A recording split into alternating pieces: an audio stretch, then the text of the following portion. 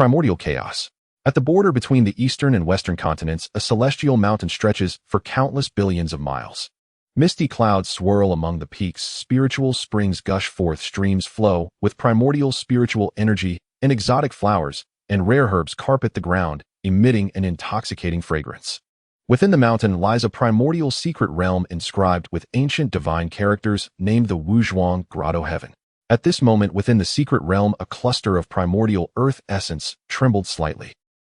Wasn't I just in a hotel preparing to sponsor a pair of impoverished twin girls? How did I end up like this? Baiyi was stunned in his heart.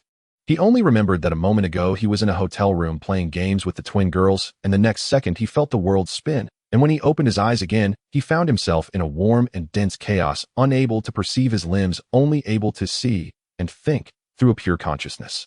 No, Baiyi's consciousness trembled violently, and countless vast and ancient information surged into the depths of his soul like a bursting flood.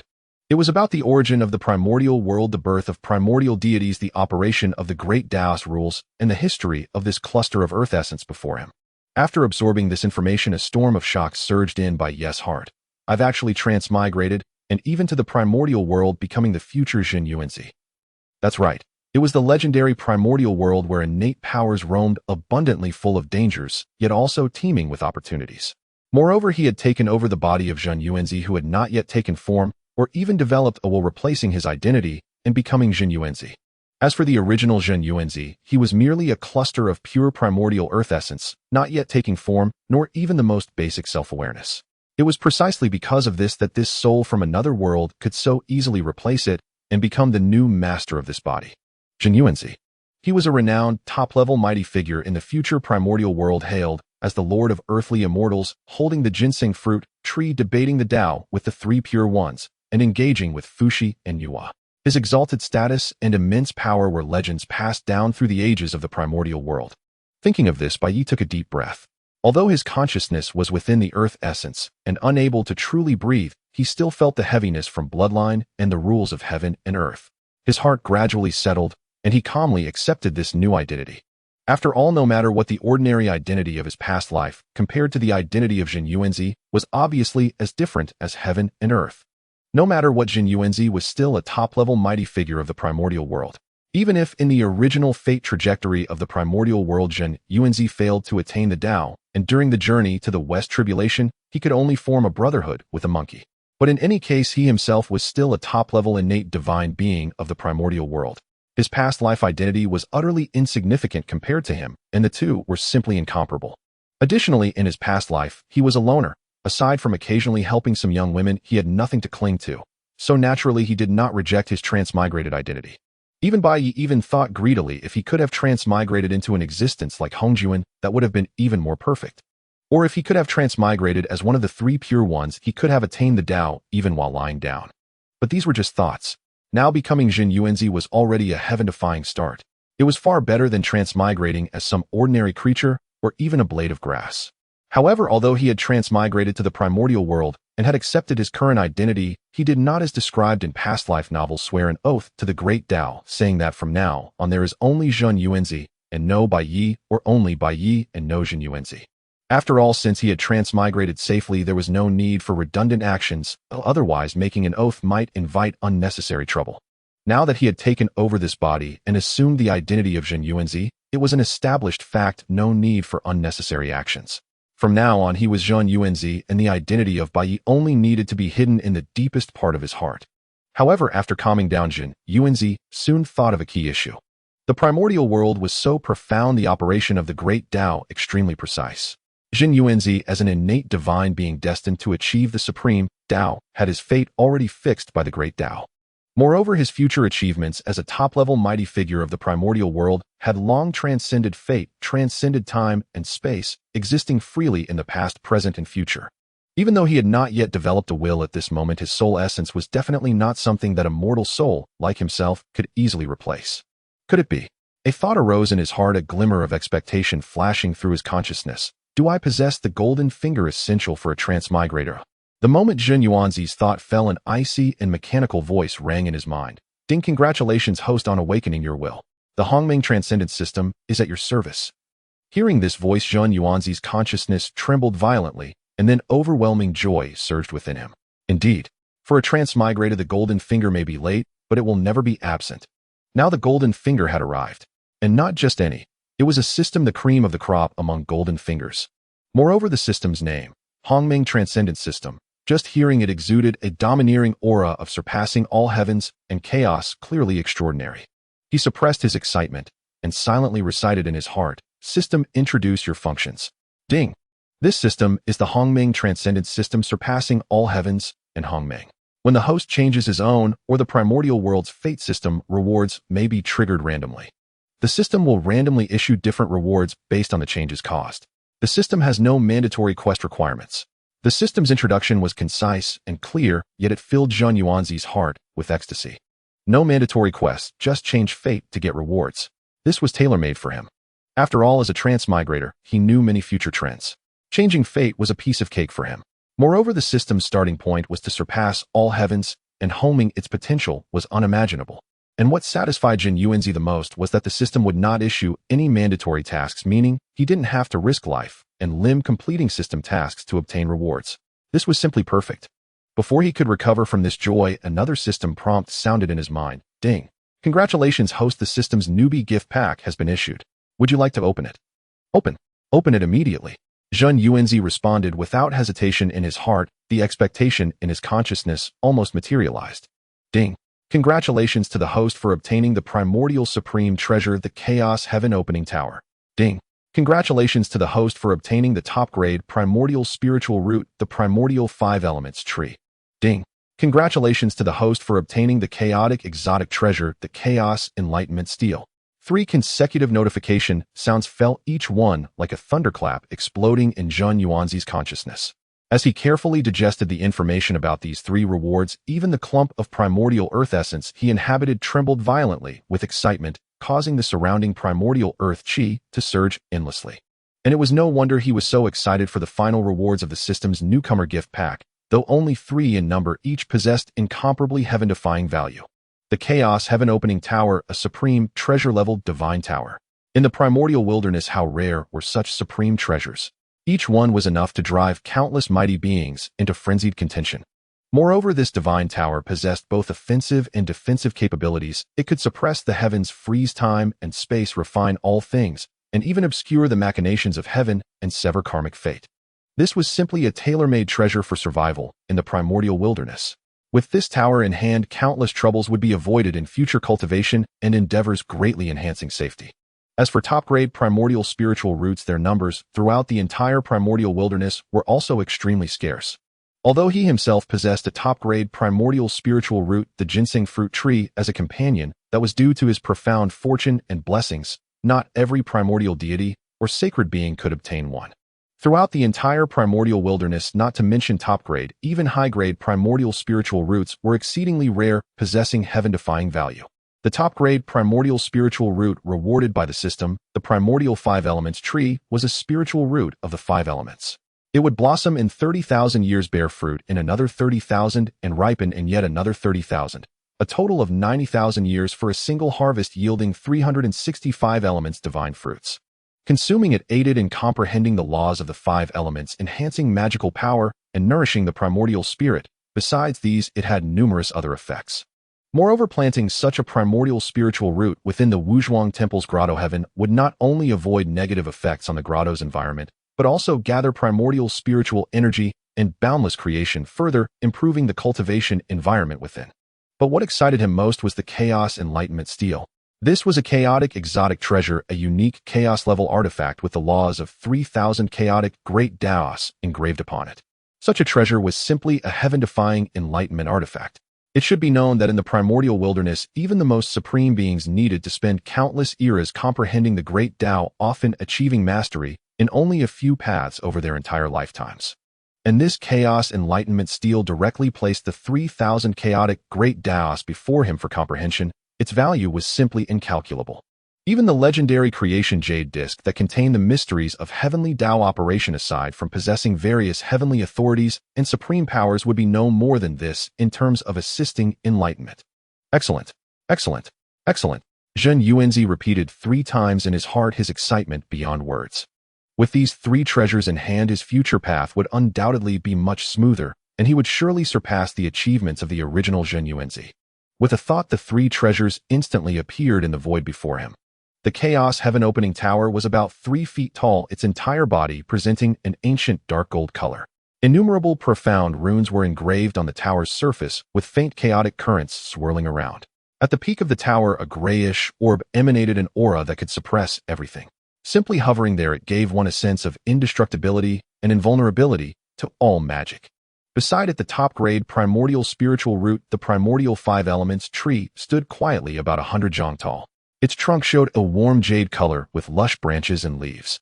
Each leaf was like carved from emerald, with faint 5-colored spiritual light flowing in the veins, emitting a rich aura of the 5 elements' laws and pure spiritual energy fluctuations. Where the spiritual root was rooted, the surrounding primordial earth chi became more active and pure. Between the Chaos Heaven Opening Tower and the primordial 5 elements tree, the Chaos Enlightenment Stele was the most eye-catching. The stele was about a zhang high, pitch black, as if carved from chaotic stone marrow. There was no superfluous decoration on its surface, only densely packed, extremely profound runes. These runes were the manifestation of the 3,000 chaotic great Dao laws, sometimes turning into surging rivers, sometimes into howling winds, sometimes into brilliant stars. Containing infinite Dao rhythm. Zhen Yuanzi only glanced at it and felt as if his consciousness was pulled into a vast great Dao world. Countless insights surged into his mind, deepening his understanding of the great Dao in an instant. With the Chaos Heaven Opening Tower for protection, the primordial 5 elements tree for cultivation assistance, and the Chaos Enlightenment Stele for guidance on the path, my future fate, Zhen Yuanzi, will surely be rewritten. I will inevitably attain the Dao of Hunyuan Daoyuo, or even reach a higher realm. Zhen Yuanzi's heart was extremely agitated. He could feel that with the appearance of these 3 treasures, the spiritual energy within the entire Wuzhuang Grotto heaven became thicker and purer. The stability of the grotto subtly increased, and his own connection with this grotto became even closer.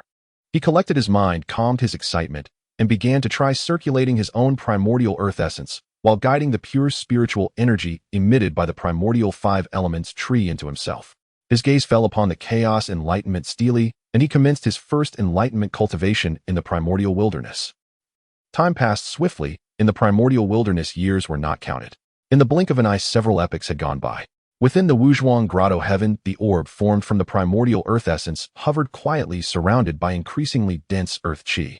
Zhen Yuanzi's consciousness was immersed in the great Dao world revealed by the Chaos Enlightenment Stele, his mind resonating faintly with the 3,000 chaotic great Dao runes flowing on the stele. As a primordial sacred being born from the primordial wilderness itself, he had carried a portion of chaotic inheritance since his birth. These inheritances originated from the chaotic era before the creation of heaven and earth, containing ancient and vast Dao rhythms, yet they had a subtle gap with the rules of the current primordial wilderness. Just like the violent currents in chaos that could not directly merge into the clear and turbid chi of the primordial wilderness, these inheritances needed careful refinement and sifting to align with the laws of heaven and earth in the primordial wilderness. Therefore, the current primordial wilderness did not have any overly systematic cultivation methods. Instead, it was more about comprehending the laws of heaven and earth and cultivating the path of laws. In terms of magical power, primordial spirit, and physical body improvement was mostly passive. This situation would even persist until after the Dao-Demon War. Even the top primordial sacred beings, like the 3 pure ones of Pangu, who claimed to be the true lineage of Pangu, also only cultivated by comprehending the laws of heaven and earth without a complete cultivation system. It was not until Hong Jun became a sage and lectured at the Zixiao Palace that a complete immortal cultivation system was formed in the primordial wilderness. Of course, this situation had indeed changed now. For Zhen Yuanzi, who had the Chaos Enlightenment Stele to assist his cultivation, it was not difficult to comprehend a set of cultivation methods suitable for him, combining the partial chaotic inheritance he possessed. At this moment, Zhen Yuanzi, guided by the Chaos Enlightenment Stele, was cross-referencing the chaotic inheritance he carried with the many laws of heaven and earth in the primordial wilderness, such as the earth law, the ground law, the time law, the space law, and so on. This was an extremely slow and subtle process, and also the process of his comprehending the laws of heaven and earth, enabling him to deepen his understanding of the laws he controlled and forge a suitable cultivation path for himself. At the same time, he did not neglect the refinement of his magical power, primordial spirit, and physical body.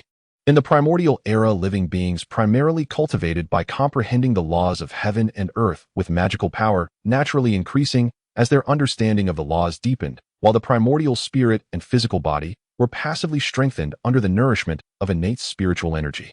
After all, at the dawn of heaven and earth, the Great Tao was manifest, making it relatively easier to comprehend the laws, whereas systematic cultivation methods had yet to emerge. But Zhen Yuanzi was different. Hailing from a later age, he understood the importance of the synergistic cultivation of magical power, primordial spirit, physical body, and the comprehension of the laws. He guided the pure innate spiritual energy within the Wuzhuang cave heaven and the innate five-element spiritual energy emanating from the innate five-element fruit tree slowly circulating within the primordial essence of earth, following a path he had explored by combining his chaos inheritance with his understanding of the laws. Simultaneously, he immersed his consciousness in the Tao rhythm emanating from the Chaos Enlightenment Stele, allowing the profound Tao runes to continuously wash and nourish his primordial spirit, strengthening and solidifying it slowly, yet steadily, as he comprehended the laws. As for the physical body, this mass of primordial earth essence itself was his most fundamental embryonic form. He drew upon the primordial power from the depths of the earth, relentlessly tempering this essence, making its density increasingly solid, and its contained earth essence power more vast. All three advanced in tandem. Though the progress seemed slow, every step was immensely solid. Zhen Yuanzi was not anxious. He knew that taking form was of utmost importance, and a solid foundation must be laid lest an unstable foundation make the path of future cultivation fraught with difficulties. Meanwhile, outside the Wuzhuang cave heaven, the primordial world lay in a state of wilderness and chaos. Countless ferocious beasts roamed rampant, slaughtering innate beings, and even primordial deities, with calamitous energy pervading the world in extreme chaos, clearly depicting a world undergoing a great tribulation. And indeed it was so. Since Pangu split the heavens, the residual, resentment, baleful energy, and incompletely annihilated flesh and blood essence of the 3,000 chaos demons he slew scattered across the primordial world, nurtured by chaotic energy and the violent forces of the nascent heavens, transforming into countless ferocious beasts. These beasts came in various forms. Some had bodies massive as mountains, covered in impenetrable scales, able to swallow endless void in a single gulp. Others were swift as lightning, their claws and fangs gleaming with cold, ominous light, easily tearing through the defenses of innate beings. Some were even born with the ability to control fragments of laws, wielding bizarre and ferocious powers. With low intelligence, they followed only the most primal instincts of slaughter and devouring, preying on all living beings in the primordial world. Countless newly born innate beings, and even some weak innate clans, were butchered and devoured like ants under the beast's rampage, blood staining the earth, and shattered corpses littering mountains and rivers. The thick scent of blood and baleful energy intertwined, forming a visible calamitous energy that pervaded every corner of the primordial world, making the atmosphere increasingly violent and chaotic. The actions of the ferocious beasts naturally provoked counterattacks from many innate clans, beings, and even primordial deities. The beasts in turn would not simply allow themselves to be slaughtered. Thus a great tribulation of heaven and earth arose across the primordial world, caused by the ferocious beasts. It was the first great tribulation since Pangu split the heavens, the Beast Tribulation. This calamity had already persisted for hundreds of epochs. For beings whose lifespans spanned tens of thousands, or even billions of years, hundreds of epochs might not seem overly long, yet for this brutal tribulation it was enough to exact an unimaginable toll. Under the influence of the calamitous energy, countless innate beings grew irritable and aggressive, attacking one another, turning the primordial world into a vast slaughterhouse. However, the beast's rampage was not without resistance. The primordial world also gave birth to many powerful primordial deities, especially those reincarnated chaos demons who inherited part of their pre-heavenly power and legacies, such as Hong Jun and Yangmei. These mighty beings naturally would not sit idly by as the beasts slaughtered primordial life, nor would they tolerate the beasts threatening their own existence. They took action, slaying the beasts. For a time, earth-shattering battles erupted across the primordial world. A primordial deity wielding a massive axe, his form billions of zhang tall, struck with the force of splitting heaven and earth, cleaving a mountain-sized beast in two. Another, clad in a Taoist robe and surrounded by profound runes, chanted incantations, drawing upon the world's spiritual energy to summon divine thunder that annihilated hordes of beasts. There was also a being who controlled the law of space, flickering in and out of existence, each appearance marking the silent fall of a beast's head. Yet not all ferocious beasts were foolish. Through countless battles and devouring, some beasts, by consuming the essence and blood of powerful beings, gradually awakened their intelligence and grew terrifyingly strong. Some could even contend head-on with the top primordial deities, commanding billions of beasts to form immense forces that clashed with primordial life, intensifying the tribulation with no sign of ending. The primordial world was now nearly dominated by beasts, except for a few top primordial deities who roamed freely. Most innate beings cowered in their caves or secret realms, afraid to venture out lest they become the beast's prey. Yet all this had nothing to do with Zhen Yuanzi within the Wuzhuang cave heaven. As a top-tier innate secret realm, it was protected by innate formations since its birth, hidden among mountains and rivers unseen by the world. Unless a supreme being used a treasure to deliberately probe, there was but a slim chance of detecting its anomaly, otherwise its traces were impossible to find. The low-intelligence beasts could never locate this place, let alone breach it. Thus, though Zhen Yuanzi could faintly sense the thick, calamitous energy and chaotic energy fluctuations outside, knowing the world was at the peak of the beast tribulation, he remained unaffected. His mind as calm as still water, he continued his cultivation. He knew clearly that despite possessing Zhen Yuanzi's identity and a heaven-defying golden finger, he was still insignificant in the primordial world. Compared to primordial deities reincarnated from chaos demons like Hong Jun and Yang Mei, he had emerged too late, missing not only a long period of cultivation, but also countless opportunities. Top primordial deities like Hong Jun and Luo had already cultivated for eons, grown immensely powerful, and seized many supreme treasures like the Jade Disc of Creation, the Taiji Diagram, the Panga Banner, and the Qinquan Cauldron at the dawn of creation, gaining an immense head start. This was an unchangeable fact, yet that did not mean he had no chance. The primordial world was vast and full of wonders. At this time, the primordial world had yet to experience the Dragon Han Tribulation, the Dao-Demon Conflict, the Sorcerer-Demon War, and other world-shaking calamities. The world's spiritual essence remained undispersed, the earth veins intact, and the density of innate spiritual energy was beyond compare to later ages when it grew increasingly thin. The innate spiritual energy within the Wuzhuang cave heaven alone would drive later cultivators mad. Besides spiritual energy, the primordial earth was strewn with countless rare treasures. Innate spiritual herbs and medicines were ubiquitous. Many innate spiritual roots extinct in later ages might still grow unnoticed in some corner. Various innate treasures, even supreme-grade artifacts, lay undiscovered. This was his chance. As long as he could take form soon, he could leave the Wuzhuang cave heaven, and with his knowledge of the future and the protection of the Chaos Heaven Opening Tower, gather the spiritual items, roots, and treasures scattered across the primordial world. Even if some treasures or spiritual roots were not immediately useful, he could transplant the roots into the Wuzhuang cave heaven, perfecting this already top-tier cave paradise, making it even more abundant in spiritual energy and a true cultivation sanctuary. He could collect various resources to lay a solid foundation for his cultivation, allowing his magical power, primordial spirit, physical body, and law comprehension to advance in unison, surpassing the original Zhen Yuanzi. He aimed to bridge the gap with the earlier-born primordial deities, even surpass them, especially so that when resources in the world eventually became scarce, he would not need to worry. Moreover, though he had lost the initial advantage over those primordial deities since he had transmigrated here, he would seize the initiative before the three pure ones and other primordial sages. The three pure ones of Pangu were indeed incarnations of Pangus, primordial spirit, noble in status and boundless in potential, but Zhen Yuanzi was no mediocrity either. With the Hongmeng Transcendence System, the Chaos Heaven Opening Tower, the innate five-element fruit tree, and the Chaos Enlightenment Stele, three heaven-defying treasures, combined with his own efforts and foreknowledge of the future, he might not only stand shoulder to shoulder with the three pure ones, but even surpass them. No. With the Hongmeng Transcendence System, he would inevitably surpass the three pure ones, surpass Hong Jun, and even transcend the primordial world itself. With this thought, Zhen Yuanzi's resolve grew firmer, and his desire to take form intensified. He gathered his mind, pouring all his energy into comprehending the laws, refining his magical power, nourishing his primordial spirit, and honing his physical body. In the primordial chaos, countless epochs have passed in the blink of an eye. Within the Wuzhuang cave heaven, the essence of innate Wutu has become increasingly solid, subtly taking on the outline of a human form, that of the Pangu great god. The immense magical power contained within is as vast as the ocean.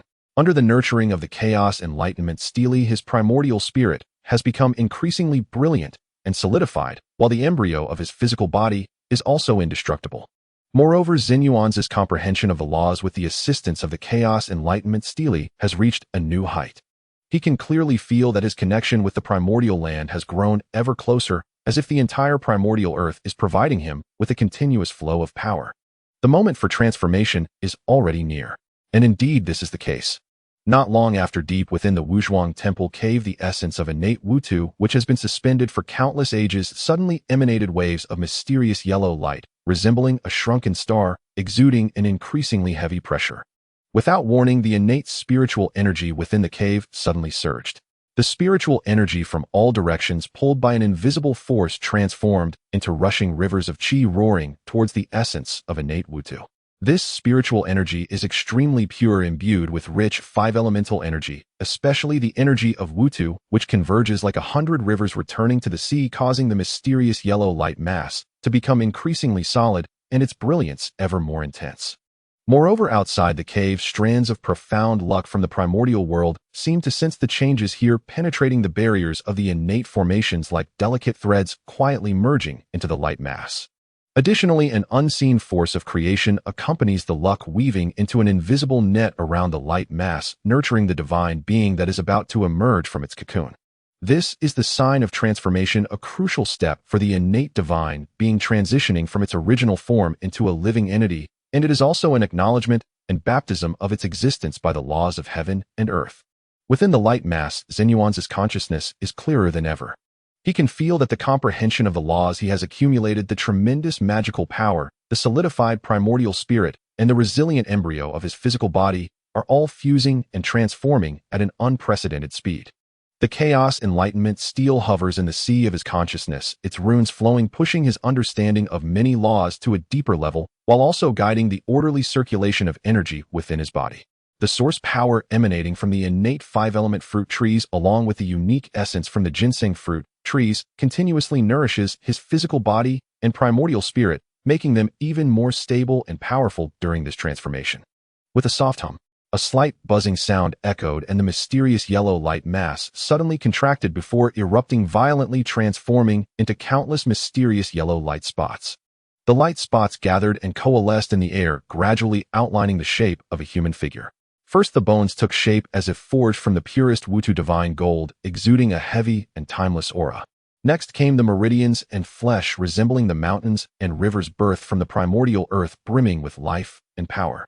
Finally, the skin and hair formed, the skin displaying a healthy bronze color, as if imbued with the textures of the earth, while a cascade of black hair flowed freely over his shoulders, enhancing his free-spirited demeanor. When the last light spot merged into his body, a young figure stood tall at the center of the Wuzhuang Temple cave. He wore a robe woven from innate Wutu silk, which had no unnecessary decorations, yet subtly displayed the ethereal images of mountains, rivers, and seas, exuding the essence of returning to simplicity. His features were handsome and well-defined, his gaze deep as the starry sky, yet carrying the steadiness and weight of the earth, as if harboring the ancient vicissitudes of the primordial world. At the moment of his transformation, a powerful aura surged into the sky, instantly filling the entire Wuzhuang Temple cave, even faintly shaking the primordial world outside the cave. This aura is vast and magnificent, carrying the unique pressure of the innate divine being, revealing the realm of the Great Luo Jinxian. It should be noted that for ordinary innate beings, achieving 100 Jinxian cultivation upon transformation is already remarkable, and reaching the Tai Jinxian is considered extraordinary. Only innate divine beings can directly step into the realm of the Great Luo Jinxian upon transformation. Moreover, Zhen Yuanzi's achievement is not solely based on the comprehension of laws reaching the Great Luo Jinxian realm. He has also accumulated magical power, physical body, and primordial spirit to the Great Luo Jinxian level. This is not only due to his top-tier innate divine foundation, but also thanks to the assistance of the Chaos Enlightenment Stele, countless years of accumulation, and the simultaneous refinement of magical power, primordial spirit, and physical body. At this moment, an even more astonishing scene occurred. Above Zhen Yuanzi's head, endless rays of light converged, and 3 divine flowers soared into the sky, forming 3 floating blossoms in the air. These 3 divine flowers are entirely mysterious yellow, with layers of petals, each inscribed with profound runes, exuding a rich aura of Wutu laws and the pressure of the Great Dao. Upon closer inspection, each divine flower has as many as 12 grades. At the top, the 3 flowers bloom with 12 grades. The 3 flowers atop signify the condensation and manifestation of a cultivator's primordial spirit, magical power, and comprehension of laws, representing an intuitive reflection of their cultivation level and an important mark of future accomplishments. In the primordial world, many innate beings, even innate divine beings, before obtaining systematic cultivation methods, focus their practice more on the comprehension of laws, not valuing the three flowers atop, believing they are mere accessories to their realm. Therefore, many cultivators upon transformation or breakthrough only display 1 or 2 grades in the three flowers atop. Such cultivators are destined to achieve no more than the Great Luo Jinxian and find it hard to make further progress. Only those with extraordinary talent and solid foundations can condense divine flowers above the 3rd grade, without systematic cultivation methods.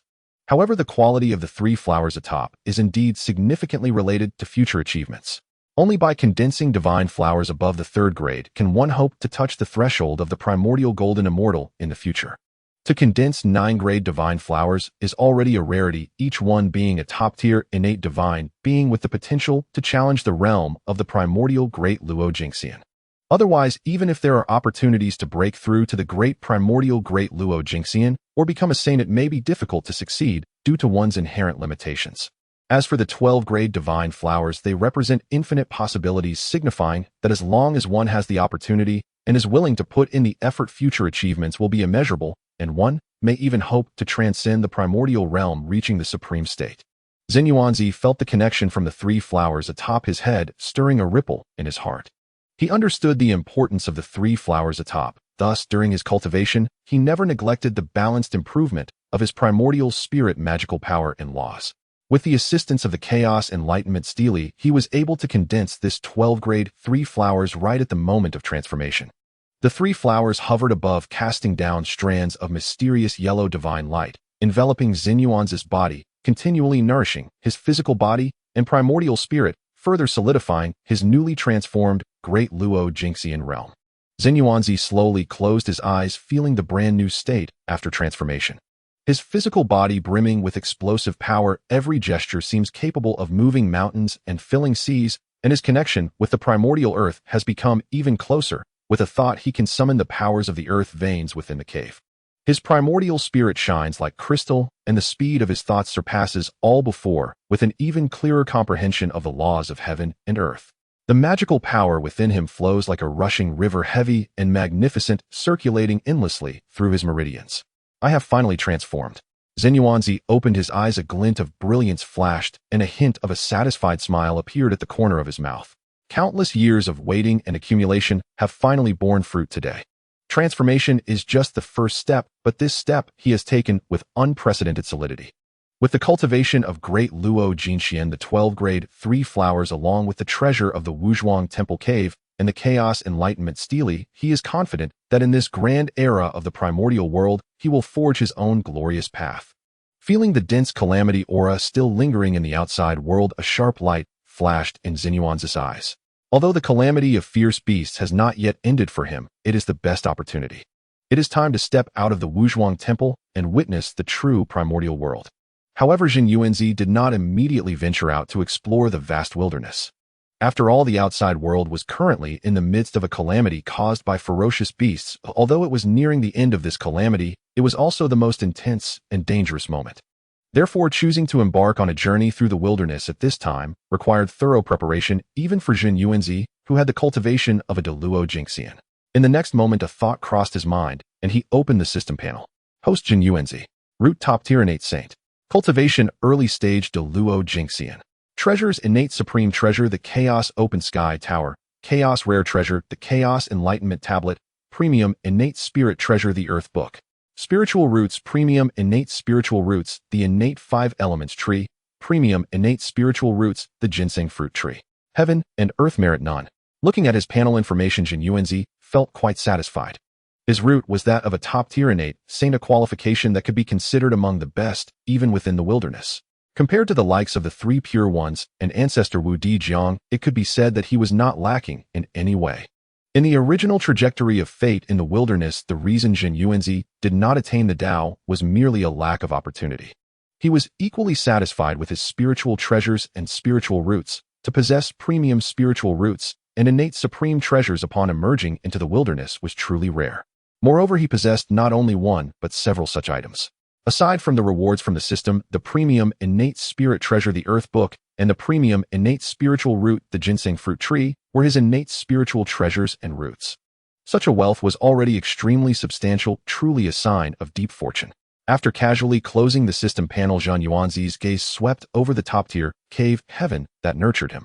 He saw that this cave heaven was indeed vast and boundless. As far as the eye could see, mountains rose, and fell rivers wound through the landscape, extending for countless miles. The innate spiritual energy permeating the air was so rich that it almost became tangible, swirling around him. A deep breath invigorated him, causing his primordial spirit to tremble. On the ground there were innate spiritual herbs radiating shimmering light. Some leaves glistened like emeralds dripping with dew that contained life. Some roots resembled amber, exuding the brilliance of time's accumulation. Countless innate spiritual plants stood tall like swords or sprawled like carpets, collectively forming this vibrant secret realm.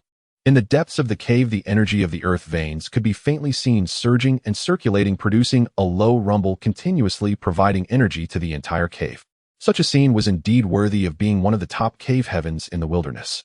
Zhen Yuanzi's gaze ultimately fell upon an ancient stone tablet in the center of the cave.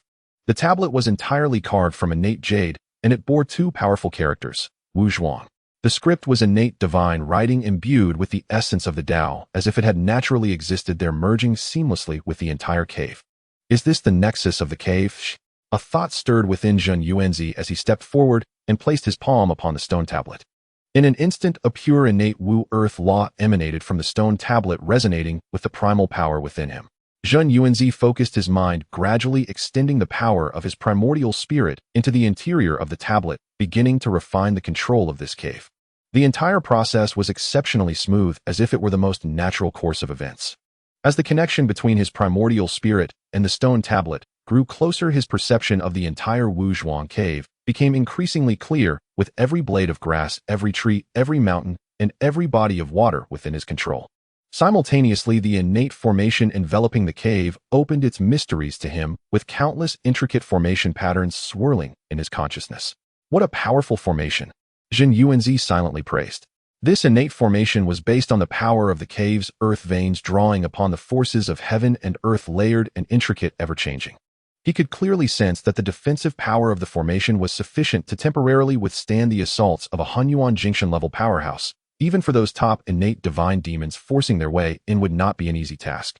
Moreover, this innate formation also had a strong concealment ability. As long as it was not actively revealed, even a Luo Jingxian with a meticulous divine sense would find it difficult to discover.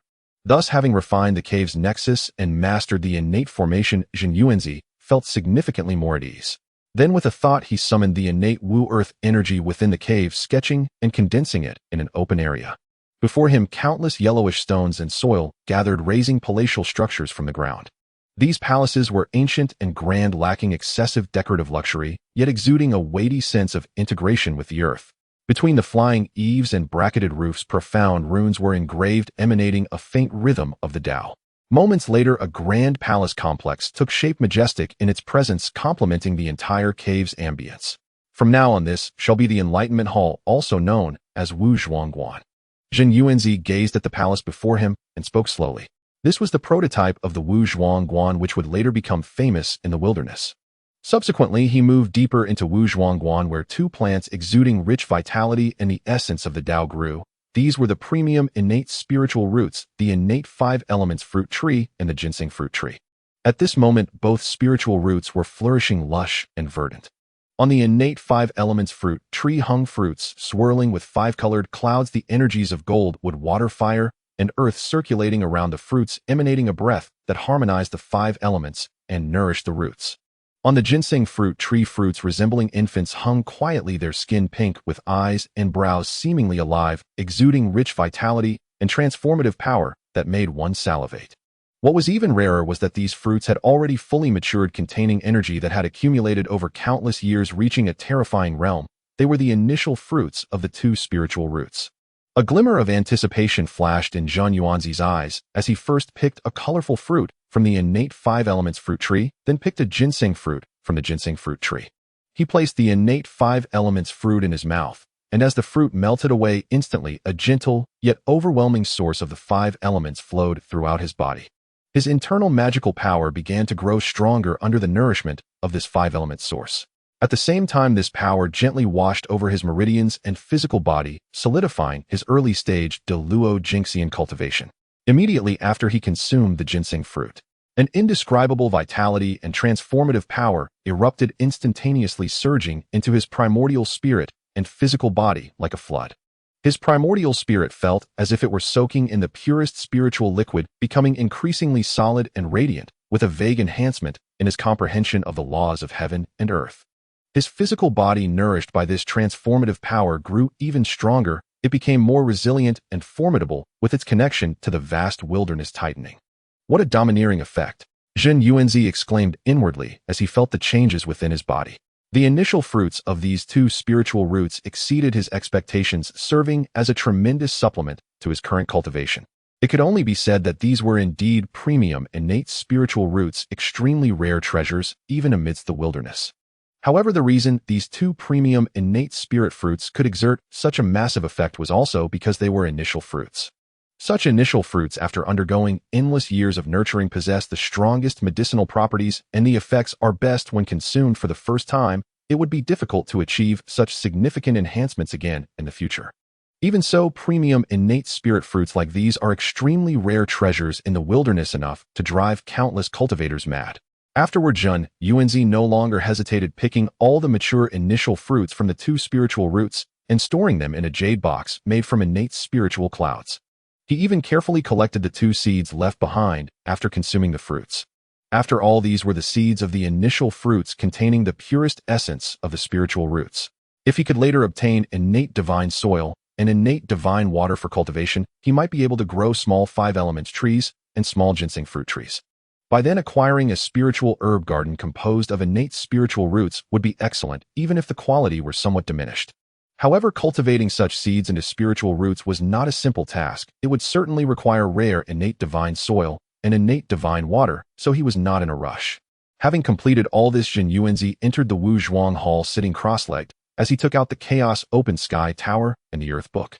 The Chaos Opening Tower hovered before him, its entire body a hue of profound yellow inscribed with runes of creation, emanating an unparalleled pressure that suppressed chaos and opened the heavens with the echoes of the opening voice faintly resonating, embodying the might of a primordial treasure.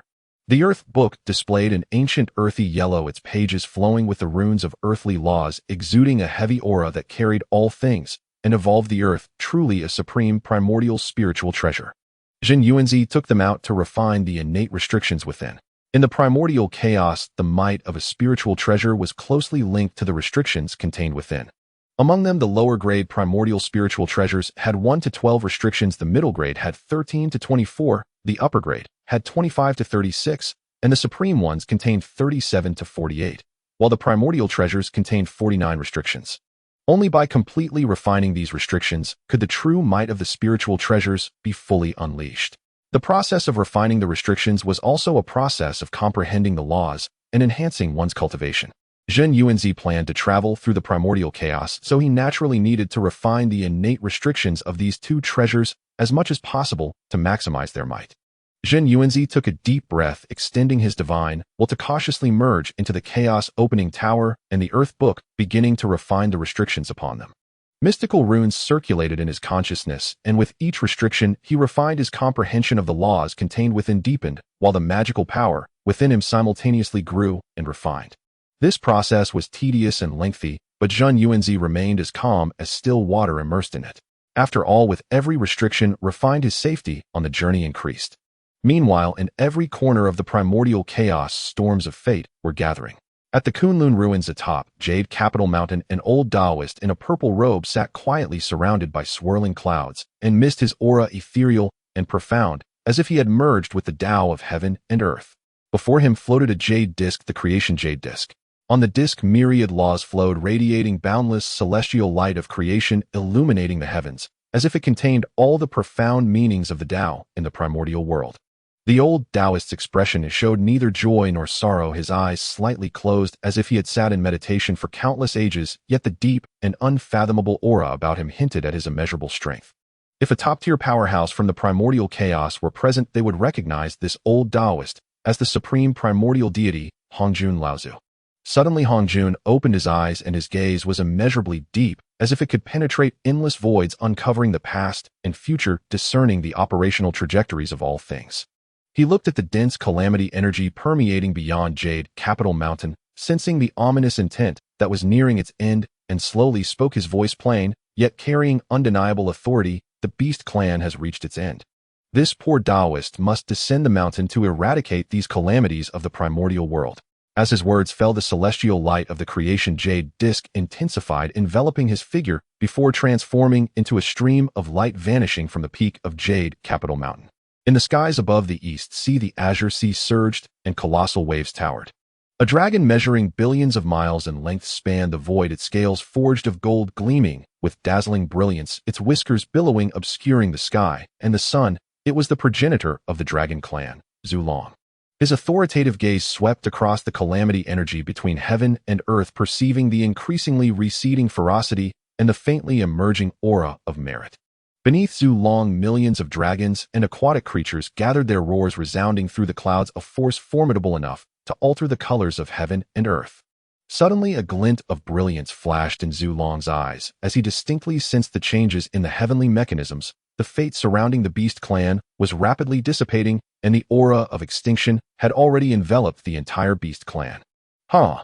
Zulong let out a thunderous laugh that reverberated across the universe, his voice brimming with excitement and authority. The great Dao is clear. The fate of the Beast Clan has run its course. Young dragons, follow me to battle, eradicate the beasts, seize the fate, and establish the supreme dominance of our dragon clan. Roar, roar, roar. Millions of dragons and aquatic creatures roared in unison, shaking the east sea, transforming alongside Zulong into a golden torrent sweeping towards the interior of the primordial chaos. In the western ancestral veins at Shumi Mountain, a 12-petal black lotus bloomed, upon which sat a Taoist clad in black robes. He was surrounded by bizarre law runes exuding a torrent of demonic might, as if capable of devouring all light and invoking the inner demons of living beings. He was the demon ancestor Luo, who had been coldly observing the calamity of the beasts, silently accumulating power and waiting for the optimal moment. Suddenly, he opened his eyes, those eyes black as ink, seemingly harboring boundless darkness and destruction. His gaze penetrated the void and fell upon the endless rampaging beasts in the western continent, flickering with cold glints of ice. The beasts must be exterminated. Luo's voice was chilling and piercing, imbued with unmasked murderous intent. These rabble disrupt the primordial chaos, slaughter with abandon. It is time for them to contribute their last strength to the rise of my demon clan. As his words fell, the demonic might around him surged violently, the 12-petal black lotus spinning, carrying his figure as he transformed into a stream of black light, charging towards the gathering place of those beasts, where the demonic energy surged and the cries of the beasts filled the air. Aside from Hong Jun, Zulong, and Luo, the top beings across the primordial chaos also began to take action. In the central continent, the ancestral Qilin led his clan, riding the clouds filled with auspicious energy, engaging in battle with the beasts. In the southern fire domain, the phoenix ancestor with countless phoenixes shrieked in unison, flames soaring to the heavens, incinerating all ferocity. The immortal residing at the edge of chaos also revealed his figure, distorting space with a wave of his hand, pulling countless beasts into chaotic currents. The Yin-Yang ancestor also emerged from Yin-Yang Mountain, invoking the energies of Yin and Yang, evolving the cycle of life and death, purifying the ferocious energy of the beasts. The Qiankuan ancestor wielded the power of heaven and earth, suppressing the ferocious beasts in all directions. The Five Elements ancestor summoned the power of the five elements, fostering growth and decay, exterminating countless ferocious beasts. The Reverse ancestor deployed the ability to invert the universe, causing the beasts to kill each other. The sun hung high in the nine heavens, radiating endless divine light, incinerating evil. The moon transformed into a cold luminescence, purifying calamity energy and suppressing the ferocious beasts. The ZY ancestor invoked the power of the stars, casting the star constellation array to annihilate the beasts. In the North Sea, the ancestor of the mixed Kuan devoured seawater, evolving the North Sea array, drawing countless beasts into it, turning them into nourishment. In the land of the Yudu, the ghost mother summoned the power of the underworld, compelling the souls of the ferocious beasts to transform into ghost soldiers. In an instant, the entire primordial chaos seemed to ignite as numerous primordial deities and primordial races emerged, launching a total assault on the Beast Clan. This was naturally because these primordial deities and races had calculated that this was the final stage of the Beast Clan's calamity, the best opportunity to gain fate and merit. Whoever could gain the upper hand in this battle would acquire more merit and fate, while also gaining greater influence in the future primordial landscape. Most of the primordial sanctified beings like Zhen Yuanzi born of the primordial land were still cultivating in their respective secret realms far from their emergence. Only Zhen Yuanzi, leveraging the advantage of being a traveler and the assistance of the Chaos Dao Stele, had transformed early, currently focused on refining spiritual treasures, making the final preparations for the impending journey through the primordial chaos. Time hurriedly passed, and in the blink of an eye tens of thousands of years had slipped away. In the outside world, with the top innate deities and demons such as Hong Jun and Zulong and Lu, along with the innate three clans of Qilin Phoenix and Dragon and countless innate tribes joining forces, the calamity of the fierce beasts was pushed to its peak. The fierce beast clan, once rampant in the primordial chaos, had been gradually retreating under the joint onslaught of various forces within these short tens of thousands of years. Across the entire primordial chaos, corpses lay scattered everywhere. Although the malevolent aura remained strong, the fierce beast clan could no longer hide their declining state, with the shadow of annihilation closely following them. However, the Beast Emperor Shen Ni could not easily accept such an outcome, nor could he simply sit back and wait for death. In the northern continent, at the Beast Emperor Mountain, this giant mountain formed from countless fierce beast bones was now gathering the last remnants of strength from the fierce beast clan. Standing atop the mountain peak, the Beast Emperor Shen Ni was as massive as a mountain, surrounded by endless malevolent energy and resentment, with his eyes filled with unwillingness and madness. Behind him stood the four great fierce beast kings. Taoye, with a belly as vast as an abyss, could swallow everything. Xiongqi had wings sprouting from his back, relishing in cruelty and close to violence. Hong Jun resembled a giant dog, unable to discern right from wrong. Taowu looked like a fierce tiger, unruly and savage. Below them were countless surviving fierce beasts, roaring and howling, forming a terrifying torrent of malevolence, clearly preparing for a final struggle against the beings of the primordial chaos, ready to perish together. Meanwhile, within the cave heaven of Wuzhuang Temple, Zhen Yuanzi slowly opened his eyes, a glint of brilliance flashing in his gaze. The chaos opening tower and the earth book before him trembled slightly, emanating an aura that had grown increasingly refined and powerful compared to tens of thousands of years ago. After tens of thousands of years of devoted refinement, he had successfully refined 36 out of the 48 supreme innate prohibitions of the earth book. Additionally, he had refined 24 out of the 49 innate treasure prohibitions of the Chaos Opening Tower. For now, this is it, Zhen Yuanzi murmured to himself. Although he had not completely refined all these realms, it was quite normal. Given his current cultivation at the early stage of the Great Luo Golden Immortal, achieving this level of refinement in such a short tens of thousands of years could be considered his limit. The remaining prohibitions either required a breakthrough to a higher realm to reach, or would need to be gradually worn down over millions or even tens of millions of years. However, for the moment, with the prohibitions he had refined, the might exhibited by these two treasures was already sufficient for him to deal with most dangers he might encounter while traversing the primordial chaos. With this thought, he moved his mind, causing the Chaos Opening Tower and the Earth Book to transform into two streams of light and merge into his body for nurturing. Then Zhen Yuanzi stood up and stepped out of the Wuzhuang Hall, arriving at the entrance of the cave heaven. He waved his hand, and the innate formation protecting the cave heaven rippled slightly, revealing a portal wide enough for a single person to pass through. As he stepped out, the scenery before him changed abruptly. Although the rich innate spiritual energy was not as dense as that within the cave heaven, it far surpassed the outside world, with the fresh scent of vegetation wafting towards him. And here was Mount Wanshou. As the sacred mountain nurturing the cave heaven of Wuzhuang Temple, the vast grandeur of Mount Wanshou exceeded Zhen Yuanzi's previous imagination. As far as the eye could see, the mountains rolled and undulated, endlessly stretching across an immeasurable expanse. One could only say it was truly a top sacred mountain in the primordial chaos. Moreover, within the sacred mountain, strange peaks were arrayed. Some pierced the clouds hidden amidst the mists, while others resembled colossal beasts lying on the ground and exuding an ancient vast aura. Waterfalls cascaded down the mountains like the Milky Way, descending from the heavens, crashing against the rocks and splashing up clouds of mist that refracted rainbow colors. Clear springs flowed, tinkling as they ran, with the water containing rich, innate spiritual essence. Additionally, the rich, innate spiritual energy was abundant, with various innate spiritual herbs and medicines, often several hundred or even thousands of years old, as well as various celestial metals and divine mines visible everywhere. Indeed, it lives up to its reputation as a top sacred mountain in the primordial chaos, truly profound in its heritage. Zhen Yuanzi silently praised, yet his gaze swept around and found little trace of innate beings. This was not surprising. Although most innate beings born in the primordial chaos had ordinary roots and thus compared to innate deities like them, they needed much less time to mature. Many had already emerged earlier. Yet precisely because of this they encountered the calamity of the fierce beasts, and many innate beings suffered the slaughter of the fierce beast clan, with very few able to survive. Moreover, even those who survived by chance had already hidden away afraid to show themselves easily. Only those innate deities and demons with extraordinary roots could maneuver through this catastrophe. As Zhen Yuanzi continued to wander through Mount Wanshou, a brighter smile spread across his face. At this moment the primordial chaos had yet to undergo the cataclysm of Longhan, the calamity of Wu and Yao, and other great disasters. The spiritual beauty of heaven and earth had not yet dissipated, and the innate spiritual energy was extraordinarily rich, with resources so abundant that they were incomparable to the future primordial chaos world. As he journeyed, he was akin to a plucking goose.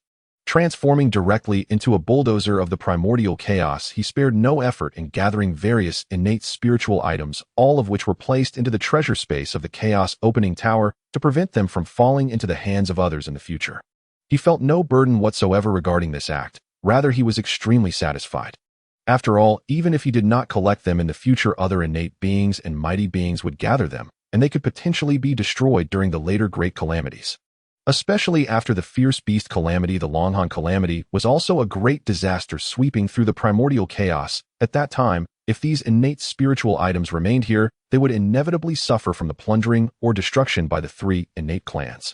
Rather than leaving them to be destroyed, it was better for him to take them away for preservation, thus contributing a bit to the primordial chaos. However, Mount Wanshou was ultimately his foundation, and excessive plundering was inadvisable, so he did not truly engage in rampant gathering. Zhen Yuanzi did not linger long on Mount Wanshou. After roughly surveying the mountain's veins and the distribution of spiritual items, he quickened his pace, heading eastward beyond Mount Wanshou. Once he left the range of Mount Wanshou, the vastness and desolation of the primordial chaos became increasingly clear. The sky was no longer the clarity of the cave heaven and sacred mountain, but was tinged with a faint gray, a trace of calamity aura that had yet to dissipate completely. On the ground one could often see massive bones, some from fierce beasts, and others from other innate beings, silently narrating the brutality of this calamity. Zhen Yuanzi moved eastward, aiming for the mountains and rivers of the eastern primordial chaos, where he might find some undiscovered spiritual roots or treasures. Along the way, he occasionally encountered some wandering fierce beasts.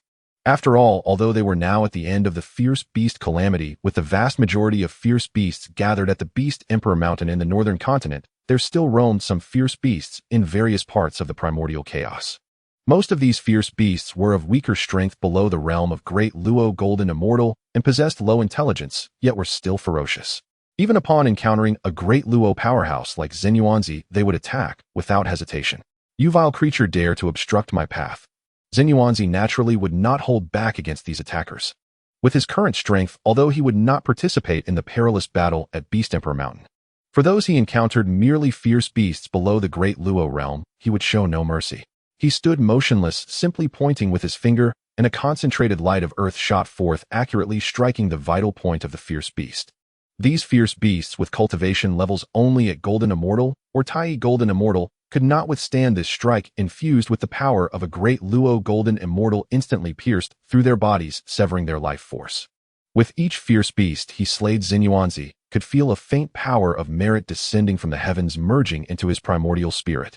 Although this power of merit was scarce, it accumulated over time, forming a faint golden halo in the depths of his primordial spirit. This was the embryonic form of the golden wheel of merit.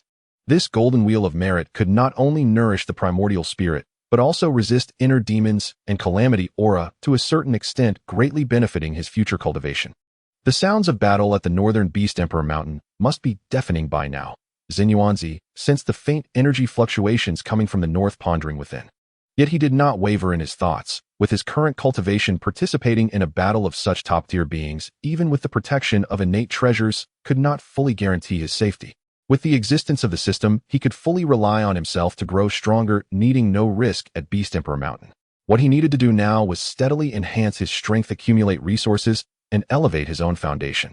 As he traveled eastward, Zhen Yuanzi's figure grew more distant, accompanied by his ongoing efforts to collect various innate spiritual items, along with the occasional fierce beast's roar and the ensuing sounds of their annihilation. Time flows swiftly, and in the turning of the stars, countless years pass by. Although only tens of thousands of years have passed, the calamity energy in the primal world has diminished significantly. While the occasional roars of fierce beasts echo through the land, they have become a mere whisper. Only in the northern continent does the sinister aura remain dense. As Zhen Yuanzi journeyed eastward, his footsteps traversed numerous famous mountains and rivers, witnessing the vastness and grandeur of the primal world. Wherever he passed, all innate spiritual herbs and medicines, as well as divine metals and innate treasures containing the essence of creation that caught his eye, were collected into the treasure space of the Chaos Panga Tower, accumulating riches that many future innate beings would envy. One day Zhen Yuanzi arrived before a crimson mountain range. Pausing slightly, he saw that the mountains stretched endlessly, their peaks all a striking red as if tempered by heavenly fire. Above, countless fiery red clouds gathered, stacked layer upon layer, sometimes rolling, sometimes unfurling, casting the entire mountain range in a fiery glow. Even the spiritual energy in the air carried a sense of heat mingled with faint clouds and mist. What a peculiar place this is, Zhen Yuanzi mused, his gaze sweeping across, and he had made a calculation in his heart. This scene must be the Hong Jun mountain range. As he stepped into the mountain range, a wave of heavenly information reached him, confirming his thoughts.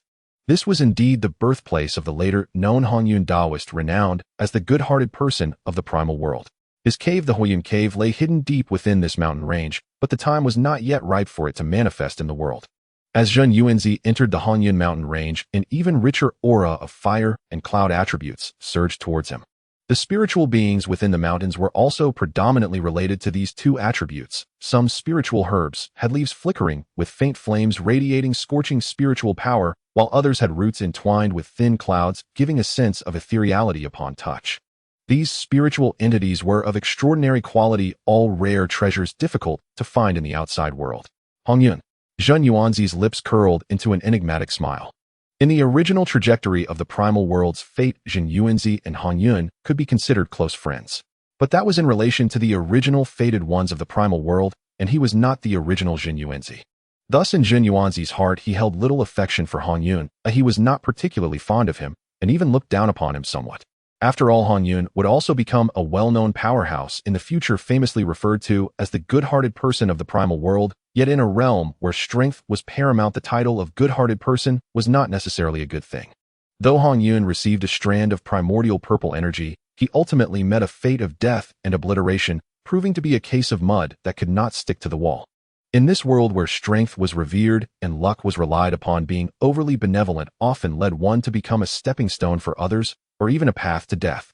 Thus, Zhen Yuanzi felt no psychological burden in plundering the spiritual entities of the Hong Jun mountain range.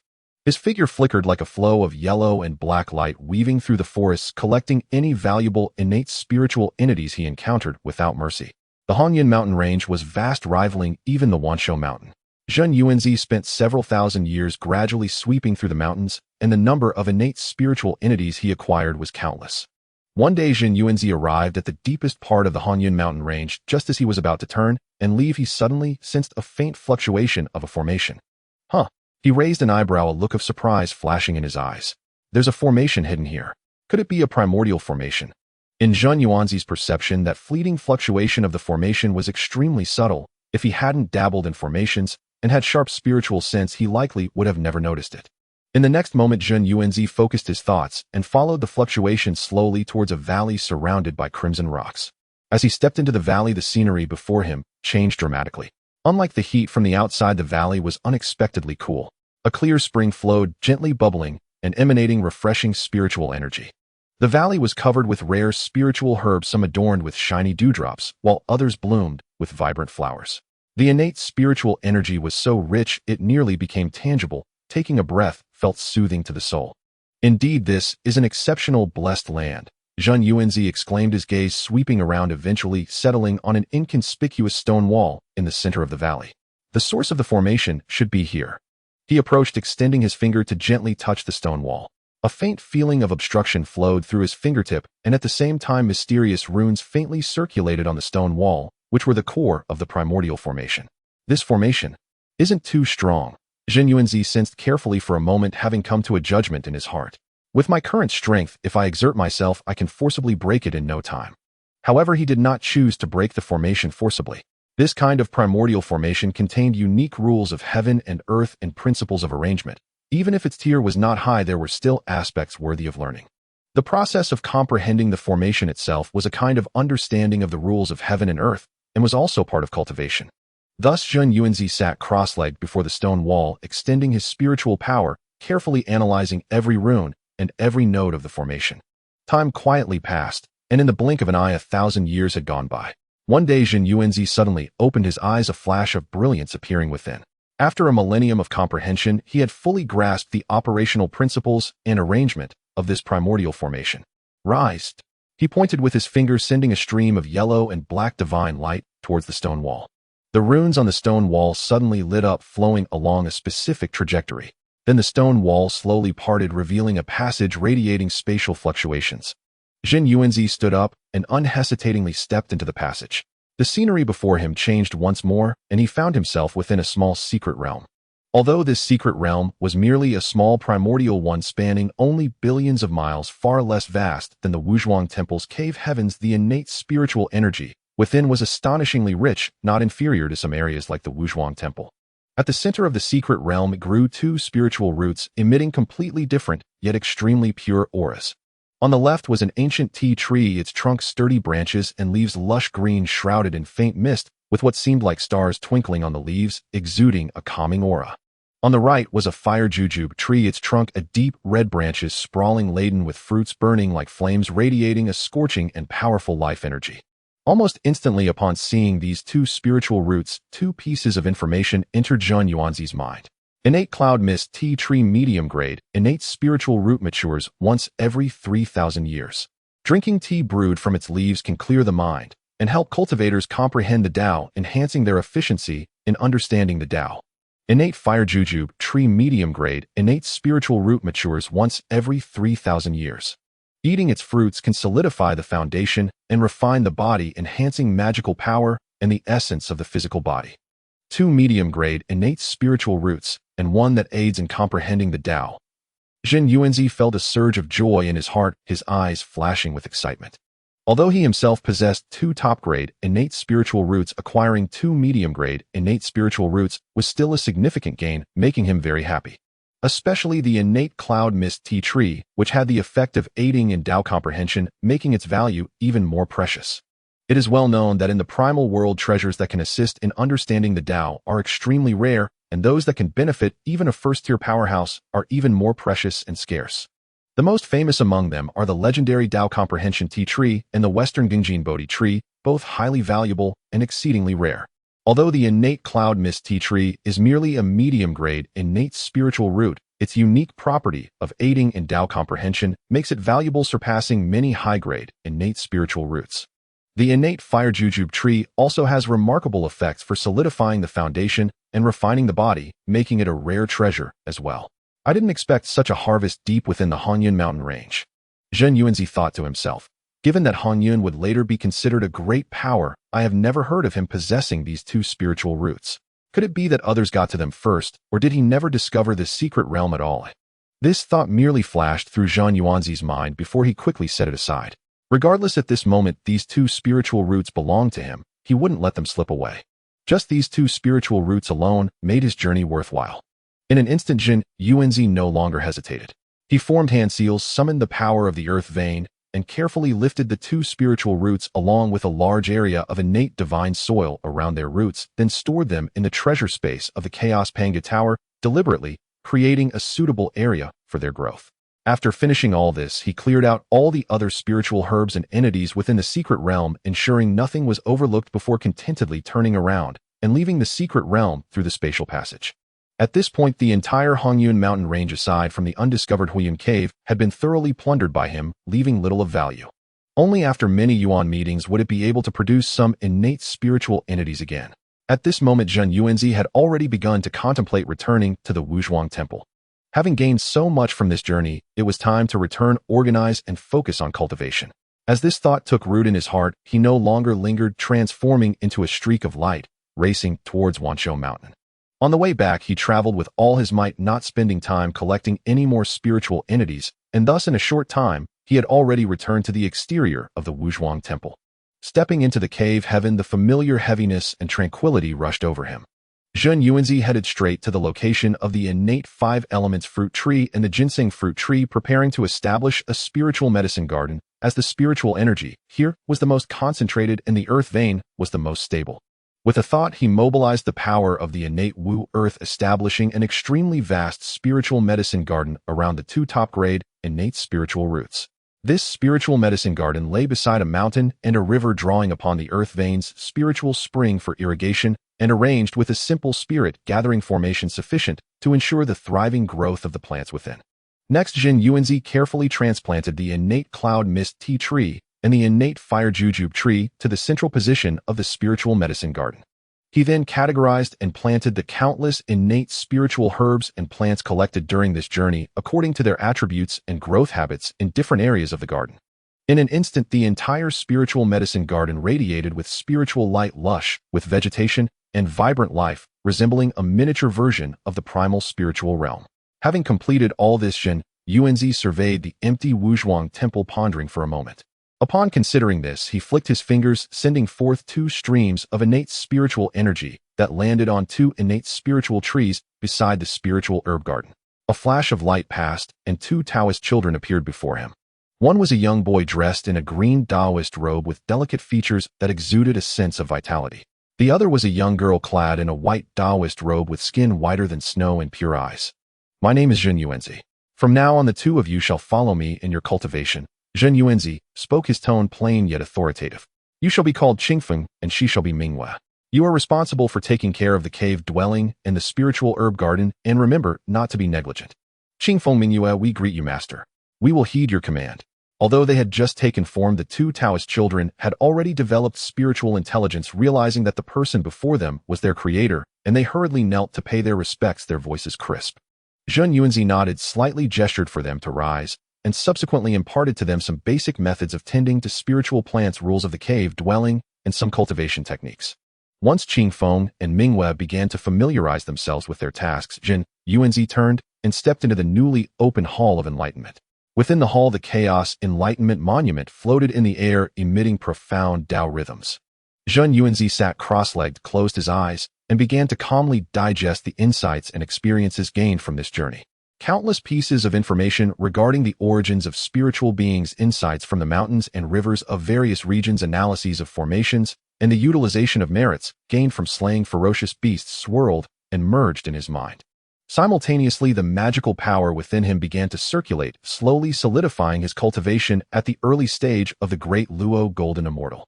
His primordial spirit, nourished by the Chaos Enlightenment Monument, grew increasingly solid, with 3 flowers of divine light rotating atop his head, radiating a weightier Tao rhythm. Within the cave of Wuzhuang, Guan, tranquility was once again restored, with only the figures of Qingfeng and Minghua tending to the spiritual plants, and the deepening aura of Zhen Yuanzi in the Hall of Enlightenment flowing gently with the passage of archaic ages. Meanwhile, in the northern continent of the primordial world, far away across endless time and space, the Beast Emperor Mountain was erupting in a world-shattering battle that would determine the future trajectory of the primordial realm. The Beast Emperor Shen Ni led the 4 great beast kings and countless ferocious beasts against Hong Jun Yang, Mei Luo Ho Yin Yang Daoist, Wuxing Daoist, Qian Kuan Daoist, as well as many other powerful beings such as Ancestor Long Yuan Feng and the Primordial Qilin, engaging in a fierce slaughter. Shen Ni stood at the mountain's peak, a peak golden immortal aura surrounding him like an abyss, with chaotic remnants of a demonic god coiling around him, the god-slaying spear in his hand, exuding a dark spear light that seemed to pierce through the primordial heavens with every tremor. In his other hand, the world-destroying great mill slowly rotated. The destructive power flowing from the gaps in the mill distorted the surrounding space. Before him stood the 4 great beast kings, Tao Tai, Qiong Qi, Hun Dun, and Tao Wu, arrayed in formation. Although their auras were not as unfathomable as Shen Ni's, they possessed peak golden immortal level combat power. Tao Tai seemed to have a connection to the chaotic abyss within his belly, able to devour attacks from the sky with a mere opening of his mouth. Qiong Qi, with wings sprouting from his back, was surrounded by a black aura of calamity, causing any creature in his path to lose their sanity. Hun Dun, with a body resembling a giant dog, exuded a chaotic aura. Any divine ability that struck him would be shattered into pieces. Tao Wu resembled a fierce tiger covered in sinister runes, innately containing the principles of destruction, specialized in breaking defenses. Hong Jun, Ancestor Long Luo Ho, you gather the small and insignificant, seeking to annihilate my clan. Shen Ni's gaze swept over the opposing camp, his voice filled with disdain. Today let you witness who the true ruler of the primordial world is." Before them, standing in the void, were Hong Jun, ancestor Yang Mei, and a host of other powerful beings. Hong Jun stood in the void, divine light swirling before him, forming layers of defensive light barriers to withstand Shen Ni's ferocity. He spoke in a deep voice, "Shen Ni, you incite ferocious beasts to ravage the primordial realm, slaughtering living beings, and have long acted against the heavens. Today is your day of extermination." To this, Shen Ni merely smiled disdainfully, then coldly uttered, "No more words, kill." At the moment his voice fell, the four great beast kings charged forward. Tao Tai roared as he lunged towards the Wu Xing ancestor, opening his massive mouth to devour the five elements divine mountain summoned by the latter. Xiong Qi flapped his wings and dove towards ancestor Ziwei, the calamity black aura dimming the starlight of the Ziwei star formation. Hun Dun and Tao Wu joined forces to entangle Yuan Feng, and Shi Qilin leveraging chaotic laws and the power to break defenses, making it temporarily difficult for the two clan leaders to gain the upper hand. Shen Ni himself advanced as if entering an uninhabited realm, his god-slaying spear transforming into a black rainbow directly targeting Hong Jun. Before the spear tip reached him, the ferocious aura that could tear apart the primordial spirit caused the protective aura before Hong Jun to fluctuate violently. Hong Jun did not dare to be negligent, waving his hand, and the innate treasure Pango banner appeared in his grasp. As the banner unfolded, chaotic air surged and countless creation runes flowed out like a tide, layer upon layer blocking before him, while he shouted, "Fellow Taoists, join forces to encircle and kill."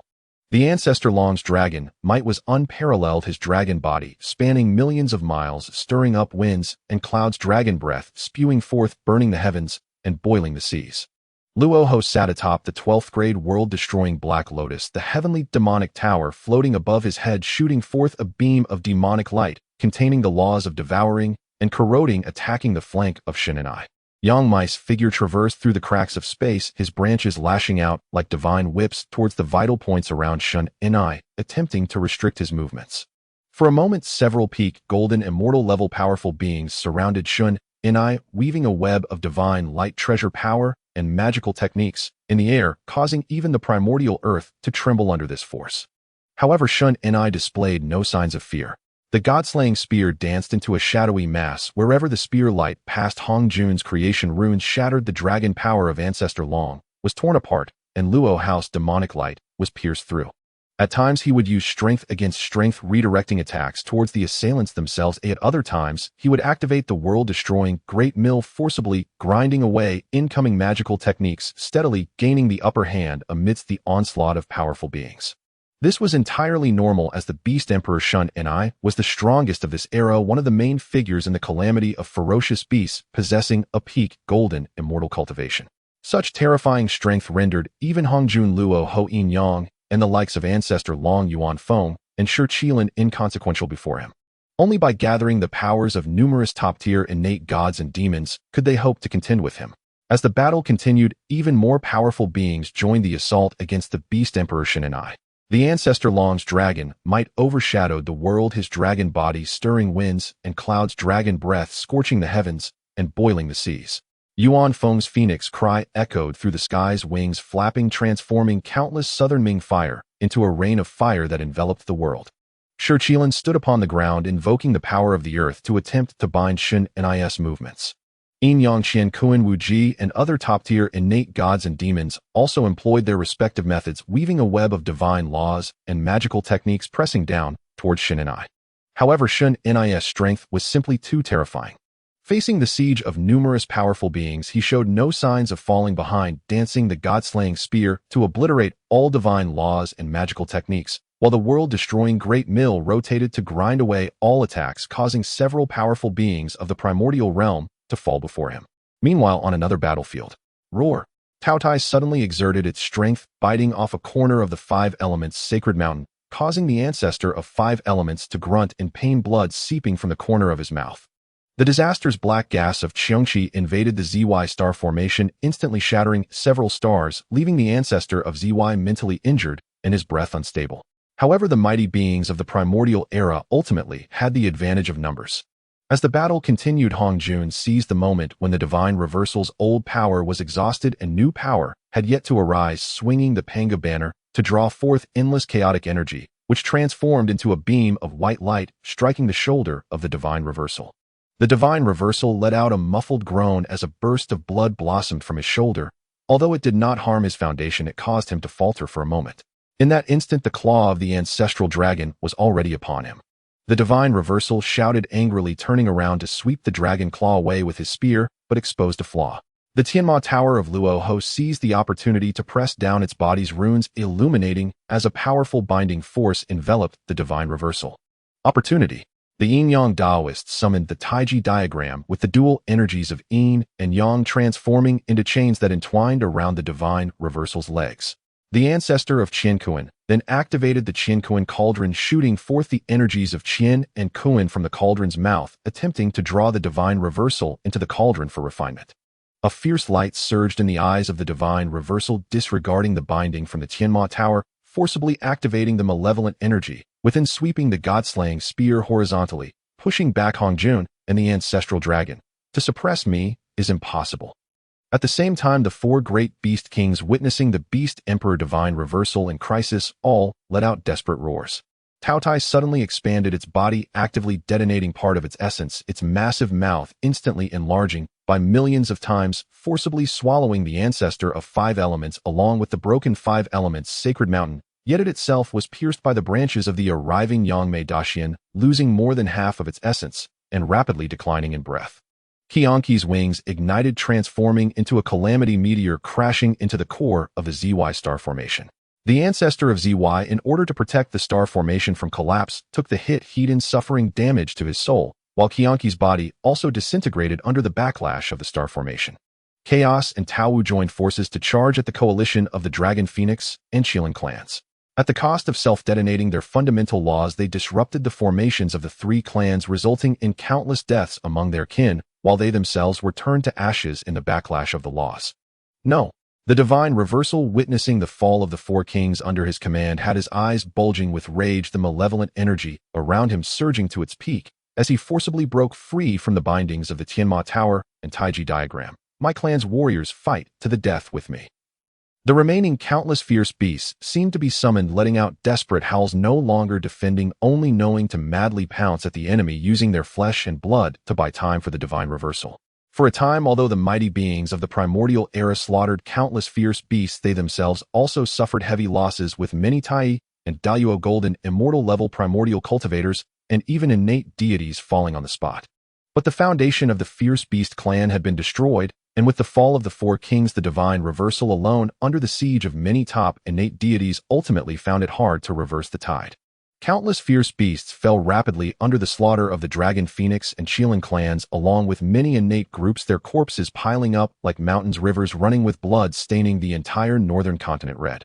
The beast emperor divine reversal also bore numerous wounds, golden blood flowing, and although his breath weakened, the madness in his eyes grew ever more intense.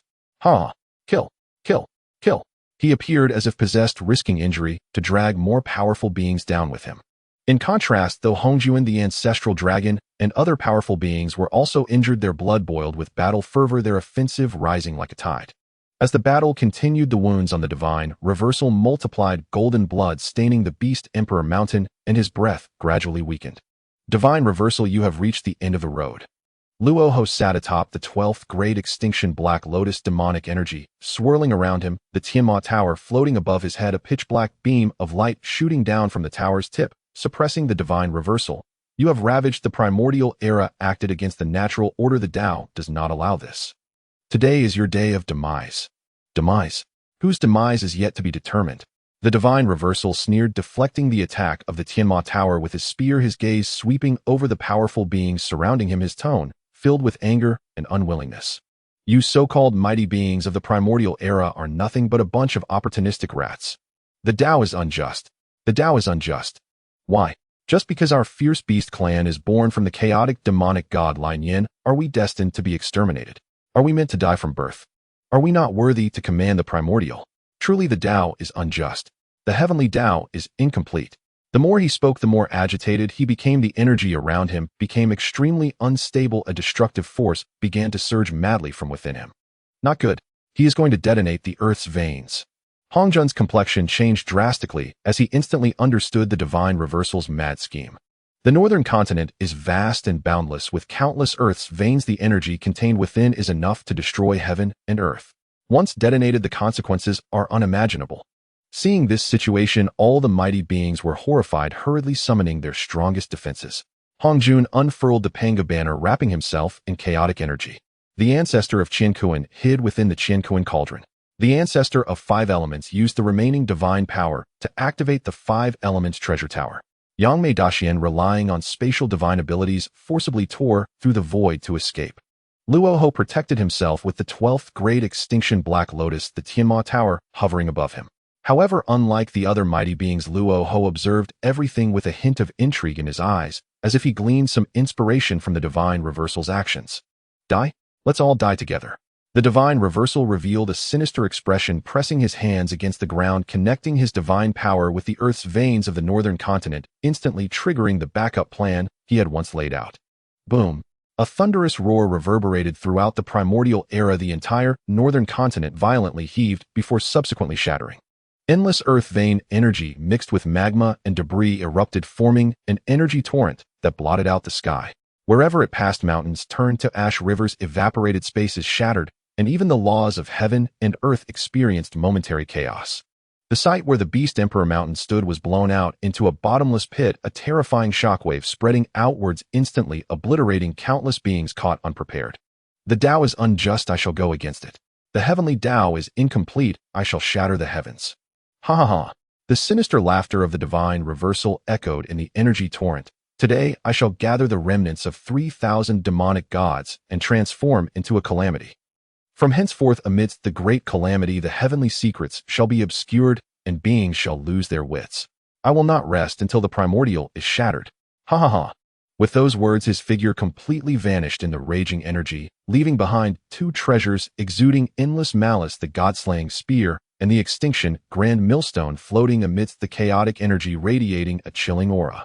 In the next moment, before the mighty beings could regain their senses from the aftermath of the explosion, Luo Ho moved in an instant. He manipulated the 12th grade Black Lotus, traversing the energy torrent with unimaginable speed, instantly claiming the 2 treasures, then, without hesitation, tore through the void and disappeared without a trace. When Hong Jun and the others steadied themselves from the explosion's aftermath and regained their senses, he had long since vanished. Luo Ho, that scoundrel. The ancestral dragon snorted angrily, yet felt helpless.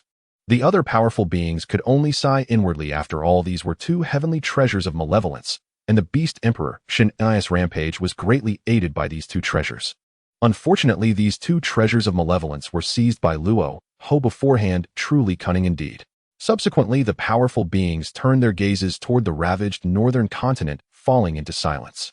The once vast continent now lay in fragmented plates and flowing magma, with malevolent energy gushing from the ruptured earth veins, combining with the resentment of beast corpses to form forbidden zones that no living soul could approach. The air was thick with the stench of blood and the aura of destruction. Even the innate spiritual energy had become thin and mixed.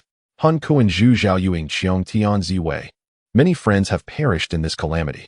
Hong Jun sighed lightly, his tone filled with regret. The cost of this victory was indeed exorbitant. The detonation of the northern earth veins created such a colossal disturbance. Even far away in the 5 Zhuang Mountains, Dongtian Zhen Yuanzi felt the ripple.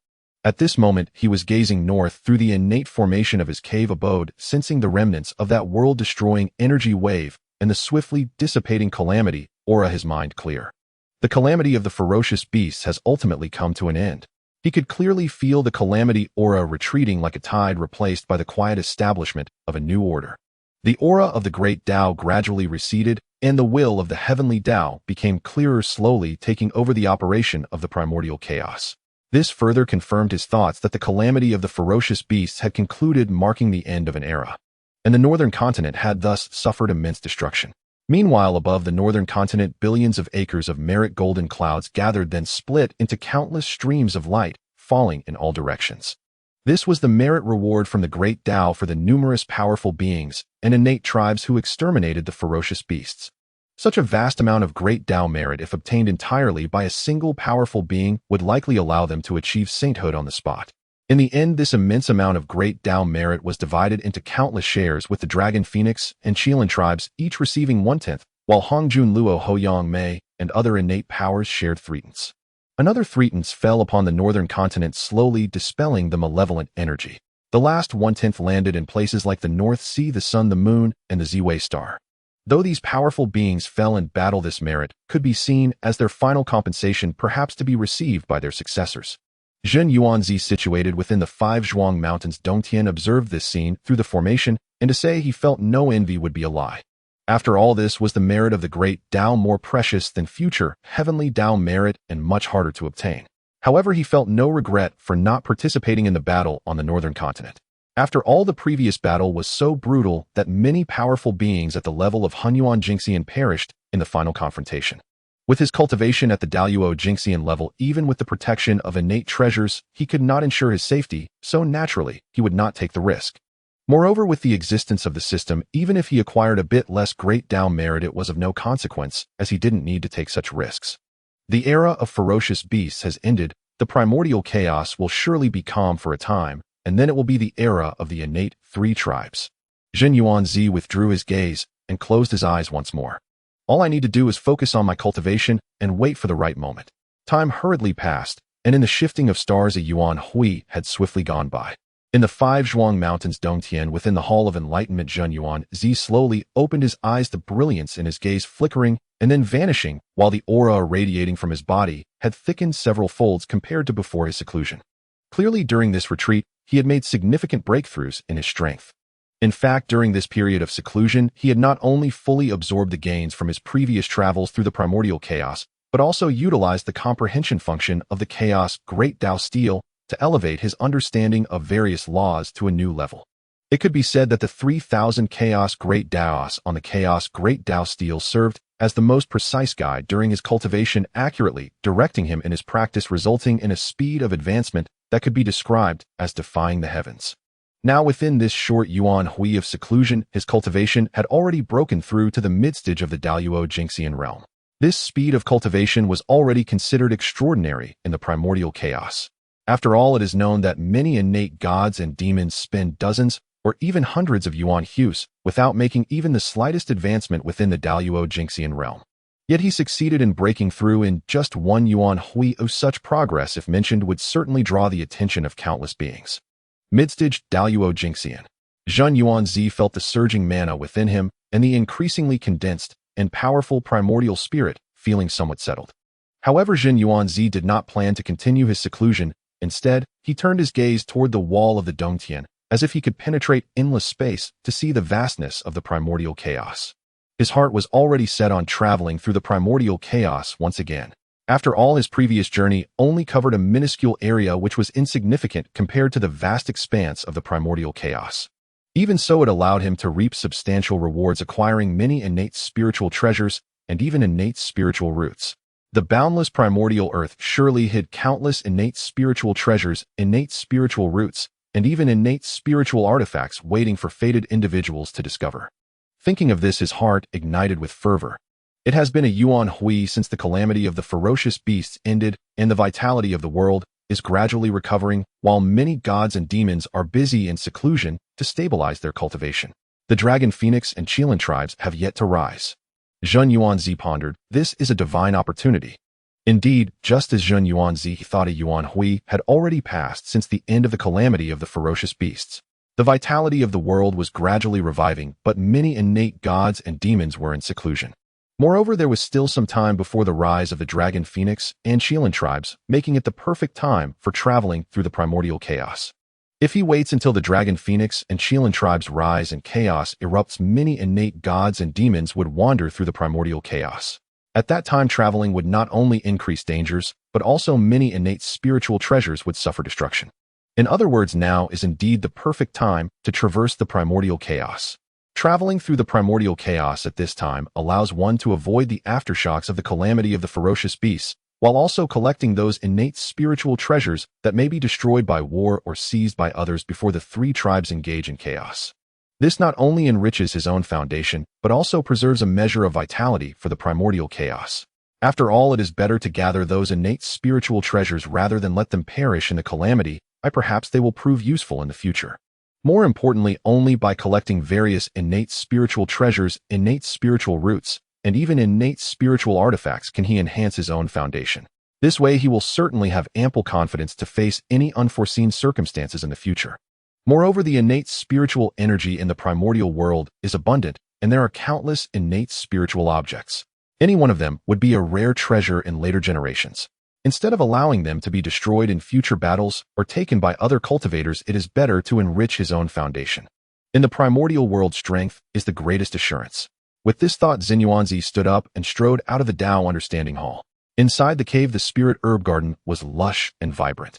The innate 5 elements fruit trees and ginseng fruit trees were flourishing, while the newly transplanted innate cloud tea trees and innate fire jujube trees had taken root, emanating faint spiritual energy. The 2 young disciples Qing Feng and Ming Yue were carefully tending to the garden. Upon seeing Zhen Yuanzi come out, they immediately stopped their tasks and bowed, saying, "Greetings, master." Since this Yuan Hui, with the help of the methods left by Zhen Yuanzi, both young disciples had significantly improved their cultivation, advancing from the initial transformation stage of the Golden Immortal realm to the late stage of the Golden Immortal.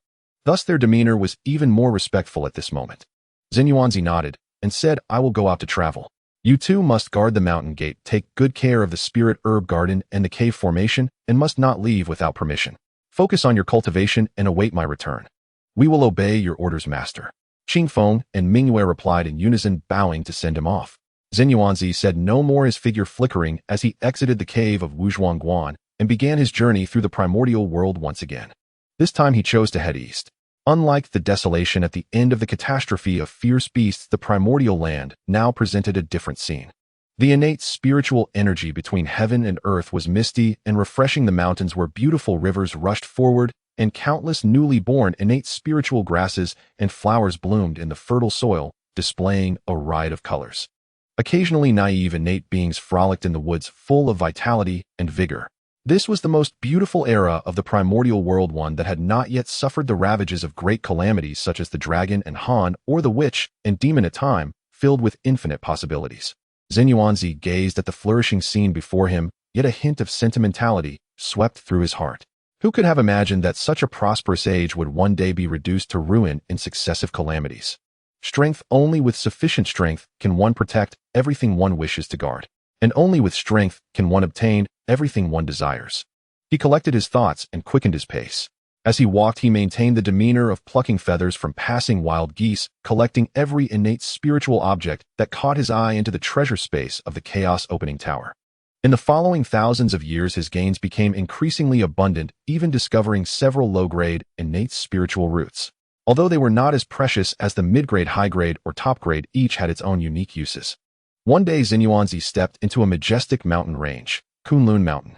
Kunlun Mountain, the ancestral mountain of all mountains in the primordial world, the root of all under heaven. Although this does not include Buzhou Mountain, after all, Buzhou Mountain is the pillar of heaven in the primordial world, and the two are fundamentally different. However, Kunlun Mountain remained incredibly majestic, stretching for countless billions of miles, containing a rich innate fortune and a purer spiritual energy than that of Wanshou Mountain. It is precisely because of this that countless great beings were born here, such as Hong Jun of Yujing Mountain and Qiankuan Daorin of the Qiankuan Cave. Furthermore, in the future there would be top innate saints, such as the West Queen Mother and the 3 pure ones of Pangu. Any one of them is a renowned, powerful figure in the present or future. Due to this consideration, since entering the Kunlun territory, Zhen Yuanzi's actions of lavishly plundering innate spiritual objects had noticeably diminished. With so many powerful figures gathered in this place, being too ostentatious and attracting the attention of great beings like Hong Jun would ultimately not be good and could even entail danger. Therefore, Zhen Yuanzi temporarily refrained from widespread plundering, only taking action against those truly rare spiritual objects or those that would aid his own cultivation. Thus another 1,000 years passed, and as Zhen Yuanzi wandered through Kunlun Mountain, he witnessed countless wonders and also acquired many innate rare treasures. One day, he sensed a faint wave of array fluctuations in a secluded valley. Another secret realm. Zhen Yuanzi's heart stirred, and following the fluctuations, he discovered that this array, while not as concealed as those innate arrays encountered in previous secret realms, was nonetheless extraordinary. He did not rashly break through, but instead sat cross-legged, calming his mind to comprehend. After several months, he thoroughly grasped the operational patterns of the array. As the divine light flickered at his fingertips, the stone wall in the center of the valley slowly moved aside, revealing a small secret realm. Inside the secret realm, an ancient divine cauldron floated quietly, its body engraved with runes of fire and earth, exuding a heavy and scorching aura. Mid-grade, innate spiritual treasure, innate alchemy cauldron. The information entered his mind, and a hint of joy flashed in Zhen Yuanzi's eyes. This cauldron could not only refine spiritual treasures and pills, but also draw upon the power of the earth fire and earth veins, assisting in the cultivation of the primordial spirit. It was indeed a rare auxiliary spiritual treasure. He reached out to seize the divine cauldron, storing it in his possession, and left with satisfaction. Afterwards, he continued deeper into Kunlun Mountain, arriving at the Chuanyu Mountain in the West Kunlun. His heart stirred as he realized this was to be the birthplace of the future West Queen Mother. West Queen Mother, born from the pure Yin essence of heaven and earth. Zhen Yuanzi's gaze swept over Chuanyu Mountain, finally resting on a vast Yaoqi. The water of Yaoqi was clear, yet emanated a bone-chilling cold containing pure Yin energy that was 100 times more concentrated than ordinary Yin attribute spiritual lands. This was very much in line with the later legends that the West Queen Mother was transformed from the first strand of innate pure Yin energy in the world. Indeed, it is here. Zhen Yuanzi's figure flickered, and he descended into the Yaoqi. The lake water was icy and piercing, and the strands of pure Yin energy attempted to invade his body, but were blocked by the divine light on his surface. To Zhen Yuanzi, who was at the mid-stage of the Great Luo Golden Immortal, the mere unowned pure Yin energy could hardly affect him in any way. As he swam deeper, the pure Yin energy became increasingly concentrated. He dove down for billions of miles, yet the Yaoqi remained unfathomable, and the surrounding pure Yin power had nearly become substantial. Suddenly, he sensed a strand of even purer and softer Yin power, distinctly different from the surrounding cold pure Yin.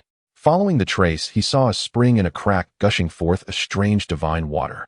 The divine water was faintly black, seemingly weak, yet it appeared capable of dissolving all things, exuding an aura of utmost Yin and softness. Innate ninefold weak water. Zhen Yuanzi's heart trembled violently, his eyes filled with delight. The innate ninefold weak water, a top-tier, innate divine water, contains the power of utmost Yin and softness. It can not only dissolve the resentment in one's heart and stabilize the Dao heart, but also isolate calamities, allowing cultivators to remain clear-headed during great calamities, untroubled by inner demons. Such divine water is also quite rare in the primordial world, belonging to the top-tier innate divine water. With this ninefold weak water, regardless of the calamity encountered in the future, there would be an extra layer of protection, no need to worry about being affected by calamities and becoming ash. Even if he could not use it all himself, leaving it for future disciples would also be a tremendous opportunity. Thinking of all these benefits, Zhen Yuanzi no longer hesitated. He summoned the Chaos Opening Tower, aligning the tower's mouth with the spring. A gentle yet powerful suction emerged, continuously drawing in vast amounts of the innate ninefold weak water into the tower's space. However, he did not choose to drain the spring completely. He intentionally left a small portion and carefully protected the spring, ensuring it would not be damaged. This spring was closely connected to the earth veins of Yaoqi and Chuanyu Mountain, gathering the spiritual essence of this place, making it impossible to move. By preserving its roots, it could continuously nurture new ninefold weak water in the future. It was precisely because of this unique environment that this innate divine spring was created. In other locations, it would be difficult to achieve such an effect. Otherwise, Zhen Yuanzi would have taken this innate divine spring away entirely. After collecting the innate ninefold weak water, Zhen Yuanzi searched the bottom of the Yaoqi, but found no trace of the West Queen Mother. However, this was not beyond his expectations, so he was not overly disappointed. After all, top innate saints like the West Queen Mother who possessed fortune would naturally have innate arrays guarding them before they manifested, making them not easily discoverable. Otherwise, many innate saints, even top innate saints, could suffer calamities before they were fully conceived and born. Although he did not find the trace of the West Queen Mother, Zhen Yuanzi did discover many top-quality Yin attribute materials, which was a pleasant surprise, ensuring his efforts were not in vain. Before leaving, Zhen Yuanzi pondered for a moment and took out several ginseng fruits and innate 5 elements fruits from the Chaos Opening Tower, placing them beside the spring. Having taken the divine water from others, leaving some compensation can be seen as fulfilling the connection. After all, this place ultimately belongs to someone, and it would be inappropriate for him to leave after taking such a significant amount of top-tier innate divine water. Although the few ginseng fruits and innate 5 elements fruits he left behind were not the original fruits, but those produced during this Yuanhui, they were still top-tier innate spiritual fruits of great value, serving to maintain good karma. Having completed all this, Zhen Yuanzi turned to leave. Not long after Zhen Yuanzi departed, the void deep within Yaoqi rippled slightly, and a concealed divine thought emerged, sweeping across the direction Zhen Yuanzi had left, and then landing on the few spiritual fruits, remaining motionless for a long time, as if pondering something. At this time, Zhen Yuanzi had already followed the veins of Kunlun Mountain continuing towards the eastern continent. As for the central and eastern regions of Kunlun Mountain, he had no intention of continuing his travels or delving deeper. After all, these two areas are abundant with powerful beings, and with his current strength, it was insufficient for him to venture into dangerous territory. Leaving Kunlun Mountain, Zhen Yuanzi traveled eastward, his figure transforming into a streak of flowing light, traversing the vast wilderness of heaven and earth. He felt no great regret for not having ventured into East Kunlun and Central Kunlun. These two regions are home to many powerful beings, making them unsuitable for treasure hunting. Moreover, any valuable treasures in these areas have likely already been taken by them. Among these powerful beings, Hong Jun Laozu not only possesses profound cultivation and mastery of the path of divination, but also wields a chaotic supreme treasure like the creation jade plate. Even though this treasure is incomplete, it can still exert incredible power within the wilderness, making it rare for any treasure to escape its divination. Even though Zhen Yuanzi has the chaotic open heaven tower to conceal his fate and destiny, he does not wish to expose it too early in front of him. It is better to be cautious. After several thousand years passed, he journeyed through various celestial mountains, such as Luoxia Mountain, Zidian Cliff, and Bipoling. In these celestial mountains, he also collected quite a number of innate materials, including celestial gold and divine ore. Luoxia Mountain is abundant in red cloud jade, a mid-grade innate divine jade that contains the power of the red sun, making it an excellent material for forging fire attribute magical treasures. Deep within Zidian Cliff lies the Xianlei crystal, the essence of heavenly thunder, incredibly hard and suitable for forging thunderous divine weapons. Bipoling conceals the water soul gold, a top-grade innate celestial gold that resonates with the laws of water, making it a superb material for refining spiritual treasures. As Zhen Yuanzi journeyed along, he collected every piece of such divine material into the chaotic open heaven tower, which made the treasures within its space increasingly abundant. Time passed swiftly, and in the blink of an eye, tens of thousands of years went by. The famous mountains and rivers he encountered along the way, some towering into the clouds, and others exuding spiritual elegance, allowed him to truly appreciate the vastness of the wilderness.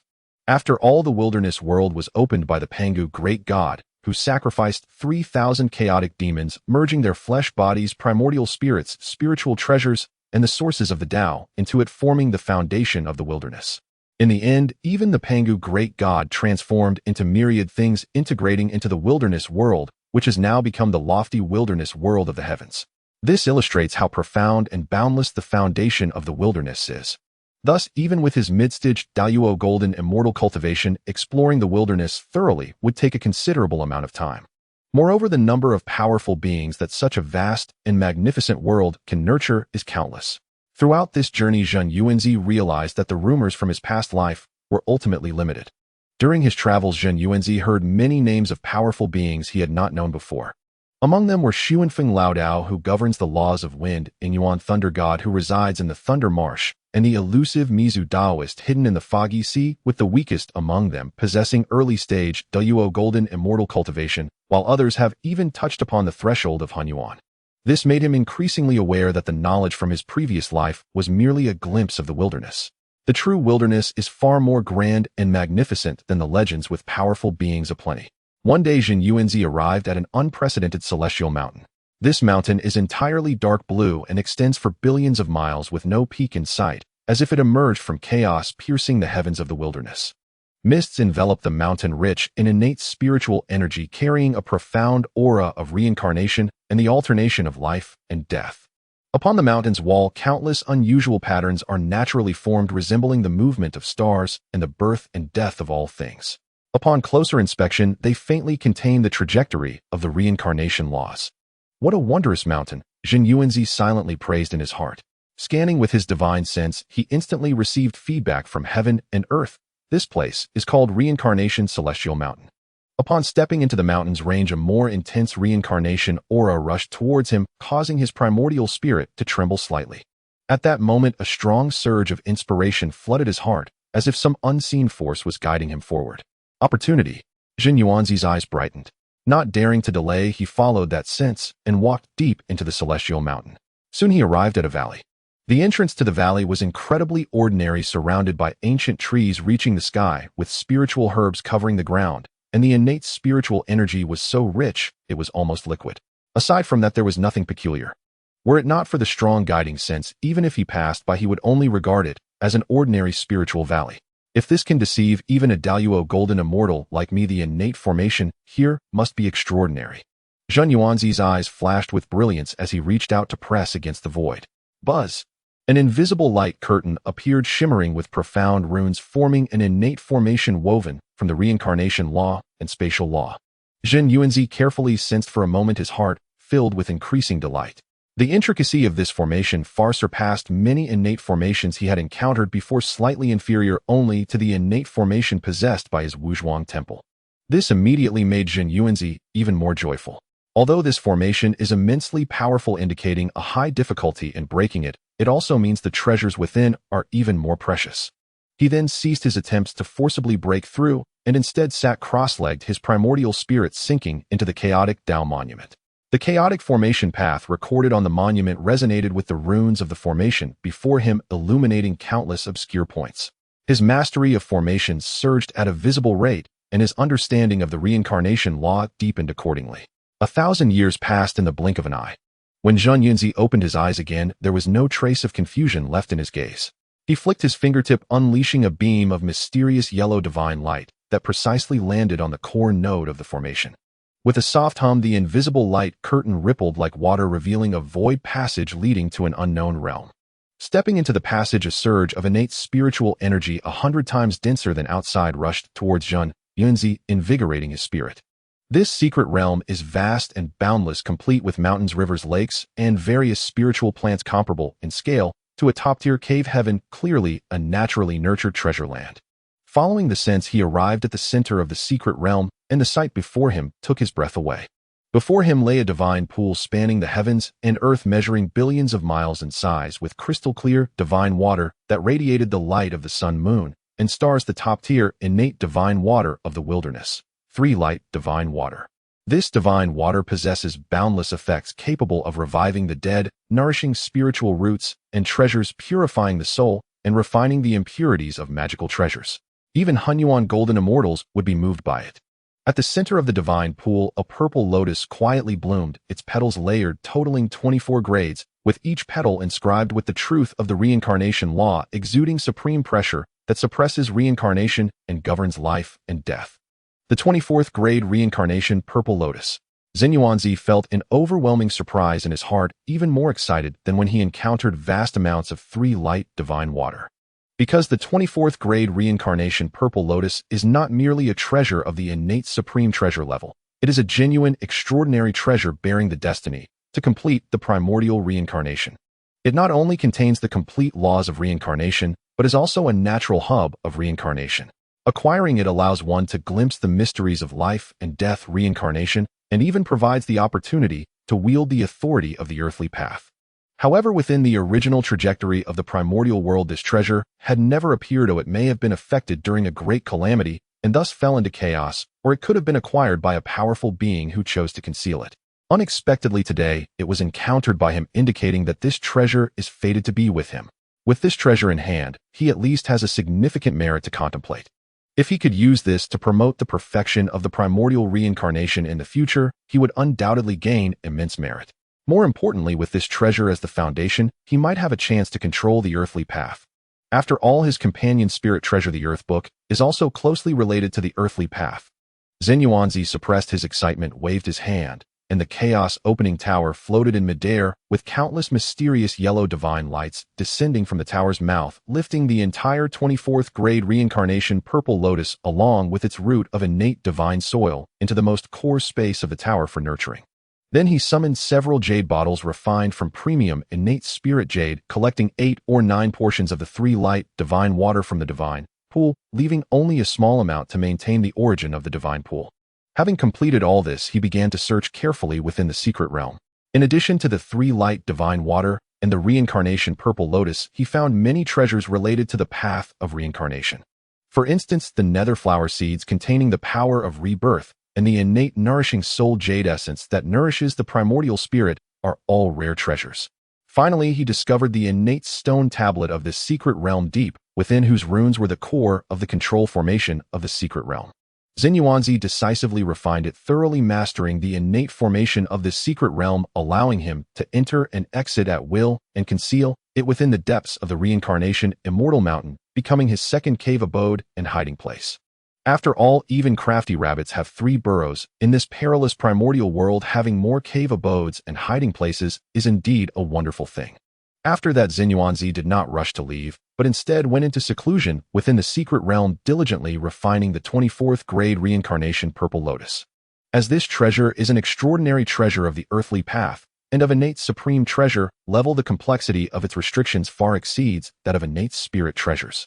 Even with the assistance of the Chaos Dao monument, he spent tens of thousands of years barely refining 20 of its restrictions, enabling it to operate flexibly and unleash some of its power. Although he had only refined 12 restrictions, it was already sufficient to cope with numerous changes. The 24th grade reincarnation Purple Lotus, being a treasure of innate supreme treasure level, naturally possesses more than just reincarnation effects. Both its offensive and defensive capabilities are extremely formidable. Thus, with the addition of another innate supreme treasure, Zhen Yuanzi's own strength also received a boost, including his ability to protect himself. He rose and exited the secret realm, resealing the entrance, then transformed into a streak of flowing light, and continued his journey eastward. The appearance of the reincarnation Purple Lotus heightened his anticipation for opportunities in the primordial world and provided him with more confidence in his future plans. Leaving the reincarnation Immortal Mountain, Zhen Yuanzi traveled eastward, and the vitality of the primordial land grew increasingly vibrant. Along the way, more and more transformed innate beings could be seen, either traveling in groups or forging alone, their wisdom just awakening, filled with innocence and curiosity about everything around them. However, these beings generally possess low cultivation levels, mostly hovering around the true immortal and profound immortal realms, with only a few rare ones reaching the golden immortal stage. Occasionally, when encountering a few slightly stronger beings, upon sensing the overwhelming pressure belonging to Zhen Yuanzi, who was at the midstage of the Great Luo Golden Immortal, they all fled in panic like frightened rabbits, not daring to harbor even the slightest thought of approaching. Moreover, the primordial world is vast and boundless, since powerful beings are already scarce and most are busy in closed-door cultivation or delving into the Dao. Zhen Yuanzi traveled this way, collecting countless innate spiritual herbs and divine minds, yet he never encountered any powerful beings of the same level, let alone any dangers. Instead, he became an unattainable, powerful figure in the eyes of many weak innate beings, and wherever he went they retreated as if he were taking a leisurely stroll. However, there are always some low-intelligence, fierce creatures that are ruled by their instincts, unaware of their own limitations. Once a Mo-Lin beast, which was 1,000 miles long, and at the Tai Golden Immortal stage, charged out from the mountains, relying on its tough skin and flesh, opening its massive mouth to swallow Zhen Yuanzi. Zhen Yuanzi's gaze turned slightly cold. He did not even stand up, but simply flicked his finger, sending forth a condensed divine light of the earth element. The divine light appeared weak, yet contained boundless power, instantly piercing through the Mo-Lin beast's tough scales and directly into its primordial spirit. Whoa! The Mo-Lin beast let out a mournful howl, its massive body crashing to the ground, its fierce light in its eyes quickly dimming, its life and primordial spirit completely erased, leaving only a warm corpse. Zhen Yuanzi reached out and summoned its body into the chaos opening tower. The scales and bones of the Mo-Lin beast at the Tai Golden Immortal stage are excellent materials for refining, and its meat is also edible. Zhen Yuanzi naturally would not let it go to waste. Not far away, several observing beings of the fox and deer tribes, upon witnessing this scene, were so frightened that their souls almost flew away, scurrying into the dense forest and daring not to show their faces again. Thus, throughout his journey, any blind beings that dared to offend were swiftly dealt with by Zhen Yuanzi, bringing him no threats and allowing him to conveniently gather many usable materials. Those innate beings that had the misfortune to witness further spread his fierce name quietly, making his path increasingly clean. Time flew by, and in the blink of an eye, tens of thousands of years passed. Zhen Yuanzi finally arrived before a mountain renowned in later generations, Shoyang Mountain. This mountain was entirely golden, as if forged from pure gold, its slopes gentle, yet endless, exuding a sense of justness and harmony. Mist swirled around the mountain, not ordinary water vapor, but infused with a rich masculine energy. Inhaling it invigorated the mind. On the surface of the mountain, golden lights flickered faintly, the unique sheen of Shoyang copper. Zhen Yuanzi paused to observe his thoughts stirring. He had long heard of the name of Shoyang Mountain. In later generations, this mountain became famous for producing Shoyang copper and was recorded in history as a holy land for humanity due to the teachings of the Ta Ching saint here. However, the golden core Dao taught by Ta Ching, while seemingly benefiting humanity, actually concealed mysteries. This Dao only suited later human beings while it imposed constraints on the exceptionally gifted innate humans, making it difficult for them to rise against the heavens. Moreover, due to Hong Jun's covert schemes, the innate human race faced near extinction, leaving only a few descendants, greatly weakening humanity's potential. Thus, the once prominent human race of the primordial world became a vassal of the celestial sects and the myriad gods and Buddhas. Perhaps this was due to the severe lessons from previous calamities which caused immense destruction to the primordial world, leading the heavenly path to trend towards restraining human beings, resulting in Hong Jun's actions. Yet this also reflects the insufficient strength of humanity, which allowed the heavenly path, Hong Jun, and various saints to manipulate them at will. In the primordial world, strength is the foundation. If one is not powerful enough, even with luck, they cannot escape the fate of being schemed against and restrained. Zhen Yuanzi shook his head, casting these distracting thoughts aside, and stepped onto Shouyang Mountain. Within Shouyang Mountain, the spiritual energy is dense, imbued with a unique masculine quality, and the spiritual herbs that grow here are predominantly yang in nature, such as qiyang grass and jinyan flower, which are excellent materials for refining, healing, and body-enhancing pills. Zhen Yuanzi proceeded along his way, diligently collecting every rare, innate spiritual object he encountered, his movements fluid and seamless, showing no intention of missing any. However, his primary goal remained the specialty of Shouyang Mountain, Shouyang Copper.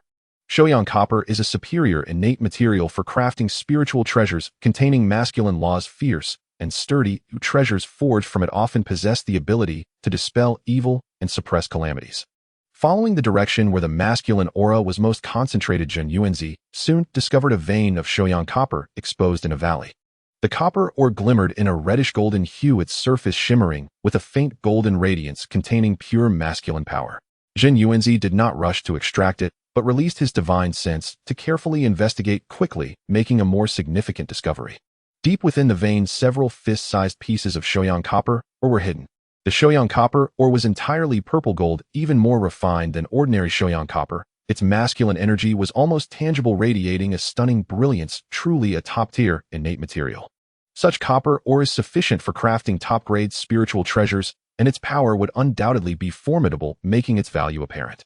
It is known that amidst the primordial chaos, purely in terms of power, innate spiritual treasures do not necessarily differ from acquired treasures. The key lies in the distinction of their quality.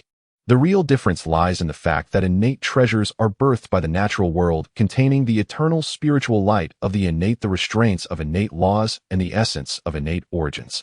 Not only can they be used for combat, but they also serve as treasures for proof of the Dao, suppressing one's own luck, and can assist in cultivation comprehension. Furthermore, innate treasures can self-repair after damage, which is their true value.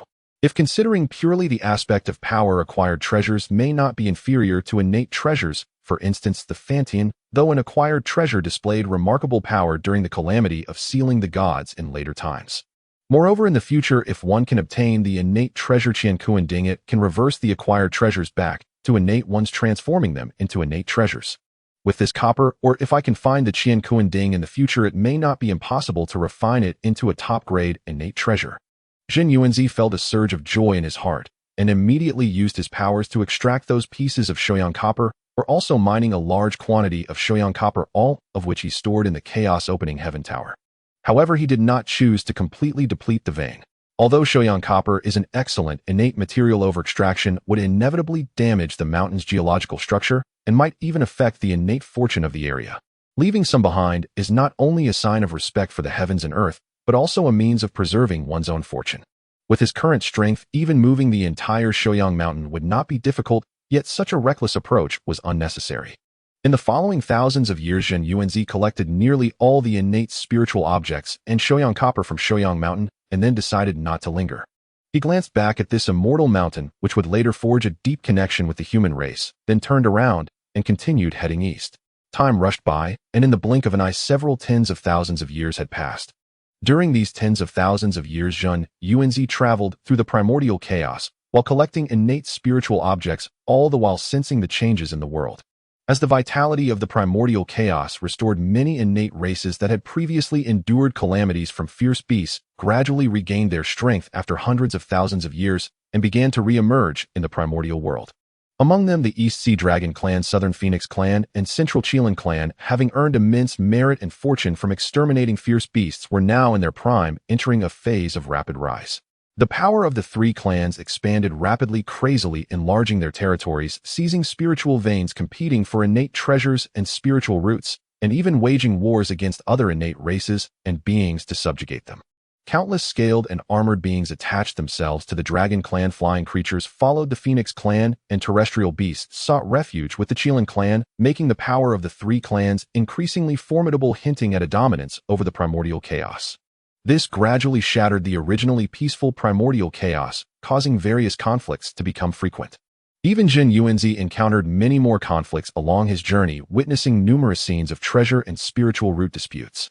However, since those spiritual treasures and roots crossed his path, they were naturally destined to be his, and he took them all without hesitation. As for the innate beings, those with sense naturally chose to leave quietly, while for those lacking perception, he showed no mercy, suppressing them all, even laying them on his dining table. One day, as Zhen Yuanzi journeyed through an unfamiliar region, a dazzling treasure light suddenly shot up to the sky, piercing the clouds, and reaching the heavens, its pure aura even drawing his attention. Oh, such a pure treasure light, could it be that a spiritual treasure has emerged? A glimmer of surprise flashed in Zhen Yuanzi's eyes as he moved swiftly, transforming into a stream of yellow and black light, racing toward the source of the treasure light. Before long, a magnificent immortal mountain appeared before him, its towering body piercing the clouds, seemingly connecting the two extremes of heaven and earth. The mountain was dotted with strange rocks, yet it subtly contained the trajectory of mystical laws, with clouds and mist swirling around, and a faint wave of laws flowing through, making it evident that it was a place nurturing extraordinary treasures. At this moment, the treasure light that had soared into the sky began to retract, but its residual waves remained, and the earlier commotion had undoubtedly alarmed countless beings within a vast radius. Zhen Yuanzi did not dare to delay. Spreading his divine sense, he swiftly locked onto the source of the treasure light. Deep within the mountain, an innate formation was emitting subtle fluctuations. In Zhen Yuanzi's perception, the formation was quite extraordinary, with flowing runes containing the laws of space and illusion. Although it was not as intricate as the previous innate formation of the reincarnation immortal mountain, it was still highly complex, requiring at least 1,000 years to gradually comprehend and unravel. No time is running out. Zhen Yuanzi furrowed his brows. The commotion of the treasure light was too great, and it was hard to ensure that powerful beings wouldn't be attracted, which would inevitably lead to trouble. I can only forcefully break the formation. He no longer hesitated, waving his hand. The innate treasure chaos opening heaven tower floated in the air, emanating terrifying power capable of suppressing the universe and shattering all laws. Rise! Zhen Yuanzi shouted, pouring his mid-stage Great Luo Golden Immortal power into the chaos opening heaven tower without reservation. The tower body surged violently, transforming into a colossal tower that blotted out the sun, aiming at the weakest point of the formation, descending with the might of creating heaven and earth. Boom! A deafening roar reverberated throughout the divine power mountain, causing the entire mountain to shake violently, with countless rocks collapsing. The innate formation wavered under the impact of the chaos opening heaven tower. The laws and runes dimmed instantly, and the light barrier trembled violently, nearly on the verge of collapse after just one strike. Break for me again. Zhen Yuanzi's gaze sharpened as he urged the chaos opening heaven tower for another strike. This time the formation's light barrier could no longer hold, shattering with a loud crash, revealing a passage leading into the mountain's depths. Zhen Yuanzi's figure flickered as he stepped into the passage. What unfolded before his eyes was a spirit fruit tree radiating boundless, profound yellow Dao light. This tree stood about 10,000 zhang tall, its trunk robust and covered in intricate runes. Its branches and leaves were lush, with each leaf seemingly performing a divine art. On the tree hung 36 fruits, each displaying a myriad of colors, exuding a rich aura of laws. Each fruit was entwined with a unique divine art law. A top-grade innate spiritual root, a divine art ancient tree. Based on the information from heaven and earth, Zhen Yuanzi realized the origin of the spiritual root before him and was instantly overjoyed. This spiritual root blooms once every 10,000 years, bears fruit every 10,000 years, matures after another 10,000 years, taking a total of 30,000 years to yield 36 fruits. Each fruit contains a unique divine art law. When cultivators consume them, they can directly comprehend the divine arts contained within, saving countless hours of arduous cultivation. What is even rarer is that these 36 fruits are the original ones, having nurtured countless yuan meetings containing an incredibly rich source of divine art laws. The power of the divine arts comprehended from them far surpasses the ordinary, qualifying them as supreme divine arts. Such a spiritual root has never been rumored in later generations. It is truly inconceivable. Zhen Yuanzi sighed inwardly, though it was not surprising. The vastness of the primordial era has birthed countless spiritual roots and treasures, some taken by powerful beings, some hidden away, and others destroyed in wars. It is not strange that later generations have not heard of them. However, regardless of the circumstances, the value of such a top-grade innate spiritual root is beyond doubt and is immense, whether for personal use or for nurturing disciples in the future. Without delay, Zhen Yuanzi swiftly summoned the Chaos Opening Tower, collecting the entire divine art ancient tree along with the soil at its roots into the treasure space. Just then his gaze shifted, and he discovered that beneath the soil at the base of the divine art ancient tree lay a mass of soil emanating endless vitality. This soil was of a purple-gold hue, containing a vast source of life essence, seemingly capable of nurturing all things. It was the top-tier innate divine soil known as Life Mother Soil, on par with the nine heavens earth. Life Mother Soil can not only nourish any spiritual root or spiritual object, significantly accelerating their growth speed, but also repair damage to spiritual roots, and even has a chance to enhance their quality, possessing boundless miraculous uses. It is indeed Life Mother Soil. Zhen Yuanzi's heart surged with excitement once again. He didn't expect that in addition to obtaining this top-grade innate spiritual root, he would also have an unexpected gain, and it was a top-tier innate divine soil. One could say that the harvest from this trip far exceeded expectations. He quickly and carefully collected the Life Mother Soil, placing it alongside the divine art ancient tree in the spiritual plant area of the treasure space. Just as he finished tidying up and prepared to leave, three powerful auras rushed in from the distance, accompanied by a clear yet furious female voice. "You there, Taoist. This is the territory of my Feng clan. How dare you trespass into our treasure ground to seize opportunities? Quickly leave the spiritual root and divine soil behind, or else you will surely perish." Before her voice faded, three streaks of light had landed not far from Zhen Yuanzi, transforming into three figures. At the forefront was an incredibly beautiful woman dressed in a long robe woven from colorful phoenix feathers. Her appearance was stunning, with an innate arrogance in her brow and a pair of wings folded behind her, exuding a blazing fire attribute aura. She was undoubtedly a member of the Phoenix clan. Behind her were two middle-aged men, also clad in phoenix feather battle armor, their auras steady, subtly taking the woman as their leader. Zhen Yuanzi's gaze swept over the three, and he raised an eyebrow slightly. The Feng clan. The leading woman's aura had clearly reached the early stage of the Great Luo Golden Immortal, while the two middle-aged men were also at the peak of the Tai Golden Immortal. Such a lineup cannot be underestimated in today's primordial era. One could only say that it was worthy of being one of the three great innate clans to casually encounter a Great Luo Golden Immortal, albeit just in the early stage. In today's primordial era, that still counts as a formidable power. The two middle-aged men also possessed peak Tai Golden Immortal cultivation, which in the primordial realm is certainly sufficient to be considered a formidable force. This was also his first time facing a Great Luo Golden Immortal directly, especially one from the Feng clan who was here to compete for opportunities. However, Zhen Yuanzi felt no fear whatsoever. Even though the other party was one of the three great innate clans, this was not their base, and in front of him stood merely an early-stage Great Luo Golden Immortal and two Tai Golden Immortals, which could hardly instill any trepidation in him. If it had been a Han Yuan powerhouse, that might have caused him to exercise caution. If the Yuan Feng were present, he would have fled without hesitation. After all, lacking sufficient cultivation is nothing to be ashamed of. He would naturally be able to reclaim his dignity once he became stronger in the future. However, the strength of those opposite him was insufficient to make him feel threatened, let alone compel him to relinquish the opportunities of the top-grade innate spiritual root and the top-tier innate divine soil. "Since you know of my clan, you should hand over the treasures."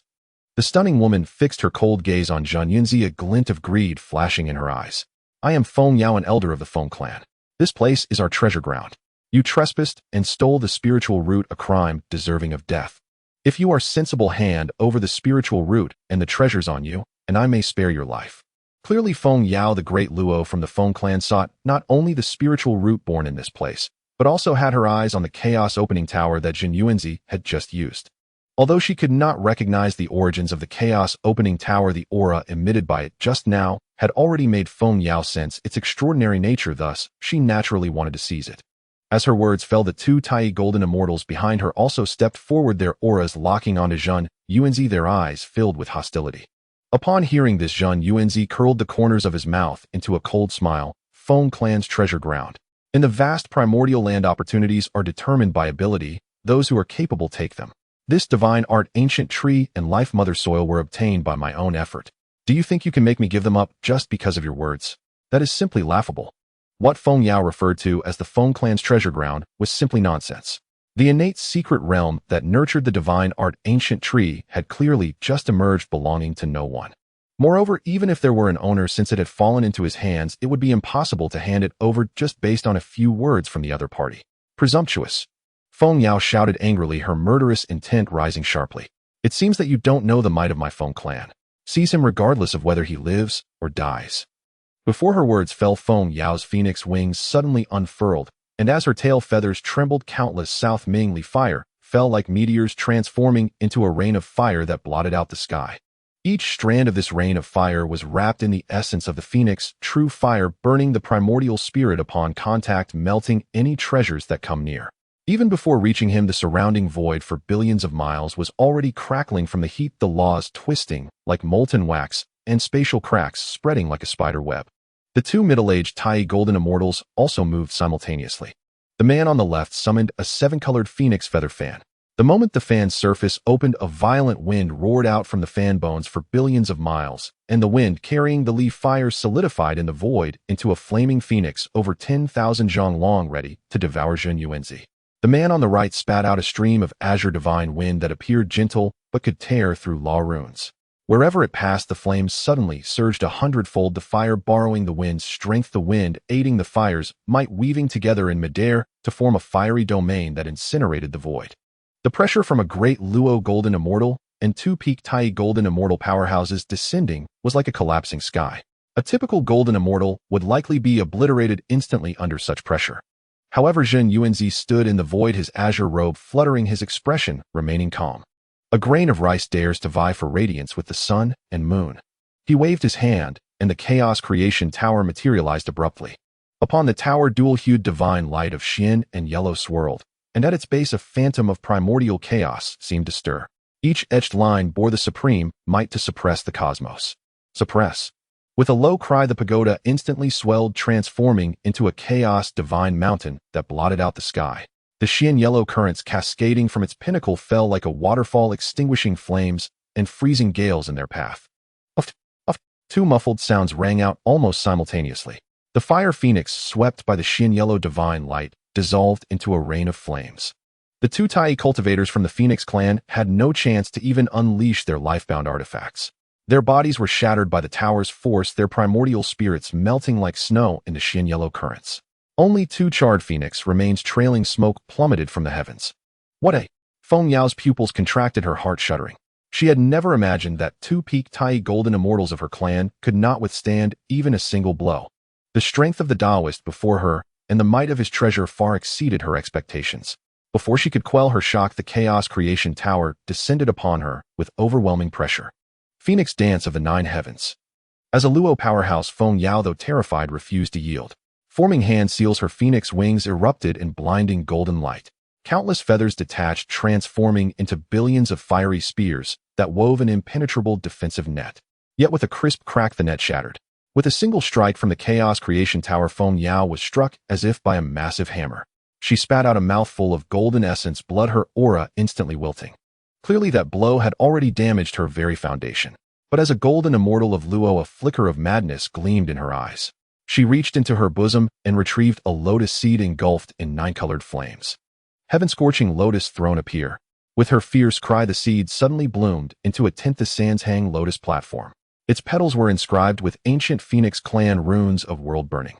As the nine-colored flames surged, they seemed to shake the very fabric of time and space. As one of the innate three clans, the Phoenix clan's Luo powerhouse, Feng Yao also possessed an innate spirit treasure of formidable power. The moment it appeared, the lotus throne shot toward the Chaos Creation Tower like a streak of light. At the collision of the nine-colored flames and the Shen yellow divine light, the entire primordial heaven seemed to tremble. The void for billions of miles shattered instantly, and endless space-time crumbled into fragments. Clang! After a deafening roar, the heaven-scorching lotus throne was sent hurtling back. The runes on its petals cracked inch by inch, and the nine-colored flames dimmed significantly. Feng Yao tasted sweetness in her throat again and spat out golden essence blood. This time her aura had weakened to its limit. Countless cracks appeared on her phoenix wings, and her primordial flame flickered precariously. Yet the Chaos Creation Tower remained unscathed, its radiance even brighter as it descended once more with terrifying pressure. Despair finally filled Feng Yao's eyes. She could clearly sense her foundation rapidly dissipating and irreparable cracks forming in the roots of her Dao. What chilled her to the bone was that the aura of the Chaos Creation Tower made her mystically aware that all her imprints across past, present, and future were being erased by an invisible force. Her avatars hidden across the myriad realms were dissipating at a visible rate, leaving not a trace behind. This was no simple suppression.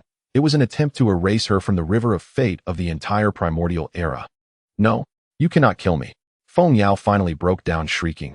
I am an elder of the Phoenix clan. Lord Yuan Feng will not forgive you. Release me and the Phoenix clan will pay any price. Yet Zhen Yuanzi's gaze remained indifferent. The binding power of the Chaos Creation Tower erupted like countless chains of chaos instantly, ensnaring the grievously wounded Feng Yao. Her struggles were insignificant against absolute power. She could feel her cultivation Dao fruit and foundation being stripped and crushed by the tower, her consciousness growing hazy. Finally, her form was completely devoured by the Chaos Creation Tower, drawn into the ninth layer origin space. The Chaos Origin Force there instantly suppressed her completely, erasing all her resistance, leaving only a faint consciousness to feel its existence being slowly ground away in boundless darkness and chaos. However, Zhen Yuanzi seemed to have other plans. He chose not to slay her outright, but merely suppressed her within the ninth layer origin space of the Chaos Creation Tower. This ninth layer origin space was one of the tower's most core regions, containing the power of Chaos Origin. It could not only fully suppress the captive's cultivation Dao fruit and foundation, but also obscure celestial mechanisms, causing them to vanish temporarily from the river of fate. Unless Zhen Yuanzi willingly released her, no one could sense her existence. Not even a primordial unity powerhouse could deduce it. At that moment, above the void, the Chaos Creation Tower slowly shrank and returned to Zhen Yuanzi's hand, as if the cataclysmic battle had never occurred. It could be said that though both were Luo powerhouses, the disparity in their recent clash was starkly evident, a chasm as vast as heaven and earth. As a Luo powerhouse of the Phoenix clan, Feng Yao was not weak. She possessed formidable Phoenix clan divine abilities and an innate spirit treasure, making her exceptionally powerful even among Luo cultivators. This was why Feng Yao had been so confident and arrogant from the start, not only due to the Phoenix clan's prestige, but also her faith in her own strength. Yet she encountered Zhen Yuanzi, whose personal foundation was far superior. In terms of physical body mana, primordial spirit, and Dao realm comprehension, he surpassed her entirely. Moreover, he wielded the Chaos Creation Tower, a supreme innate treasure, enabling him to utterly overwhelm her, leaving her helpless.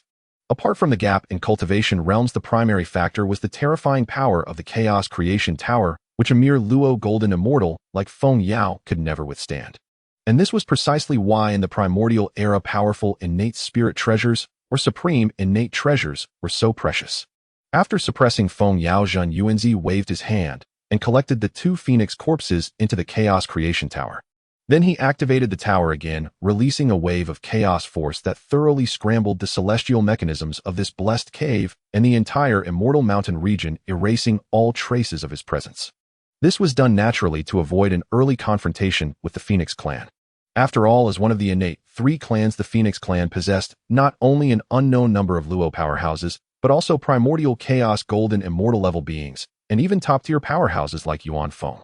Even with his supreme innate treasure, he did not wish to clash with such entities prematurely. Not only would it be dangerous, but it would also delay his travels through the primordial era and even his cultivation. Avoiding trouble when possible was wise. Only when he became sufficiently powerful could he ignore all obstacles and sweep away everything. Having confirmed the elimination of risks, Zhen Yuanzi lingered no longer. His form flickered, transforming into a streak of light that vanished into the horizon, continuing eastward. This conflict with the Phoenix clan made him realize more clearly that with the rise of the three clans, the peace of the primordial era was fading. Henceforth, traveling through the primordial era would likely not be as smooth as before. However, with his strength and treasures, as long as he did not encounter those top-tier primordial unity powerhouses, there was little to fear. After leaving the secret realm of divine powers, Zhen Yuanzi did not rush to continue his journey, but instead sought a celestial mountain known as Cuixiao Mountain. This mountain was shrouded in mist rich in spiritual energy, and its hidden terrain made it difficult to detect. He waved his hand to set up multiple concealment formations, obscuring the heavenly secrets. Then he retrieved a phoenix corpse from the chaos opening heaven tower, which belonged to one of the two Phoenix clan Tai Golden Immortals. Though this phoenix body was damaged, it still retained the blazing source fire and abundant vitality, as it was a being of the Tai Golden Immortal level and the essence contained within its flesh was still exceedingly rich. Of course, this was only significant to Tai Golden Immortals and those below. To a Great Luo Golden Immortal, this essence was naturally trivial, and instead the flavor itself was what warranted attention. Zhen Yuanzi took out a short blade forged from the copper of Shouyang, skillfully processing the body to remove impurities, leaving only the most refined parts.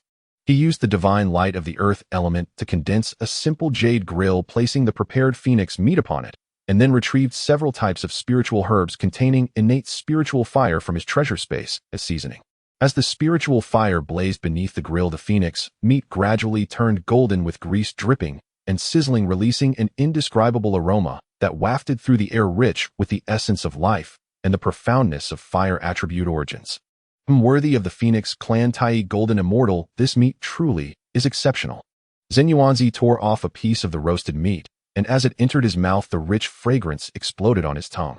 The meat was tender and chewy, with the energy flowing down his throat, transforming into a warm current nourishing his limbs and bones. He then took out a jar of Wanguo wine brewed from innate spiritual fruits, made with dozens of high-quality innate spiritual fruits, and infused with the three light divine water sealed for tens of thousands of years. The wine was clear and refreshing, with a sweet taste that complemented the richness of the phoenix meat. After a satisfying meal, feeling rejuvenated, Zhen Yuanzi found that his long-standing fatigue from wandering was completely swept away. He stored the remaining phoenix meat, rose to his feet, dismissed the formations, and continued his journey eastward. In the years that followed, Zhen Yuanzi's footprints spread across more celestial mountains and blessed lands. In the meteor abyss, he discovered two divine swords radiating sharp brilliance within a secret realm.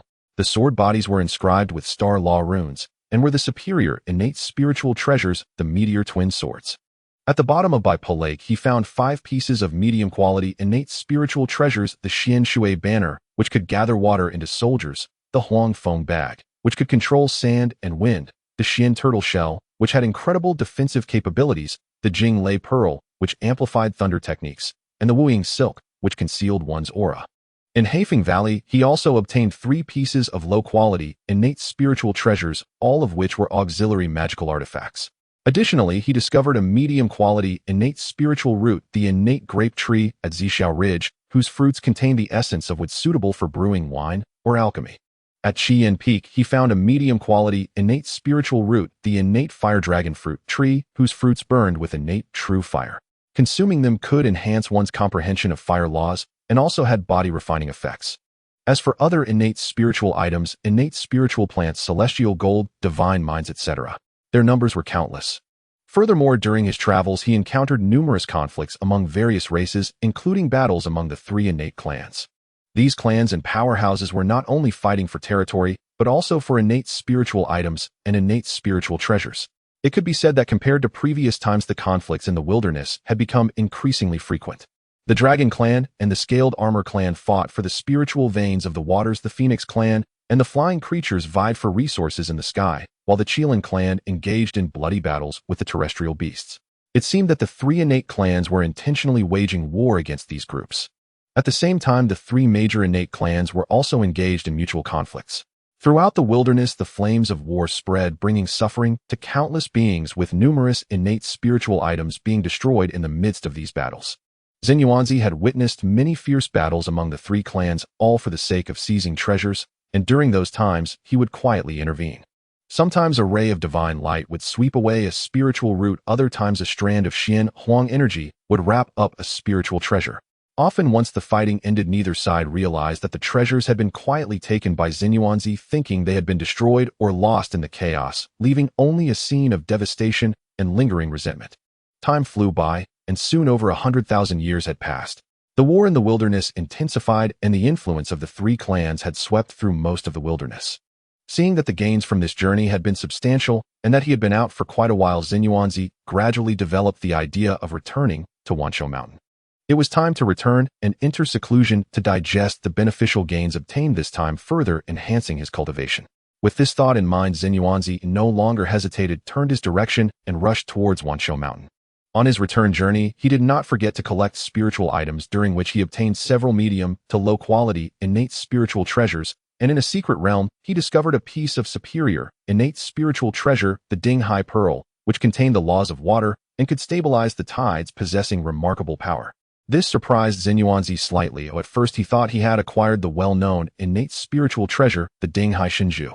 However, after a simple refinement, he found that it seemed to be otherwise. This superior innate spiritual treasure, although also named Dinghai Zhu, was an independent innate spiritual treasure, not part of the complete set known to him as Dinghai Shinju. There might not be much connection between the two. It was merely a case of similar names and effects. Thousands of years later, Zhen Yuanzi finally set foot on the territory of Wanshou Mountain once again. Upon returning to the area of Wanshou Mountain, Zhen Yuanzi's divine sense instantly enveloped the entire region, carefully investigating it. He soon discovered that at this time Wanshou Mountain was no longer the tranquil place it once was. There were many transformed beings in the mountains, including beast-shaped cultivators and plants that had attained spiritual essence. However, most of these beings were at levels below the Golden Immortal, with only a few reaching the early Golden Immortal stage. Upon sensing the terrifying pressure emanating from Zhen Yuanzi, both intentionally and unintentionally, they all prostrated on the ground, not daring to make any movements. After briefly inspecting the situation in Wanshou Mountain, Zhen Yuanzi did not take any further actions, showing no concern for these weak, transformed beings, and directly entered the cave heaven of Wuzhuangwen. Master. The two young disciples Qing Feng and Ming Yue hurriedly approached. Upon sensing his aura, their expressions respectful and joyful. Zhen Yuanzi's primordial spirit scanned the situation in the cave heaven. He soon realized that during his travels, Qing Feng and Ming Yue, the two disciples, had indeed been diligent in their cultivation, not only nearing the peak of the Golden Immortal realm, but also managing the cave and the spiritual herb garden meticulously. Have there been any abnormalities in the cave heaven over these years? Zhen Yuanzi asked.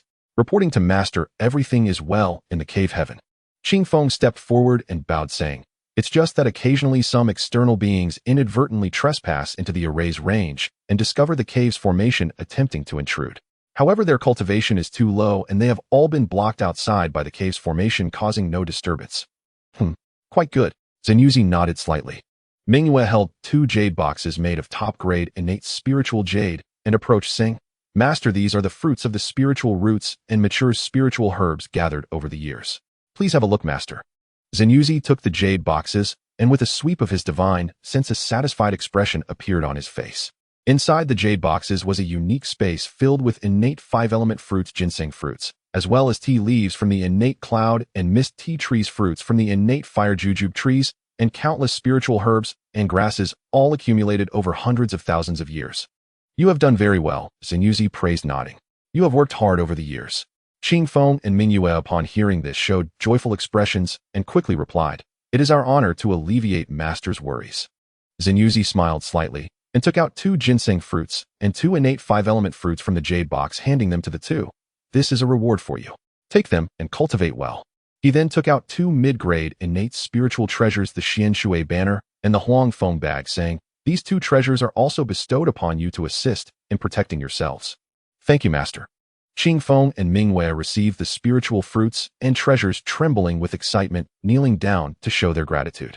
After all, these were top-grade innate spiritual fruits and innate spiritual treasures, incredibly precious throughout the Honghuang realm, even of significant value to those innate deities and demons. For 2 mere youths to receive such a generous gift from Master was naturally exhilarating for them. Zhen Yuanzi waved his hands, signaling them to rise, and then took the 2 to the spiritual herb garden.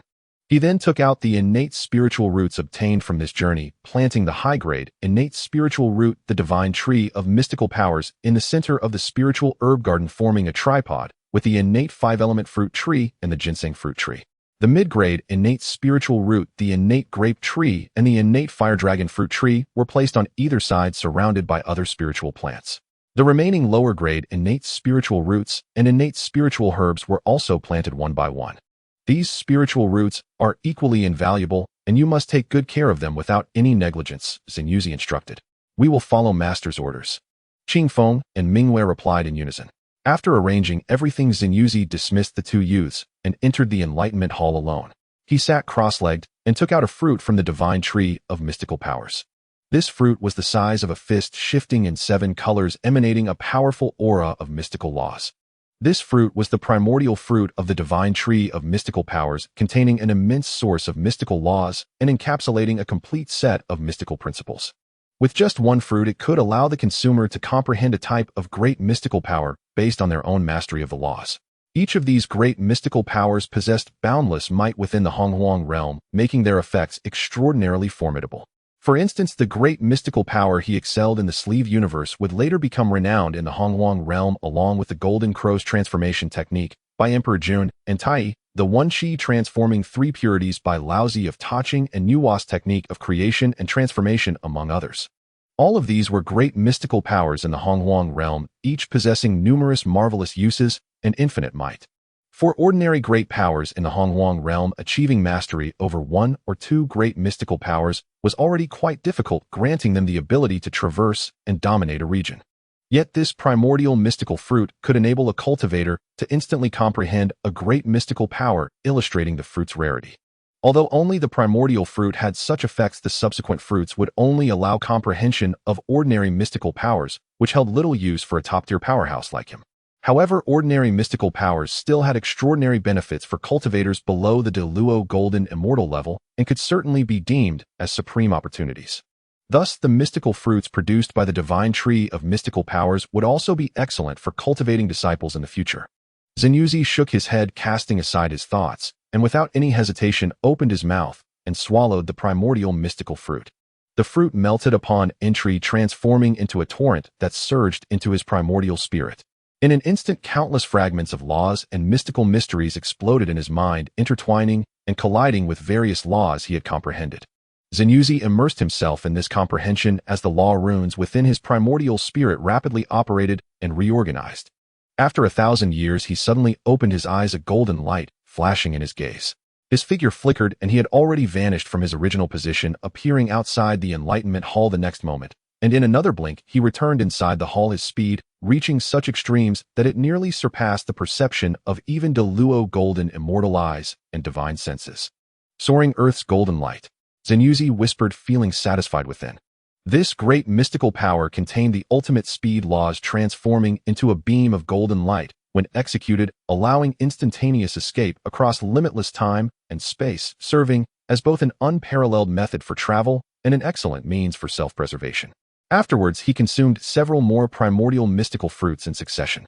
With one fruit consumed, the laws of earth, wood, water, fire, and metal flowed within his primordial spirit, ultimately coalescing into the great mystical power of 5 elements, great escape, able to traverse the heavens and conceal his whereabouts using the power of the 5 elements. With another fruit, the intertwining of yin and yang laws evolved into the great mystical power of reverse yin and yang, capable of reversing local yin and yang, confounding right and wrong, turning enemies into allies. With yet another fruit consumed, the mysteries of the laws of creation emerged, condensing into the great mystical power of creation and transformation, able to create all things and transform decay into the miraculous. After several thousand years, Zhen Yuanzi had comprehended 6 great mystical powers thanks to 6 primordial mystical fruits: soaring Earth's golden light, 5 elements, great escape, reverse yin and yang, creation and transformation. At this point, there were still 30 primordial mystical fruits remaining out of the original 36, theoretically allowing for the comprehension of 30 more great mystical powers. However, Zhen Yuanzi did not choose to continue consuming them. For Zhen Yuanzi was well aware that his cultivation realm was merely at the mid-stage of Luo Golden Immortal, and his comprehension of the laws was not yet complete.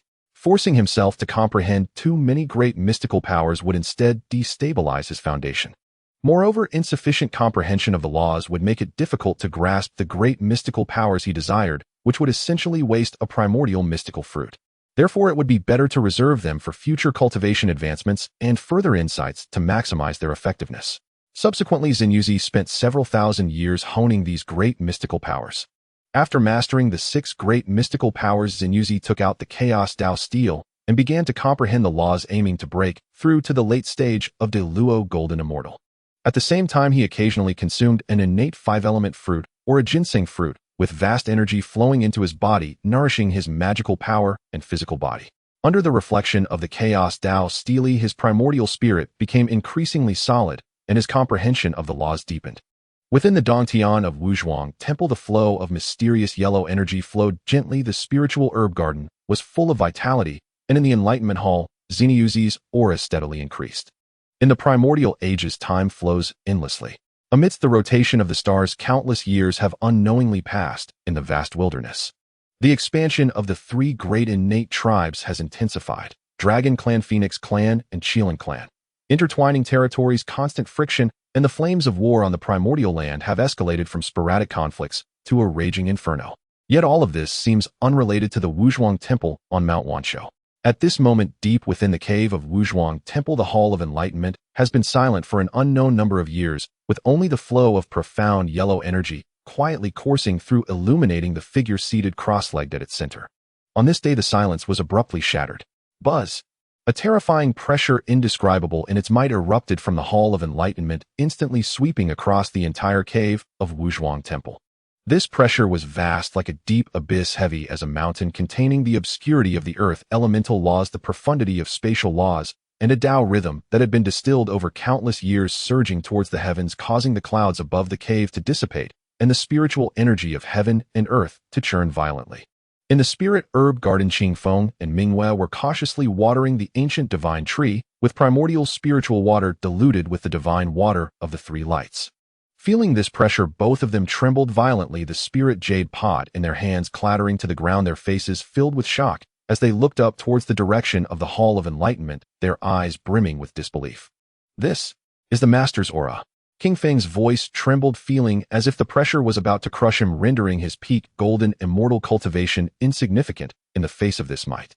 Mingyue was equally shaken, nodding repeatedly with a glint of fervor and reverence in his eyes. It must be the Master. This kind of power is more terrifying than any being we have ever encountered. Master, what realm has he broken through to? They could distinctly feel that this pressure was not deliberately released, yet it resonated throughout the entire cave, as if even the earth was trembling slightly, and the spiritual light emitted by the innate roots became increasingly brilliant, as if celebrating. Inside the Hall of Enlightenment, Zhen Yuanzi slowly opened his eyes, a flash of chaotic energy flickering in his gaze, and the surging aura around him receded like a tide, returning to a state of tranquility. He introspected his own body and felt his physical form was unmatched, every inch of muscle and bone containing the power to shatter the vast world. His primordial spirit was closely connected to the laws of heaven and earth, able to turn the world upside down with a single thought. His magical power was as deep as the ocean, surging endlessly through his meridians. His comprehension of the laws had reached the pinnacle of the Great Luo Golden Immortal realm, just a step away from touching the threshold of the primordial unity. Pinnacle of the Great Luo Golden Immortal. Body laws, primordial spirit, magical power, all are complete. A smile tugged at the corner of Zhen Yuanzi's mouth, feeling a wave of satisfaction in his heart. Just a single retreat had allowed his cultivation to leap directly from the mid-phase of the Great Luo Golden Immortal to the pinnacle, achieving the state of a perfectly realized Great Luo Golden Immortal. This leap, seemingly just two small realms, was in fact a total solidification and perfection of the Tao fruit of the Great Luo Golden Immortal, something that countless Great Luo cultivators could not achieve even after spending innumerable years. He calculated with his fingers for a moment, then was slightly taken aback before feeling relieved. I've actually been in seclusion for over 100 yuanhua. Over 100 yuanhua equates to 12,960,000 years. Such a lengthy period was enough to transform the vast seas into mulberry fields, and it allowed him to refine his cultivation to perfection, achieving a comprehensive breakthrough. Moreover, aside from the advancement in his cultivation during these hundreds of yuanhua, he had not merely been training. Instead, he sometimes comprehended the chaotic Dao Stele, gaining deeper insights into the chaotic laws, yet other times he researched alchemy, artifact crafting, and formation techniques. Thus, in addition to his breakthrough in cultivation, his understanding of Dao methods and divine powers also saw significant progress, while his skills in alchemy, artifact crafting, and formations greatly improved as well. It can be said that this retreat was a comprehensive transformation, yielding tremendous rewards. However, the length of this retreat exceeded Zhen Yuanzi's expectations. Just as Zhen Yuanzi was preparing to end his retreat and go out to familiarize himself with the current situation in the primordial world, a long-lost system notification suddenly echoed in his mind. Ding! Congratulations to the host for traversing the primordial world and reaping abundant rewards, breaking through to the pinnacle of the Great Luo Golden Immortal, achieving a complete Dao fruit triggering system rewards. Reward 1, innate supreme treasure, world-breaking spear. Reward 2, Primordial Unity Golden Immortal Pinnacle Strength Experience Card, 15 minutes. Reward 3, Supreme Innate Spiritual Treasure, 10,000 Laws Glazed Lamp. Reward 4, 300 Pieces of Supreme Enlightenment Tea Leaves. A series of system notifications brought a deep surprise to Zhen Yuanzi's eyes. He never expected that after such a long time he would suddenly trigger the system rewards again, and each of these rewards was extraordinary and highly valuable. The innate supreme treasure, world-breaking spear contains the essence of the laws of chaotic destruction and the essence of the laws of spatial tearing specifically designed to break defenses and tear apart realms, a weapon of massacre. Once the spear is unleashed, all things will be annihilated, utterly indestructible.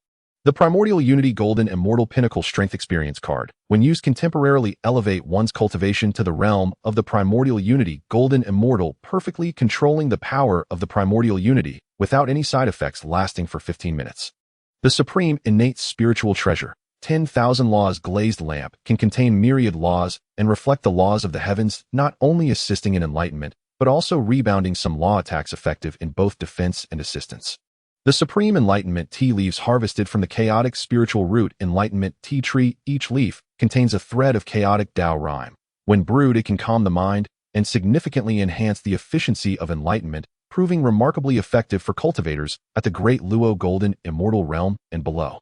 The system rewards are unexpectedly generous. He felt a shift in his heart, and with a thought, the three treasures appeared in his hands. Following that, the experience card and 300 pieces of Supreme Enlightenment Tea Leaves turned into a stream of light being stored within the treasure space of the Chaos Open Heaven Tower. Only one Supreme Treasure and one Supreme Innate Spiritual Treasure remain. The world-breaking spear is entirely black, with the spear body carved with distorted destruction runes and spatial fissures emanating a chilling aura of slaughter.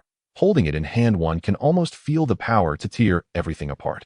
The 10,000 Laws Glazed Lamp is crystal clear, seemingly crafted from glass, with tiny starlights swirling within, reflecting countless illusory laws, exuding a gentle yet resilient aura. "What a fine treasure!" Zhen Yuanzi exclaimed. The world-breaking spear compensates for his lack of a weapon for massacre, while the 10,000 Laws Glazed Lamp serves as a powerful aid for enlightenment and defense. Moreover, the Primordial Unity Golden Immortal Experience card is a crucial life-saving card at critical moments. As for the Supreme Enlightenment Tea Leaves, they are unlike the high-grade, innate spiritual root Enlightenment Tea Tree he is familiar with, but rather originate from the level of the chaotic spiritual root Enlightenment Tea Tree, with even more astonishing effects, greatly benefiting his future attempts to break through to the Primordial Unity realm. Zhen Yuanzi did not delay and immediately began to refine the two newly acquired treasures.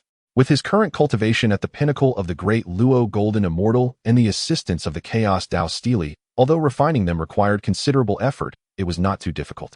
After 10,000 years, the Boundary Break Spear and the All Laws Glazed Lamp had partially refined their prohibitions, allowing him to unleash their power. Zhen Yuanzi held the Boundary Break Spear, giving it a slight shake as the spear tip instantly flashed with a pitch-black light, silently creating a minuscule fissure in the void ahead, exuding a chaotic aura. He nodded in satisfaction, stowing the spear away and suspending the All Laws Glazed Lamp above his head.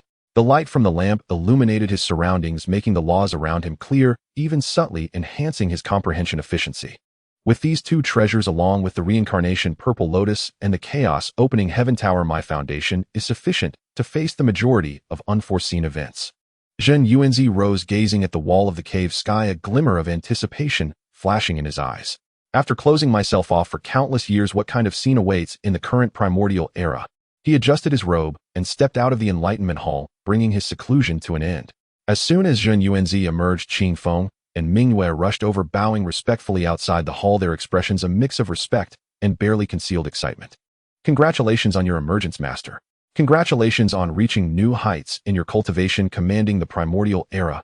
The two spoke in unison, their voices filled with awe and joy. In response to the flattery from the two boys, Zhen Yuanzi nodded slightly, a faint smile appearing on his face. At that moment, Qing Feng hurried forward, presenting a jade box crafted from innate spiritual jade containing various spiritual fruits. The plump and round ginseng fruit radiated a yellowish glow. The five-colored, innate five-element fruit contained the essence of the five elements. The colorful divine ability fruit exuded a law-like aura, along with the purple innate grapes and the fiery red innate fire dragon fruit.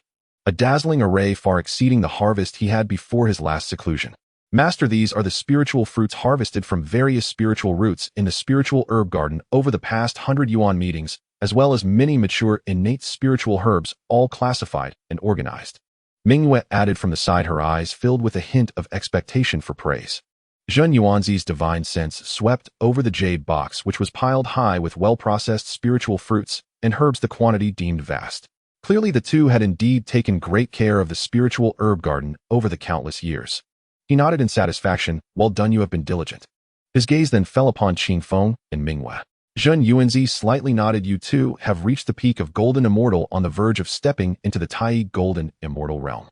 It seems you have not been slack in your cultivation these years.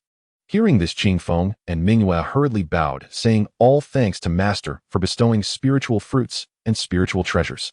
If it weren't for Master frequently granting innate spiritual fruits and providing innate spiritual treasures to aid our cultivation, we would not have achieved our current level.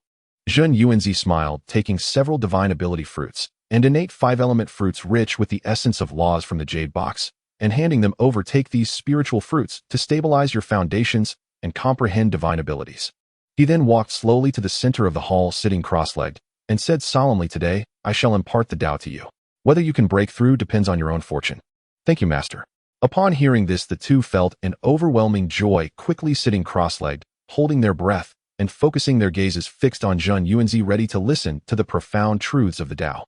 Zhen Yuanzi began to speak slowly, his voice not loud, yet it seemed to contain the utmost principles of heaven and earth echoing in the hall. The Tao is the principle of all things. Its greatness has no external limits, its smallness has no internal bounds, it is invisible to the eye, unheard by the ear, and cannot be grasped. Instantly the hall was filled with endless sounds of the Tao. Zhen Yuanzi spoke of the primordial chaos, discussing the evolution of the Tao and the birth and extinction of laws, sometimes expounding on the weightiness of earth, sometimes interpreting the mysteries of space, sometimes enlightening the true meaning of reincarnation. As he spoke, countless law symbols floated from his body, transforming into scenes of dragons and phoenixes and Qilins treading the clouds, then evolving into landscapes, rivers, and celestial bodies. The profound rhythm of the Tao spread out. Even the patterns on the pillars of the hall seemed to come alive, shimmering with spiritual light. Qing Feng and Mingyue listened as if entranced, feeling countless confusions clear up, their primordial spirits rapidly circulating under the nourishment of the Tao rhythm. They seized the opportunity to consume the spiritual fruits given by Zhen Yuanzi, the immense energy contained within the fruits exploding instantly, resonating with the laws invoked by the teachings. Boom. First, Qing Feng felt a flash of golden light within his body, the pressure of a Tai Golden Immortal erupting explosively as the law symbols surrounding him solidified, successfully breaking through his realm. After a moment, Mingyue also burst forth with divine light, the aura of a Tai Golden Immortal soaring to the heavens, complementing Qing Feng. Their breakthroughs did not interrupt Zhen Yuanzi's teachings. They remained immersed in the profundities of the Tao, continuously solidifying their newly acquired realms. Zhen Yuanzi's discourse continued unabated, covering fundamental laws and the mysteries of divine abilities, sharing insights from cultivation experiences to the refinement of the mind, flowing like gentle spring rain, nourishing the two's primordial spirits. 1,000 years passed quietly amidst the teachings. When Zhen Yuanzi's voice fell and the last wisp of law symbols dissipated, Qing Feng and Mingyue slowly awakened from their state of enlightenment, their eyes shining with divine light, their auras completely stabilized at the early stage of Tai Golden Immortal, with a foundation more solid than ordinary cultivators of the same level and a deeper understanding of the laws. Thank you for imparting the Tao, Master. The two bowed again, their expressions even more respectful than before. This millennium of teachings not only allowed them to break through their realms, but also gave them a completely new understanding of the Tao. This gratitude was akin to being reborn. You may close yourselves off to solidify your foundations. Zhen Yuanzi waved his hand, signaling them to retreat. We shall obey Master's orders. After the two left, Zhen Yuanzi looked up at the sky beyond the cave, his brows slightly raised. He had just imparted teachings. Although the scope was limited to the hall, it should have triggered a resonance of laws. He had expected some heavenly merit to descend, but now it seemed there was none. It appears that merely teaching two boys has too little impact to provoke a heavenly response. Zhen Yuanzi felt a slight regret, then quickly eased, well, if I have the opportunity in the future to teach the beings of the primordial era, I shall surely reap some merit. Although the merit of the heavenly Tao is not as precious as that of the Tao itself, it possesses limitless uses capable of stabilizing the Tao heart, suppressing fortune, and protecting oneself, also beneficial for future attempts to break into the primordial realm. It is indeed worth planning for. He stood walking outside the hall, gazing at the vibrant scenes within the Five Zhuang Temple cave, sensing the faint aura of battle coming from outside, a glimmer of understanding flashing in his eyes.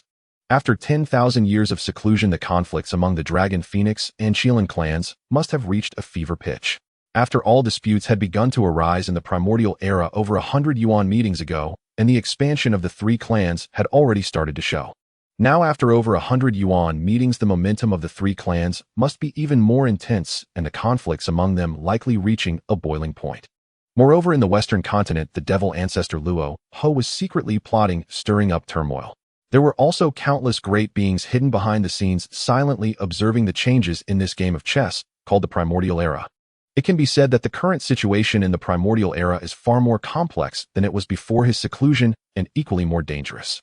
Although he has broken through to the pinnacle of the Great Luo, he has yet to touch the threshold of the primordial chaos. At this moment entering the world, even with a supreme treasure for protection, one must still exercise caution. Zhen Yuanzi murmured, his gaze profound. In the next moment, he decided to remain in seclusion for a while longer, further honing his strength. Now having reached a bottleneck, he had just recently made a breakthrough. To advance to the Great Luo Golden Immortal, he would likely need a considerable amount of time and a suitable opportunity. Thus, to continue enhancing his strength, his path to improvement must rely on treasures and divine powers. Returning to the Enlightenment Hall, Zhen Yuanzi took out the Chaos Heaven Opening Tower, the 24th Grade Reincarnation Purple Lotus, the Breaking Boundary War Spear, and the 10,000 Methods Glazed Lamp, among other supreme treasures, and began to focus on refining them. Time flew by, and in the blink of an eye, tens of thousands of years had passed. With his current pinnacle of the Great Luo Golden Immortal cultivation, supplemented by the power of the Chaos Dao Tablets deduction, the speed of refining the treasure's restrictions accelerated immensely. He had already refined more than 30 of the 14 restrictions of the Chaos Heaven Opening Tower, and the pressure emanating from the tower grew increasingly terrifying. The other treasures were no exception. As more restrictions were refined, their power became even more formidable. The reincarnation laws of the Reincarnation Purple Lotus were further analyzed by him. The destruction and spatial laws of the Breaking Boundary War Spear became increasingly harmonious, able to tear apart the void with a mere movement of the spear tip. The 10,000 Methods Glazed Lamp illuminated a broader range of laws, and the power to rebound attacks also increased. Meanwhile, in addition to refining treasures, he took out the initial fruits of the divine power's ancient tree once again. Moreover, compared to before, he was much more meticulous this time when consuming the initial divine power's fruits. For each fruit, he spent 10,000 years in tranquil contemplation, thoroughly merging the divine power laws with his own Dao foundation. Meanwhile, during Zhen Yuanzi's period of closed-door cultivation, the primordial world had undergone earth-shattering changes. On the shores of the East Sea, above the vast expanse of blue waves, a colossal dragon stretching billions of miles lay across the heavens and the earth. Its scales were forged from ice as vast as the ocean, reflecting dazzling divine light. With a wave of its claws, it could stir up towering tsunamis, and a breath could freeze a million-mile sea. This was none other than the Dragon Clan's leader, Zulong. Below him, billions of dragons and scaled beings gathered, including flood dragons, black tortoises, and yakshas. Densely packed, covering the east sea, exuding an overwhelming aura. Zulong let out a roar that reverberated through the universe, the sound wave transforming into tangible sonic waves that swept across the four seas. I am Zulong, transformed from the essence of water.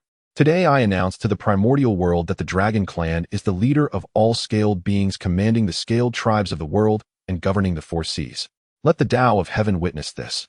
As his voice fell, the skies above the 9 heavens changed color, thunder rumbled, and boundless golden light converged into immense clouds of merit, pouring down golden brilliance upon Zulong and the billions of dragons. Zulong's aura surged explosively, and the luck of the Dragon Clan suddenly soared, transforming into a golden dragon phantom that circled above the East Sea. Our emperor is invincible.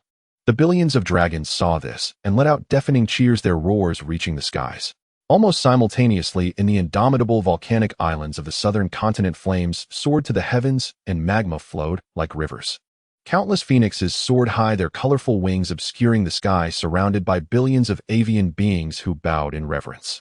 The leader of the Phoenix clan, Yuan Feng, soared atop the volcano, her body covered in colorful phoenix feathers, each feather burning with the southern Ming fire, exuding a power capable of scorching the heavens and boiling the seas.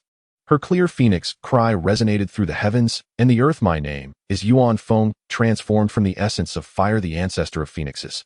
Today I announce to the primordial world that the Avian clan should regard the Phoenix clan as the supreme. Let the Tao of Heaven witness this. As the Tao of Heaven felt this, it likewise descended endless clouds of merit. Yuan Feng's flames grew increasingly intense, and the luck of the Phoenix clan surged, transforming into a 7-colored phoenix phantom that protected the southern lands. The Phoenix mistress is immortal. The Phoenix clan shall shine forever. The billions of avian beings chirped together, their voices shaking the four corners. Meanwhile, deep within the unworldly mountain range at the Qilan Cliff, the dragon energy of the earth converged, surrounded by auspicious clouds. Billions of Qilans and terrestrial beings prostrated on the ground, bowing to the extraordinary Qilan in the center. This Qilan was entirely golden, with a magnificent horn and hooves that trod upon the clouds. It was the leader of the Qilan clan, Shi Qilan. Shi Qilan raised its head and made its voice containing the heavy power of the earth. I am Shi Qilan, transformed from the essence of the earth, the ancestor of Qilans. Today I announce to the primordial world that the Qilan clan is the supreme of terrestrial beasts, commanding the terrestrial creatures of the primordial world. Let the Tao of heaven witness this. Once again the clouds of merit gathered above the heavens, golden light showering down, and Shi Qilan's aura became increasingly solid, the luck of the Qilan clan transforming into a golden-armored Qilan phantom that suppressed the earth. The Qilan Saint Master. All beasts come to pay homage. Billions of terrestrial beasts roared, shaking the mountains. With the oaths established by the leaders of the three clans, the Dragon Phoenix and Qilan clans officially became the recognized leaders of scaled beings, avians, and terrestrial creatures by the Tao of Heaven.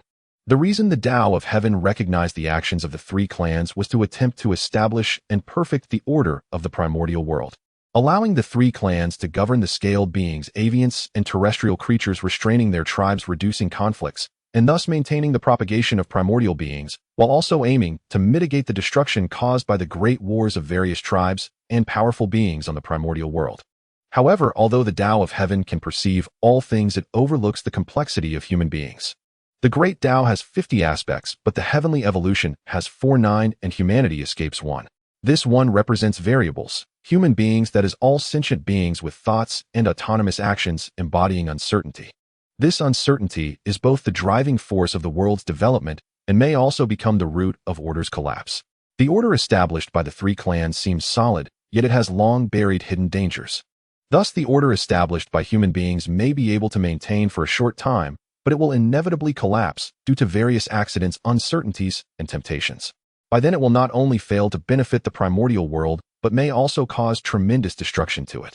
Thus, the Tao of Heaven gradually developed a tendency to restrain human beings. Over 100,000 years passed quietly. Zhen Yuanzi consumed 13 initial divine powers fruits in succession and comprehended 13 types of divine powers, seeing through barriers, able to penetrate the barriers of time and space, glimpsing scenes beyond endless time and space, discerning the reality of formations and restrictions. Returning wind and fire, able to manipulate the winds and fires of heaven and earth, reversing their forces, returning their methods back to them. 7 arrows at the nail, had an unparalleled cursed divine power, using the primordial spirit as a guide, setting up a ritual altar to harm others across space, mysterious and unpredictable. The 6 harmonies Wonder Gate, evolving the changes of the universe, able to set up a Wonder Gate formation, concealing one's form, reversing positions, trapping and killing strong enemies. Flying body and trace, able to merge into all things in heaven and earth, existing alongside the Tao, making ordinary detection utterly impossible to find its traw. Looking across the entire primordial world, there are likely very few who can master such an array of great divine powers to stand alongside him. On this day, Zhen Yuanzi concluded his cultivation and rose to his feet. The fluctuations of the laws around him were perfectly harmonious, and his aura was even more unfathomable than it had been over 100,000 years ago. He summoned Qingfeng and Mingwei. The two youths had long since stabilized at the Tai Golden Immortal realm, their auras condensed and steady. Upon seeing Zhen Yuanzi, they quickly bowed and said, "Greetings, Master. I shall embark on a journey. You two must continue to guard the mountain gate, diligently protect the spirit herb garden and the cave heaven formation, and never slacken your efforts." Zhen Yuanzi instructed, his tone calm, yet carrying an unquestionable authority. "We shall obey your decree." Qingfeng and Mingwei replied in unison. Zhen Yuanzi nodded, said no more, and with a flicker of his form, he exited the Wuzhuangguan cave heaven, transforming into a streak of Xianhuang light that vanished beyond the horizon. Leaving Mount Wanshou, Zhen Yuanzi sensed the aura of the three tribes' destiny and the flames of war permeating heaven and earth. A glimmer of understanding flashed in his eyes. The Dragon Han Cataclysm is likely not far off. He murmured softly, quickening his pace as he prepared to journey through the primordial world once more. He wanted to witness with his own eyes how this calamity destined to engulf the entire primordial world would begin to unfold. Leaving Mount Wanshou, Zhen Yuanzi did not continue his travels eastward. Instead, he changed direction and headed toward the western reaches of the primordial world. The Dragon Han Cataclysm had gradually begun, and the signs of a great tribulation once again loomed over heaven and earth. Moreover, in this Dragon Han Cataclysm, the Western demon ancestor Luo, a top-tier primordial innate deity, was also scheming in the shadows, plotting against the three primordial clans. At the same time, after the Dragon Han Cataclysm, the conflict between the Dao and the demon would erupt. In the end, demon ancestor Luo would emulate the beast emperor Shen Ni and detonate the Western Earth veins. When that time came, aside from the Western ancestral vein of Mount Sumeru, the entire West would be reduced to a desolate wasteland. Spiritual energy depleted, treasures vanished, and billions of living beings reduced to ashes. And for this reason, ancestor Hong Jun would be forced to incur an immeasurable karmic debt to the West.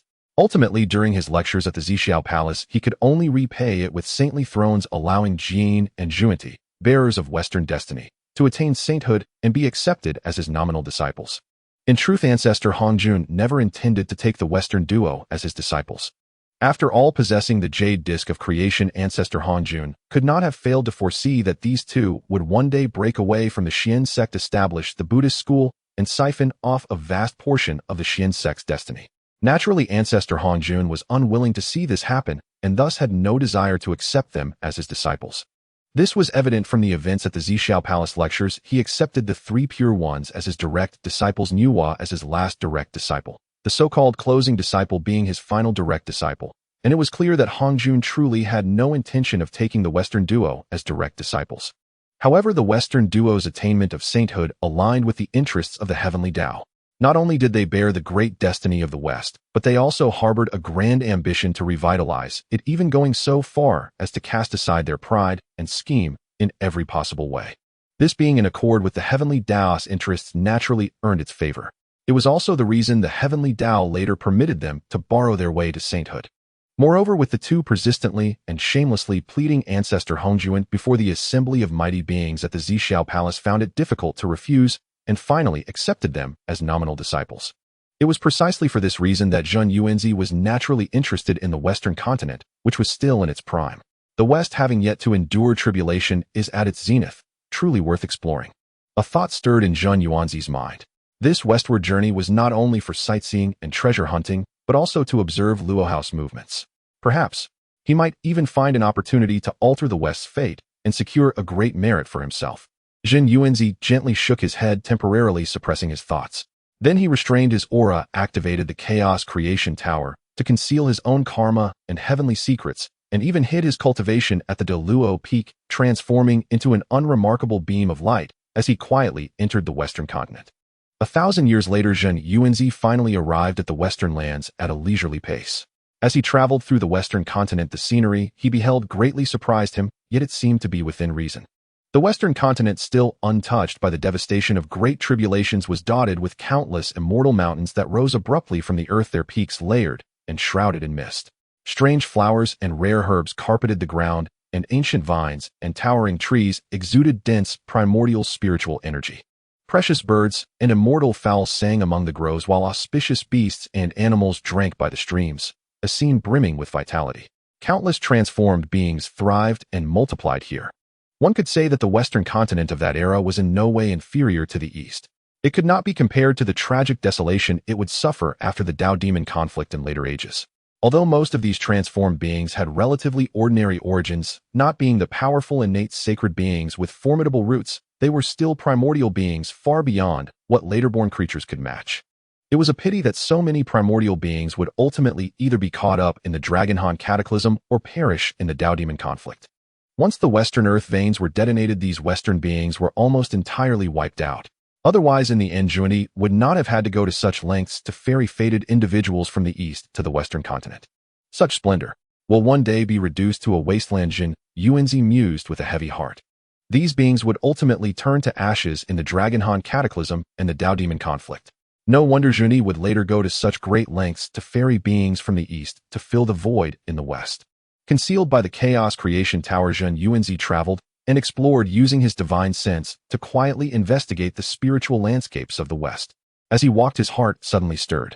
He seemed to perceive a strange fluctuation, one that carried a dense aura of the earth element's origin. Following the sensation, Zhen Yuanzi arrived at an immortal mountain called Luochen Mountain. The mountain was composed entirely of purple sandstone, its surface covered in a fine, earthy yellow halo. a clear sign of a place rich in earth element laws. Deep within the mountain, faint fluctuations of a formation could be detected. Zhen Yuanzi circled the mountain and found that the formation was based on earth element laws manifesting as an image of an earth net with extremely strong concealment properties. He activated the earth book, analyzed the flow of the earth veins, and quickly located the formation's hub. Flicking a divine light from his fingertip, he lightly touched the hub, and the formation's light screen rippled like water, revealing a spatial passage. Crossing through the passage, he entered a vast primordial secret realm. At the center of the secret realm stood a pitch-black stone pillar, its surface engraved with law runes such as weight and suppression, exuding a heavy aura that could suppress mountains and stabilize earth veins. A high-grade innate spirit treasure, the mountain-suppressing pillar. Zhen Yuanzi's eyes lit up. This treasure contained pure earth element laws and could not only suppress mountain ranges and earth veins, but also transform into a towering pillar that when smashed down carried immense gravity, offering both offense and defense, perfectly complementing his own laws. He reached out and grasped it. The mountain-suppressing pillar shrank to the size of an arm bracelet and fell into his palm, its aura resonating faintly with the earth book. After claiming the treasure, Zhen Yuanzi thoroughly scoured the secret realm before finally choosing to depart. Having left the falling dust mountain, Zhen Yuanzi traveled to the burning sound valley. Within this valley, strange sound waves echo year-round, disturbing the primordial spirit upon entering the ears. Even for a Great Luo Golden Immortal, it has a certain impact, making it a natural sound-killing secret realm. Instead of resisting forcefully, Zhen Yuanzi skillfully used the myriad laws reflected by the glass lamp to easily break through the sound wave interference, discovering a soul-devouring flower at the heart of the valley. This flower is a peculiar spiritual root bearing a purplish-black fruit that contains sound-killing laws. After being picked, it evolved into a mid-grade congenital spiritual treasure, the soul-devouring magic sound flute. Zhen Yuanzi stored the spiritual treasure in his tower, then thoroughly searched this secret realm before leaving. In the following thousands of years, he came across a mid-grade congenital spiritual treasure, the pure water glass bottle, at the Ganlu Springs secret realm. This bottle can gather the spiritual springs of heaven and earth, and the pure water it sprays can purify demonic energy and nourish spiritual roots, making it a powerful weapon against the demonic path, while also suitable for cultivating spiritual roots. After acquiring this spiritual treasure in the last 10,000 years, he discovered a mid-grade congenital spiritual root, the Azure Spirit Vine, on the Chuaying Peak. The leaves of this vine are like jade, its tendrils incredibly flexible, containing the life principle of wood. Its sap can be refined into healing elixirs, and the vine itself is excellent material for crafting defensive treasures. Zhen Yuanzi carefully transplanted it into the spiritual planting space of the Chaos Opening Tower, intending to further transplant it into the Wuzhuang Temple's cave heaven for cultivation. One could say that throughout his travels, Zhen Yuanzi's years have been quite fruitful. It can be said that the prosperity of the Western continent today is not in the slightest inferior to that of the Eastern continent. And it is precisely because he witnessed the prosperity of the Western continent that Zhen Yuanzi increasingly felt that Luo House act of detonating the Earth's veins was a tremendous waste. The Earth Book is an extraordinary treasure of the Earth capable of controlling the Earth veins of the wild mountains and rivers. If Luo Ho indeed laid hidden traps within the Earth veins to probe, I might be able to detect them in advance and strategically prepare some countermeasures. Looking at the Earth Book appearing in his hand, Zhen Yuanzi's thoughts became clearer. If I can protect the Western Earth veins, even if only partially, it can save countless lives and improve the environment of the West, and even the entire wild world. This will undoubtedly be a boundless merit. Only such a great demon as Luo Ho must be cunning as a fox. This matter requires careful deliberation.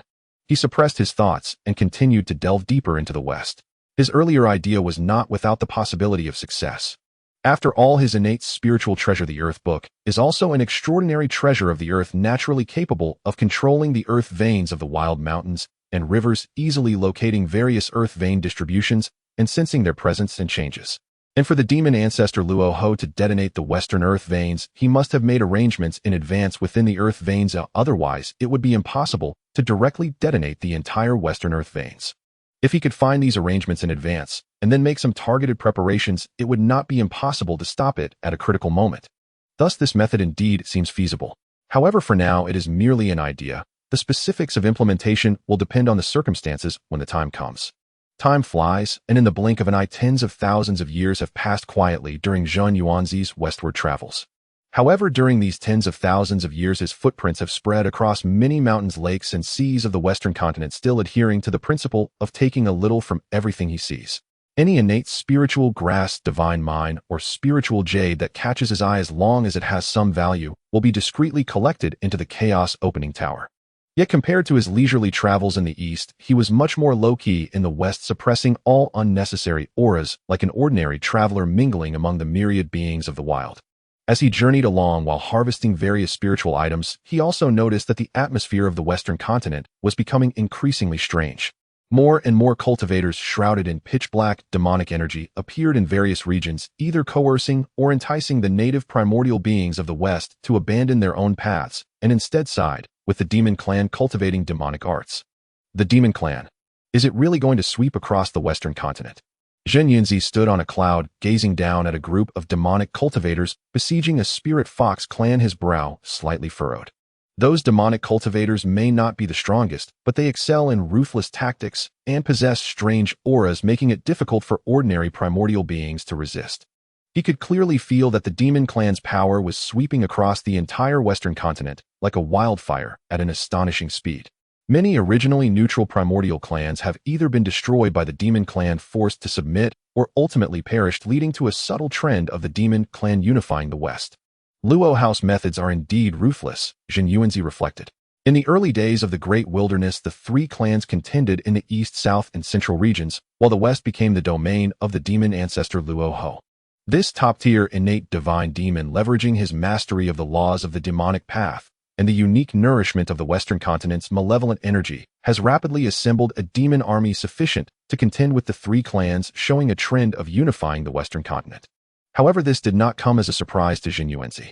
Now in the West, the demon ancestor Luo Ho is the great fortune holder, occupying the entire fortune of the West.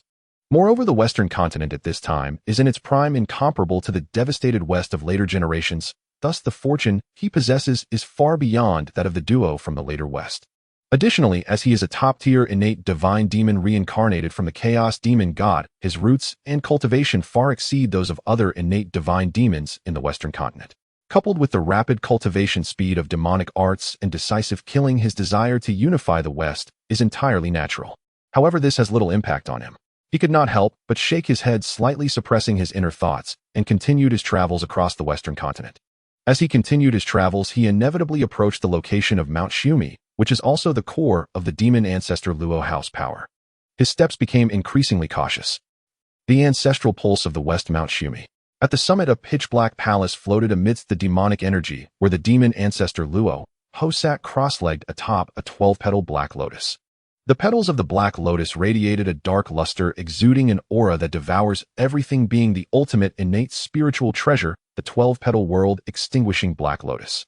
Before him, a massive formation diagram hovered, covered in fierce demonic patterns and killing runes, with an endless aura of ferocity spilling forth, seemingly capable of freezing the surrounding space and time, representing the extermination of a mortal's formation diagram.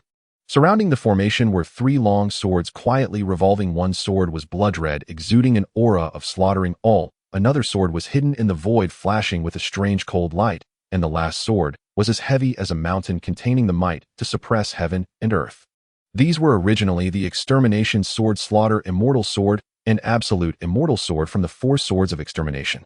Besides these three swords, the last one, the Trapping Immortal Sword, was still missing. Luo House's eyes were tightly closed, his primordial spirit closely linked with the extermination formation diagram, using the causal connections between the formation and the three swords to deduce the whereabouts of the last sword. Countless pieces of information flowed through his mind, and the infinite information of billions of time and space was parsed one by one. Kekekek. Found you, Trapping Immortal Sword. Suddenly Luo Ho abruptly opened his eyes, a scarlet demonic light flashing within his face, revealing an expression of ecstasy. He could clearly sense that in the extreme west of the Western continent, a sharp killing aura originating from the extermination formation diagram and the three immortal swords was breaking through layers of spatial barriers, resonating with him. Trapping Immortal Sword. My extermination sword formation is finally about to be complete. Luo Ho laughed loudly, his laughter filled with boundless dominance and madness, shaking the entire Mount Shumi, with billions of demonic energies surging like waves rushing toward the nine heavens. As his laughter resounded, his figure transformed into a black rainbow, carrying the extermination formation diagram and the three immortal swords shooting out of Mount Shumi, racing toward the extreme west. Wherever he passed, the void shattered demonic energy surged like tides, and the terrifying pressure caused the beings along the way to tremble, not daring to raise their heads. At this moment, Zhen Yuanzi was traveling in a region known as the Misty Forest. This forest is shrouded in eternal mist containing the laws of space, making it easy for ordinary cultivators to get lost within, and a single mistake could even draw them into a spatial storm. At this moment, Zhen Yuanzi was sensing the earth vein with the help of the earth book, searching for hidden spiritual objects, when suddenly an overwhelming demonic presence descended from the sky. The terror of that pressure far exceeded any creature he had ever encountered, as if it contained the power to annihilate heaven and earth. Wherever it passed, the laws of space in the misty forest collapsed, and countless beings let out desperate wails. This aura is from Luo Ho. Zhen Yuanzi's heart jolted, instantly recognizing the unique aura belonging to the demon ancestor. He dared not hesitate for a moment, instantaneously activating the Chaos Creation Tower, completely concealing his own aura causality and heavenly secrets, transforming himself into an almost imperceptible streak of light hidden within the fissures of the void beyond endless time and space. A black rainbow tore through the sky, hovering above the misty forest. Zhen Yuanzi looked up and could only see a blurry figure in a black robe surrounded by a formation diagram of the slaying immortals and 3 celestial swords. Just from watching from a distance, he felt a piercing pain in his primordial spirit, as if it were about to be torn apart by that endless murderous aura. Such terrifying might. Is this the power of a top-tier innate divine demon? Zhen Yuanzi was shaken within. He was now at the peak of the Great Luo Golden Immortal realm, wielding multiple supreme treasures, believing himself to be rarely matched among peers, even capable of challenging the Han Yuan Danao. Yet before the pressure of Luo Ho, he clearly felt the terror of such top-tier innate divine demons, making him acutely aware of the gap between himself and these supreme beings that had existed since the dawn of creation. If it weren't for the Chaos Creation Tower, I would have likely been discovered long ago, Zhen Yuanzi silently rejoiced. He understood very well that with his current strength, if he were to confront Luo Ho Heeden, unless he used that Han Yuan Golden Immortal experience card, he would have no choice but to escape using the Chaos Creation Tower, as he lacked the power to resist. After all, the demon ancestor Luo Ho was not only a top-tier innate divine demon reincarnated from the Chaos Demon God, but also possessed extraordinary talent and fortune. Furthermore, he had been born and cultivated for countless ages, hoarding an uncountable number of treasures, with a cultivation realm that far surpassed his own. Even though he had an external aid, his cultivation still relied on his own efforts. However, the time he had existed was far too short compared to these top-tier innate divine demons. Thus, even with the external aid, he would still need some time to reach the level of these supreme beings. Before that, he naturally did not wish to confront such top-tier beings directly, let alone explode into conflict. Just as Zhen Yuanzi's thoughts were churning, that figure in the black robe, having crossed endless time and space in an instant, seemed to sense something, suddenly turning its head, its gaze like lightning sweeping towards the direction of Zhen Yuanzi in the misty forest. Moi. A sound of puzzled murmuring echoed, carrying an inquiring tone.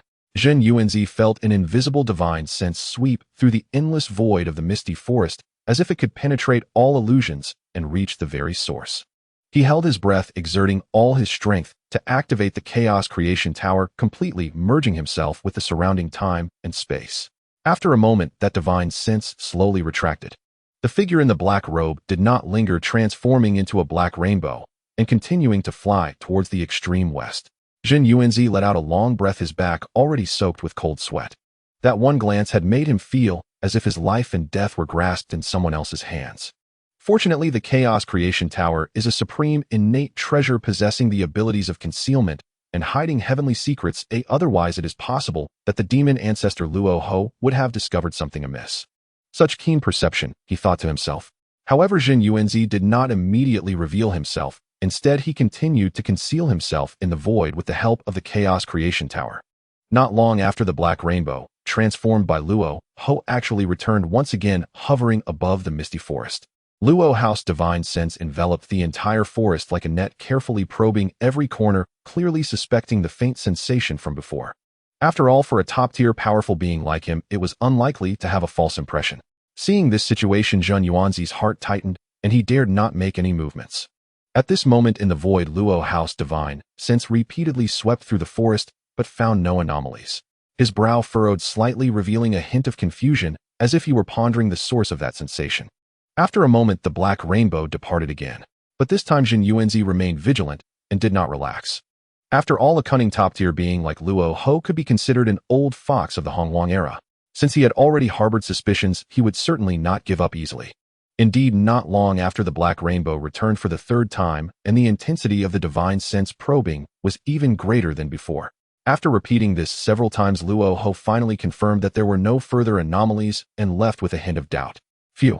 Only then did Zhen Yuanzi dare to breathe deeply and thought, as expected of the demon ancestor, truly cautious to a terrifying degree. This incident also made Zhen Yuanzi more clearly aware that top-tier powerful beings like the demon ancestor Luo Ho, while possessing immense strength, were also incredibly cautious and cunning.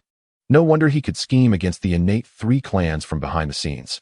Even after Luo Ho left, Zhen Yuanzi did not immediately reveal himself. Instead, he continued to conceal his form, using the power of the Chaos Creation Tower to silently depart from the misty forest, rushing towards the opposite direction of the extreme west, away from this place of chaos. In the extreme west, there was a place known as the Wan Yuan Cave.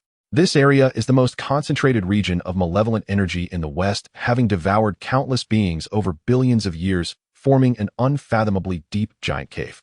Around the cave, the space twisted and the malevolent energy solidified into substance, transforming into various hideous phantoms that emitted piercing howls.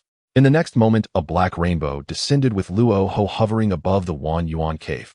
The formation diagram of the slaying immortals in his hand suddenly erupted with brilliant black light, resonating with an aura deep within the Wan Mo Cave. Kik, come forth. Xian Trap Sword. Luo Ho shouted in a low voice, and the formation diagram transformed into a beam of black light shooting into the depths of the Wan Mo Cave. Buzz! A sound of a sword ringing echoed through the heavens and earth as if it came from the depths of the Nine Nether. Soon after, a long sword entirely black and engraved with trap runes along its blade flew out from the depths of the Wan Mo Cave, carrying endless malevolent energy and sharpness, landing in Luo Ho's hand. This sword was the final celestial sword of the slaying immortals formation, the Xian Trap Sword.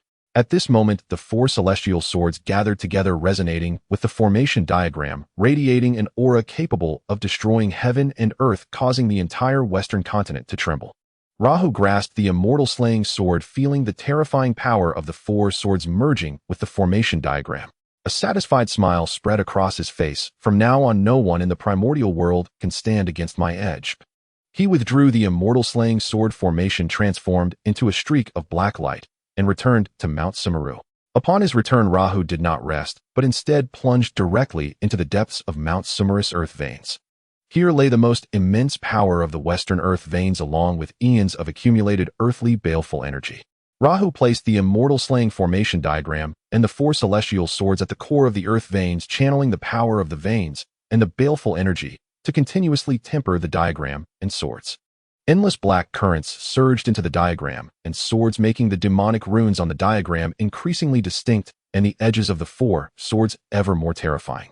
The entire earth vein system of Mount Sumeru shook violently. A fearsome aura of slaughter seeped from the depths, thickening the demonic energy around the mountain and forming an impenetrable barrier of darkness. Rahu sat cross-legged above the formation diagram, eyes closed, a cold smirk on his lips. Once the immortal slaying sword formation was fully tempered, he would set out to conquer the primordial world. Time passed swiftly, stars shifted, and seasons turned, and in the blink of an eye, over 100,000 years had gone by. Ever since encountering demon ancestor Rahu in the misty forest and feeling his fearsome might, Zhen Yuanzi grew even more cautious. He suppressed his aura, disguised himself as a wandering cultivator, and continued traversing the western continent. During these years of travel and treasure hunting, he had witnessed firsthand the terrifying speed of the demon race's expansion. Compared to when he first began wandering the western continent, the demon cultivators had now gathered into vast surging tides. Wherever they passed, countless primordial beings and clans either submitted, were forced to join the demon race, or faced annihilation. In just over 100,000 years, the demon race's influence had swept across most of the West, and they were on the verge of unifying the entire western continent.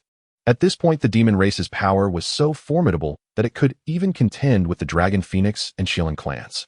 Rahu's methods are truly extraordinary. With only his demon generals, and sometimes without even acting personally, he has carved out such a foundation in the West. Zhen Yuanzi stood atop a mountain peak, gazing at the demon clouds swirling in the distant sky, and mused to himself. Within those demon clouds, demonic energy churned, and countless demonic shadows could be faintly seen roaring. The pressure they emitted was enough to deter even Three Golden Immortals and some Dao Golden Immortals. Over the past 100,000 years, because he had concealed his aura and cultivation level, he had encountered harassment from the demon race several times. Once while crossing a desolate plain, he was stopped by a squad of 100 demon cultivators. Their leader was a demon general at the late Tai Golden Immortal stage, clad in black armor and wielding a blood-red spear. He spoke arrogantly. "This is the territory of the demon ancestor. All beings in the West must convert to the demonic path.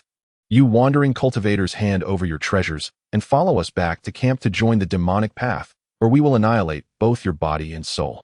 Hearing this, Zhen Yuanzi's eyes turned cold. He wasted no words. With a flick of his finger, he shot a beam of condensed earth element divine light, which silently pierced through the demon general's protective demonic aura. The arrogance on the demon general's face had yet to fade when his body stiffened. A blood hole appeared in his forehead, and his primordial spirit was shattered instantly. The remaining demon cultivators were startled and moved to attack, but Zhen Yuanzi casually set up a law-enforced barrier to trap them. Then a stream of primordial yellow energy swept through, reducing them all to ashes. He reached out and collected the blood-tainted spear and storage pouch left by the demon general. Upon inspection, he discovered that the blood-tainted spear was actually a primordial spiritual treasure. Though only a low-grade one, it was still at the level of a primordial spiritual treasure and held immense value. Beyond that, the storage pouch contained dozens of primordial spiritual herbs and many refining materials. It was clear that the demon race's plundering of the Western continent had yielded a vast hoard of treasures, enriching many demon cultivators. Similar encounters occurred 5 times in total. Each time the other side provoked him first, and Zhen Yuanzi annihilated them with swift, decisive force. As a result, Zhen Yuanzi had obtained from the leading demon generals 2 mid-grade primordial spiritual treasures for low-grade ones, and a large quantity of primordial spiritual items looted by the demon race. The demon race plunders as a habit, yet they possess no shortage of treasures. Zhen Yuanzi inventoried his gains, unsurprised by this substantial haul. The Western continent had always been rich in spiritual items. After the demon race's plundering, most of these treasures had fallen into the hands of various demon generals. Now that these generals had fallen to him, it was as if they had indirectly gathered resources for his benefit. One day, Zhen Yuanzi arrived at a mountain range called Cracksky Ridge. The peaks were steep, the rocks bare, and faint sounds of clashing metal echoed through the air. Suddenly his mind stirred. He sensed a powerful fluctuation of metal element energy interwoven with the subtle rhythm of a formation, clearly a hidden primordial secret realm. Such dense metal element energy. Could there be a metal element spiritual treasure? A flicker of delight crossed Zhen Yuanzi's eyes. Following the sensation, he ventured deeper into the mountains. Before long, at the deepest part of Cracksky Ridge, he discovered a valley shrouded by a formation. The formation was based on the law of metal element, manifesting images of armored cavalry and weapons. Runes flowed, and faint flashes of sword light and blade shadows flickered, exuding a sharp aura of slaughter. This formation is quite intricate, but still inferior to those of Reincarnation Immortal Mountain and Divine Ability Mountain. Zhen Yuanzi studied it carefully for a while, combining his understanding from the Chaos Dao Stele's formation Dao. In just 1,000 years, he located the formation's core hub. He flicked a beam of metal element divine light, striking the hub with precision. Crack! The formation's light barrier shattered, revealing an entrance to the secret realm. Stepping into the realm, a nearly tangible wave of metal element energy rushed at him, stinging his skin. Looking around, the entire realm was a world of gold. Golden clouds drifted in the sky, golden rocks covered the ground, and the air was filled with countless tiny golden specks, the purest metal element energy. At the center of the realm, a vast mineral vein coiled like a golden dragon, radiating dazzling brilliance. The vein was covered in translucent metal element ores containing 100 times more metal element energy than the outside world. A top-grade metal element vein. Joy surged in Zhen Yuanzi's heart. His divine sense swept over it, revealing that the vein stretched for billions of miles with reserves far exceeding his imagination. What delighted him even more was that at the very core of the vein, besides fist-sized chunks of top-grade metal element, there was a piece of metal element mother lode, as large as a human head, radiating boundless golden brilliance. The Gengjin Mother Mind, the progenitor of Gengjin, is a top-tier innate material. Not only is it incredibly hard, capable of forging unparalleled divine weapons, but it can also autonomously absorb the Gengjin energy from the void, continuously giving rise to Gengjin or veins, making it an inexhaustible treasure trove. This trip was worth it. Zhen Yuanzi could hardly contain his excitement. His gaze shifted, and beside the Gengjin Mother Mind, he discovered a long sword forged entirely from Gengjin. This sword is approximately 3 feet long, its blade engraved with sharp runes, and the sheath adorned with 7 golden orbs exuding an aura of dominance and slaughter. A top-tier innate spiritual treasure, the Gongjin, slaying immortal sword. Zhen Yuanzi deduced the origin of this sword. This sword specializes in slaughter, embodying the ultimate sharpness of the Gongjin principle. When wielded, it can draw upon the vast Gongjin energy, rendering it indestructible, perfectly complementing his boundary-breaking war spear. He reached out and grasped the Gongjin, slaying immortal sword, and the runes on the blade resonated with his primordial spirit, emitting a humming sound. Then he used his divine powers to store the Gongjin mother mind before turning his attention to the vast Gongjin, or veins. Such a massive amount of Gongjin cannot be wasted. Zhen Yuanzi smiled slightly and summoned the Chaos Opening Tower. The tower expanded dramatically, and a myriad of mysterious yellow divine lights descended, enveloping the entire Gongjin, or vein. He then activated his divine ability, utilizing the spatial power of the Chaos Opening Tower to draw in the sprawling Gongjin, or vein, along with the surrounding golden rocks and Gongjin energy into the treasure space within the tower. After completing all this, the entire secret realm was nearly emptied, leaving behind only a barren expanse of land. Zhen Yuanzi nodded with satisfaction, turned, and left the secret realm, sealing the entrance and erasing all traces of his visit. With this Gongjin mother mind and Gongjin, or vein, I will no longer have to worry about materials for refining in the future. Zhen Yuanzi felt exhilarated and quickened his pace, continuing his journey in the west. He had an inexplicable premonition that not long from now this world would completely descend into a great calamity. Meanwhile, deep within the roots of Shumi Mountain, it was dark and devoid of light, with only the black currents formed by the malevolent energy and filthy air surging like rivers around the central slaying immortal array and the four immortal swords. For over 100,000 years, these energies, imbued with destruction and chaos, had been continuously drawn in and devoured by the sword array. The slaying immortal sword grew increasingly crimson, as if it had drunk the blood of countless primordial beings. The slaying immortal sword hid within the void, its sharpness becoming ever more formidable, as if it could cleave time itself. The absolute immortal sword was as heavy as a prison, its suppressive force causing the surrounding roots to stagnate. The trapping immortal sword was covered in strange runes emanating an alluring aura of entrapment. The law runes on the slaying immortal array lit up, completely resonating with the four swords, and the aura of slaughter surged towards the core of the roots, causing the entire Shumi Mountain to tremble slightly. Buzz! On this day, as another wisp of malevolent energy was absorbed by the sword array, the slaying immortal array erupted with billions of feet of black light. The four immortal swords soared into the air, forming a strange slaughter formation above the array, an endless aura of malevolence coalescing into a pitch-black beam of light that pierced through the roots and shot toward the heavens.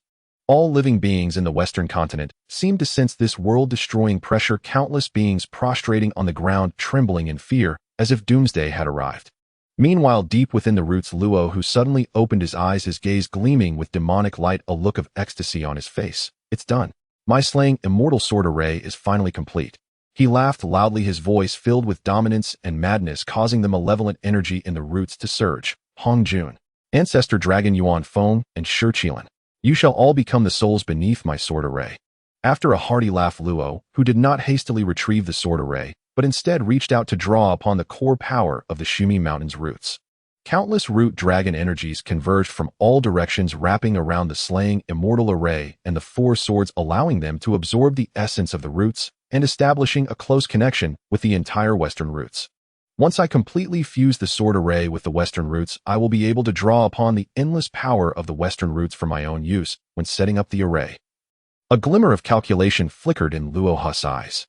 At that time, the power of this array will surely be unrivaled in the primordial world, becoming the ultimate killing formation beneath the heavenly Dao.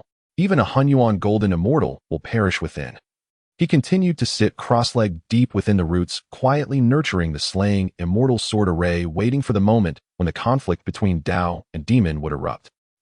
Meanwhile, in the eastern part of the primordial world, an area known as Duanlong Cliff was engulfed in a fierce battle. Numerous armored warriors of the Dragon Clan clashed with the avian army of the Phoenix Clan. Dragon roars echoed, Phoenix cries filled the skies, and various divine abilities and spells intertwined and collided, tearing the skies apart and shattering the earth. Two Great Luo Golden Immortal level powerhouses hovered in midair. A dragon-head, human-bodied general from the Dragon Clan wielded a mysterious water divine spear, while a Phoenix Clan elder clad in fiery feathers wielded a pair of flame fans.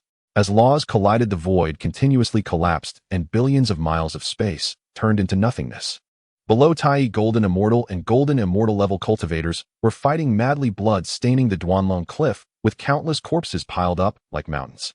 However, amidst this chaotic battlefield there stood a solitary figure.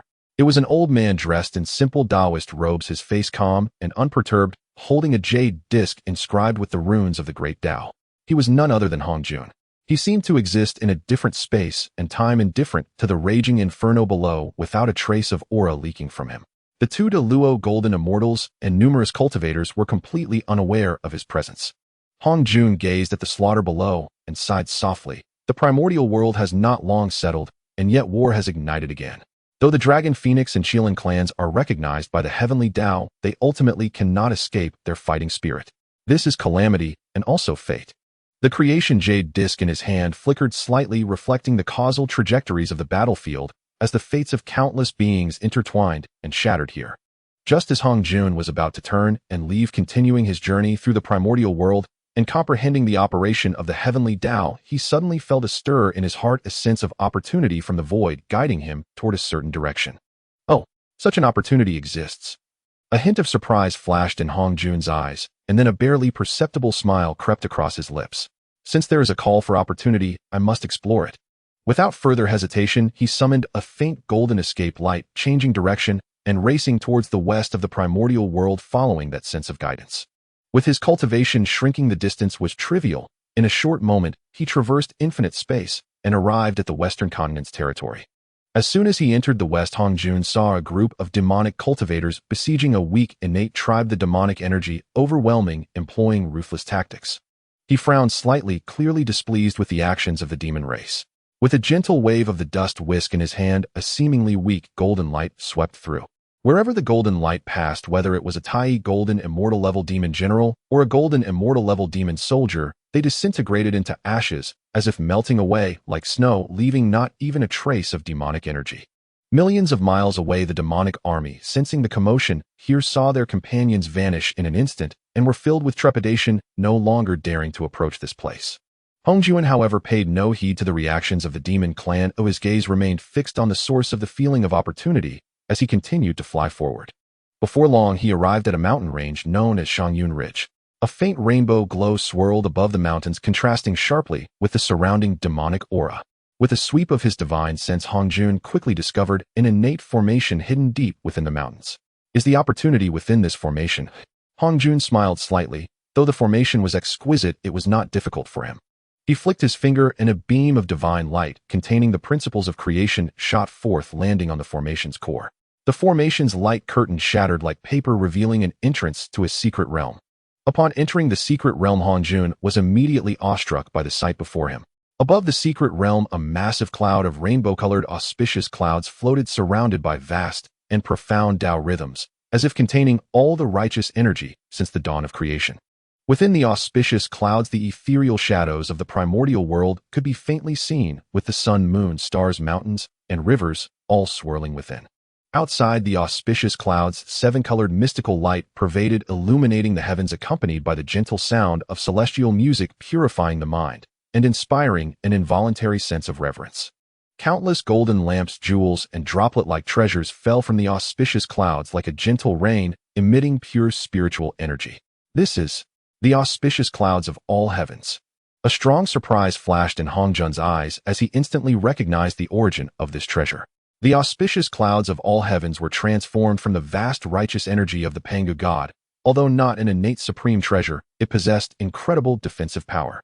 Once summoned, all evils are repelled, and any attack from spiritual treasures or divine weapons can be ignored. Any damage from magical techniques will be immune. Its defensive power is only surpassed by the heavenly yellow Linglong Tower, the Chaos Bell, and the Creation Azure Lotus, and is regarded as a top-tier defensive treasure of the primordial world. More importantly, the innate righteous spirit contained within it possesses a natural restraining power against monsters and evil spirits. Heaven assists me. Hong Jun could hardly contain his excitement. With this treasure to protect him, he felt more confident in facing the impending calamity and even more distant tribulations. He reached out, and the auspicious clouds of all heavens transformed into a stream of light, falling into his hands, hovering above his head, radiating a faint rainbow glow that shielded him within.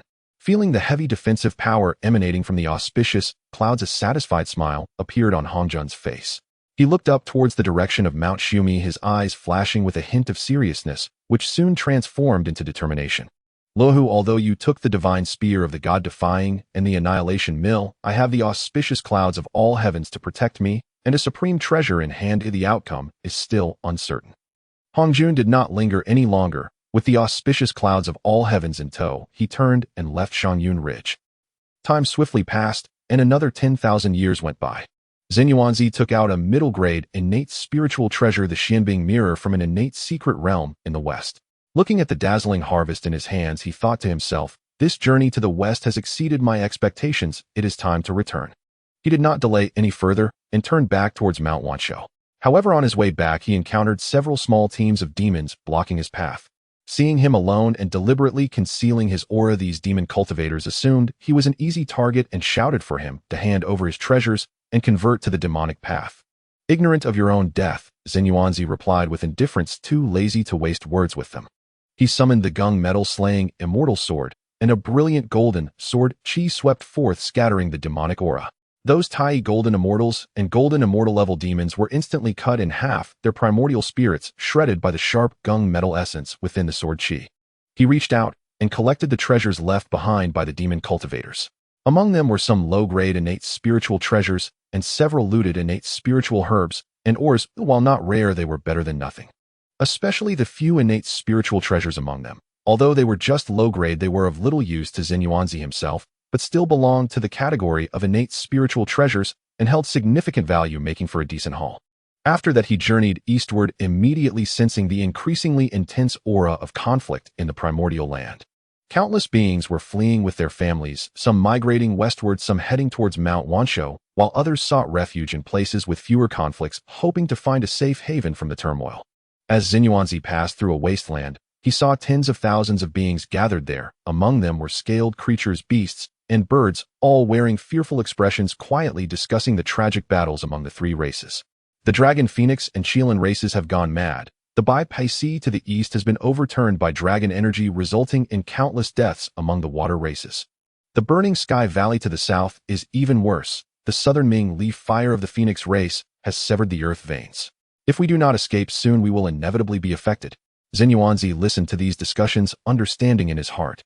In the current primordial world, although the conflicts among the three races had not yet triggered a great calamity, they had already become increasingly brutal. He swept his gaze over the beings rushing towards Mount Wanshou and did not intervene. The great calamity of heaven and earth cannot be avoided simply by hiding. Zhen Yuanzi silently shook his head. As long as these beings did not disrupt the environment here, he had no intention of interfering. After all, the scope of Mount Wanshou is vast and boundless, providing ample space for them to survive.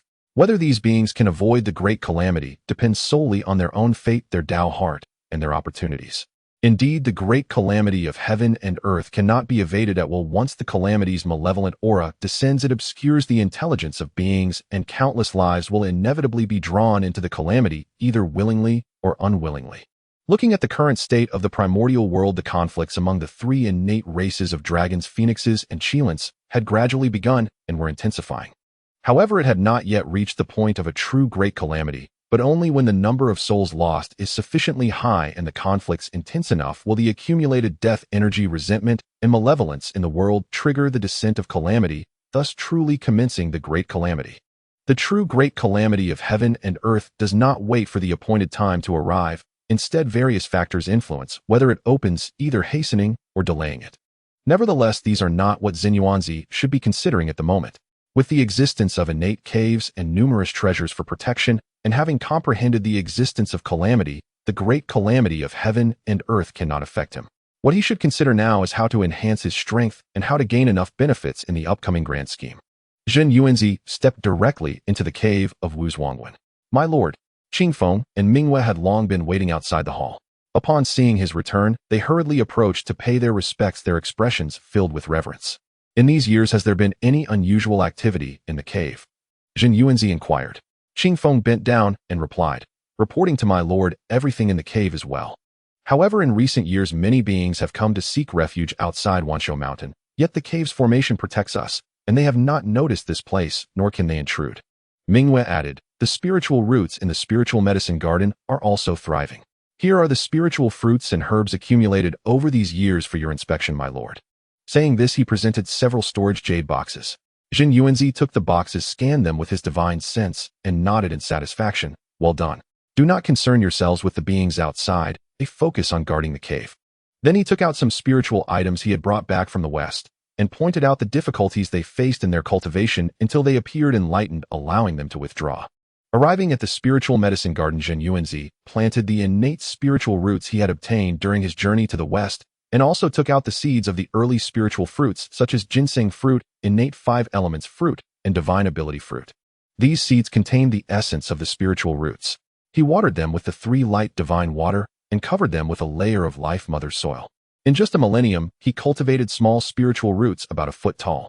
Though they did not possess the wonders of their original form, they already exhibited the characteristics of their essence. With careful nurturing in the future, they might grow into new spiritual roots. After completing all this, Zhen Yuanzi returned to the Hall of Enlightenment and entered seclusion once again. 100,000 years passed quietly in the pursuit of understanding. Zhen Yuanzi immersed himself in the laws of the Chaos Dao Monument, gaining profound insights into the laws of space Wutu and reincarnation, coming closer to the realm of the Primordial Golden Immortal. Yet this final step felt like a chasm. No matter how he reasoned, he always lacked a flicker of opportunity. Forcing myself into seclusion may take a long time to break through. Perhaps I should go out for a while, observe the changes in the wilderness. It might evoke emotions that could lead to a breakthrough. Zhen Yuanzi opened his eyes, a glimmer of enlightenment flashing in them. He summoned Qing Feng and Ming Yue, instructing, I will be traveling. You must guard the cave well and not be negligent. We will faithfully obey your command. Upon exiting the cave of Wuzhuangwen, Zhen Yuanzi found that the beings on Wanshou Mountain had multiplied several times compared to 100,000 years ago. Groups seeking refuge were visible everywhere in the mountains and forests, living cautiously, their conversations filled with fear of the war among the 3 clans. Have you heard? The Dragon Clan and the Qilin Clan are fighting at the foot of Buzhou Mountain, and several Luo Golden Immortals have died. The Phoenix Clan is not to be outdone either. Their primordial power has personally intervened, burning down 3 dragon palaces of the Dragon Clan. Zhen Yuanzi did not linger and traveled eastward. Passing through the Hong Jun mountain range, he scanned with his divine sense and found that many innate spiritual herbs such as Qi Yunji and Zimu Hua had sprouted in the mountains, and he casually collected them. As for the Huiyun cave, which nurtured Hong Jun Taoist, it remained silent. Hong Jun. A faint smile appeared at the corner of Zhen Yuanzi's mouth. This future innate divine sage, known for being a good-natured person in the wilderness, was still nurturing within the Huiyun cave at this moment. Zhen Yuanzi felt no aversion to proving the innate divine sage, but he held no fondness either. Such excessive compassion in the ruthless wilderness ultimately leads to one's downfall. His current path had long diverged from its original trajectory, and whether he encountered Hong Jun was of little consequence. Even if they met, their relationship would no longer be as it was destined to be. Continuing eastward, Zhen Yuanzi arrived at a previously unseen celestial mountain. This mountain was entirely crimson, perpetually engulfed in raging flames. The air was filled with a scorching atmosphere as countless innate divine fires like the true fire of Samadhi and the 6 Ding divine fire danced among the mountains. There were even innate fire essences the size of fists frolicking in the flames, exuding pure fire attribute essence. What a treasure trove of flames! A glimmer of surprise flashed in Zhen Yuanzi's eyes. The vast wilderness truly held wonders beyond imagination with such a pure fire spiritual land. He entered the mountain collecting innate fire essences and top-tier fire materials such as burning heaven stone and flame dragon fire tendon, while operating his magic power to draw upon the ground fire to temper his body. The flames, capable of melting gold and stone, transformed into gentle warmth under the Wutu divine light on his body, flowing into his bones and flesh, gradually enhancing the strength of his physique. He remained there for several millennia. When Zhen Yuanzi felt that his physical strength could no longer improve, intending to leave, he suddenly sensed a violent energy fluctuation coming from the other end of the celestial mountain, mixed with faint cries of the primordial spirit. Moi! He felt a stir in his heart and flew towards the source of the sensation. In a mountain hollow, a massive fire lotus was floating in midair, its petals ablaze with brilliant flames, emitting the aura of a top-tier innate spiritual root. In the center of the fire lotus, a faint primordial spirit trembled, while in the void above, a purple-black heavenly punishment divine thunder was coalescing, clearly indicating that the transformation of the spiritual root had failed, attracting the wrath of heaven. Transforming into a top-tier innate spiritual root without corresponding fortune to support it, no wonder it would incur heavenly punishment. Zhen Yuanzi understood in an instant. Though this Fire Lotus spiritual root belonged to the top-tier innate category, it was not endowed with an innate divine sage's fate. Forcing the transformation was exceedingly difficult. Moreover, this act was defiant against the heavens, thus attracting heavenly punishment, which was exceptionally fierce, far beyond what a newly transformed spiritual root could easily endure. If the transformation of a top-tier innate spiritual root succeeded, its foundation would not be inferior to some powerful innate divine sages, and its body would transform into an accompanying spiritual treasure. Regardless of its qualifications or treasures, it would not be weaker than innate divine sages, and in fact it might surpass many of them. After all, not every innate divine sage's transformation had accompanying spiritual treasures. It's a pity that the spiritual root's transformation lacks a corresponding divine sage's fate. Not only does it not have fortune assisting it, but it also acts against the heavens, making the difficulty not just great, but also inviting heavenly punishment, rendering the hope of success exceedingly slim. As the final heavenly punishment, divine thunder, was about to strike, and the primordial spirit was on the verge of dissipating, Zhen Yuanzi felt a surge of compassion, or perhaps some other thoughts. Well, I've met it once, he thought to himself. This Fire Lotus spiritual root contained pure fire essence, and if it were to vanish like this, it would be a shame. Moreover, he vaguely sensed that saving this primordial spirit might prove useful in the future. Without further hesitation, Zhen Yuanzi instantly summoned the Chaos Open Sky Tower, which cast down countless streams of mysterious yellow divine light, enveloping the entire mountain hollow, completely concealing the heavenly secrets. At the same time, he flicked his finger, unleashing a stream of chaos essence that struck precisely against the heavenly punishment, divine thunder. Boom! The heavenly punishment, divine thunder, was extinguished by the chaos airflow, and the heavenly punishment cloud layer in the void could no longer sense the primordial spirit's presence, gradually dissipating as if nothing had ever occurred. Zhen Yuanzi extended his hand to retrieve the Fire Lotus, which had lost its primordial spirit support and transformed into a top-tier innate spiritual treasure. He then let out a wisp of chaos energy, wrapping the nearly dissipating primordial spirit, carefully sealing it within the Fire Lotus, and placed it into the treasure space of the Chaos Open Sky Tower for nurturing with spiritual energy. After completing all this, he glanced at the Fire Celestial Mountain and turned to leave.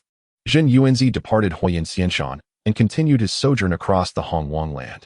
He trod over the frozen northern wastes that stretch for eons, and beneath layers of ancient ice, he discovered an ice crystal snow lotus, an intermediate-grade innate spiritual root. He crossed the boundless southern swamps of the Hanhai, delving into the poisonous miasma to retrieve a Wandu pearl, a lower-grade innate spirit treasure saturated with lethal venomous principles. He ascended an eastern isle wrapped in clouds and mist, and within an old cavern unearthed a superior-grade innate spirit treasure, the Dingfeng pearl, capable of stilling winds across the four seas, and 8 wilds of bane to wind-based divine arts. Time flowed swiftly, and tens of thousands of years slipped by like a breath. One day, Zhen Yuanzi found himself standing before an unprecedented vast immortal mountain. Its breadth was unknowable at a glance, limitless and immense, and the mountain's body consisted of rock of 5 hues: blue, red, yellow, white, and black, corresponding respectively to the 5 elements of wood, fire, earth, metal, and water. Clouds and mists twined through the mountain, at times forming towering verdant wood, at times igniting into wildfire that swept the plains, at times coalescing into earthen veins, at times gathering as iron and arms, at times erupting into towering tidal waves. The 5 elements gathered so densely they seemed almost tangible, exuding an invisible might that suppressed heaven and earth and balanced all laws. What an extraordinary 5-element immortal mountain, so pure a fountainhead of elemental origin. Zhen Yuanzi marveled inwardly. Such a marvel of heaven and earth could only be rivaled by the Daochang of the supreme powers of the Hongwang. He strode up the mountain, and after scarcely 10,000 li, a figure blocked his path. The figure was a Taoist robed in 5-colored garments, his visage austere, runes of 5-element law circling his body. His aura reached the pinnacle of the Great Luo Golden Immortal, placing him at the same realm as Zhen Yuanzi. Who approaches? This is the dwelling of a senior great power. Those without fate may not intrude. Leave at once. The Wuxing Doran's voice was calm, yet carried unquestionable authority. 5-element power stirred around him. It was clear that should Zhen Yuanzi make any hostile move, he would respond without hesitation. Zhen Yuanzi's gaze tightened slightly. He sensed no murderous intent in the other, only a pure desire to expel him. He replied coolly, "I am the humble Taoist Zhen Yuanzi, wandering the Hongwang and passing by this place. I wish only to enter the mountain for a look. May the Taoist grant me passage." "Impossible." The Wuxing Doran refused curtly. "This mountain is the Daochang of the 5-element ancestor. How can outsiders trespass at will? Although you are my peer in Luo, withdraw now, and I shall not press the matter. Otherwise do not blame me for taking measures." Before his words had ended, the Wuxing Daoren waved a hand. The void ahead condensed in an instant into countless five-element thunderbolts. Blue, red, yellow, white, and black light intertwined into a towering pillar of lightning that cleaved heaven and earth, bearing the force to shatter the cosmos as it hurtled toward Zhen Yuanzi. That thunder pillar contained the subtlety of elemental generation and restraint, fierce and imperious, far surpassing ordinary Luo Golden Immortal miracles. "Oh, the Taoist is skilled." Zhen Yuanzi's eyes flickered with surprise, yet he did not draw a spirit treasure. He simply pressed two fingers together and released a condensed beam of worth divine light. The worth light seemed plain and unadorned, but it embodied the prison-sealing secrets of the land. At the moment it met the five-element thunder, the light swelled explosively, forming an endless expanse of dusky yellow canopy that enveloped the lightning pillar. No matter how the multicolored lightning detonated and assaulted it, the canopy did not budge. Instead, it compressed relentlessly, grinding away the thunder pillar's potency bit by bit. The Wuxing Daoren frowned, forming hand seals and shouting, "Five-element rotation, heaven and earth reversed."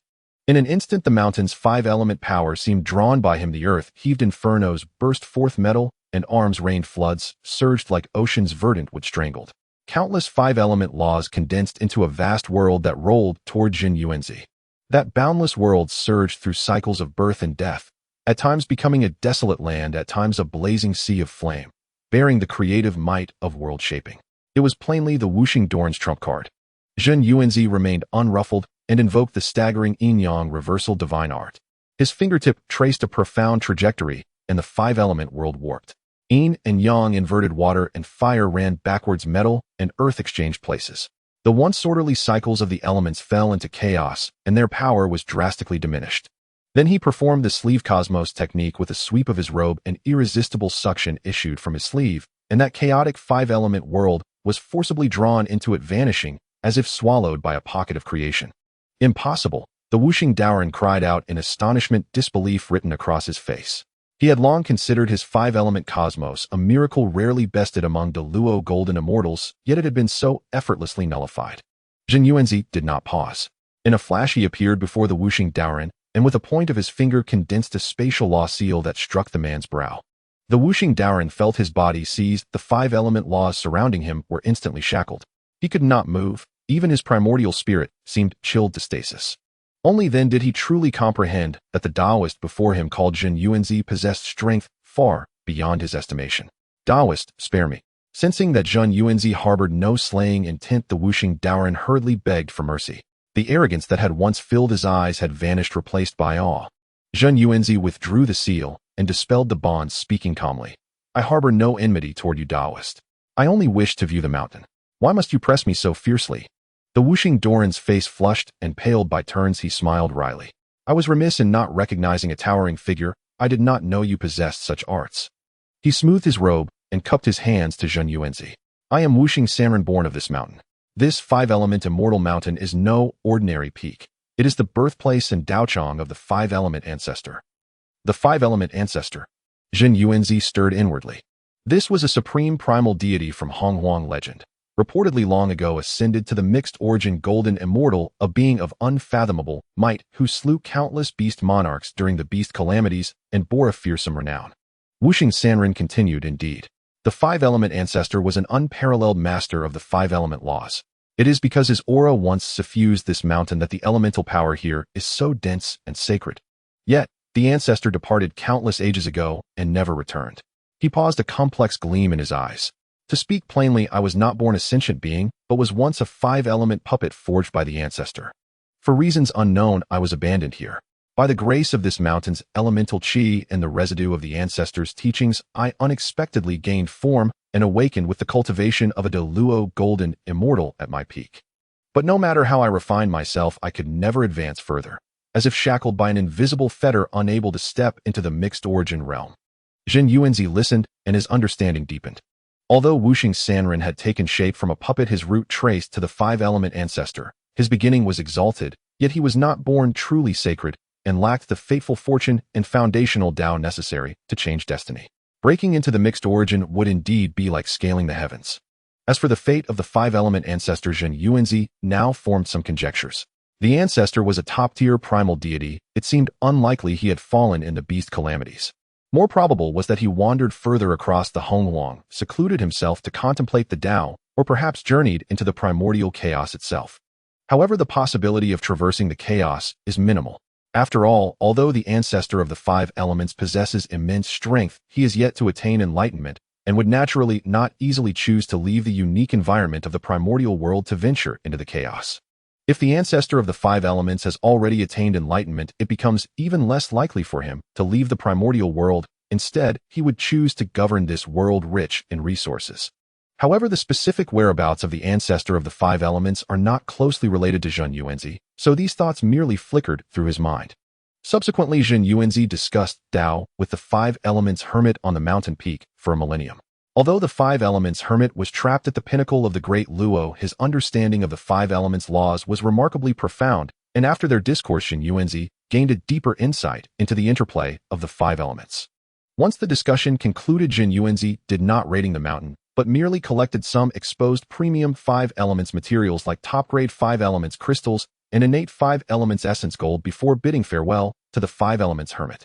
This is the Taoist temple of the ancestor of the 5 elements. I shall take some materials and not disturb further, Zhen Yuanzi said, not wishing to create unnecessary karmic ties.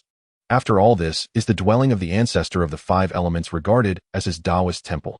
Collecting some 5 elements materials is not a major issue, but if he were to raid extensively, it would inevitably lead to karmic consequences.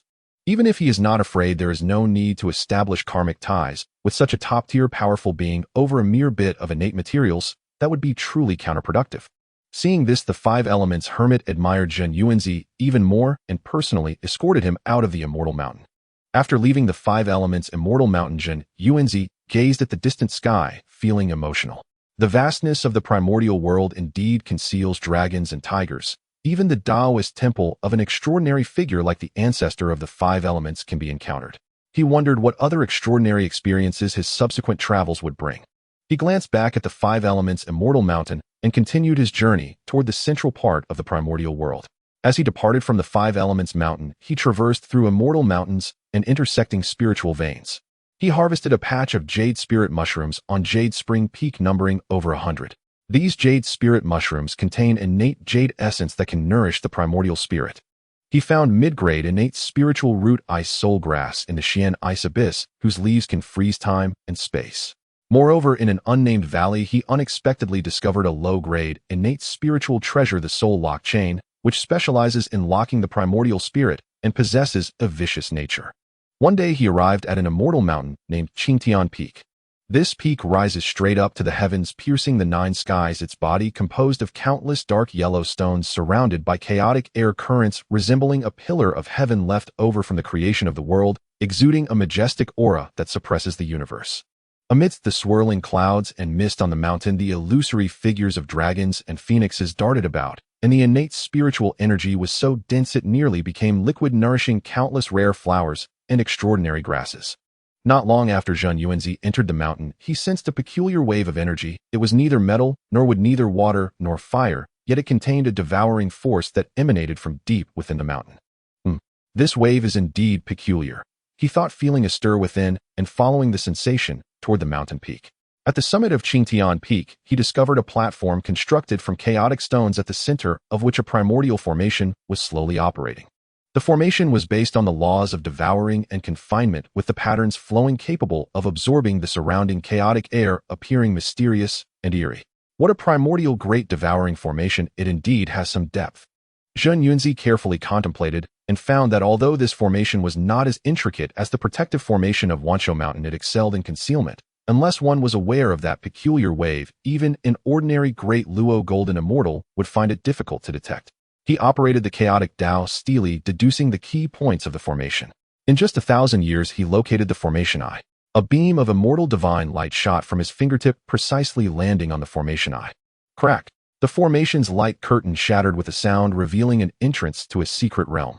Upon entering the secret realm, Zhen Yuanzi was instantly captivated by the scene before him. The secret realm was not large. At its center floated a gigantic axe, its body pitch black, covered in devouring runes, while the blade shimmered with a cold light, radiating a sharp aura capable of tearing everything apart. A top-grade innate spiritual treasure, the Devouring Axe. A glimmer of surprise flashed in Zhen Yuanzi's eyes. This axe contains the laws of devouring and destruction. When wielded, it can devour an opponent's power and supernatural abilities, then counterattack with destructive force, combining offense and defense, its might boundless. Just as he was about to reach out and take it, a terrifying aura suddenly surged from afar, instantly enveloping the entire secret realm. Who dares to act recklessly here and intrude upon my forbidden land? A furious shout echoed throughout the secret realm, and a figure broke through the void. It was a burly man clad in animal skins with a fierce countenance, surrounded by a fierce and murderous aura, his power reaching the peak of the Great Luo Golden Immortal, indeed a primordial deity. As soon as this primordial deity appeared, his gaze was like lightning, fixating firmly on Zhen Yuanzi, and the floating devouring axe, a greedy look flashing in his eyes as he spoke aggressively. This axe was discovered by me first. If you know what's good for you, leave the secret realm quickly, or I will ensure your annihilation. Zhen Yuanzi furrowed his brow slightly and replied calmly, I am Zhen Yuanzi, and this place is the property of no master. Treasures belong to the one with fate. Moreover, before I arrived, did you not come here first? Why must you be so domineering? Fate belongs to the one who deserves it. The primordial deity sneered, before me, I am the fate. You have 3 breaths to leave. It seems you intend to make a move. Zhen Yuanzi's expression turned cold, and the fluctuations of the laws around him subtly stirred, seeking death. The primordial deity roared angrily, unwilling to waste words. He reached out with his hand, and a spear imbued with the laws of thunder appeared in his grasp. It was the mid-grade, innate spiritual treasure, the thunder-splitting spear. He swung the spear, and countless bolts of lightning converged into a thunder dragon roaring toward Zhen Yuanzi. Wherever it passed, the void shattered, and the laws collapsed. Come well. Zhen Yuanzi advanced, instead of retreating, summoning the Earth Book. The Earth Book transformed into an endless yellowish light curtain, floating before him, the shadow of the primordial land appearing on the surface, exuding a heavy earth pressure. Boom! The thunder dragon crashed against the light curtain with a deafening roar, countless bolts of lightning exploding, yet the Earth Book held firm, not even causing a ripple. Relying solely on a defensive treasure, you dare to act arrogantly before me. The primordial deity's eyes flashed with disdain, mixed with a hint of greed, as he swung the thunder-splitting spear again, unleashing a great supernatural power, the thunder of 10,000 tons. In an instant, dark clouds gathered above the secret realm. Billions of purple-black divine thunders fell like a torrential rain upon Zhen Yuanzi, each bolt containing the power to destroy time and space, capable of instilling fear even in ordinary Great Luo Golden Immortals. Zhen Yuanzi's expression remained unchanged. With his left hand, he formed a seal, urging the Earth Book, making the light curtain even thicker, blocking all divine thunders. His right hand summoned the gung metal slashing immortal sword, its blade shining with golden light, embodying the ultimate sharpness of the gung metal laws. Gung metal slashing immortal break. He uttered a low shout, swinging the gung metal slashing immortal sword, a golden sword energy, piercing through heaven and earth, shot forth, collapsing time and space, tearing apart countless dimensions, directly slashing toward the primordial deity. The innate divine demon's expression changed slightly upon seeing this. Not daring to be careless, he placed the Rift Sky Thunder Spear before him and unleashed the defensive divine ability, the Thunder Battle Armor. Countless bolts of lightning coalesced into a suit of armor encasing his entire body. With a clang, the golden sword energy collided with the Thunder Battle Armor, producing a sound of metal clashing. The armor was instantly covered in cracks, and the innate divine demon was forced to retreat repeatedly, a trickle of blood escaping from the corner of his mouth. Impossible. How can your attack be so fierce? The innate divine demon was both shocked and angry, never expecting that the opponent could breach his defenses with just a sword. Zhen Yuanzi did not respond. His figure flickered as he executed the golden light of the earth, instantly appearing before the innate divine demon. He swung the gung gold sword of immortal slaying once more. This time the sword not only embodied the principles of gung gold, but also integrated great divine abilities such as reversing yin and yang and returning wind and fire. The sword energy transformed into a stream of chaotic light containing the profound mysteries of yin and yang reversal and the harmony of wind and fire. The innate divine demon's pupils constricted, and he hurriedly summoned the Rift Sky Thunder Spear, launching a full counterattack. The Thunder Spear clashed with the immortal sword, and countless fragments of laws flew in all directions. The entire secret realm began to tremble violently, with space continually annihilating and being reborn, infinite dimensions shattering in the collision. Devour the origin. The innate divine demon saw this and forcefully urged the Rift Sky thunder spear, manifesting the spear's original divine ability in an attempt to consume the sword energy of the gung gold sword of immortal slaying. However, Zhen Yuanzi was already prepared. With a wave of his left hand, the earth book's light curtain instantly enveloped the innate divine demon, employing the earth prison divine ability. Countless mysterious yellow chains shot out from the light curtain, firmly binding the innate divine demon. Break! The innate divine demon roared in fury, the thunder around him surging violently as he tried to break free from the restraints. But would Zhen Yuanzi grant him the opportunity? The gung gold sword of immortal slaying fell once more. This strike contained his comprehension of the laws of space and time, directly traversing through space-time and ignoring the innate divine demon's defenses, cleaving into his primordial spirit. Oh! The innate divine demon let out a piercing scream as his primordial spirit was instantly torn apart by the sword energy and the original laws began to collapse. A flicker of fear flashed in his eyes as he hurriedly burned his origin, attempting to escape. Too late. Zhen Yuanzi snorted coldly, employing the barrier insight divine ability to lock onto all temporal and spatial trajectories of the innate divine demon. He then swung the gung gold sword of immortal slaying, unleashing a sword energy infused with the principles of annihilation, shooting towards the boundless time and space. In an instant, within countless dimensions of time and space, the avatars of the innate divine demon all let out screams as they were obliterated by the sword energy, leaving not a trace behind, completely severing his chances of reviving through his avatars. No. In the secret realm, the innate divine demon's true body completely collapsed, his flesh turning to ashes, leaving behind a faint eternal spiritual light of origin. This was his last glimmer of hope as he was about to fall into the realm of eternal tribulation, awaiting revival after endless ages. Would Zhen Yuanzi allow him to have his way? With a thought, the Chaos Opening Sky Tower was summoned, its body expanding to envelop the entire secret realm, sealing off the infinite timelines of the past, present, and future, firmly intercepting that eternal spiritual light of origin. Seize! With a low shout, the Chaos Opening Sky Tower descended, showering countless mysterious yellow divine lights, drawing the eternal spiritual light of origin into the tower and suppressing it in the deepest part of the treasure space. This eternal spiritual light of origin is the core lifeline of a Great Luo Golden Immortal. As long as the eternal spiritual light of origin remains, even if he falls and enters the realm of eternal tribulation after endless years, there is still a chance of defying the heavens and returning. However, if it is suppressed by someone, it may be possible for them to erase all self-awareness, merging it into the spiritual treasure as the innate indestructible spiritual light within the treasure, turning it into an innate spiritual treasure that can also be used to nurture one's own origin with boundless applications.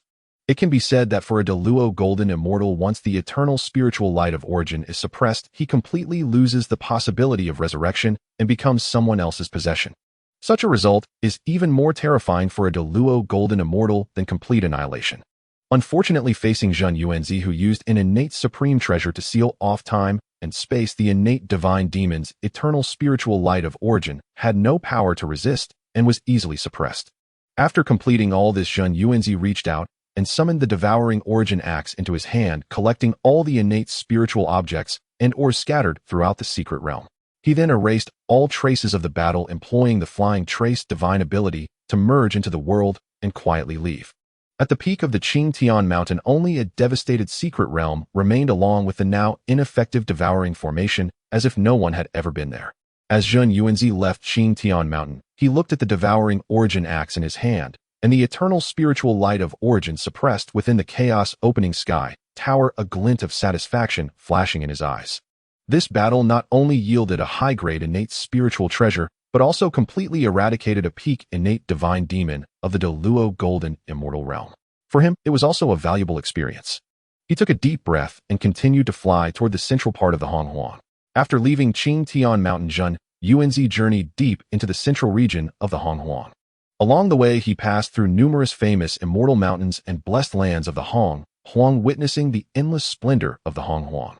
After tens of thousands of years, he collected innate spiritual herbs, gathered exquisite spirit ores, and debated with several innate great beings.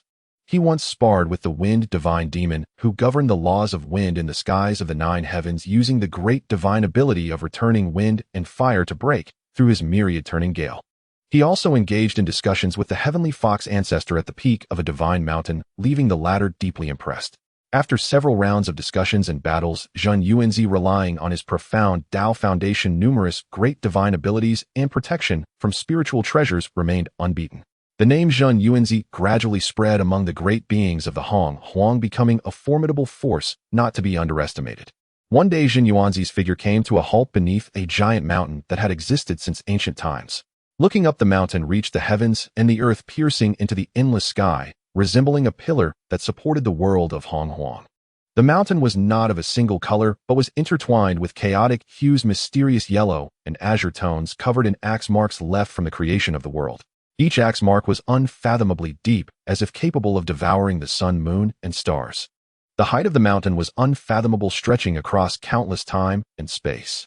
Even Zhen Yuanzi, with his peak Great Luo Golden Immortal divine sense, could not glimpse the summit. He only saw the mountain body shrouded in clouds and mist, endlessly rising until it merged with the starry river of the nine heavens.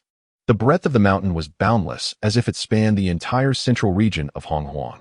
Wherever he looked, even the curvature of the earth was obscured by it. What was even more unsettling was that this mountain emanated a terrifying pressure that originated from the creation of the world. This pressure was not directed at any particular being, but contained the vast, domineering, and indomitable essence of Pangu, who opened the heavens and earth, suppressing the laws of the entire Hong Huang, instilling an involuntary awe in those who approached. This is Buzhou Mountain. Zhen Yuanzi's heart surged, his eyes filled with astonishment. Buzhou Mountain, transformed from the spine of the Pangu, is the pillar of the Hong Huang world, carrying the supreme power of creation and gathering the residual will and spirit of the Pangu. For countless years, innumerable innate deities and demons have sought to ascend this mountain, yet most were deterred midway by the overwhelming pressure of Pangu returning in defeat. Now, as endless ages have passed, the Pangu pressure that has accumulated atop Buzhou Mountain has gradually weakened, yet it remains terrifying compared to the Buzhou Mountain of later generations. Zhen Yuanzi took a deep breath, suppressing the turmoil within his heart. He did not utilize any of his cultivation, but instead retracted all his aura, stepping forward one step at a time toward the foot of Buzhou Mountain. As soon as his foot touched the land of Buzhou Mountain, an unimaginable, terrifying pressure descended upon him, as if the weight of the entire primordial world was pressing down on him. His bones creaked, and his physical body felt as if it were about to be crushed. Even his primordial spirit was impacted by an invisible force, while his Dao heart was enveloped and baptized by an overwhelming vast will. Is this the pressure of the great god Pangu? Zhen Yuanzi clenched his jaw, beads of sweat forming on his forehead. Such a phenomenon was utterly inconceivable for a Great Luo Golden Immortal. He could clearly sense that within this pressure lay the supreme will of the great god Pangu, who shattered chaos and opened up the heavens. It was an indomitable spirit facing the infinite chaos, a magnificent aspiration to create the primordial world, and a vast aura nurturing all living beings. He did not retreat, but gritted his teeth, climbing upward step by step. With each step he took, he sank deep into the hard rock of the mountain, leaving a clear footprint. With every step upward, the pressure on him intensified, as if countless divine mountains were pressing down upon his shoulders. The process of climbing was not only a supreme tempering of the physical body, but also a honing of the Dao heart. The Pangu pressure continuously washed over his physical body, peeling away the impurities bit by bit, causing his tendons, flesh, and meridians to compress and refine under the pressure, emanating a faint yellow aura, the strength visibly increasing. And that will to open the heavens was like the sharpest sculpting knife, constantly carving at his Dao heart.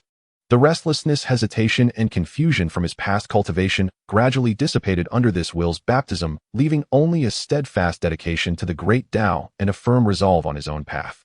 He seemed to see the great god Pangu wielding the axe of heaven, cleaving through the chaos, propping up the heavens and the earth, with his body ultimately transforming into all things, deepening his understanding of the Dao in his heart.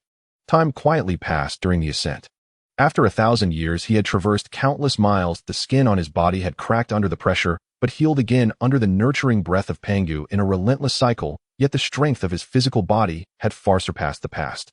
After 10,000 years, he finally reached the waist of Buzhou Mountain. The pressure here was already 100 times that at the foot of the mountain, and the rock of the mountain exhibited a chaotic hue, with fragments of the laws left behind by the opening of the heavens occasionally flashing by. Through this 10th ascendier, tempering Zhen Yuanzi's Dao heart became ever clearer, like a piece of pure glazed glass untouched by a speck of dust.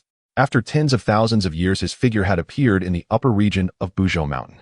The pressure here was enough to cause an ordinary Great Luo Golden Immortal to collapse instantly, Yet Zhen Yuanzi's physical body completely transformed under this endless pressure, faintly radiating a luster comparable to innate spiritual treasures, every inch of his flesh containing the power of creation. His primordial spirit was even closely connected with the laws of heaven and earth, able to invoke the surrounding innate spiritual energy with a single thought. His magical power, nourished by the dense, almost liquid spiritual energy, was as profound as an endless sea surging unceasingly.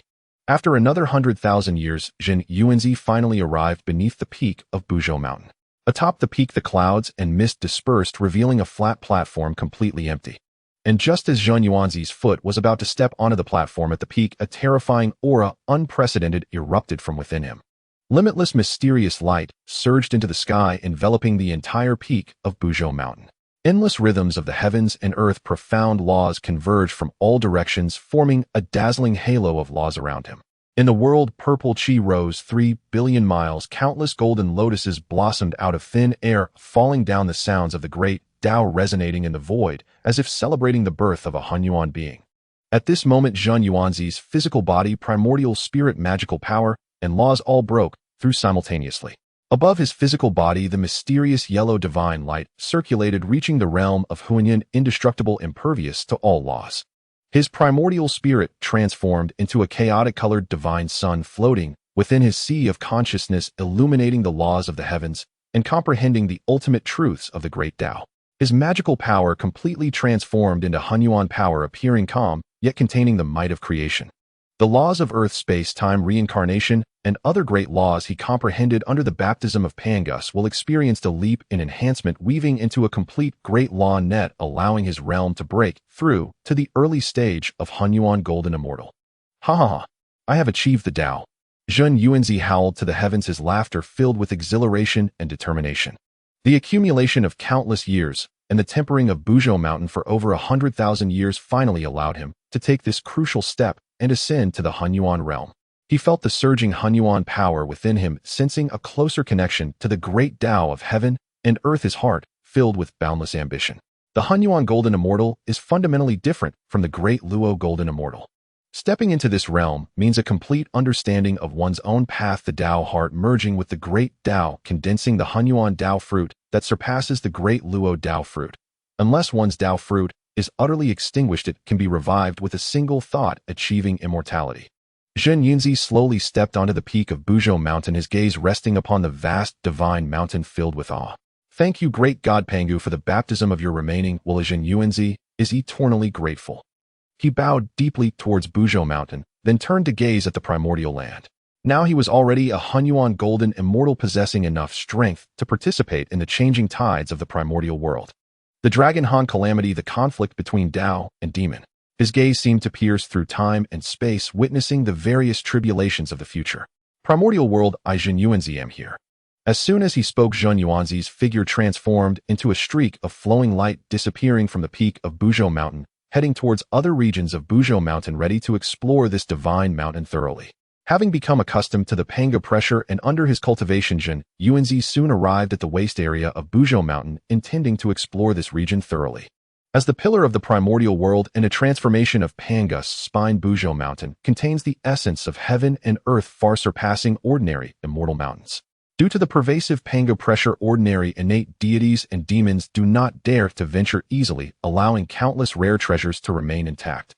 Zhen Yuanzi journeyed onward, harvesting the innate purple moss amidst the cracks of the chaotic-colored rocks. This moss, infused with the primordial aura of creation, could refine the restrictions of magical artifacts. In a mountain gorge, he found a mid-grade, innate spiritual root, the Xian Shui vine, whose leaves could summon the waters of the heavenly river to nourish all living things. On a cliff marked by axe marks, he discovered a top-grade, innate spiritual mine, the Kaidian purple gold, which had been formed since the beginning of heaven and earth, indestructible and an excellent material for refining spiritual treasures. Over tens of thousands of years, Zhen Yuanzi's harvest far surpassed any previous expedition in sheer quantity. Among his findings were over a dozen low to mid-grade innate spiritual roots, more than 30 low to mid-grade innate spiritual treasures, dozens of top-grade innate spiritual mines, hundreds of innate spiritual items infused with the aura of creation, and an overwhelming amount of innate spiritual plants and herbs, along with countless ordinary immortal gold and divine mines. He even found a top-grade innate spiritual treasure, the Wuzhou seal, within a secret realm. This seal, born from a peculiar stone of Wuzhou Mountain, contained the pressure of the heavenly pillar and could summon the power of the mountain when struck down, suppressing the four seas. One day Zhen Yuanzi arrived at a valley known as the Juku Valley. The valley was shrouded in mist with 9 streams winding through it, flowing with not ordinary clear water, but with innate spiritual liquid infused with the 5 elements laws. Suddenly the Chaos Kaition Tower in his mind trembled slightly, and a strange wave emanated from the depths of the valley, as if calling something. This wave actually resonates with the Chaos Kaition Tower. Could there be some treasure present? Zhen Yuanzi thought to himself, quickly following the sensation deeper into the valley. At the deepest part of the valley, he discovered an array constructed from innate 5-element stones. Above the array, 5-colored divine light flowed, manifesting the image of the 9 curves linking rings. Each array pattern contained the mysteries of spatial distortion and inverted laws, emitting a wave of prohibitive energy at the level of the primordial, clearly indicating a remarkably powerful innate array. What a magnificent 9 curves locking immortals array! Zhen Yuanzi carefully contemplated, discovering that this array used the spiritual liquid of the 9 curved streams as a guide, perfectly merging the laws of the 5 elements with spatial laws. Once entered mistakenly, one would be swept into an endless spatial turbulence. Even a Great Luo Golden Immortal would find it difficult to escape. He operated the Chaos Dao Monument, combining his understanding of spatial laws, and after 1,000 years found the key point of the array, which was a piece of 9 curved spiritual jade located at the center of the array. A ray of mixed primordial earth divine light shot from his fingertip, landing precisely on the spiritual jade, after which endless primordial divine power swiftly spread throughout the entire array structure. Crack! The array's light curtain shattered, revealing an entrance to a secret realm. Stepping into the secret realm, Zhen Yuanzi's eyes brightened. In the center of the secret realm floated a golden bowl-shaped magical treasure, its surface engraved with profound runes, exuding a strange aura of devouring all things and reversing causality. Mixed primordial golden bowl. Zhen Yuanzi was slightly surprised. He was naturally aware of this treasure, said to be the first toilet in the world possessing the power to devour all things. Regardless of its origin, this was a top-grade innate spiritual treasure, specializing in devouring the luck of living beings and diminishing the cultivation of practitioners, making a remarkable impact during the later divine calamities, earning a formidable reputation. What surprised him even more was that when he reached out to grasp the mixed primordial golden bowl, an information stream emanated from within, revealing a method for operating a top-tier array, the 9 curves Yellow River Array. This array used the mixed primordial golden bowl as the focal point, drawing upon the earth's spiritual veins, manifesting the image of the 9 curves Yellow River, capable of stripping the top 3 flowers from a Great Luo Golden Immortal and restoring them to their original form. Although it might not compare to the Celestial Slaying Sword Array, the Zhoutian Stardo Array, the 12 Capital Heavenly Gods Array, or the 10,000 Immortals Array, it was still one of the top arrays of the primordial era, possessing immense power. I never expected to find such a spirit treasure and array here. What a delightful surprise. Zhen Yuanzi stored the mixed primordial golden bowl into the Chaos Kaition Tower and began to scour the secret realm. This secret realm was vast, with dense, innate spiritual energy like mist, flourishing with a plethora of innate spiritual herbs and medicines, as well as a small innate spiritual spring. In the depths of the secret realm, he also discovered a stone tablet that controlled the secret realm, covered in spatial runes. Zhen Yuanzi placed his hand on the stone tablet, and the power of the primordial surged in, easily refining the tablet's prohibitions and bringing the secret realm under his control. From now on, this will serve as my temporary cave dwelling in Wuzhou Mountain. Departing from the Juku Valley secret realm, Zhen Yuanzi continued his explorations in Wuzhou Mountain. Another tens of thousands of years passed, and one day he arrived at a cliff known as the Wu Dao Cliff. Suddenly, the Chaos Dao Monument in his mind became slightly warm, and a wave containing boundless Dao rhythm emanated from behind the cliff. Oh, the Chaos Dao Monument actually senses something. Zhen Yuanzi felt curious and quickly circled around to the back of the cliff. Behind the cliff was also an innate array based on Dao character runes, manifesting the images of yin-yang 4 symbols and 8 trigrams, emitting a wave of prohibitive energy no weaker than the 9 curves locking immortals array, clearly indicating it was also a primordial level array. This array is the Wu Dao array. Zhen Yuanzi deduced its mystery with a slight calculation. This array could draw upon the Dao rhythm of heaven and earth, testing the Dao heart and comprehension of those who entered. He operated his own Dao foundation, forcibly impacting the focal point of the array with his mixed primordial divine spirit, spending 1,000 years before finally breaking through the array. Behind it lay a tranquil secret realm in the center of which grew a tea tree approximately 1,000 feet tall. The leaves of the tea tree were of a chaotic color with faint golden light of Dao rhythm flowing through the veins. Each leaf that fell transformed into a Dao character rune exuding a mysterious aura that drew one to comprehend the Dao. Wu Dao Tea Tree. An expression of deep surprise flashed in Zhen Yuanzi's eyes. This tree had an extraordinary origin. It was originally the Wu Dao ancient tea tree, a chaotic spiritual root from the chaos, which had been injured by the sharpness of the Kaitian axe during the creation of heaven and earth, suffering damage to its essence, and only after reincarnating into the primordial era did it fall to the status of a top-grade, innate spiritual root. Although its grade had decreased, its leaves still possessed astonishing effects. Common practitioners could gain enlightenment for 100 years from consuming a single leaf. A Great Luo Golden Immortal, upon consuming it, could gain insight into their own path, aiding their comprehension of the Dao. Even a mixed Primordial Golden Immortal could perceive the Dao rhythm of chaos from it, aiding their cultivation. While it might not compare to the top-grade Wu Dao tea leaves rewarded by the system, which were formed from chaotic spiritual roots, it still had powerful effects on cultivation, and moreover this was a spiritual root that could continuously produce Wu Dao tea leaves. Whether for personal cultivation to nurture disciples, or even as gifts, it was quite remarkable. Furthermore, aside from this Wu Dao tea tree, Zhen Yuanzi discovered an unexpected surprise. At the root of the Wu Dao tea tree lay a layer of divine soil radiating a yellow-brown glow. This was the top-tier innate divine soil of the primordial era, the Jiutian Shi Rang. This soil could nourish all spiritual roots, even those on the brink of wilting could regain vitality under the nourishment of the Jiutian Shi Rang. Zhen Yuanzi carefully excavated the Wu Dao tea tree along with the roots Jiutian Shi Rang, storing them in the spiritual plant space of the Chaos Kaitian Tower, irrigating them with the three light divine water to maintain their vitality. However, just then a furious shout echoed from afar, transcending endless space, reverberating throughout the secret realm. Presumptuous. That is the spiritual root I have set my sights on. Quickly put it down. Before the voice faded, a dazzling divine light tore through the void, aimed directly at the Dao Enlightenment tea tree in Zhen Yuanzi's hand. Within the divine light resided the principles of boundless creation and destruction, and wherever it passed, the void continuously perished and was reborn, exuding a terrifying might. Zhen Yuanzi's gaze sharpened as he swiftly summoned the chaotic sky-opening tower. The tower expanded dramatically, descending, with countless mysterious yellow divine lights firmly blocking that divine light. With a loud bang, the divine light exploded, and a figure appeared within the secret realm.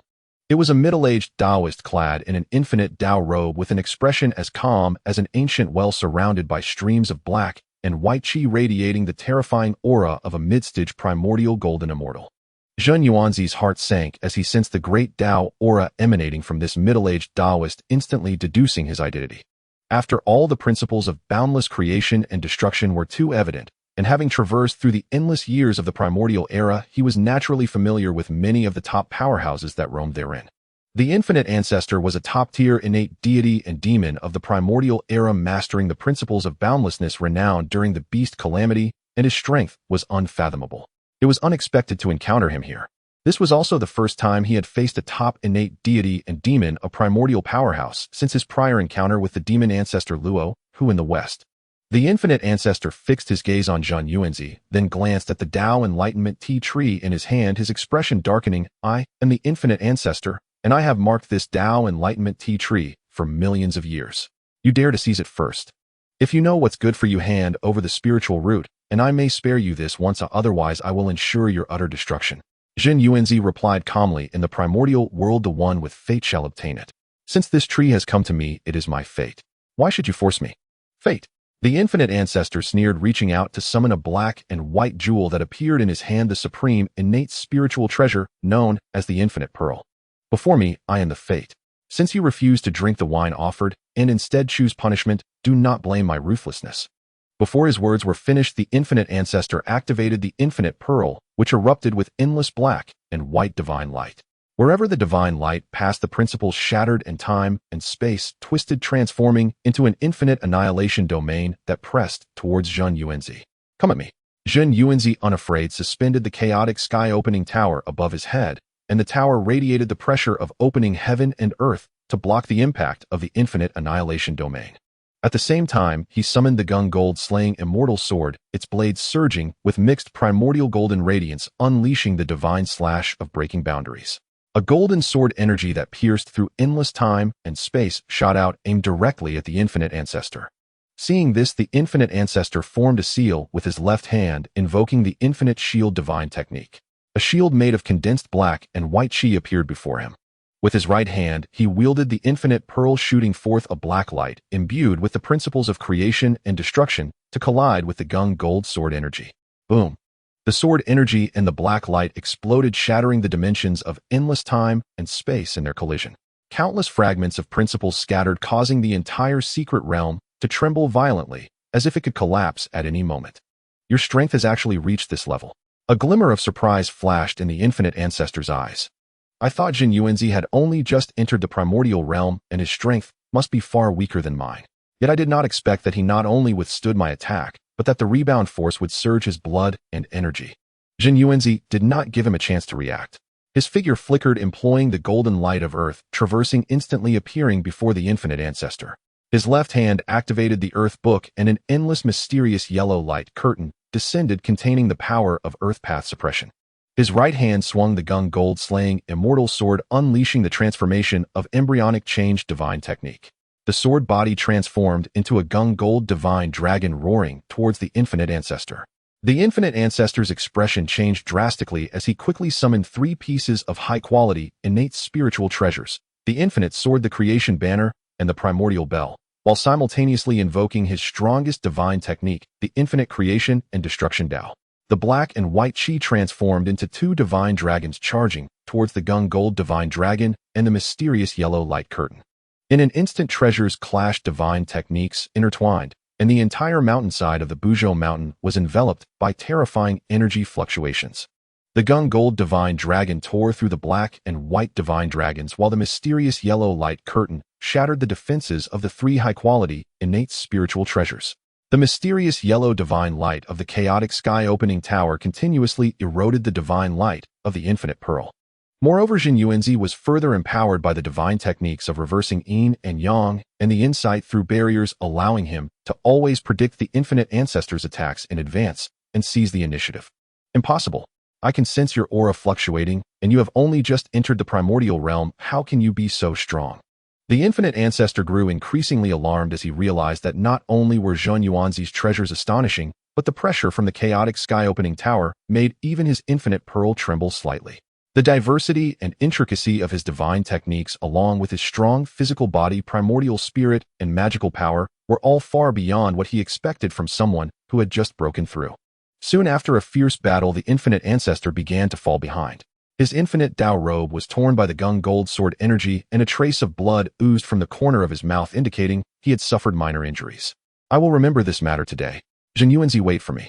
The infinite ancestor, knowing that continuing the fight would only result in a significant injury, or even his demise, made a quick decision to summon a high-quality, innate spiritual treasure, the escape talisman, tearing open the void and transforming into a streak of light, vanishing into the horizon. Zhen Yuanzi watched the direction in which the infinite ancestor had disappeared, but chose not to pursue. He was well aware that the infinite ancestor, being a seasoned primordial golden immortal, would undoubtedly possess numerous means of self-preservation. Forcing a chase may not result in capturing him, but could instead attract the attention of other powerhouses. Moreover, should the battle continue, more of his hidden cards would inevitably be exposed, drawing the interest of other powerful beings. However, since this causal connection had been established, there would be a time for repayment in the future. A mid-stage primordial golden immortal is nothing special, Zhen Yuanzi thought as he sheathed his flying sword and stored away the tower, feeling the surging primordial power within him, his eyes flashing with confidence. Through this battle, he gained a clear understanding of his own strength. Even when facing a seasoned primordial golden immortal, he was capable of fighting back, and he might even emerge victorious. He turned to leave the Dao Enlightenment Cliff's secret realm, continuing his journey upon the Buzhou mountain. Time passed swiftly, and in the blink of an eye, tens of thousands of years had gone by. During these years, Zhen Yuanzi continued to traverse Buzhou mountain, acquiring a vast array of innate treasures. One day, Zhen Yuanzi stood at the edge of a cliff, his gaze piercing through the endless sea of clouds, surveying the 4 corners of the primordial land. Suddenly, his brow furrowed imperceptibly, and his nostrils flared slightly, as if he had caught a whiff of some invisible aura. Is this the calamity energy of heaven and earth? He murmured, his eyes suddenly becoming profound. Now a primordial golden immortal, his sensitivity to heaven and earth and the principles far exceeded that of the past. Even the slightest abnormal fluctuation could not escape his perception. At this moment he distinctly sensed a peculiar aura, extremely thin, yet carrying a bone-chilling coldness, quietly spreading like a spider web throughout the primordial world. This aura was neither evil nor demonic chi, nor was it the usual killing intent. Rather, it was a force of calamity that seemed capable of eroding one's Dao heart and distorting one's will. It was the path of calamity and slaughter established by the beast sovereign Shen Ni, blending the lingering resentments of 3,000 chaos demon gods, and it was also the force of destruction and chaos that naturally emerged when the heavens and earth reached a certain node in their cycle. Once it became dense enough, it would trigger a calamity of quantums sweeping through the primordial wilderness, cleansing all existence that defied the heavenly Dao. So faint yet already showing signs. It seems the prelude to the Dragon Han calamity is about to unfold, Zhen Yuanzi mused inwardly. This aura of calamity and slaughter was still extremely weak, barely detectable even by ordinary Great Luo Golden Immortals, yet it was like a pebble cast into a lake, stirring invisible ripples across the heavens and earth, waiting only for the opportune moment to surge into monstrous waves. While ordinary Great Luo Golden Immortals might still be immersed in their own cultivation, oblivious to the subtle changes in the world, to a primordial chaos powerhouse, this was an unmistakable warning sign. He looked up toward the eastern reaches of the primordial wilderness where the faint pressure of a dragon's roar could be sensed. To the south, the aura of the Phoenix clan's southern brightness Lihua grew ever more intense. From the central continent, the roars of Qilins rose and fell in succession. The auras of the three clans, nurtured in secret by the calamitous energy, grew increasingly restless and volatile. Meanwhile, at the Jade Capital Mountain in the central Kunlun, the ancestor of all mountains in the primordial wilderness. Atop the Jade Capital Mountain, clouds and mist swirled, immortal energy permeated the air, and an ancient palace floated above the nine heavens, the very place where the Dao ancestor Hong Jun cultivated. The Dao ancestor Hong Jun sat cross-legged on a cushion within the hall, his countenance as tranquil as an ancient well, with faint Taoist radiance swirling around him. Before him floated a jade disc the size of a palm, its surface engraved with profound runes that flickered intermittently, reflecting the movements of the primordial wilderness. The Chaos Supreme Treasure, the Creation Jade Disc. Suddenly the runes on the Creation Jade Disc flickered violently, and the once peaceful aura of the Great Dao became chaotic. A surge of calamitous energy similar to what Zhen Yuanzi had since transmitted through the disc into Hong Jun's perception. The Dao ancestor Hong Jun slowly opened his eyes, a glint of surprise flashing in his gaze before it turned into solemnity. He extended a finger and gently tapped the Creation Jade Disc. Countless streams of information flooded into his mind while his divine sense traversed infinite time and space, enveloping the vast primordial wilderness, carefully sensing the changes in the world. The aura of calamity and slaughter has already descended unnoticed. Hong Jun murmured softly, a hint of surprise in his tone. It came faster than anticipated. As a participant in the beast calamity, and even one of its terminators, Hong Jun naturally understood that the emergence of this calamitous energy meant the balance of the primordial wilderness was about to shatter. The conflicts among the three clans would no longer be limited to minor skirmishes, but would evolve into a catastrophe engulfing the entire primordial wilderness. In the fragments of the future deduced by the Creation Jade Disc, the bloodshed and brutality of the Dragon Han calamity seemed to unfold before his eyes. The heavenly Dao operates, and calamity is inescapable. It's a pity for the living beings of the primordial wilderness. Hong Jun let out a soft sigh. With a flick of his finger across the Creation Jade Disc, the disc returned to calm, but the gravity in his eyes did not dissipate. At the same time, by the shores of the eastern sea, endless azure waves surged with towering billows. A dragon palace constructed from countless billions of miles of coral and crystalline ice floated in the deep sea, exuding a draconic might that suppressed the four seas. Outside the dragon palace, upon the azure waves, a figure in a black robe appeared silently. The black robe was voluminous, completely shrouding the figure, revealing only a pair of eyes that shimmered with an eerie light, as if they could see through one's heart. The figure exuded an aura that was not of the primordial wilderness, yet unfathomably profound. Taoist ancestral dragon, long time no see. The black-robed man's voice was hoarse and low, piercing through the barrier of seawater into the depths of the dragon palace. In an instant, a vast and unmatched draconic might erupted from the dragon palace, manifesting as a colossal golden dragon phantom that roared toward the black-robed man. Who dares to act recklessly in my eastern sea? At the dragon's head, the figure of ancestral dragon gradually solidified. He wore an imperial crown and a battle armor of dragon scales, his golden eyes gleaming with the majesty that looked down upon the world, surrounded by the auras of the four seas dragon veins. This was the ancestor of the dragon clan, Ancestral Dragon. The black-robed man stood unmoved against Ancestral Dragon's pressure, merely stating calmly, "I mean no offense, Taoist. I have come only to offer you a great fortune." Fortune? Ancestral Dragon scoffed, his golden vertical pupils filled with disdain. "I am the ancestor of the dragon clan ruling the four seas with flourishing fortune. Why would I need a fortune from a skulking figure like you? Though you are powerful Taoist, you are trapped at the Primordial Chaos Golden Immortal stage, unable to break through. Why?" The black-robed man's voice remained flat. "It is due to insufficient fortune slowing your cultivation. Now the primordial wilderness is divided into three, with the dragon phoenix and Qilin each holding their own. If you could unify the primordial wilderness and gather the boundless fortune of the world, then with fortune upon you your cultivation speed would soar. Even the primordial chaos Great Luo fruit would be within easy reach." Ancestral Dragon's heart trembled violently. Unifying the primordial wilderness and attaining the primordial chaos Great Luo. This was the deepest ambition hidden in the depths of his heart. Yet this thought was too audacious, he had never voiced it aloud. Now that the black-robed man had laid it bare, he couldn't help but feel a hint of wariness toward this mysterious figure's origins. At the same time, an boundless ambition stirred within him. Unifying the primordial wilderness and attaining the primordial chaos Great Luo fruit. These had originally been two separate goals. But now, as the black-robed man said, unifying the primordial wilderness would gather boundless fortune and achieve the primordial chaos Great Luo, the two reinforcing each other, causing the seed of desire within him to flourish wildly. But as the leader of a clan, Ancestral Dragon could not easily reveal his thoughts. "Nonsense," he rebuked aloud, though his eyes flickered. "The primordial wilderness is vast. How can one clan dominate it alone? Do not deceive me with your seductive words." The black-robed man seemed to see through his mind and chuckled lightly. "Believe it or not, Taoist, that is for you to decide. The opportunity has arrived, but whether you can seize it depends entirely on you." With that, the black-robed man's figure flickered and vanished above the azure waves as if he had never been there. Ancestral Dragon stood still, staring at the direction where the black-robed man had disappeared, long silent. Though he had outwardly rebuked the man for spreading heresy, the black-robed man's words had taken root in his heart like a seed. Unify the primordial wilderness. Gather fortune. Attain primordial chaos.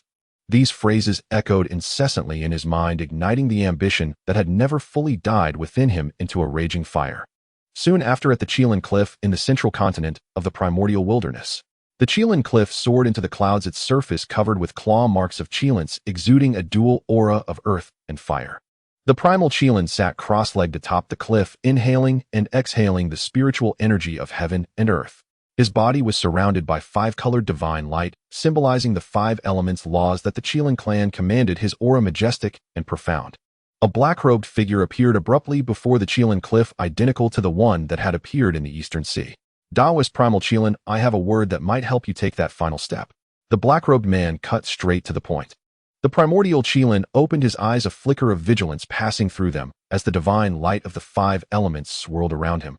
"Who are you? What do you want?" "The identity of this humble Taoist is not important," said the man in black robe.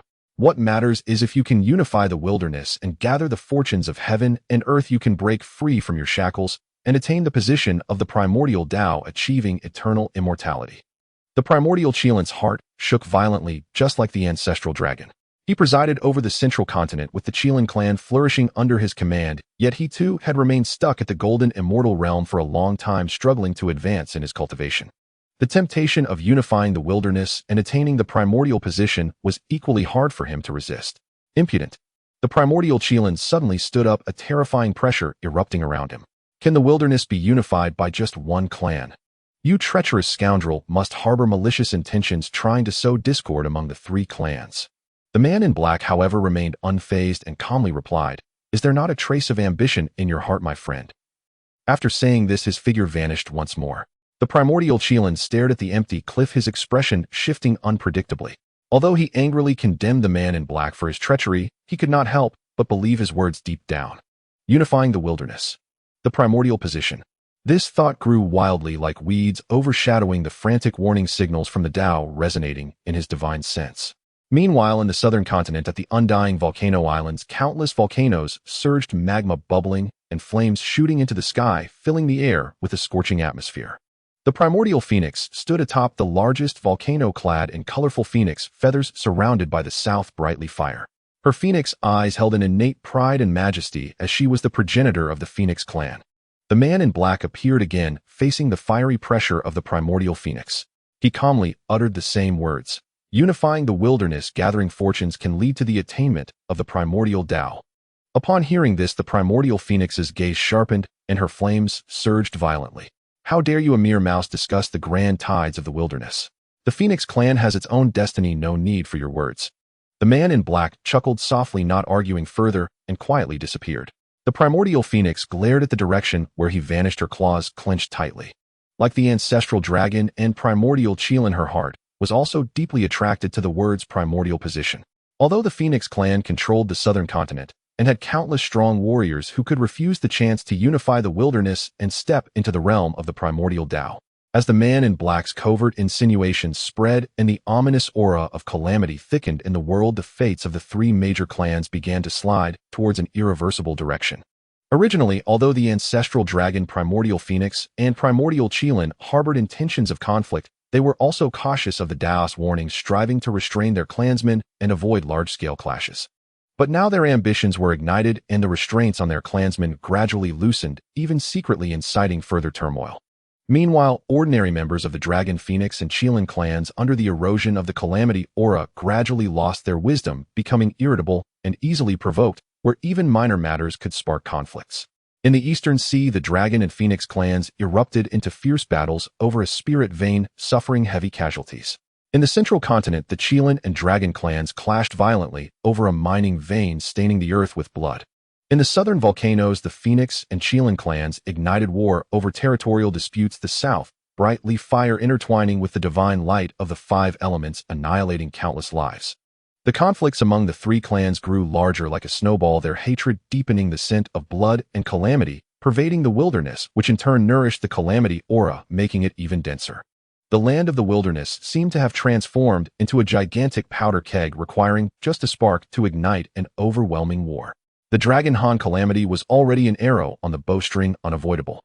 On the peak of Mount Buzhou, the calamity aura dripped into the clear water, like ink still thin, yet already casting an invisible haze across the heavens and earth. Zhen Yuanzi stood at the cliff's edge, gazing at the faint smoke of war visible on the land of the wilderness, his brow furrowed. The Dragon Han calamity has ultimately arrived.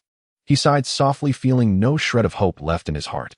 Such a catastrophic event sweeping across the heavens and earth is an inevitability of the wilderness evolution, a means for the Tao to select the strong and reshape order, which cannot be reversed by his own strength alone. Even a golden immortal of the primordial realm can only follow the tide in the face of such grand celestial forces, unable to reverse their fate. He was well aware that once this calamity fully erupted, countless innate beings would turn to ashes, the land of the wilderness would be reduced to scorched earth, and the vast majority of innate powers would fall, with only a rare few surviving. Although he had treasures like the Chaos Opening Sky Tower for protection sufficient for self-preservation, he still needed to proceed with caution. The only strategy now is to enhance my strength so I can gain the greatest benefits during the calamity. Zhen Yuanzi had already made up his mind. Over the years of wandering the wilderness, the innate spiritual items, spiritual roots, and spiritual treasures he had collected had piled up like a mountain. His own foundation was so deep that even some top powers might not surpass him. For him, resources were no longer an urgent need. What truly mattered was to fully digest the accumulations of these years and advance his cultivation from the early stage of Golden Immortal to the next level. Moreover, there are some targets that require stronger strength to approach. A thought flashed through his mind, revealing a more ambitious treasure-hunting objective. Resolute in his decision, Zhen Yuanzi no longer had any intention of wandering and turned to fly towards the direction of the Wanshou Mountain's Wuzhuang Temple. On his way back, he remained true to his nature, casually collecting a mature, 9-turn purple gold mushroom, while passing through a valley where spiritual veins converged. He passed by a frozen lake and fished out a piece of mysterious ice divine iron containing ice law principles. Although these spiritual items were not particularly precious to him, now they were better than nothing, counting as a form of accumulation. One day he passed by Fengqi Mountain, a branch of Mount Buzhou. Although this mountain was not as magnificent as Mount Buzhou, it was rich in spiritual energy, and there were many traces of phoenixes resting in the mountain, hence the name.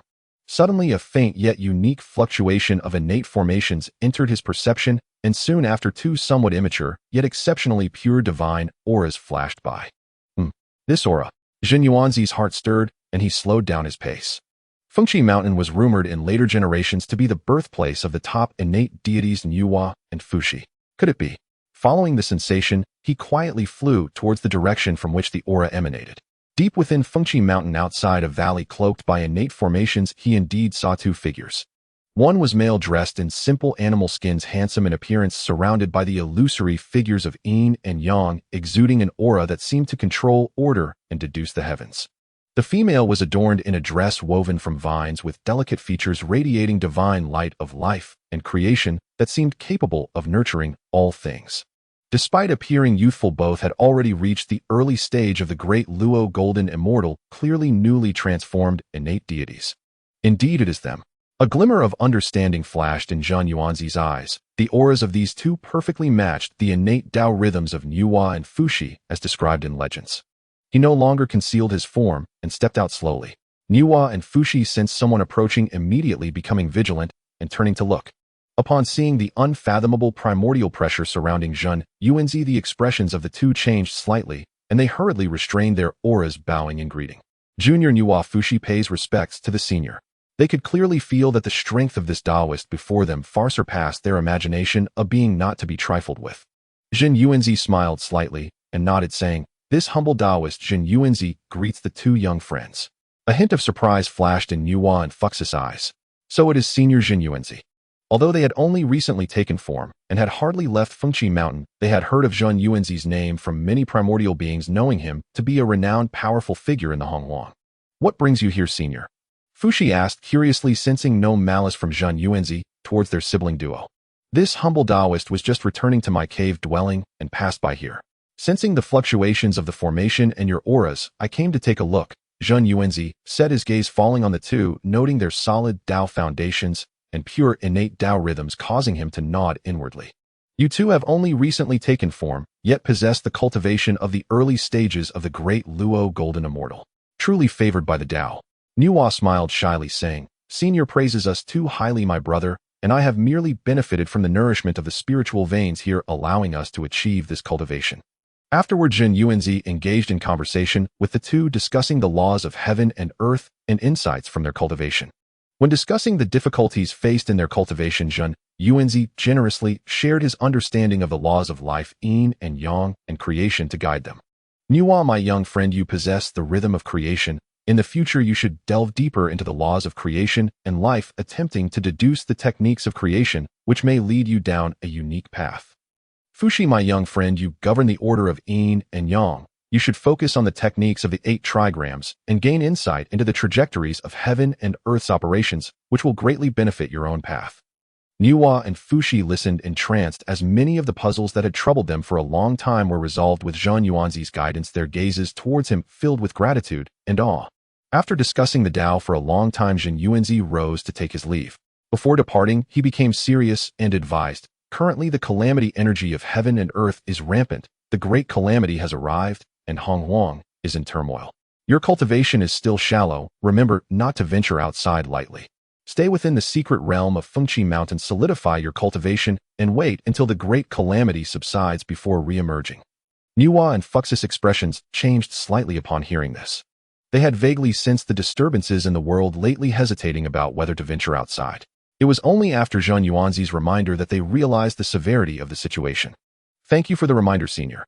The two responded quickly, "We will certainly heed your teachings and refrain from leaving the mountain for now." Zhen Yuanzi nodded, saying no more, transforming into a stream of light and continuing towards Wuzhuang Temple. With the earlier interruptions, he quickened his pace, utilizing the space-shrinking technique. It did not take long for him to traverse infinite time and space, returning to the cave dwelling outside Wuzhuang Temple on Mount Wanshou. "Master." As Qing Feng and Mingyue sensed his aura, they immediately waited respectfully at the entrance of the cave dwelling, and upon seeing his return, they rushed forward to pay their respects. "Over the years, has there been any unusual activity in the cave?" Zhen Yuanzi asked. Qing Feng bowed and replied, "Master, everything in the cave is well. However, the battles in the outside world have become increasingly frequent, and the number of beings seeking refuge on Mount Wanshou has multiplied several times, but due to the formation it has not disturbed the cave. Mingwe added, the spiritual roots in the spiritual herb garden have been growing exceptionally well. Here are the spiritual fruits harvested over the years. Please take a look, master. As she spoke, she handed over several storage jade boxes. Zhen Yuanzi took the jade boxes, his divine sense sweeping over them. Inside were piles of ginseng fruits, innate 5-element fruits, and other spiritual fruits nearly doubling in quantity since he left, and he nodded in satisfaction, saying, well done. Afterward, he took the two to the spiritual herb garden, planting the innate spiritual roots brought back from Hongwang, such as the enlightenment tea tree and Xian Shui vine one by one, and took out the 3 light divine water, carefully watering the roots of the newly planted spiritual roots. He observed as the spiritual roots nourished by the divine water instantly burst forth with vibrant vitality, their branches and leaves unfurling, exuding rich spiritual energy. Take good care of these spiritual roots and do not be negligent. Zhen Yuanzi instructed. We will obey master's orders. After giving his orders, Zhen Yuanzi turned and walked towards the Enlightenment Hall.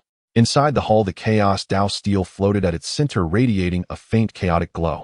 He sat cross-legged on the mat, closed his eyes, and began to sort through the experiences of his travels over the years, digesting the insights gained from his enlightenment on Buzhou Mountain, preparing for a long period of secluded cultivation. The curtain of the Longhan Great Calamity has already been drawn, and his path of cultivation has never ceased. Only with strength can one stand firm in this grand and tumultuous Hongwang. Time flies, tens of thousands of years pass in an instant. The current Hongwang is no longer the once pure and clear realm. In the world, the originally thin calamity energy has become thick as ink, turning into substantial gray-black mist, permeating the mountains, rivers, and the 4 seas.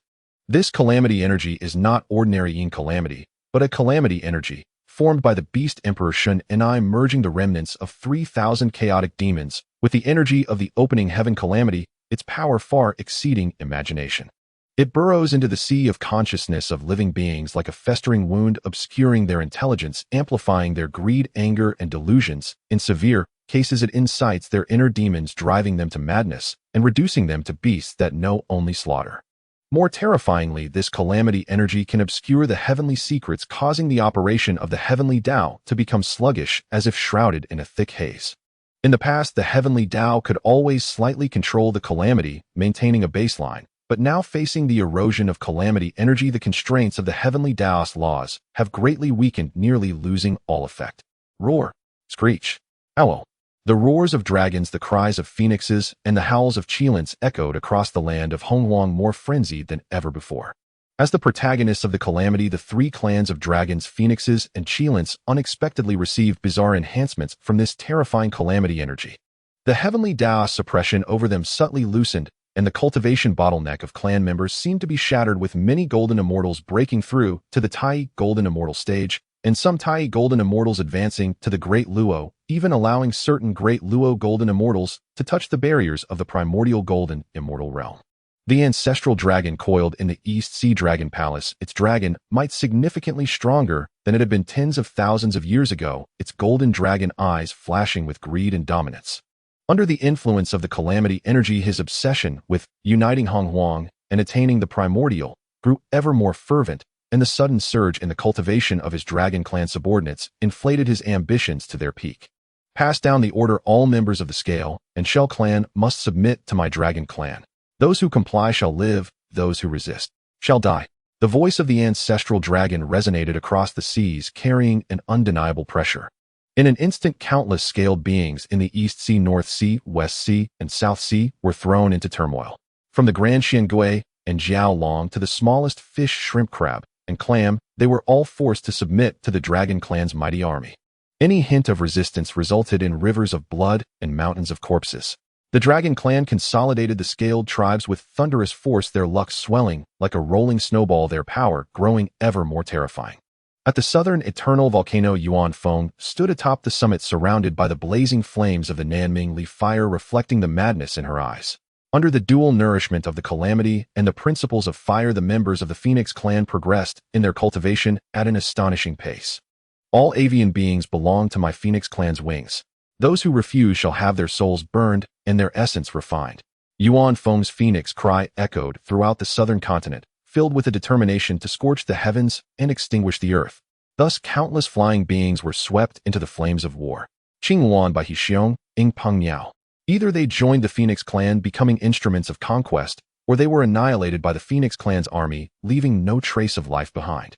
The luck of the Phoenix clan rapidly ascended amidst slaughter and conquest, subtly confronting the Dragon clan. At the Qilin Cliff of the Central Continent, the primordial Qilin was surrounded by the 5 elemental divine lights, yet bore an oppressive ferocity. The Qilin clan also grew stronger by harnessing the energy of calamity, forcibly integrating the beast tribes under their command. Any hint of disobedience would result in annihilation by the 5 elemental divine lights. The beast tribe must honor our Qilin as their master. Those who resist shall have their Dao bones crushed and their legacies severed. The primordial Qilin's roar spread across the Central Continent, carrying an imperious authority that brooked no dissent. The Qilin clan, rooted in the earth, expanded wildly, wherever they passed. The beast tribes either submitted or faced extinction. The luck of the Central Continent largely converged at Qilin Cliff, deepening the inscrutability of the primordial Qilin's presence. The campaigns of the 3 clans had long surpassed mere conflict, evolving into a cleansing and integration of all primordial life. Their primary goal was not to immediately annihilate one another, but to first unify their respective tribes, gathering the luck and power of these tribes to accumulate capital for the ultimate position of supremacy in the primordial world.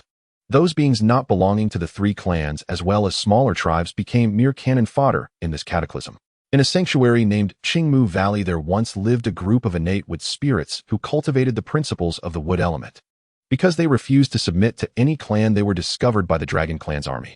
In an instant, the might of the dragons swept through the valley. Tidal waves engulfed the land. Countless wood spirits were incinerated by dragon breath, shredded by dragon claws, and the sanctuary that had endured for millions of years was reduced to scorched earth.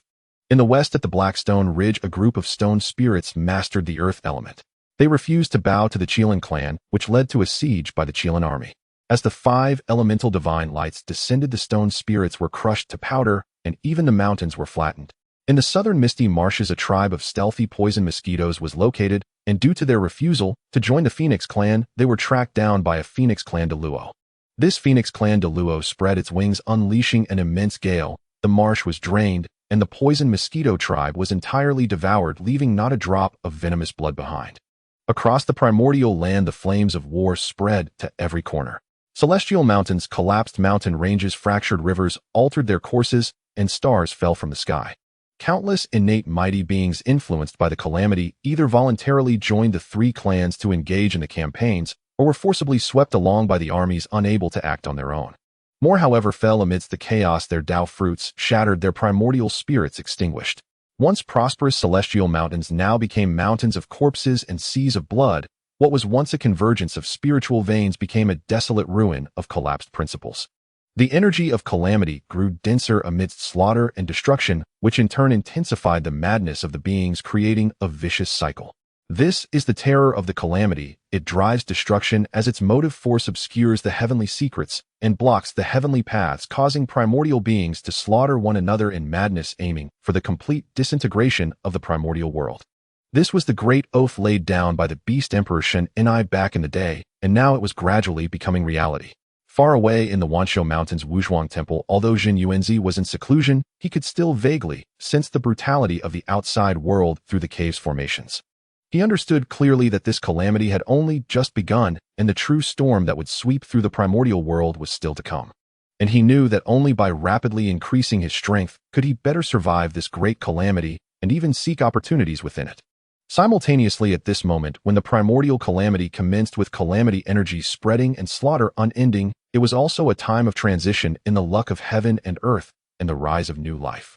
At this moment in the primordial world, within countless celestial mountains, prosperous lands, and secret realms, the innate energy accumulated over millennia was quietly coalescing, giving rise to one innate sacred being after another, each destined to leave a significant mark on the history of the primordial world. In the eastern Kunlun at the Qingshu Cave Heaven, this place is shrouded in clouds and mist, exuding celestial aura. It is a secret realm containing the essence of Ta Ching within the ancestral veins of Kunlun.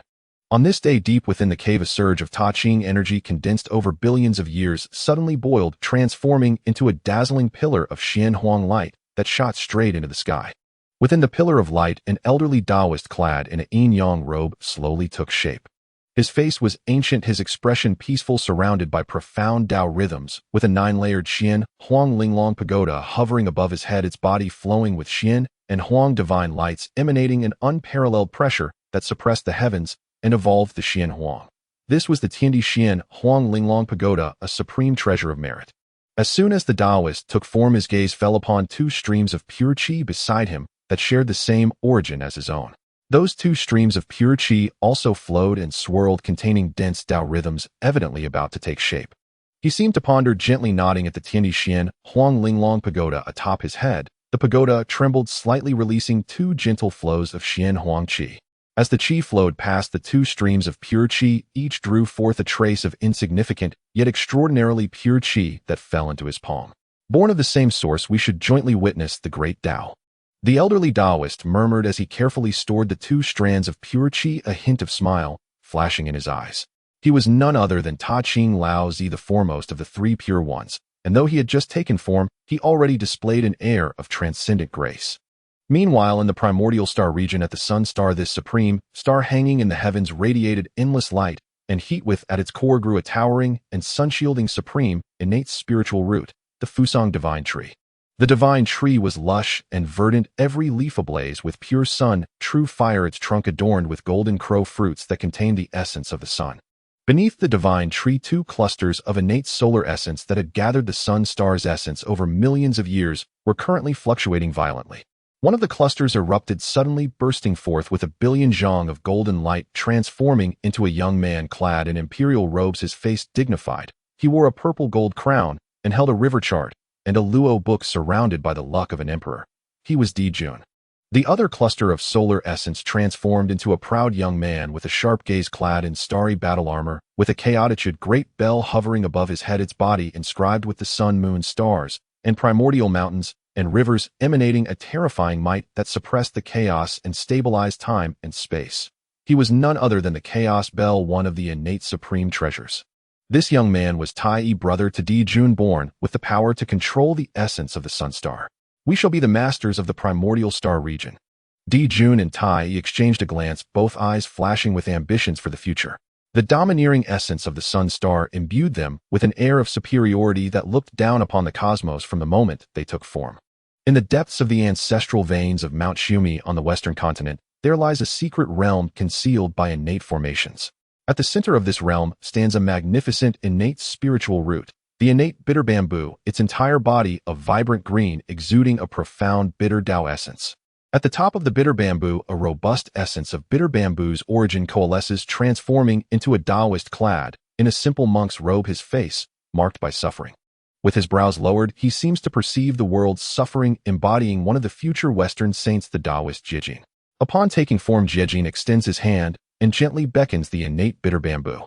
From the main trunk of the bitter bamboo, a segment containing the purest origin detaches itself, flying into his hand. He flicks his finger and the bamboo segment instantly transforms into a verdant staff radiating a purifying aura. The 6 roots of purity bamboo, a superior spiritual treasure adept at cleansing evil and stabilizing the mind. Not far away, another tree, the Western Gung Gold Bodhi, also emanates the aura of a superior spiritual root, its branches swaying gracefully. At the top of the tree, a Bodhi seed nurtured over countless ages suddenly cracks open, merging with the rich, innate Gung Gold essence around it, transforming into a Taoist with a slightly cunning appearance, also clad in a monk's robe, the future Western saint, the Taoist Juanti. Juanti, mimicking Jijin's actions, beckons to the Bodhi tree, and a branch infused with Gung Gold essence and Bodhi origin falls into his hand. He then retrieves several carefully prepared treasures, gold, silver, glass, conch, agate, pearl, and rose, and melds them into the branch, conjuring a resplendent treasure tree. The 7 treasures marvelous tree, a premier spiritual treasure capable of brushing aside all treasures with boundless uses. In the west, Kunlun, within the jade pool of Chuanyu Mountain, a primordial secret realm filled with celestial mist surrounds a pool where divine liquor gathers. Growing within it is a celestial lotus that embodies the essence of the Taiyin. On this day, the largest celestial lotus in the center of the pool suddenly blooms, and from its petals a pure Yin essence coalesces into a woman garbed in plain white palace attire, her beauty unparalleled.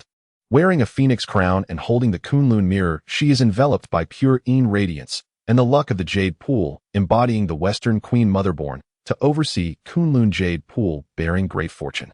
In the North Sea of the Abyss, a boundless deep, this icy sunless sea is engulfed in chaos where an innate energy embodying the laws of devouring and speed erupts. From this energy emerges a Taoist with a human body and bird's head possessing wings at his back. His eyes are cold and fierce, enveloped in the malevolent aura of the North Sea known as the Kuanping Taoist. As Kuanping takes form, he spreads his wings and instantly crosses immeasurable distances across the sea. His speed is such that even space ripples in his wake. The vastness of the North Sea shall be my hunting ground. In a certain celestial island of the East Sea within the Purple Mansion Cave, heaven, an innate energy embodying the pure Yang Dao condenses, transforming into a Taoist clad in a purple robe, handsome in appearance. Holding a pure Yang sword surrounded by flames of utmost Yang and rigidity, he is the pure Yang Taoist of the Purple Mansion. Upon taking form, he comprehends the laws of pure Yang, and when his sword is drawn, it ignites a fire that sweeps across the land, specifically targeting the yin and evil. At the foot of Mount Buzhou, a primordial secret realm is enveloped by boundless blood energy and laws. In the center of the realm stands a majestic temple filled with overwhelming blood energy and swirling laws, with the 4 characters Panga Temple inscribed on its gates, exuding an awe-inspiring pressure. Within the temple, 12 drops of crimson blood amalgamated from Panga's essence and the energies of the Earth's veins are currently merging with the fundamental laws of space-time: wood, fire, gold, water, earth, thunder, wind, electricity, poison, and ice. Boom, boom, boom. 12 colossal sounds erupt in succession as the 12 drops of blood transform into 12 towering figures. Di Jiang, with 6 legs and 4 wings, a red face surrounded by chaotic spatial currents, is the ancestor shaman of space. Zhu Jiuyin, with a human head and dragon body possessing dual eyes of yin and yang, with the left eye reflecting the past and the right eye illuminating the future, is the ancestor shaman of time. Ru Shou, with a human face and tiger body cloaked in golden scales and wielding a golden knife sharp and radiant, is the ancestor shaman of the West Gold. Zhu Meng, with green hair and a human face with a bird's body holding a wooden staff surrounded by wild growth of vegetation, is the ancestor shaman of the East Wood. Ho Tu, with a human body and snake tail holding a serpent stepping upon the earth closely connected to the earth's veins, is the ancestor shaman of the center's soil. Zhu Rong, with a beast's head and a human body clad in red armor surrounded by divine flames that scorch the heavens and extinguish the earth, is the ancestor shaman of the South's fire. Gong Gong, with a python's head and a human body cloaked in black scales surrounded by tumultuous waves, is the ancestor shaman of the North's water. Chang Liang, with a tiger's head and a human body possessing 4 limbs with long elbows surrounded by dense thunder, is the ancestor shaman of thunder. Shi Bai Shi, with a human face and beast's body, ears resembling those of a dog surrounded by a miasma of deadly poison, is the ancestor shaman of poison. Tian Wu, with 8 heads and a human face, a tiger's body with 8 tails opening its mouth to unleash boundless gale, is the ancestor shaman of wind. Shi Zi, with a human face and bird's body hanging green serpents from its ears surrounded by flickering lightning, is the ancestor shaman of electricity. Xian Ming, with a human face and bird's body stepping upon a green serpent surrounded by bone-chilling cold freezing time and space, is the ancestor shaman of ice. The 12 ancestor shamans gather their blood energy soaring into the clouds, resonating with the overwhelming pressure of Pangu from Mount Buzhou, exuding a terrifying power that shakes the primordial world. They are part of the legacy of the great Pangu. Aside from his primordial spirit born to control a certain fundamental law, their physical body strong, and their combat power defying the heavens, from the moment they take form, they are destined to unleash tremendous chaos in the primordial world. In the boundless sea of blood, the blood sea churns endlessly, and this blood-colored wave is no ordinary water. It is formed from the chaotic malevolence of the time of creation and the grievances of countless beings, each drop of blood as heavy as 1,000 tons, capable of shattering the void barriers of 3,000 realms upon falling. In the depths of the blood sea, a massive pillar of blood energy as thick as 1,000,000 zhang suddenly surges into the sky, piercing through the blood sea from top to bottom. Within the blood energy, countless slaughter runes can be faintly seen swirling, and each transformation evokes the most primordial aura of slaughter in the world.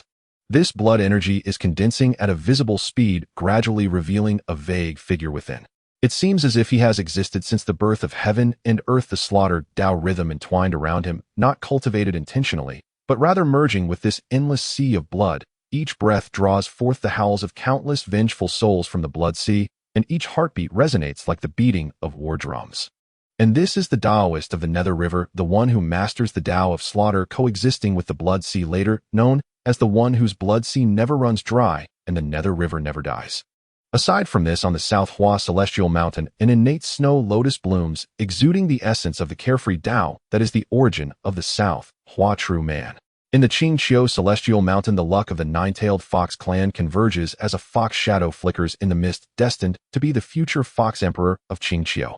Across the primordial land, countless celestial mountains and blessed lands, renowned mountains and rivers, many innate sacred beings and innate life forms with extraordinary luck take form at this moment. Time flows swiftly, and in the blink of an eye several epochs have passed. By the eastern sea, the ominous aura mingles with the mist, transforming into a gray-black cloud that obscures the sky. Above the clouds, a gigantic dragon stretching billions of miles in length spirals through the void, its scales shimmering like countless stars, each reflecting the tumultuous scenery of the four seas. As the giant dragon opens its mouth to inhale, the waters of the eastern sea transform into millions of water dragons, roaring as they surge into its maw. With a single exhale, an endless gale tears through the heavens, even the distant galaxies quaking under its might. Roar! A roar erupts from the dragon's mouth, embodying the supreme might of the dragon clan. Wherever the sound waves pass, the void collapses inch by inch, and endless time and space ripple. The clouds of the nine heavens shatter, as if even the laws of the primordial world tremble in response to this roar.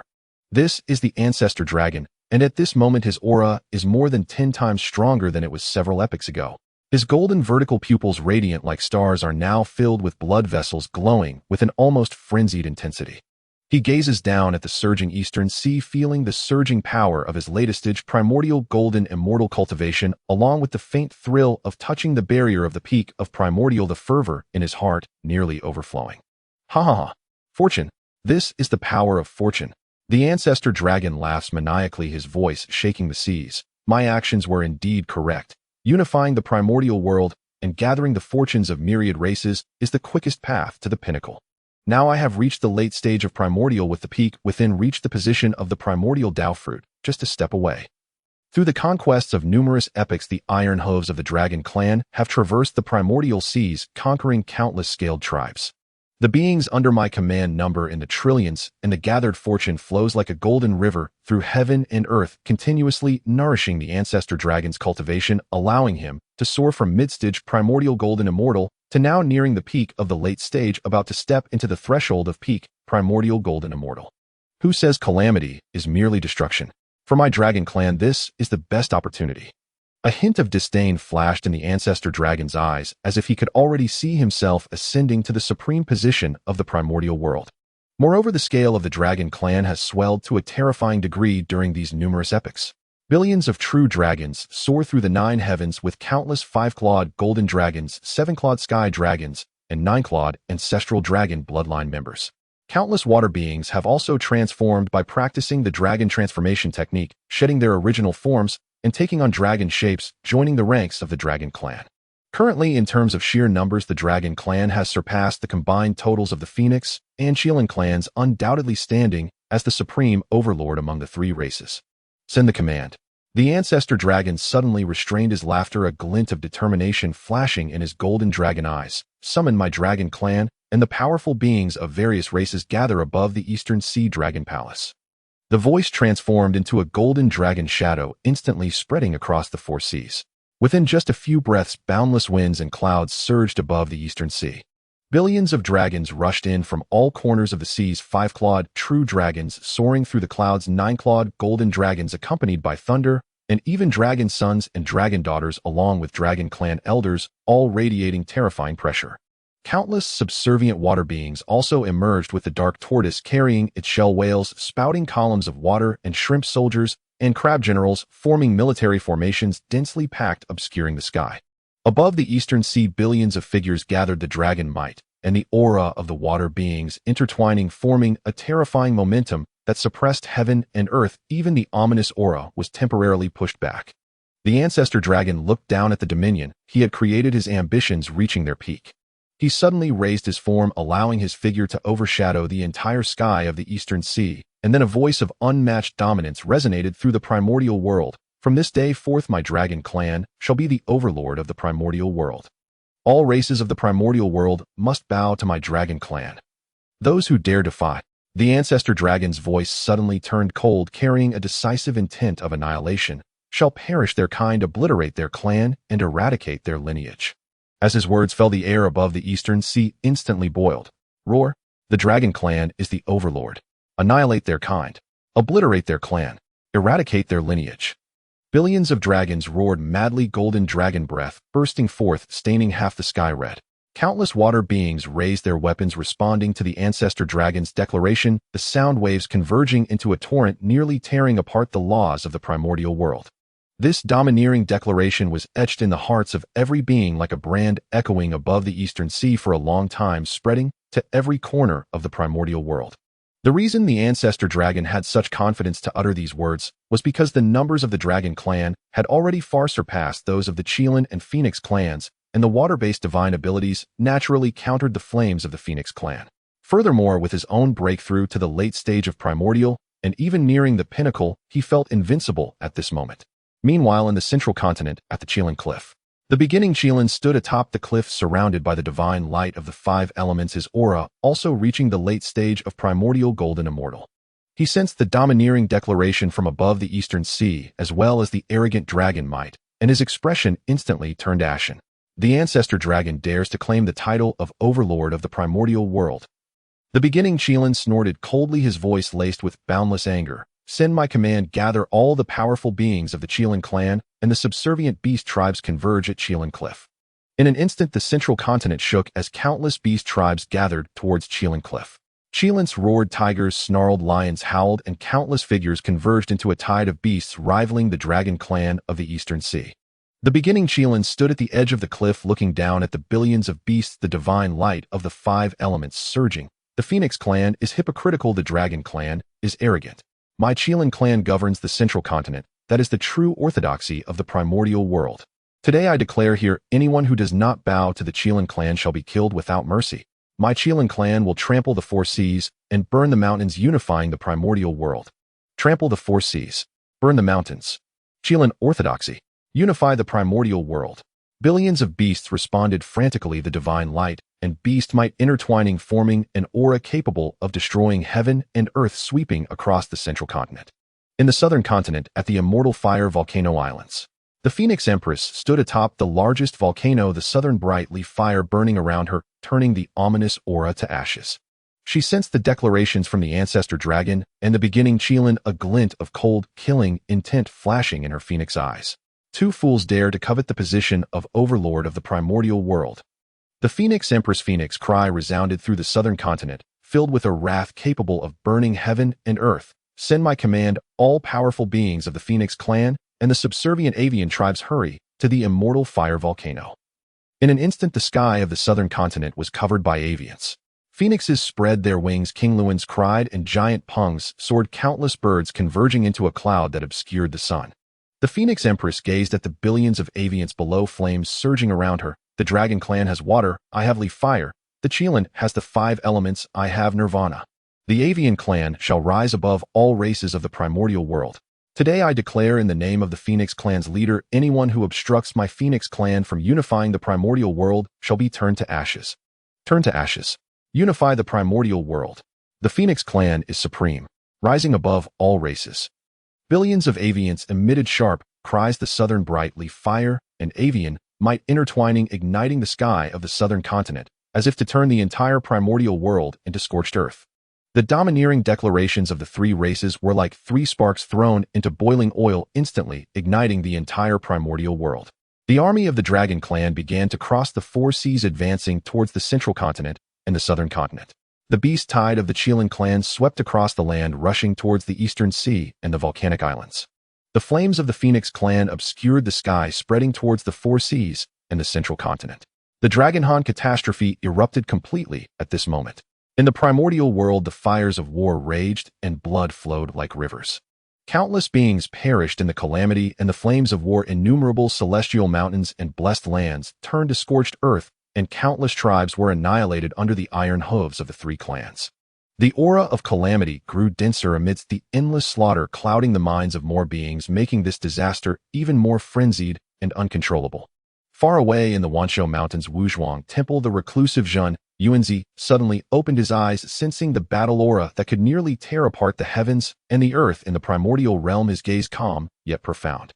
At last, it has truly begun. The upcoming primordial world will become incredibly chaotic and violent. However, this had little to do with him at that moment. His utmost priority was to enhance his strength. After several yuan meetings of seclusion, he felt that the time for his breakthrough was approaching. Thus, Zhen Yuanzi continued his closed-door cultivation. Time passed swiftly, and in the blink of an eye, tens of thousands of years had flown by. In the Wuzhuang Temple of Wanshou Mountain, the Chaos Dao Stele floated in the center of the hall, emanating a faint chaotic aura. The 3,000 Dao law runes on the stele fluctuated unpredictably, sometimes transforming into swirling galaxies, and at other times manifesting the birth and death of all things. Zhen Yuanzi sat cross-legged on the cushion beneath the stele, his eyes tightly closed, surrounded by streams of Xianhuang qi, sometimes majestic, like the primordial earth, and at other times subtle, like a grain of dust. During these several yuan meetings of seclusion, he fully digested the insights gained from his travels through the primordial realm. The will of Pangu from the Buzhou Mountain refined his Dao heart, while the discussions on the five elements Celestial Mountain deepened his understanding of the five elements laws. The fierce battles atop the Qingtian Peak allowed him to grasp the balance between offense and defense. Moreover, the Chaos Dao Stele continuously deduced the 3,000 Dao, and the exceptional enlightenment T provided by the system aided him in achieving realizations at all times, each leaf consumed, allowing him to transcend endless years of arduous cultivation in understanding the Dao. Within the hall, countless innate spiritual fruits and herbs piled up like mountains. The 9-turned purple gold mushroom radiated a purple gold glow. The ice soul grass crystallized with ice that froze time and space, and the newly sprouted leaves of the enlightenment tea tree flowed with the golden light of the Dao. These spiritual items continuously released pure spiritual energy, which was greedily absorbed by Zhen Yuanzi's physical body, primordial spirit, and magical power.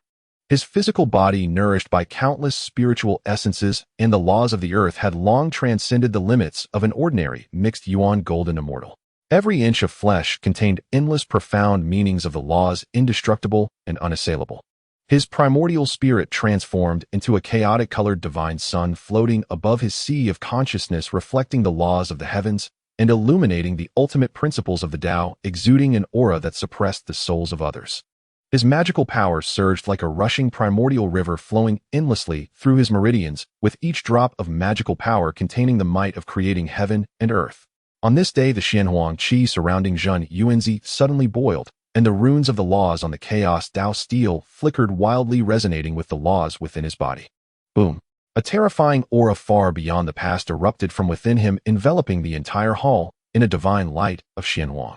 Outside the hall in the Wuzhuang Temple, the innate spiritual roots swayed, and the spiritual springs gushed forth, as if celebrating their master's breakthrough. Upon his physical body, the Xianhuang divine light deepened further, with countless earth runes appearing on the surface of his skin, faintly connecting with the primordial earth veins, as if he himself had transformed into a part of the primordial earth. The divine sun of his primordial spirit swelled to an immense size, instantly illuminating the entire sea of consciousness, mending all gaps in the laws and becoming flawless. His magical power became more vigorous and refined, flowing and stirring the spiritual energy within the cave to form a colossal vortex. His understanding of the laws advanced by leaps and bounds, with the Wutu laws, spatial laws, temporal laws, creation laws, and reincarnation laws being fully perfected, interweaving into a complete web of Dao laws, steadily elevating his realm to the midstage of mixed yuan golden immortal. Finally, he had broken through. Zhen Yuanzi slowly opened his eyes, the chaotic qi in his gaze fleeting by, as he felt the surging power within him, his heart peaceful. This breakthrough not only represented an elevation in cultivation, but also a comprehensive transformation of his Dao heart laws, physical body, primordial spirit, and magical power. Now his combat power had increased more than tenfold compared to the initial stage. After completing the breakthrough, he then consolidated his cultivation. Following this, Zhen Yuanzi focused his mind and sensed the changes in the world outside the cave. Within the primordial realm, the aura of calamity had thickened like ink. The sounds of slaughter faintly transmitted. The laws of heaven and earth were in utter disarray, evidently during the days of his seclusion. The Dragon Han catastrophe had completely erupted. It is time to exit seclusion. He rose and left the hall, summoning Qing Feng and Minghua. Shortly after, two figures hurriedly arrived, Qing Feng and Minghua. The two had diligently cultivated over the years, reaching the late stage of Tai Golden Immortal. Upon seeing Zhen Yuanzi, they quickly bowed and saluted, saying, "We pay our respects to our lord." "Rise." Zhen Yuanzi nodded. "In these years, have there been any anomalies inside or outside the cave?" Qingfeng stepped forward and respectfully replied, "Reporting to our lord, the cave is protected by innate formations and the reversal of the 5 elements formation you set, preventing the calamity aura from invading. The spiritual roots have grown as usual, and there are no anomalies." He then took out dozens of storage jade boxes, saying, "These are the spiritual fruits harvested from the spiritual herb garden over the years, including ginseng fruits, 5 elements fruits, 9-turn purple gold fruits, and more. Please take a look, Lord." Mingwei added, "However, the Wanshou mountain outside the cave has become quite unsettled over the years. Many beings seeking to avoid the war have fled to Wanshou mountain. Initially, they behaved quite well, but as the calamity aura spread, many have been corrupted in their minds, often erupting into conflicts. Even a peak Tai Golden Immortal has been rampaging here, killing and plundering. We, relying on the formation for protection, have managed to avoid being affected." Zhen Yuanzi received the storage jade box, his divine sense sweeping through it. Inside, it was filled with various spiritual fruits, far exceeding previous harvests. He nodded in satisfaction. "Well done." He stored away the spiritual fruits, then took out 2 plump ginseng fruits, handing them to the 2. "These 2 ginseng fruits you may share. They will aid you in breaking through your realms. On the path of cultivation, one must focus and be undistracted, not allowing external calamity to interfere." "Thank you, Lord." Qingfeng and Mingwei happily accepted them, quickly expressing their gratitude. Subsequently, Zhen Yuanzi pointed out a few difficulties they faced in their cultivation. The 2 experienced a sudden enlightenment, and after bowing once more, they withdrew. After completing all this, Zhen Yuanzi stepped out of the Wuzhuang Temple, appearing above the summit of Wanshou Mountain. Buzz! His divine sense instantly spread out like an invisible net, enveloping the vast and boundless Wanshou Mountain. In the mountain stream, within the dense forest, and inside the cave, countless beings' figures flickered into his perception. There were frantic beings fleeing, small groups huddling for warmth, as well as powerful golden immortals and Tai golden immortals. Some even exuded the fierce aura of peak Tai golden immortals, clearly indulging in rampant slaughter. "The power of calamity has reached this level," thought Zhen Yuanzi, his brow furrowing slightly. In a valley, a peak Tai golden immortal demon with 3 heads and 6 arms was wantonly slaughtering a group of weak rabbit demons, staining the valley with blood, the demonic energy infused with a rich aura of calamity. In another mountain range, 2 Tai golden immortals were fighting fiercely over a spiritual plant, their divine abilities clashing and destroying large areas of forest, resulting in countless innocent lives lost. Zhen Yuanzi's gaze turned cold. With a single thought, the Dao was born. "Those who disturb my Dao realm shall die." Before his words had faded, those Tai golden immortals, and some low-level beings slaughtering innocents in Mount Wanshou suddenly turned to ash, without warning, their primordial spirits and essence obliterated, leaving not a trace. For Zhen Yuanzi, a mid-stage Hunyuan golden immortal, this did not require the use of overwhelming divine abilities. Merely drawing upon the power of Mount Wanshou's geological energy could instantaneously erase them. Indeed, if he wished, with just a thought, he could eradicate these malevolent beings without any hassle.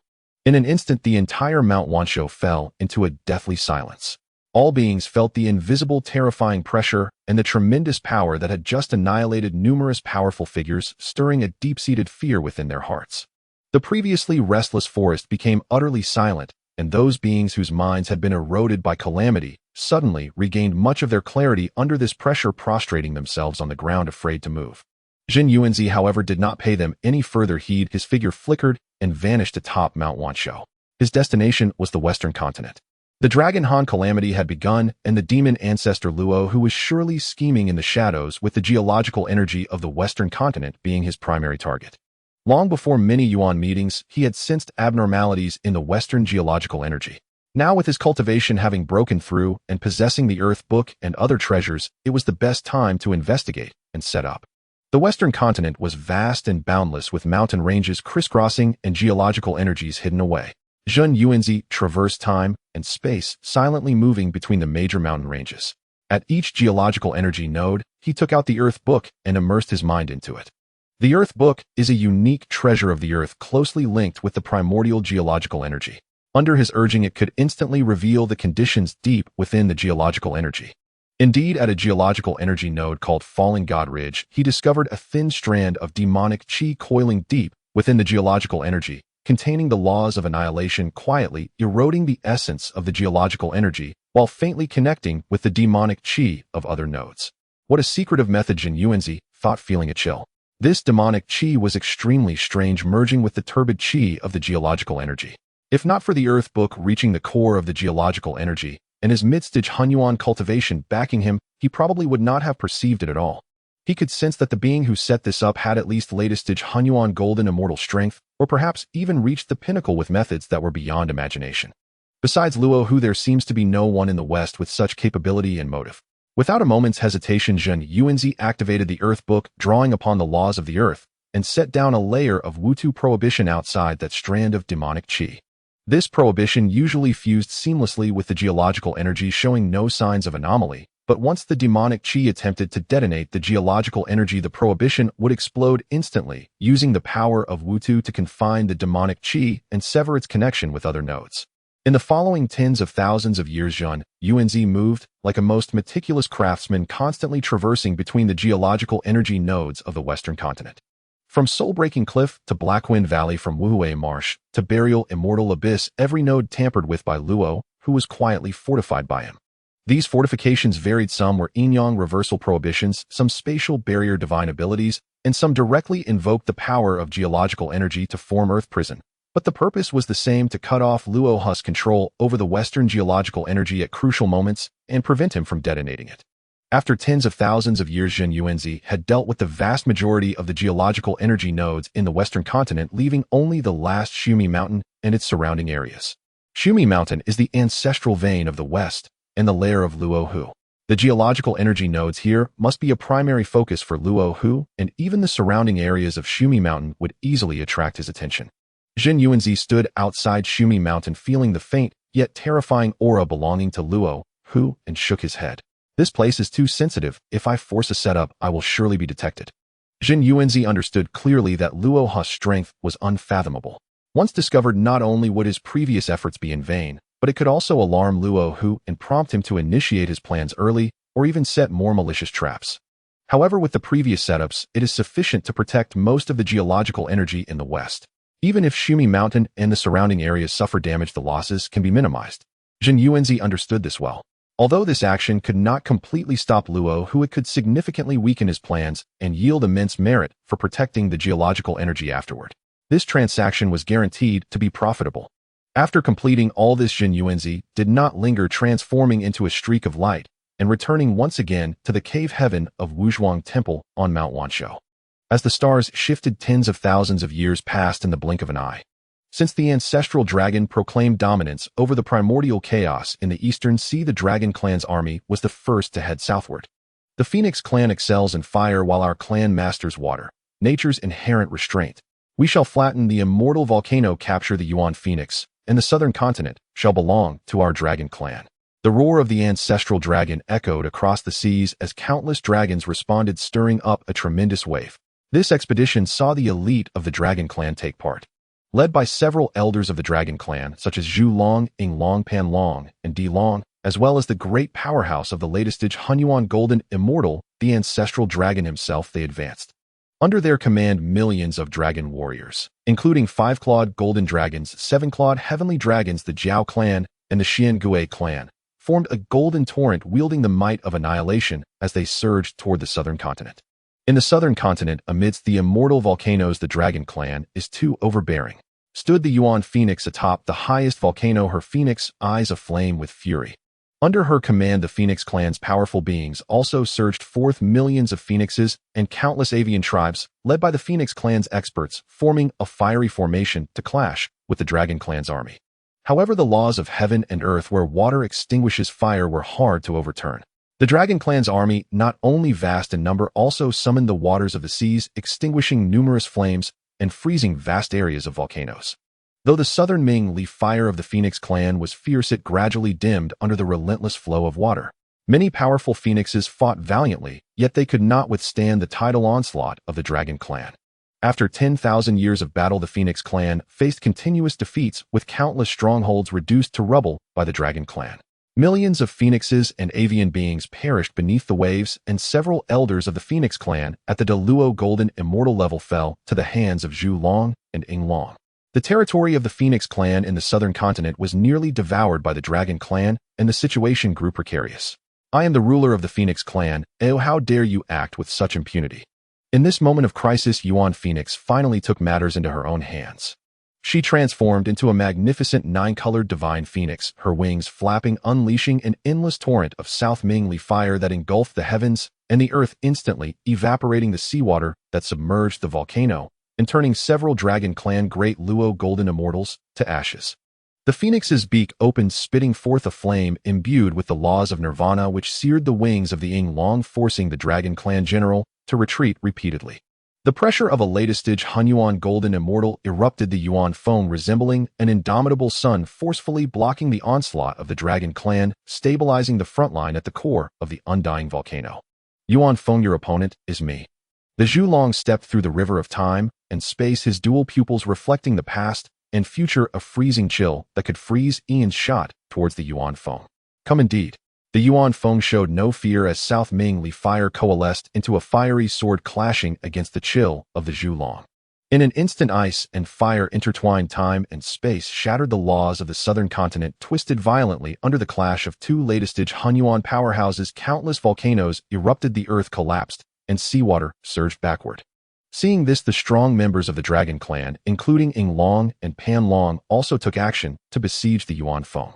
On the Phoenix side, similarly, there were Hunyuan powerhouses intervening to resist, leading to a brutal tug-of war. This battle lasted for tens of thousands of years.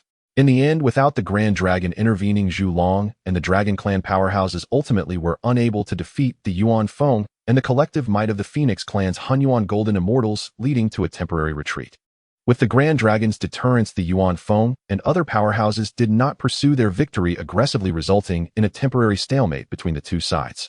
Meanwhile, at the Qilin Cliff of the central continent, the Shi Qilin stood atop the cliff, overlooking the battle raging between the southern continent and the eastern sea, a cold smile curling at the corner of his mouth. The battle of dragons and phoenixes, both sides suffering heavy losses. Very good, very good. His body radiated with the divine light of the five elements, and a calculating glimmer flashed in his eyes. The Qilin clan and the Phoenix clan had a deep-seated blood feud. Before the last Yuan assembly, a bloody battle erupted between the two sides over a supreme spiritual vein in the central continent, resulting in the death of a descendant of the Shi Qilin at the hands of a Phoenix clan powerhouse. Now, seeing the Phoenix clan suppressed by the Dragon clan, the Shi Qilin was delighted to watch the tiger fight from the mountain. Send orders down to strictly guard the borders of the central continent. No one is to intervene in the affairs of the Dragon and Phoenix war. Wait until both clans have exhausted their strength, then we shall strike, sweeping away the Dragon and Phoenix, unifying the wilderness. The Qilin clan unanimously agreed with this. They quietly accumulated strength, organized beast clans, repaired their battle armor, and forged magical treasures, waiting for the optimal moment. In the central continent, an eerie tranquility formed against the backdrop of the three clans' war. However, this tranquility was destined to be short-lived. In the ancestral vein of the western wilderness, Mount Shumi, the demon ancestor Luo Ho sat in the demon palace, observing the scene of the Qilin clan, standing still in the void before him, a mocking curve appearing at the corner of his mouth. Sure, Qilin, you wish to reap the benefits of the fisherman. Too naive. He tapped the armrest of his throne, and suddenly 10 figures exuding boundless demonic energy entered the hall, all peak, Great Luo Golden Immortal demon generals cultivated by Luo Ho, with chaotic demonic energy and calamity energy.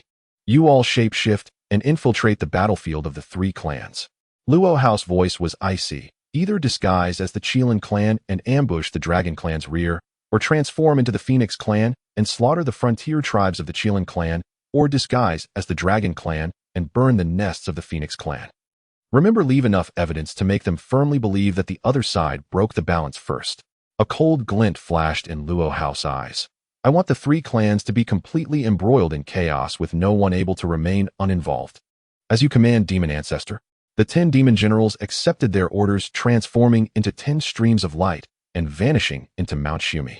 Soon after, strange events began to occur on the battlefield of the three clans. In a great camp behind the Dragon clan, it was destroyed overnight, leaving behind several strands of hair imbued with the 5-element aura of the Qilin clan. A tribe on the border of the Qilin clan was nearly wiped out, and the murderer left behind several phoenix feathers burning with South Mingli fire.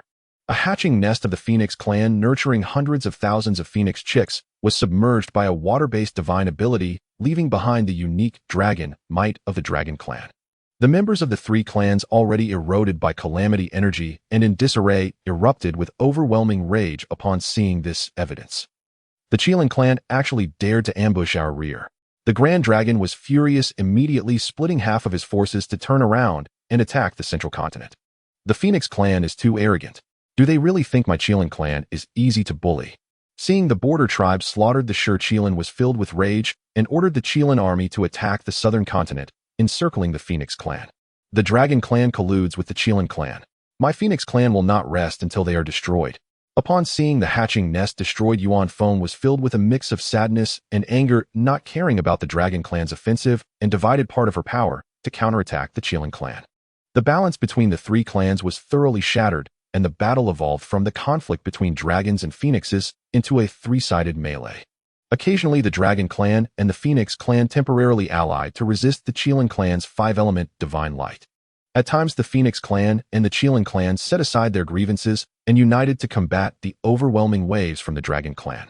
At other times, the Dragon clan and the Qilin clan reached a tacit agreement to jointly besiege the Phoenix clan's fiery formation. The battlefield extended from the southern continent and eastern sea to the central continent, even affecting the remote corners of the wilderness. Countless beings fell in this melee. A five-clawed golden dragon that had just broken through to Great Luo Golden Immortal was torn apart by the combined efforts of a Phoenix clan Great Luo and a Qilin clan elder. An elder of the Phoenix clan on the verge of nirvana was frozen in time by Zhu Long, only to be extinguished by the five-element divine light of the Shi Qilin. A Qilin king who controlled the laws of earth was drowned by the sea, summoned by the Ying Long, his primordial spirit shattered by the lightning of the Dragon clan. Numerous powerful beings fell in the chaos. Once renowned existences in the wilderness turned to ash in an instant, with not even a trace of their fruit left behind. The land of the wilderness was utterly reduced to purgatory. Mountains collapsed, rivers dried up, stars fell, and laws shattered. The calamity energy grew denser amidst the endless slaughter, transforming into tangible demonic shadows that circled above the battlefield, continuously eroding the minds of living beings, making the war even more frantic and uncontrollable. Far away on Mount Wanshou, Zhen Yuanzi sensed all of this through his divine consciousness, his expression calm and undisturbed. Luo House methods are indeed ruthless. The three clans in chaos, their fortune greatly diminished, is just paving the way for his demonic path to rise. He knew that this calamity was far from over, and he only needed to continue accumulating strength, waiting for the moment to restore order and reap the merits and opportunities. Time passed swiftly, and as the stars shifted and seasons turned, countless eons slipped away. The primordial wilderness of the Hong Huang had long lost its former spiritual grace and beauty. What were once sacred mountains and blessed lands had become graveyards piled high with bones. The once surging rivers and streams were dyed crimson by endless blood, and even the stars in the nine heavens trembled and dimmed under the impact of repeated great wars. The battlefields of the three clans spread from the southern continent and central continent to the eastern reaches of the Hong Huang. Wherever they passed, the power of the realm was torn apart like paper. Every collision of Hunyuan-level powerhouses shattered billions upon trillions of miles of space-time, unleashing energy storms that pierced heaven and earth. Every self-destruction of a Dao Luo Golden Immortal blasted through the spatial barriers of the Hong Huang, revealing the pitch-black, chaotic void beyond. Above the continents, immeasurable blood and slaughter coalesced into tangible blood clouds that obscured the sun and moon, plunging the world into an eternal twilight. Countless creatures roared and fought beneath the blood clouds. The Dragon clan's breath incinerated heaven and earth, the Phoenix clan's flames scorched the void, and the Qilin clan's divine light crushed all things. Bloodshed, slaughter, and destruction became the sole melody of the Hong Huang. Colossal corpses lay strewn across the land. A five-clawed golden dragon tens of thousands of miles long had its head torn off, its golden blood dyeing entire oceans red. A seven-colored divine phoenix whose wings once shadowed the sky had its feathers burned away, its charred corpse lying amidst a volcano. A Qilin king, master of the five elements, was ground into flesh paste, with only its eyes still blazing with rage remaining unextinguished. The cruelty of this great calamity far surpassed even the ancient beast tribulation. Though the beast tribulation was brutal, the beasts fought more with instinct.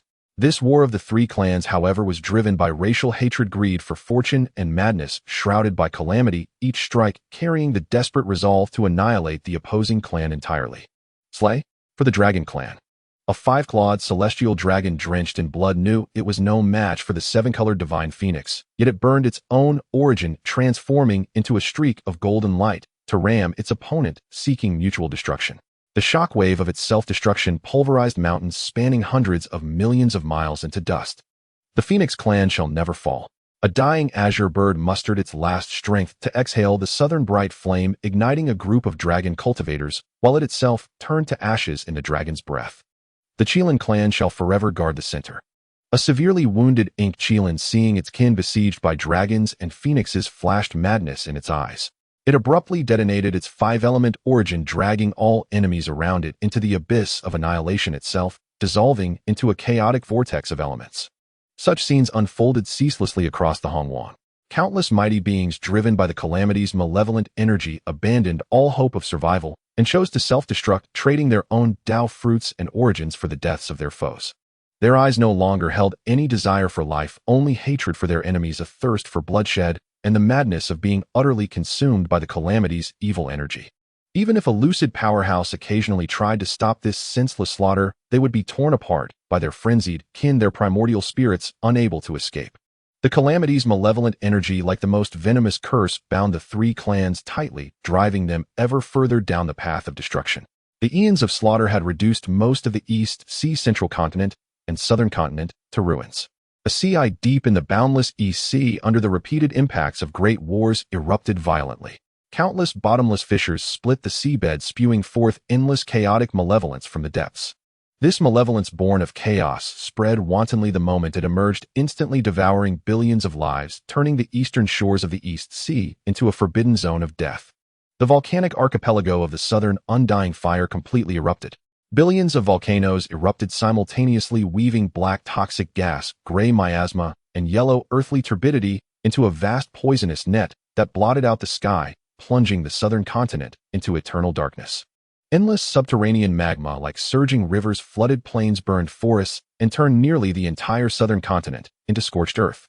Even the southern bright flame dimmed under this force of destruction. The central continent suffered even more. Its once fertile soil was upturned, exposing the earth veins below. Countless spiritual veins were severed by the war, turning to ash. Mountains collapsed, rivers changed course, leaving only pockmarked ruins. Even the toughest stones were stained blood-red. The three primordial clans were originally nurtured by the heavenly Dao to maintain order in the Hongwan. When the three primordial clans declared their rule over the scaled beast and avian races respectively, the heavenly Dao bestowed merit rewards, an attempt to maintain order in the Hongwan. Now the three primordial clans, leading their subordinate races, had become the chief culprits in the destruction of the Hongwan. Their war not only consumed their own fortune and power, but also continuously tore at the very foundations of heaven and earth, causing immense damage to the Honghuang's environment. Yet ancestral dragon Primordial Phoenix and Primordial Qilin, along with other strong members of the three clans, turned a blind eye to this. Ancestral Dragon coiled atop the ruined dragon palace, watching his dragon clan dwindle in number, his eyes showing no pity, only an obsession with victory. Nourished by fortune, his cultivation had faintly shown signs of breaking through to the peak of Great Luo Golden Immortal. This convinced him that by utterly destroying the Phoenix and Qilin clans, he could attain the Great Luo fruit and become the sole ruler of the Hongwan. Primordial Phoenix stood atop a burning volcano peak, the southern bright flame around her more violent than ever, yet also showing signs of depletion. She watched the Phoenix territories being submerged by magma, her kin falling one by one, her heart filled only with overwhelming hatred. She swore that even if the Phoenix clan perished, she would drag the Dragon and Qilin clans down with them.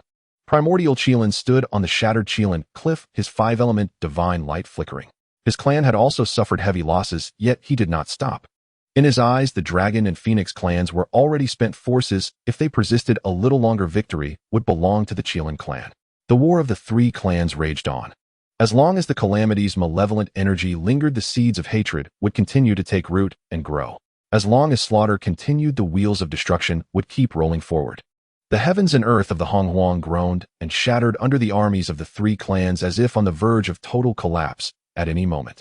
And this all-consuming Dragon Han calamity was spiraling toward even darker and crueler depths. No one knew how it would finally end. Far away on Mount Longevity, Zhen Yuanzi observed all this through the Chaos Dao Stele, his expression grave. He could sense that the primordial essence of the Honghuang was rapidly draining away, the power of the realm growing weaker. If this continued, after enduring repeated great tribulations, the Honghuang would inevitably decline. Soon, he murmured softly, The fortune of the three clans is about to be exhausted and Luo House schemes will soon surface. He tightened his grip on the Earth Book and waited silently for that moment. Time hurriedly passed and tens of thousands of years slipped away quietly amidst the continuous wars among the three races. On this day within the Dragon Palace of the East, a terrifying aura erupted that shook the primordial world. The ancestral dragon perched upon the dragon throne carved from billions of years of profound ice, its scales shimmering with unprecedented golden light, each scale seemingly containing the immense power of the returning seas.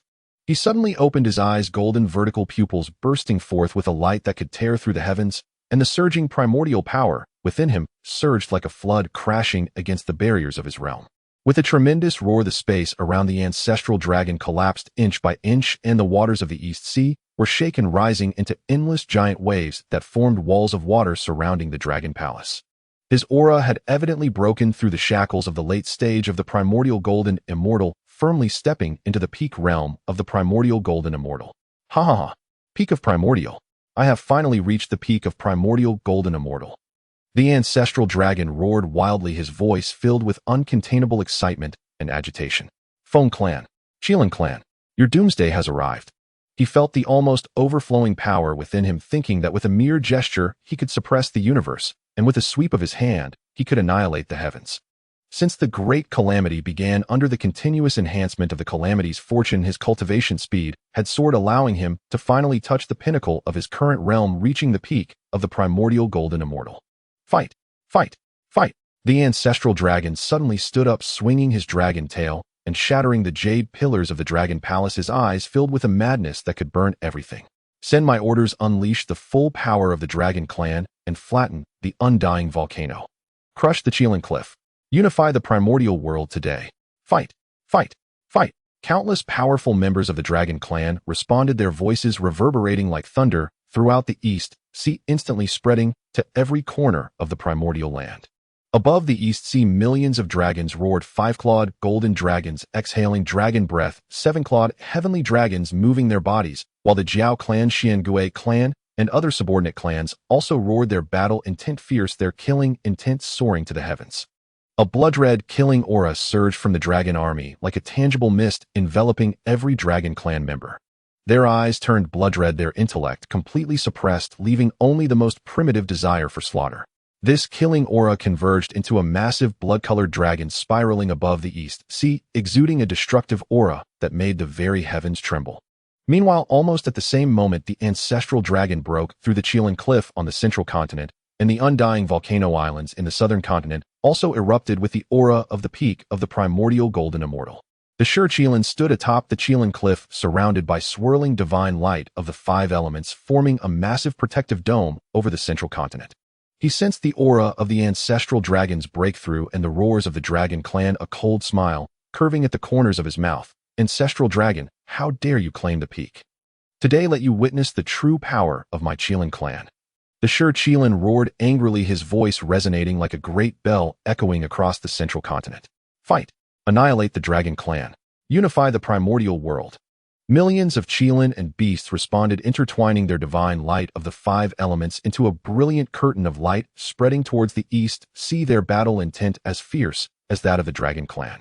In the southern continent, the undying volcano islands, the Yuan foam transformed into a colossal seven-colored divine phoenix, its wings flapping, igniting the sky with the southern Ming-Li fire.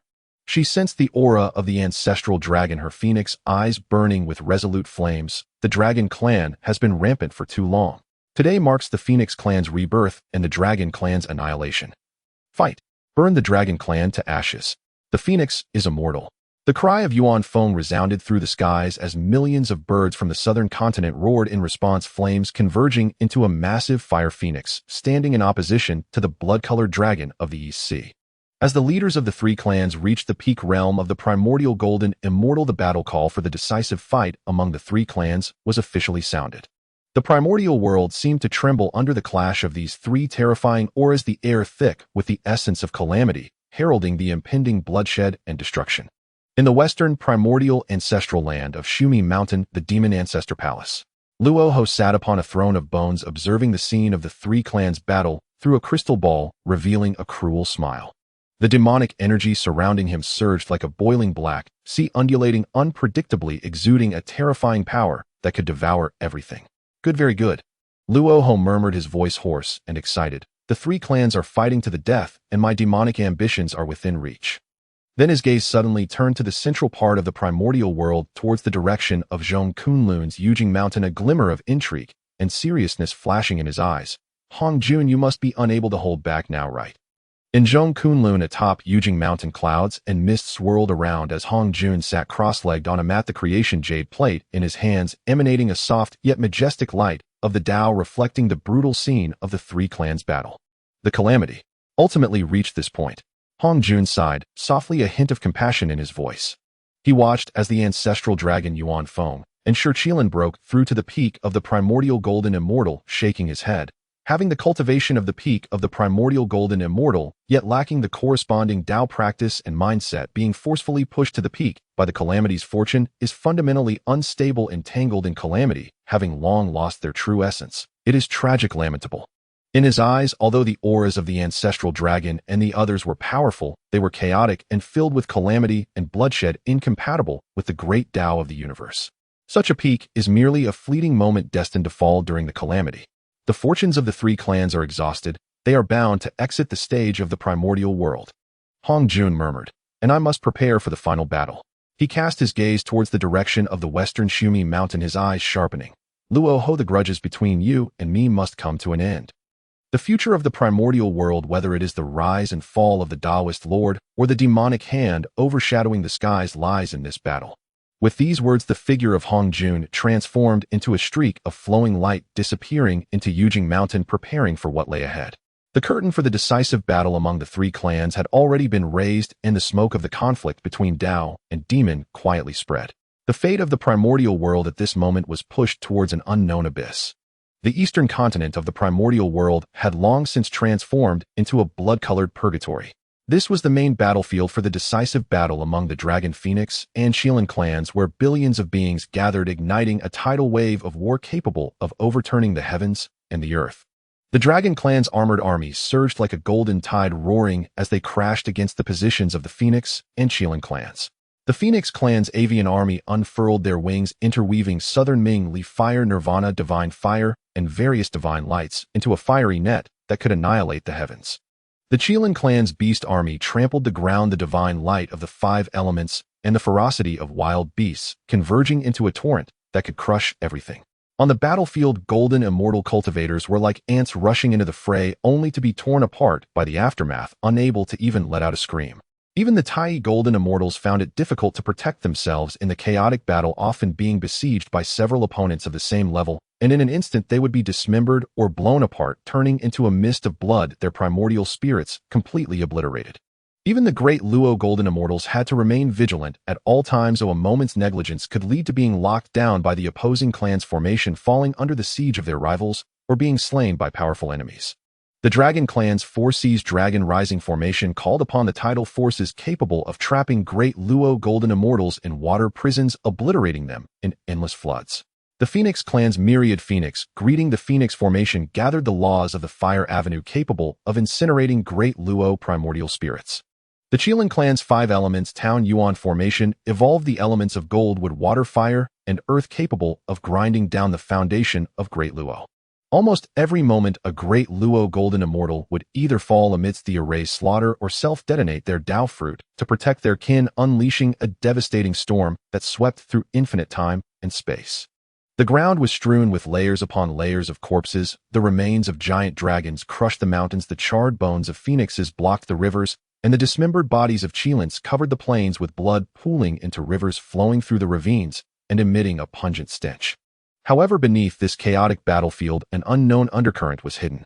In the void at the edge of the battlefield, countless mysterious array patterns flickered. These formations were based on the corpses of the slain, beings using the flowing blood as a guide, crazily devouring the malevolent and bloody auras that permeated the heavens and the earth. After being purified by the formations, these malevolent auras transformed into streams of pitch-black energy, traversing through cracks in the void, crossing endless time and space, ultimately merging into the depths of the earth veins beneath the western Shumi Mountain. Their an unparalleled evil formation was slowly absorbing these malevolent and bloody auras, its power continuously surging under the refinement. This formation was naturally the extermination sword array meticulously crafted by Luo Ho.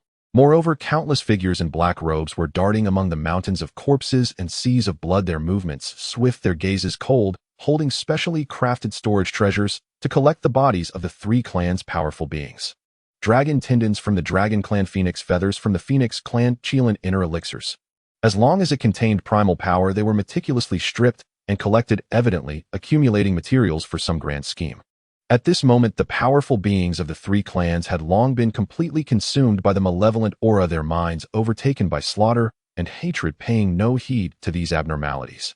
The roars of the ancestral dragon, the cries of the primordial phoenix, and the howls of the beginning Qilin echoed through the heavens. Their subordinates, like possessed madmen, knew only to charge forward regardless of being shattered to pieces.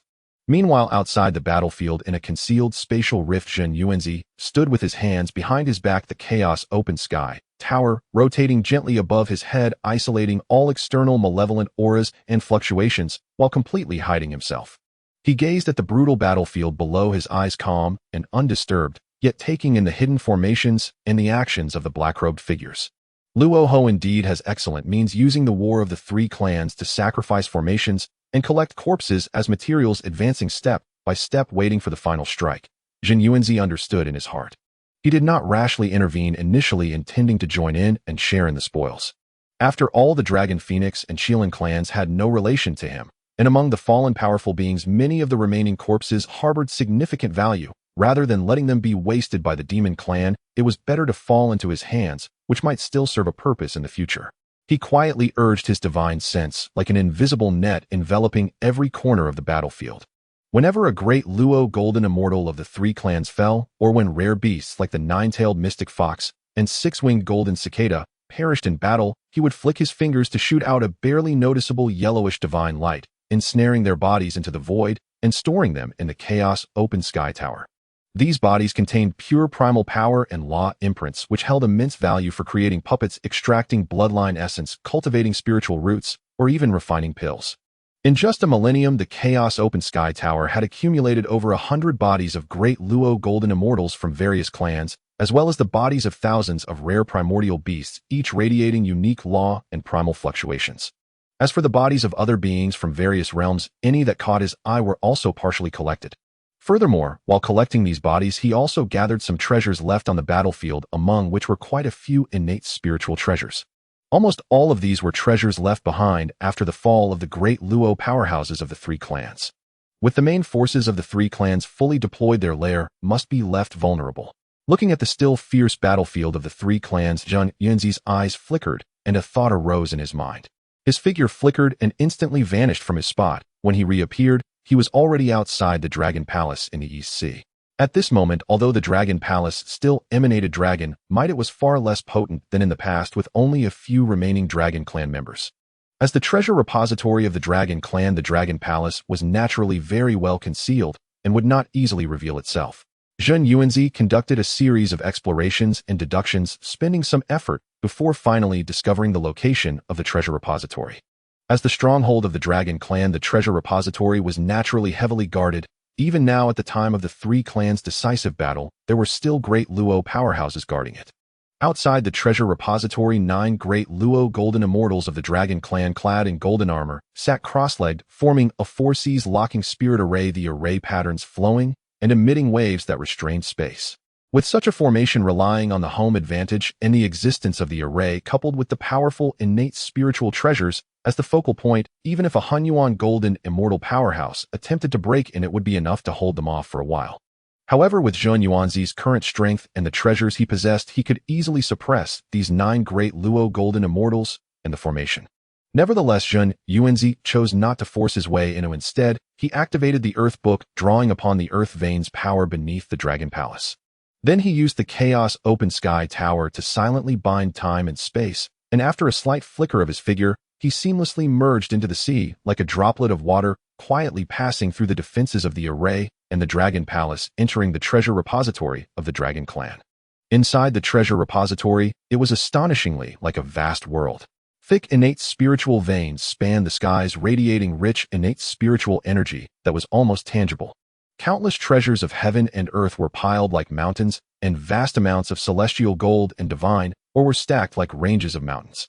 There was even a spiritual field with over 100 innate spiritual roots planted, among which 3 were high-grade innate spiritual roots, and there were more than 100 mid to low-grade spiritual roots, while other innate spiritual herbs and plants were countless.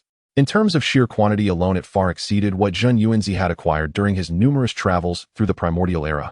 Moreover, this was not surprising. The Dragon Clan had existed for endless epochs in the Primordial era, subsequently becoming one of the overlords of the Primordial world, thus the accumulation of their treasures was naturally unimaginable. It could even be said that the treasures stored in the repository now were merely a fraction of the Dragon Clan's foundational accumulation, with some even more precious items likely in the hands of powerful beings like the Ancestral Dragon and Zhulong.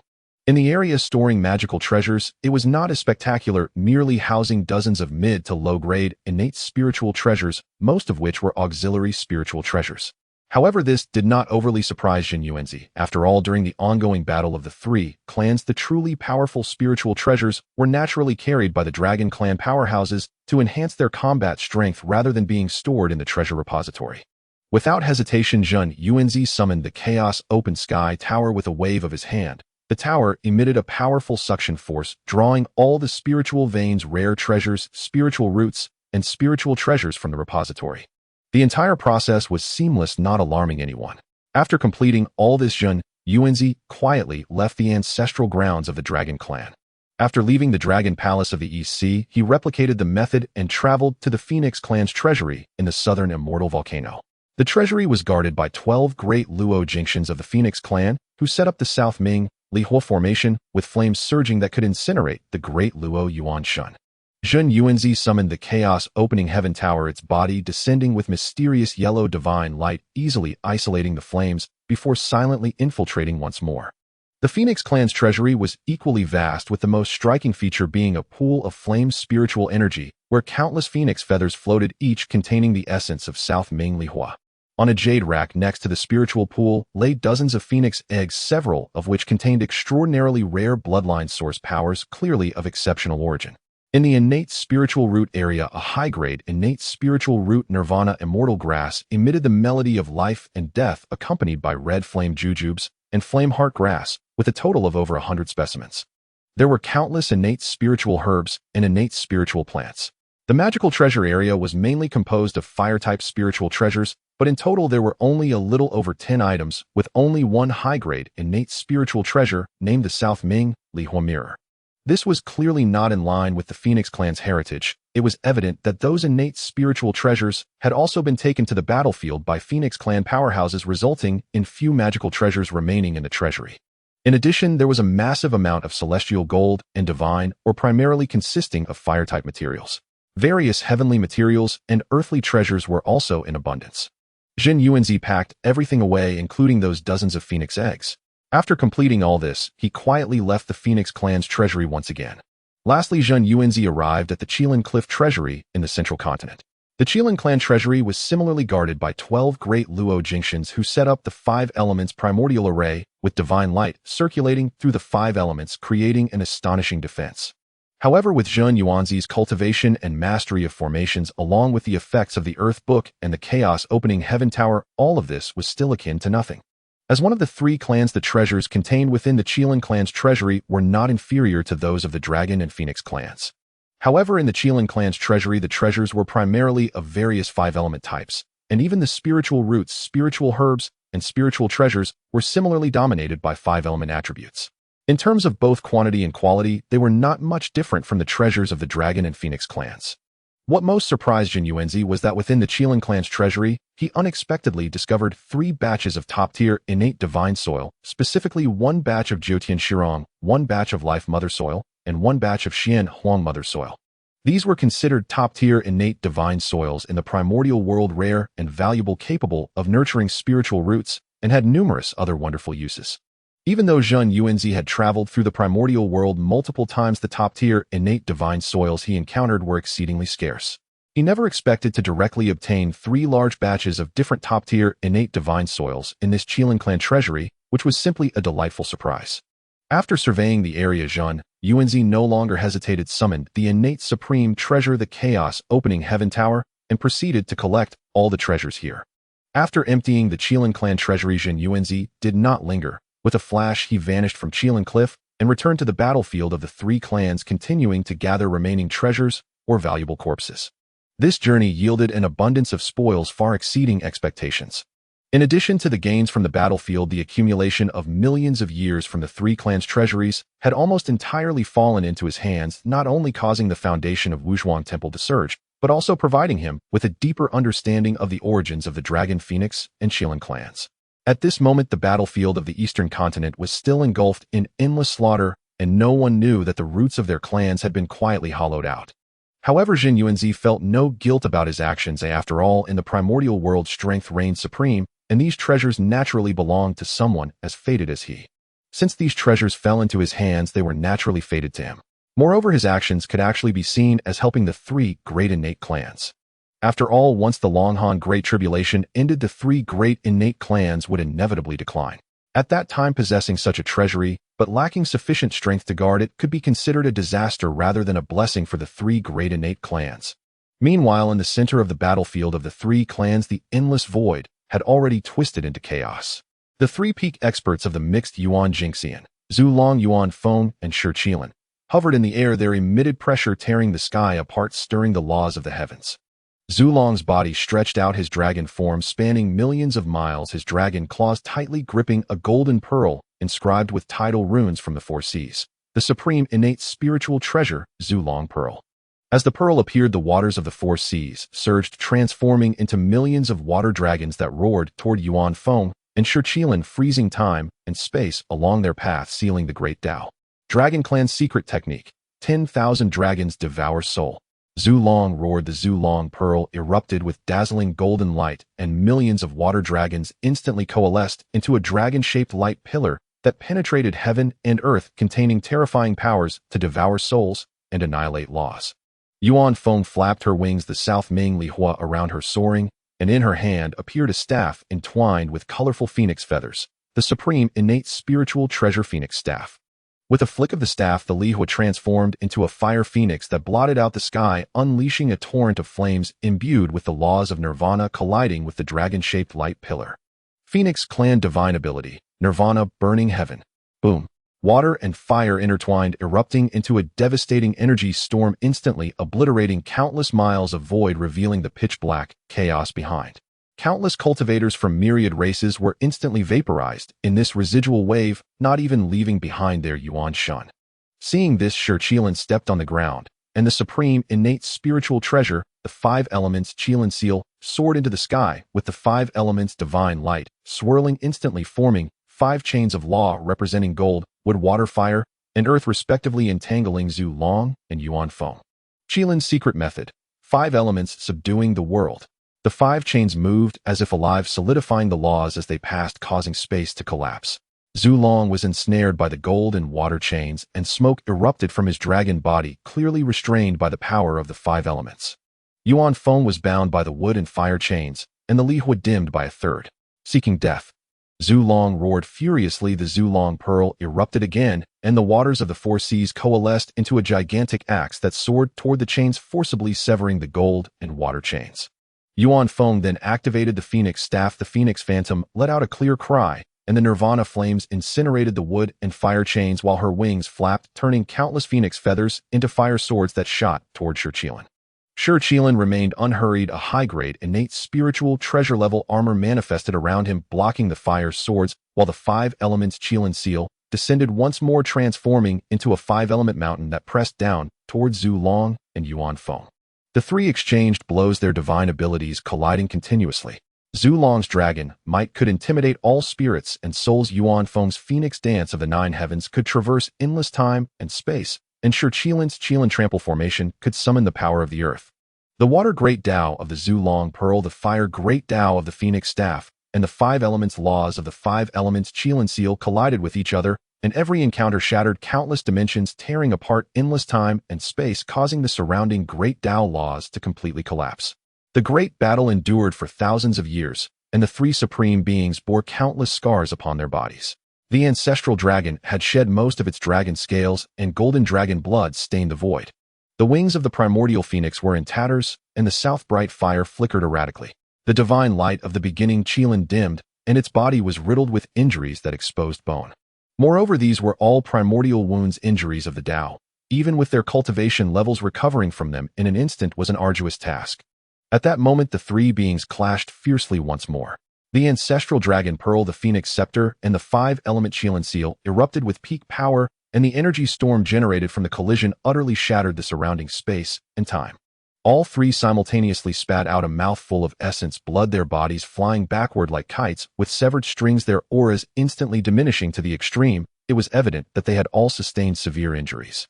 In that moment, when they were heavily injured, the calamity energy that pervaded the heavens and earth began to recede rapidly, like a tide soon disappearing without a trace. On the battlefield, the creatures from the three clans and members of the myriad races suddenly froze in their actions. The minds that had been clouded by calamity energy abruptly cleared, the madness in their eyes fading away, leaving only endless bewilderment and fear. They gazed at the scene before them, a mountain of corpses and a sea of blood piled high. Shattered dragon horns, burnt phoenix feathers, and broken Qilin scales littered the ground. The once fertile land had turned into scorched earth, rivers filled with blood, and the sky obscured by blood clouds. Is this what we have done? A Great Golden Immortal of the Dragon Clan looked at his blood-soaked claws and let out a piercing wail. My kin have all perished. A surviving Qing Luan of the Phoenix clan wept inconsolably as she gazed at the charred bodies of her kin below. Why did we cause such slaughter? A Qilin trembled as it stepped back, despair filling its eyes. Wails of lament echoed through the skies, converging into a torrent of resentment that forcefully dispersed the blood clouds in the sky, revealing the dim sun and moon behind them. The ancestral dragon, primordial phoenix, and beginning Qilin floated in the air, the calamity energy also dissipating from their minds, restoring their clarity. When they beheld the hellish scene below and sensed the mournful cries of the primordial world on the brink of collapse, all three stood frozen in place, disbelief filling their eyes. Is this what we sought in our pursuit of supremacy? The ancestral dragon's voice was hoarse as he looked at the remnants of his kin, doubt rising in his heart for the first time. The primordial world has been destroyed by us. Blood tears flowed from the phoenix's eyes as the south bright fire was shrouded in cold despair for the first time. The sins are profound. The beginning Qilin murmured, the divine light of the five elements extinguished. At this moment, the Dao, previously veiled by calamity energy, finally revealed its majesty. A vast and unmatched will swept across the primordial world, sensing the endless slaughter and destruction caused by the three clans, and immediately descended boundless karmic burdens. Boom! A pitch-black pillar of karma descended from the heavens, enveloping all beings of the three clans. They felt their primordial spirits ache intensely, as if being torn apart by countless vengeful souls. The fortunes of their clans were instantly tainted black, beginning to drain away frantically. Within their primordial spirits, deep-seated karma acted as shackles, firmly binding their cultivation, rendering them incapable of comprehending any laws, and their realms solidified completely. Moreover, this karma enveloped them like a maggot in the bones, entwined with the fortunes of the three clans. Even if they perished, future descendants would be affected by this karma, making their paths and cultivation fraught with difficulties, seldom achieving greatness. No, the ancestral dragon, primordial phoenix, and beginning Qilin felt all of this, and saw the tragic state of their kin below, a wave of endless regret surging within their hearts. The so-called grand ambitions and aspirations have turned out to be nothing but an empty dream.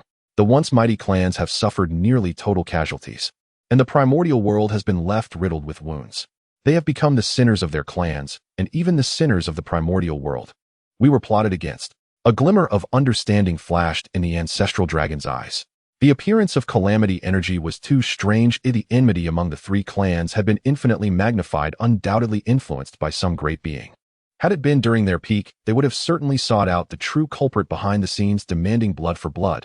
But now they were not only severely injured, but also burdened by karma, their clans in decline, leaving them powerless to pursue the truth. The ancestral dragon gazed at the turbulent sea, eye of the East Sea, where chaotic malice continuously surged forth. If left unchecked, the eastern part of the primordial world would surely be utterly lost. He took a deep breath and said to the surviving Zhu Long and other Dragon Clan experts, "You take the remaining kin back to the ancestral land of the East Sea, safeguarding the last bloodline of the Dragon Clan." Zhu Long and Ying Long seemed to have thought of something, their eyes filled with sorrow, but ultimately they could only comply and lead the remnants away. The ancestral dragon turned around, gazing at the heavens, his voice filled with endless sorrow and determination. I, the ancestral dragon, have initiated a great calamity, causing suffering among living beings, shattering the primordial world. The sins are vast. Today I willingly use my own cultivation to eternally suppress the sea, Eye of the East Sea, restraining the chaotic malice. From henceforth the dragon clan withdraws from the primordial continent, eternally stabilizing the four seas, acting on behalf of the heavens to control the clouds and rain, to alleviate the karmic burdens of the dragon clan. Let the Tao witness this. As soon as his words fell, the ancestral dragon's body transformed into a golden light, plunging into the sea, Eye of the East Sea. In an instant, the turbulent sea, I calmed down, the chaotic malice firmly suppressed. In the southern immortal volcano, the primordial phoenix looked at the still erupting volcano, and the permeating poison gas, a hint of determination, flashed in her eyes. She summoned the surviving Phoenix clan experts to bring back the remaining kin. Then she swore to the heavens, I, the primordial phoenix, have initiated a great calamity, betraying the heavenly mandate. My sins are profound. Today I willingly suppress the southern immortal volcano, extinguishing the poisonous fire and purifying the miasma to alleviate the karmic burdens of the Phoenix clan. From henceforth the Phoenix clan will retreat to the immortal volcano, no longer participating in the disputes of the primordial world. Let the Tao witness this. After declaring this, the primordial phoenix transformed into a rainbow of light, merging into the largest volcano. As the volcano's eruption instantly ceased, the poison gas and miasma began to dissipate, and the south bright fire transformed into gentle spiritual light, nourishing the southern lands. In the central continent, the beginning Qilin looked at the shattered earth veins and collapsing mountains, regret filling his eyes. He entrusted the remaining Qilin kin to several elders, then roared angrily at the heavens, I, the beginning Qilin, have initiated a great calamity, betraying the heavenly mandate. I deserve to die 1,000 deaths. Today I willingly dissolve my being, transforming into auspicious signs of heaven and earth, replenishing the power of the earth veins in the central land to atone for the sins of the Qilin clan.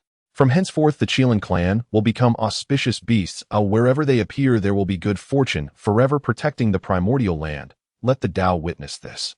As his words fell, the beginning Qilin's body exploded, transforming into countless rays of five-colored divine light, merging into the earth veins of the central continent. The shattered mountains began to repair, the broken spiritual veins reconnected, and a peaceful aura spread throughout. As their vows were spoken, the pitch-black karma above the three clans indeed thinned out a bit. Although still heavy, it was no longer a situation of certain death. At that moment, three pitch-black voids suddenly appeared in the fabric of time and space, emanating a gravitational pull that seemed to devour everything. The last remnants of the indomitable primordial essence of the ancestral dragon primordial phoenix and beginning Qilin were drawn into the voids, disappearing without a trace, their fates unknown. The great calamity of the Dragon Han ultimately concluded with the decline of the three clans. Meanwhile, on the battlefield of the three races, the mingling scent of blood and resentment formed a suffocating haze. The surviving beings of myriad races gazed at the departing remnants of the Dragon Phoenix and Qilin clans, their eyes swirling with uncontainable hatred. Among them, some clans were forcibly conscripted by the Dragon clan, with almost all members perishing in battle. Others were burned to ashes by the southern Ming Lihua for refusing to submit to the Phoenix clan, ultimately being forced onto the battlefield. Some races hid deep within the earth to escape the slaughter by the Qilin clan, yet they were still caught in the flames of war, leaving only a handful of survivors. If it were not for the coercion of the three clans, we would not have come to this. A tiny golden immortal with wings clenched his fists tightly, the blood on his wings still not dried. His clan was originally a hidden tribe in the south, ultimately conscripted by the Phoenix clan and swept into the calamity. Although the ancestor dragon primordial phoenix and origin Qilin sacrificed themselves to mend the heavens and earth, their clans still exist. This blood debt will eventually be collected. A tiny golden immortal of the scarred red wolf clan growled, bloodshot, eyes glaring. They had participated in the war of the three clans only because they were forced onto the battlefield, ultimately becoming completely entangled in the calamity. In this calamity, the myriad races suffered heavy casualties. Some races were completely annihilated, while others were left with only one or two remaining. Because of this, their hatred for the three innate clans was profound. However, previously they dared not act rashly due to the suppression of supreme beings like the Ancestor Dragon. Now that the Ancestor Dragon and others had fallen to mend the primordial heavens, they began to stir restlessly. Yet it remained only a restless stirring. After all hatred aside, their minds had returned to clarity. Upon seeing the state of their own clans, reason ultimately triumphed over impulse. They were well aware that although the Dragon Phoenix and Qilin clans were severely weakened and had lost the Ancestor Dragon Primordial Phoenix and Origin Qilin, 3 supreme beings. But a starving camel is still bigger than a horse. The Dragon clan still had Zhulong Yinglong and other supreme beings as well as many Great Luo Golden Immortals in command. The Phoenix and Qilin clans similarly possessed 1 or 2 supreme beings and several Great Luo experts. Relying solely on these remnants of defeated troops to recklessly seek revenge would be akin to striking a stone with an egg.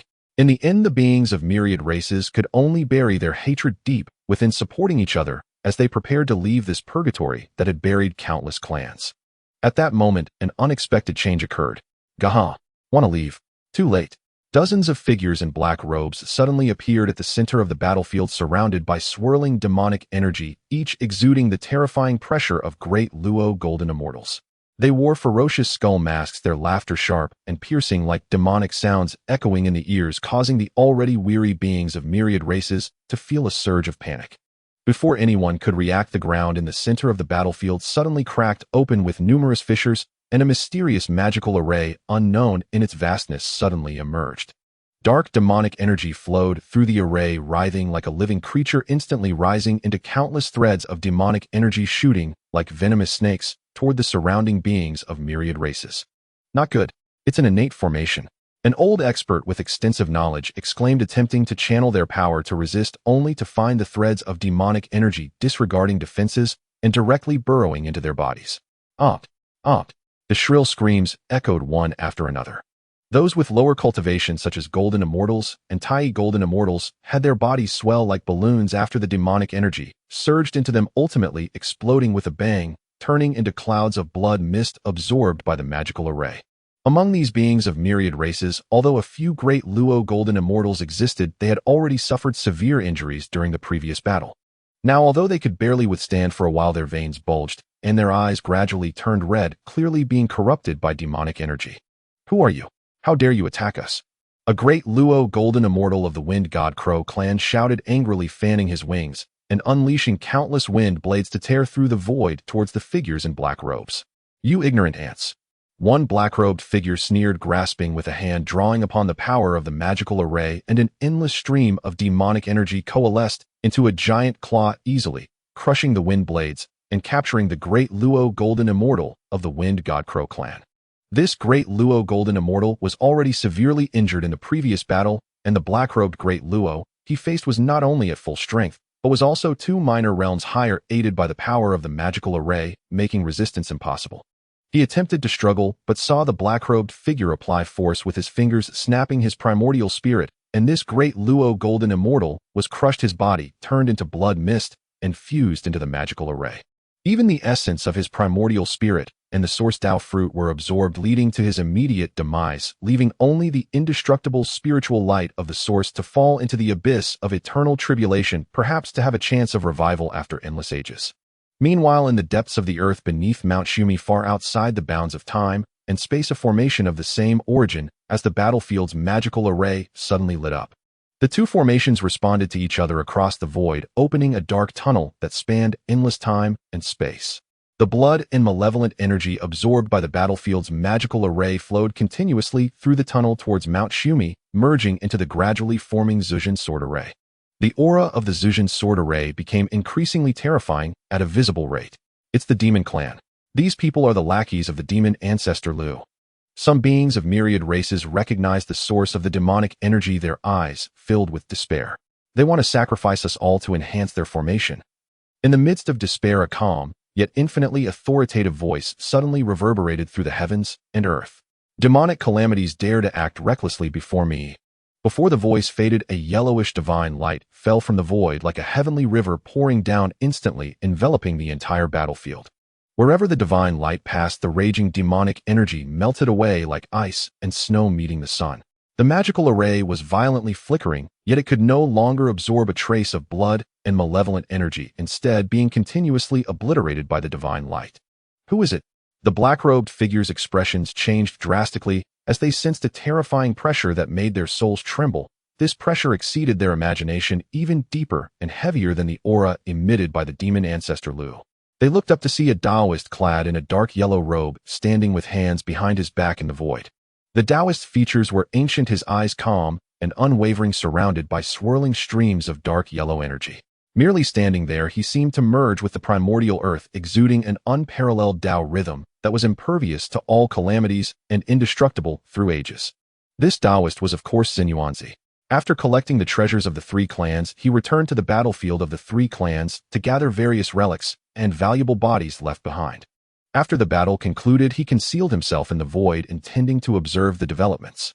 However, upon seeing these demonic lackeys attempting to sacrifice the surviving beings of myriad races, he acted without hesitation. After all, the great calamity of Longhan had ended, and the primordial beings had suffered heavy losses.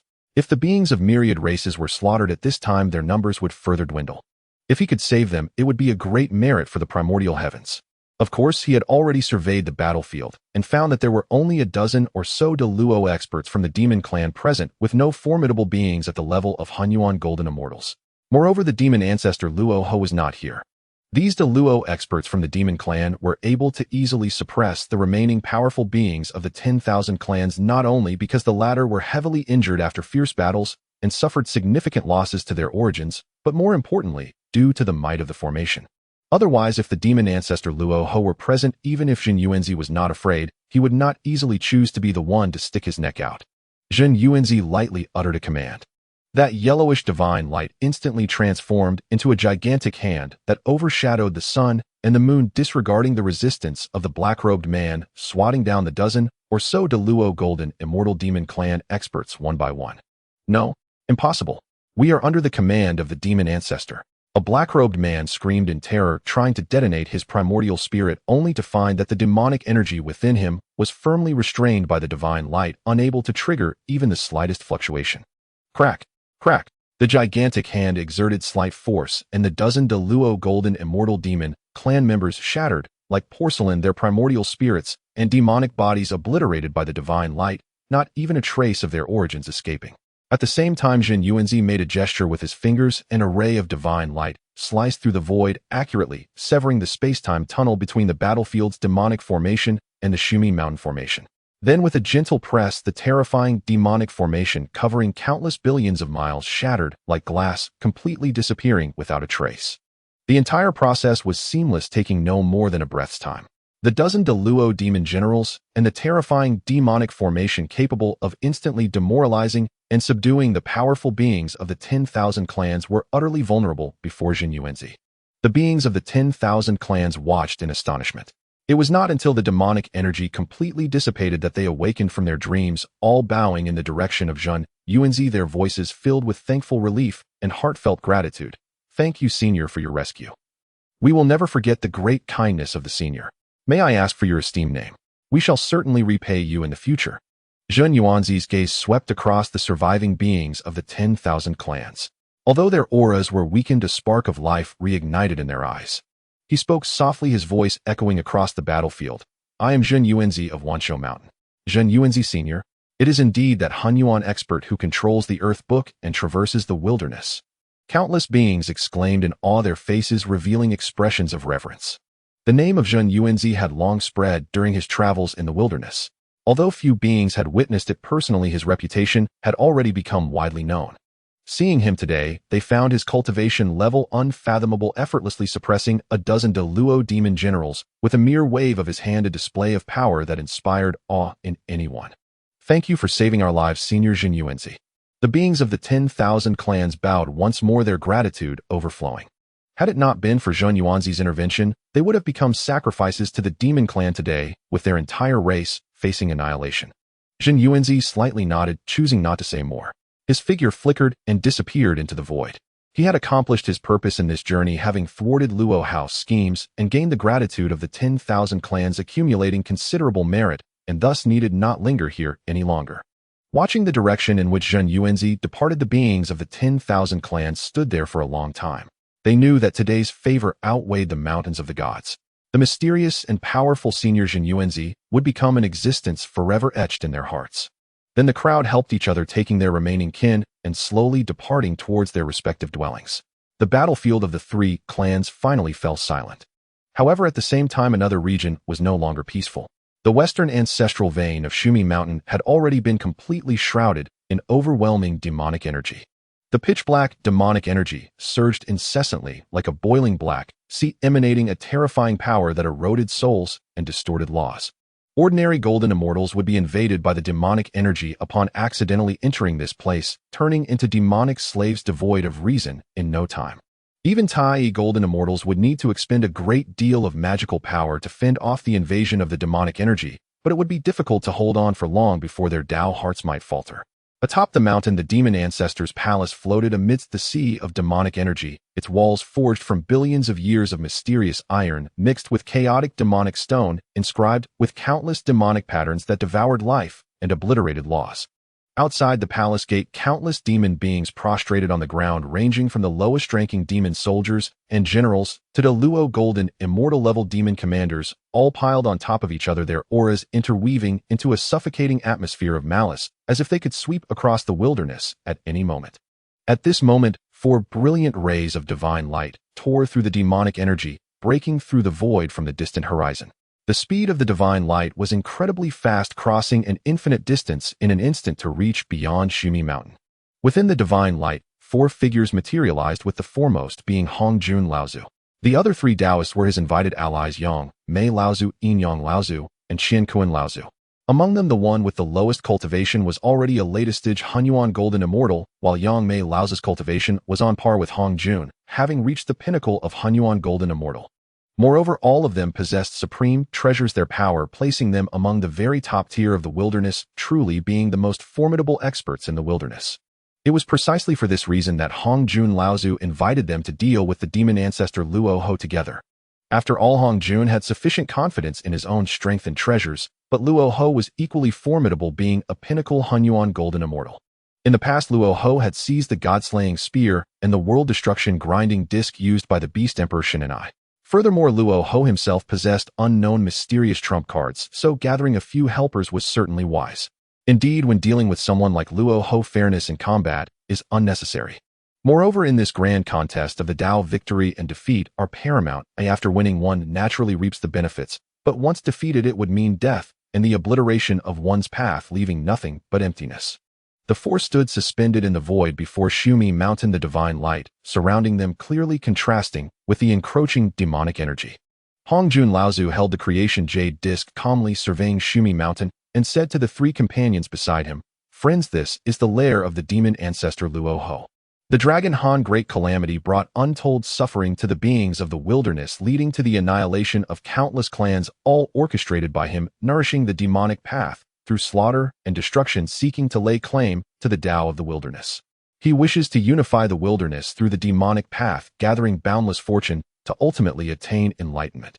Yin Yang Laozu, clad in a black and white Dao robe with Yin and Yang energies swirling around him, held the supreme innate spirit treasure, the Yin Yang mirror, and was at the late stage of Hunyuan Golden Immortal. Upon hearing this, he looked at the demonic energy surrounding Shumi Mountain, his brows furrowed. The demonic energy is so intense that it has already harmed the origin of the wilderness. If Luo Ho is allowed to continue, the entire wilderness may be demonized. At that time, the spiritual energy will be cut off, all life will wither, and our path of cultivation will also be severed. Qian Kuan Laozu, draped in a yellow-red Dao robe and wielding the supreme innate spirit treasure, the Qian Kuan map, had a particularly fiery temper and was also at the late stage of Hunyuan Golden Immortal. He gazed at the scene below where demonic energy swirled and life was cut off, snorting in anger. "This fiend's actions have enraged all the races. We must eliminate him today and restore clarity to the wilderness." Indeed, Luo Ho has reached the peak of the Hunyuan Golden Immortal realm, wielding the god-slaying spear and the world-destroying grinding disc, and we cannot fathom how many hidden cards he holds. Only the ancestor Yang may seem to perceive something, casting a meaningful glance at ancestor Hong Jun, yet did not utter a word. After all, the fall of the Honghuang world into the demonic realm is not something ancestor Yang Mei wishes to see. Eradicating Luo Ho is also his objective, aligning with his interests, as he does not want to witness Luo Ho attain sainthood. At the same time as ancestor Hong Jun's words fell, the gates of the demonic ancestor's palace atop Mount Shumi burst open, and a figure in a black robe stepped out, radiating demonic energy even more potent than the entirety of Mount Shumi. It was the demonic ancestor Luo Ho. As the host of Mount Shumi, having managed it for countless ages, he had sensed the arrival of ancestor Hong Jun and others the very moment they descended. Faced with the four top-tier powerhouses, even though the demonic ancestor Luo Ho was highly confident, he still made ample preparations before revealing himself. Luo Ho stood in the void looking at the four in the emptiness, a cold smile curling at the corners of his mouth. Hong Jun, you truly are willing to lose face bringing so many helpers. Luo Ho. Ancestor Qian Kuan was the first to roar. You have secretly instigated the war among the three clans, sacrificing countless beings to nourish your demonic path. Now the land of Hong Huang is riddled with wounds, countless clans have been exterminated, and all of this is your sin. We have come today to uphold justice and slay you the demon. Ancestor Hong Jun's tone was calm, yet it carried an undeniable authority. Luo Ho, my friend, your demonic path, based on destruction and slaughter, will ultimately lead to the complete collapse of Hong Huang. We are not here for personal grievances today, but for the survival of Hong Huang. If you are willing to sever your demonic path and disperse your demonic energy, we will retreat and no longer pursue this matter. Sever my path. Luo Ho laughed in anger, his laughter filled with mockery. Hong Jun, you play a clever game. My path is the great way born from destruction. To sever my path would be akin to self-destroying my foundation, becoming an ant. You and I are both individuals destined to face this calamity. The struggle for the great way is inherently a matter of life and death. Why must you speak so grandly? His eyes narrowed and his demonic energy surged violently. Do you think that bringing 3 helpers can do anything to me? Today let me show you who is truly worthy of ruling Hong Huang. Enough of this nonsense. Ancestor Yin Yang summoned the Yin Yang mirror with black and white lights swirling. Demonic evildoers deserve to be exterminated by all. Today I will ensure your complete annihilation. Luo Ho let out a cold laugh, speaking no more, waving a hand. Paths divergent, we cannot cooperate. Since you all wish to obstruct my path to sainthood, let us have a battle to settle this cause and effect. As his words fell, a vast and terrifying array suddenly appeared behind him. Buzz! For pitch black, swords entwined with chaotic malevolence soared up, namely the Zuzhen, Lucian, Xianxian, and Juexian swords. The blades, etched with the wails of countless beings and principles of destruction, exuded a terrifying sharpness capable of unsettling even a Great Luo Golden Immortal's spirit and shaking the Dao heart of a Han Yuan Golden Immortal. The array unfolded, covering the entirety of Mount Xiumi, as endless malevolent energy and blood energy surged in from all directions of Hong Huang, converging into the array, causing the aura of the formation to spike to a terrifying level. This was the unrivaled malevolent array crafted by Luo Ho through countless efforts, refined from the blood and essence of beings from the 3 clans' war, the Zuzhen sword array. The innate killing energy transforms into divine weapons, locking the universe and the sun and moon in dark. When the 4 swords stand tall, the world dims, and upon seeing it, all immortals are struck with fear. The Xianxian confuses the temporal order, while the Juexian shatters the form of Han Yuan. As the array rises, the universe loses its color, and the sharpness shakes the sun and moon into utter darkness. Even those who attain the Great Luo will wither upon encountering this sharpness. The classic lines from the original text will not be written, just a humble offering. This array, such powerful malevolent energy. Ancestor Qian Kun's expression changed dramatically. Even he could feel the world-destroying power contained within the formation. Ancestor Yin Yang's pupils constricted. The 4 swords move in unison. The array gathers malevolence, and it can even draw upon all the malevolent power of the Hong Huang world. If this array operates at full power without a supreme treasure to protect oneself, it would be difficult for even a Han Yuan Golden Immortal to escape unscathed. Ancestor Yang Mai's expression was grave as he finally retracted his calm demeanor. Luo Ho is able to set up such a ferocious array. Oh, it seems he has been planning this for a long time. Ancestor Hong Jun tightened his grip on the creation jade plate, speaking solemnly. This array is based on slaughter with destruction as its principle. It can be called the first ferocious array of Hong Huang. If we storm in, there may be unforeseen events. Luo House arrogant laughter echoed from within the array. Hong Jun Yang may, if you have the guts, come into the array. If you cannot break this array, today will be your death day. What is there to fear? Ancestor Qian Kuan, known for his short temper, immediately summoned the Qian Kuan map, transforming it into a yellow-red light shield around himself. I'll charge into the Juexian array. Seeing this, Ancestor Yin Yang also summoned the Yin Yang mirror. I will charge into the Luxian array. Let's see what this ferocious array can do. Ancestor Hong Jun intended to stop them, but saw that the two had already set off, only able to sigh inwardly with the Dao celebration cloud hovering above his head, divine light swirling. If that's the case, I shall charge into the Zuzhen array. Ancestor Yang Mei glanced at Hong Jun, his form shifting into a stream of chaotic energy. I will go into the Xianxian array. The four entered their respective array gates, their figures instantly consumed by the formations. At the core of the array, Luo Ho watched the four enter, a triumphant grin spreading across his face. Hong Jun Yangmei. You are all going to die.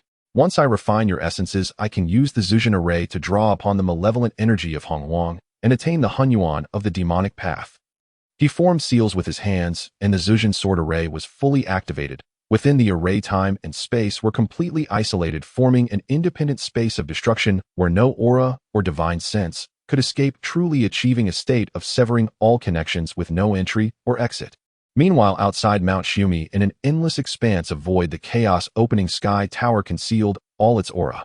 Zhen Yuanzi stood within the tower, peering through its chaotic radiance, observing all that transpired on Mount Shumi. The Zuzhen sword array.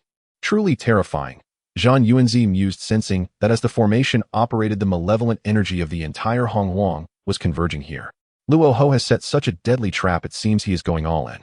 Upon seeing Hong Jun and the others enter the array, Luo Ho also needed to focus on maintaining the formation, leaving him preoccupied. Zhen Yuanzi immediately realized his opportunity had come. With a flicker, the chaos opening sky tower transformed into an imperceptible stream of light, traversing endless time and space, silently descending upon Mount Shumi. At this moment, all the demon clan powerhouses were captivated by the Zuzhen sword array above, with Great Luo Golden Immortal level demon commanders holding their breath, fixated on this battle that would determine the future of Hong Wang. Moreover, due to the disparity in cultivation levels and the concealing power of the supreme treasures, no presence could detect Zhen Yuanzi's arrival. Zhen Yuanzi operated the earth book, connecting it with the veins of Shumi Mountain, quickly deducing the location of the demon clan's treasure vault deep within the veins beneath the demon ancestor palace. His figure swayed, merging like a drop of water into the earth, avoiding all eyes and ears of the demon clan, and arrived outside the treasure vault. Outside the treasure vault, a primordial demon formation made of demonic energy flickered with a ghostly light, guarded by a single demon general at the level of Great Luo Golden Immortal. It could be said that compared to the treasure vaults of the three clans, the defenses of this demon clan's vault were far too lax. But it seemed quite normal upon reflection. For Luo Ho, with the extermination sword formation outside and himself stationed here, he believed that no one would dare to invade Shumi Mountain, nor could anyone sneak in without his notice. Therefore, the defense of the treasure vault naturally did not need to be overly strict. Zhen Yuanzi thought about this and couldn't help but smile slightly, as it would save him quite a bit of effort. He flicked his fingers, and the earth book emitted a soft yellow glow, effortlessly dismantling the restrictions of the primordial demon formation. The demon general didn't even have time to react before being suppressed by an invisible force of the earth, falling into a deep sleep. Entering the treasure vault, Zhen Yuanzi couldn't help but take a deep breath. Inside the vault was a world even more vast than the treasure vaults of the Dragon Phoenix and Shilin clans. Thick primordial spiritual veins traversed the sky like giant dragons, exuding rich spiritual energy. Even though some had been tainted by demonic energy, they remained extraordinarily pure. Mountains formed from celestial gold and divine minerals sparkled with a metallic luster, including rare materials like star iron and chaos fire copper. In the spirit fields, numerous primordial spirit roots were planted, with two top-grade primordial spirit roots, the Yinming Black Lotus and Bloodfiend Spirit Vine, standing in the center, surrounded by over 100 varieties of mid- and low-grade primordial spirit roots. The number of various primordial spirit plants, spirit medicines, and spirit herbs was simply countless. In the treasure tool area, hundreds of mid- and low-grade primordial spirit treasures were neatly arranged, along with several top-grade primordial spirit treasures, such as the Demon Flame Blade and Black Fiend Banner, exuding astonishing demonic energy. The most eye-catching were the piles of corpses amassed in the corner of the vault. These were the bodies of beings that fell in the Great War between the three clans, including those of the Dragon Clan Phoenix, Clan Shilin Clan, and other creatures from the primordial races ranging from Golden Immortal to Great Luo Golden Immortal, numbering no less than 1 million, evidently collected by the Demon Clan from various battlefields not yet utilized. No wonder the Demon Clan, which has dominated the West for countless ages, has such depth. It is no less than that of the three major primordial clans, and even surpasses them. Zhen Yuanzi sighed, inwardly unceremoniously summoning the Chaos Opening Tower. Collect. The tower's entrance erupted with a powerful suction force, pulling in spiritual veins, celestial gold spirit roots, spirit treasures, corpses. All treasures were drawn into the tower, as if all rivers were flowing back to the sea.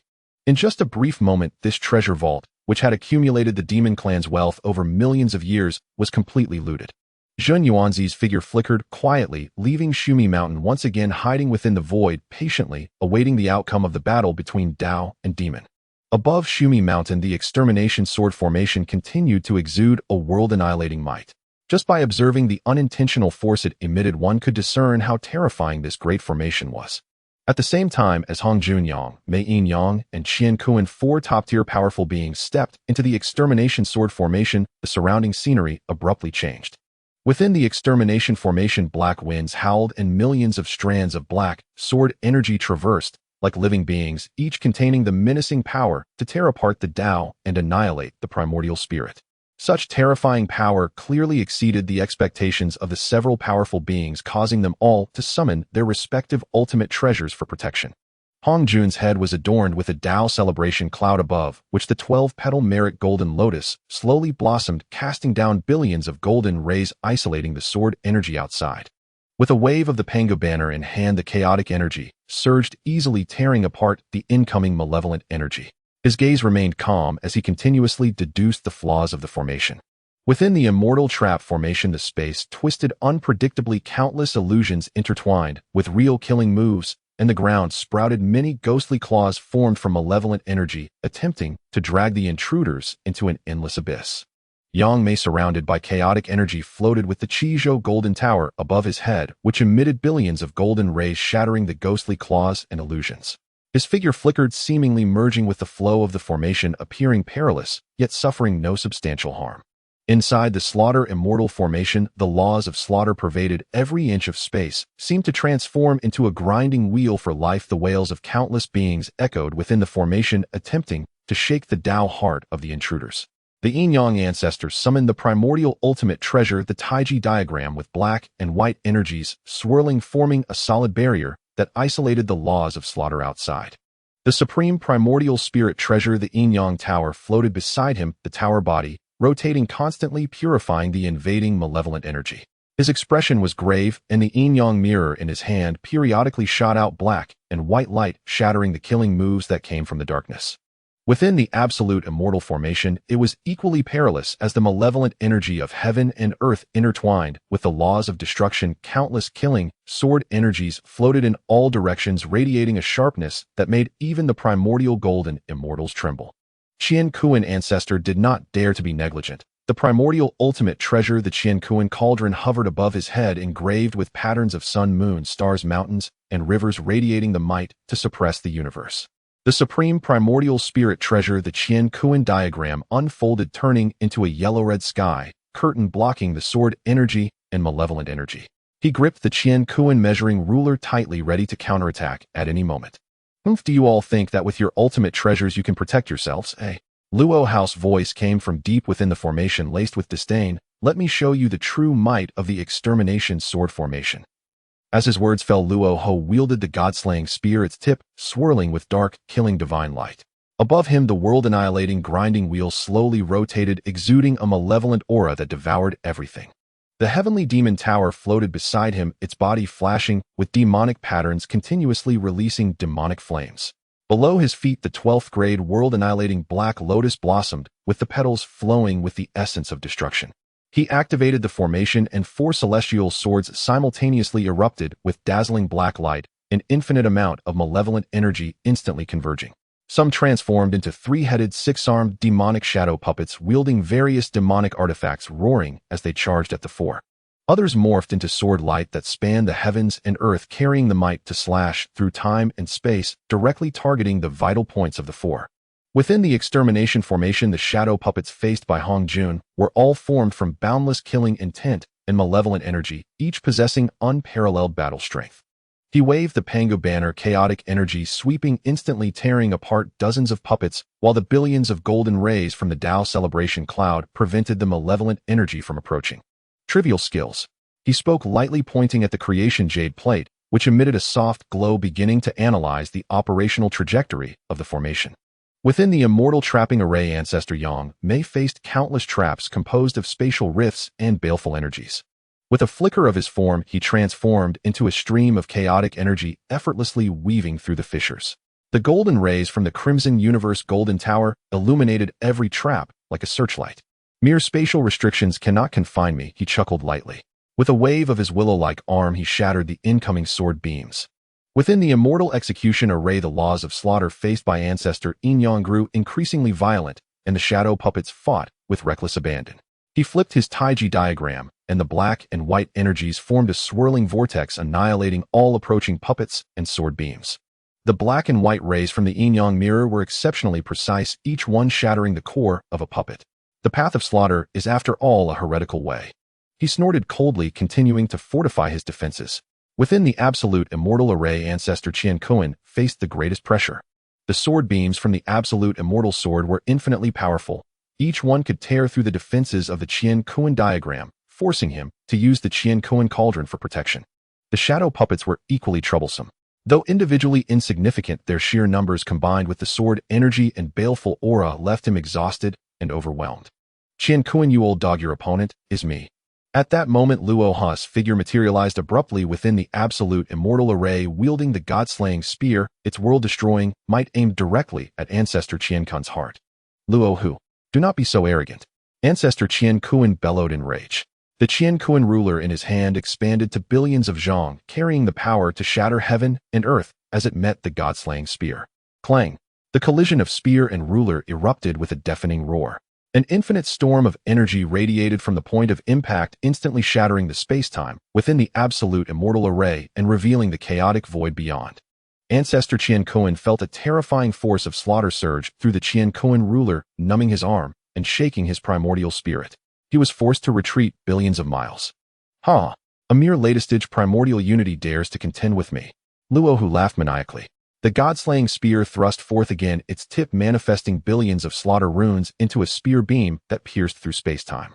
Simultaneously, the annihilation millstone above his head shot a jet-black beam, aiming to sever Ancestor Qian Kuan's primordial spirit. The ancestor dared not be careless. The Qian Kuan cauldron instantly expanded to shield him. Qian Kuan, stabilize, he roared, channeling power into the cauldron. Its body blazed with resplendent golden light, attempting to freeze Luo Hu's form and attacks. However, Luo Hu was empowered by the immortal slaying array, its energy flowing endlessly into him, elevating his combat prowess far beyond his peers. Moreover, his cultivation realm surpassed Ancestor Qian Kuan's. Can you stabilize me? Luo Hu sneered. With a slight tremor of the god-slaying spear, he shattered the cauldron's immobilizing force. Both the spear beam and the millstone's light struck the cauldron simultaneously. Boom! The Qian Kuan cauldron shook violently. Its golden light dimmed, and within Ancestor Qian Kuan spat a mouthful of vital blood, his aura instantly wilting. He had not anticipated that Luo Hu, bolstered by the array, could become so overwhelmingly powerful. The ensuing battle became a one-sided suppression by Luo Hu. Leveraging the spatial power of the immortal slaying array, he teleported, incessantly attacking Ancestor Qian Kuan from every direction. The slaughter force of the god-slaying spear relentlessly battered the Qian Kuan cauldron's defenses. The malevolent energies of the annihilation millstone and the immortal slaying array continuously corroded Ancestor Qian Kuan within the cauldron, his eyes gradually turning bloodshot. Roar! They'll fight you to the death. Corrupted by the baleful aura, his mind began to cloud. He activated the Qian Kuan diagram, attempting to trap Luo Hu within its world, but Luo Hu easily broke through. At that moment, Ancestor Yin Yang within the immortal execution array sensed the disturbance in the absolute immortal array and perceived Ancestor Qian Kuan's peril. His gaze hardened, and he made a decision. This array was too treacherous to linger. While Ancestor Qian Kuan occupied Luo Hu, he would escape the formation. Once outside, he could plan his next move. Whether to fight or retreat, it would be his choice. Rescuing his fellow Taoist Qian Kuan could wait until then. Taiji gives birth to two forms. The golden bridge spans the void. Ancestor Yin Yang roared, pushing the supreme primordial treasure, the Taiji diagram, to its limits. The Taiji diagram instantly transformed into a white jade golden bridge spanning heaven and earth. Its surface flowed with the Tao resonance of creation, beginning to tear through the space-time isolation of the immortal slaying array. Once the bridge connected, he could flee the array in an instant. Not good. Luo Hu immediately detected Ancestor Yin Yang's move, his expression shifting drastically. Though the immortal slaying array could isolate space-time, the Taiji diagram was an artifact of creation, immensely powerful and versatile, containing the most fundamental spatial laws. If it truly breached the array and Ancestor Yin Yang escaped, the consequences would be dire. Dealing with Ancestor Yin Yang afterward would not be so easy. Western Earth veins, aid me. Luo Hu roared, channeling the connection between the immortal slaying array and the Western Land's veins. Instantly, the primal power of the entire western continent's earth veins surged into the array like a tidal wave. The four immortal swords blazed with unprecedented light, and the array's might multiplied several-fold. Within the immortal slaying array, ancestor Hong Jun's deduction paused. The grand Dao auspicious cloud roiled violently, and the golden light of the 12 grade merit golden lotus dimmed. The array's power can surge so instantly. Luo, who has connected the array to the earth veins. Within the immortal trapping array, ancestor Yang Mei was forced back by the baleful aura for the first time. The light of the crimson universe golden tower flickered intensely, such formidable earth vein power. This array is more troublesome than anticipated. Within the immortal execution array, the white jade golden bridge, just about to pierce the space-time rift, was forcibly suppressed by the surging array power. Ancestor Yin Yang spat a mouthful of vital blood, the Taiji diagram's light dimming. Despicable. Meanwhile, ancestor Qian Kuan in the absolute immortal array suffered a devastating blow. Leveraging the array's amplified might, Luo Hu's godslaying spear became a true instrument of annihilation. With one thrust, it tore the Qian Kuan diagram, and the spear beam struck the Qian Kuan cauldron with tremendous force. Crack! The Qian Kuan cauldron was sent flying. The terrifying power of destruction penetrated the cauldron's defenses, severely shaking ancestor Qian Kun's primordial spirit and fatally wounding his very essence. Subsequently, the baleful aura corroded ancestor Qian Kuan more severely, causing him to lose his sanity and grow increasingly frenzied. Soon the last trace of clarity vanished from his eyes, leaving only a maddened killing intent. Luo, who, even if I die, you'll drag you down with me. Then a terrifyingly potent wave radiated outward. No, this madman is going to self-destruct. Luo Hu's face turned ashen. Even he dared not face the self-destruction of a latest-stage primordial unity golden immortal heathen. Explode. Explode. Explode. Ancestor Qian Kuan roared madly, his primordial unity essence burning and expanding violently. Without hesitation, Luo Hu positioned the demon suppression tower and the 12-grade annihilation black lotus before him, while also deploying 5 top-grade, innate spiritual treasures at the forefront, forming a formidable defensive barrier. He himself hid behind the barrier, channeling all his power into the immortal slaying array to mitigate the blast. Boom! A thunderous roar shook the primordial wilderness. Ancestor Qian Kun's body completely detonated, unleashing a cataclysmic storm of energy that consumed everything in its path. The walls of the absolute immortal array were instantly torn apart, even affecting other array spaces, causing the 4 absolute immortal swords to shake violently as the entire extermination sword array trembled under this force, emitting a heavy, burdened hum. The main energy storm crashed against the defense barrier of the demon ancestor Luo Hu, shattering 5 supreme, innate spirit treasures in an instant, with the heavenly demon tower shaking violently and the 12th grade annihilation black lotus being blown away. Luo Hu was caught in the residual waves of the storm, spitting out a mouthful of pitch-black demon blood, his breath immediately weakening slightly. Cough, cough. What a powerful self-destruction force. Luo Hu wiped the blood from the corner of his mouth, a flicker of fear passing through his eyes, quickly replaced by intense killing intent. What a pity, still dead. Next, it's your turn, you old dog of Yin and Yang. His gaze turned towards the slaughter immortal array, and with a flash he vanished from the absolute immortal array. Within the slaughter immortal array, the laws of slaughter were like tangible blades cutting through every inch of void. The ancestor of Yin and Yang held the Taiji diagram, the black and white energies circulating endlessly, barely resisting the endless sword cheese strangulation. When the loud sound of the ancestor of Qian Kun's self-destruction echoed, his mind shook violently, and a slight flaw appeared in the defense of the Taiji diagram, allowing a strand of pitch-black sword chi to slip through, grazing his shoulder and causing a spray of blood.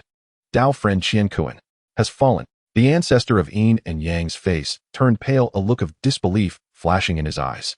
He had known the ancestor of Qian Kuan for countless epochs and was well aware of his strength, yet even so he perished under Luo Hu's hands in a self-destruction, deepening his understanding of the horror of the extermination sword array.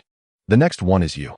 Luo Hu's voice was like a demonic sound echoing in the ears, the god-slaying spear carrying the murderous aura of tearing apart eternity, thrusting out from the void, pointing directly at the heart of the ancestor of Yin and Yang. On the spear tip, billions of slaughter runes flickered, even the black and white energies of the Taiji diagram were thrown into chaos.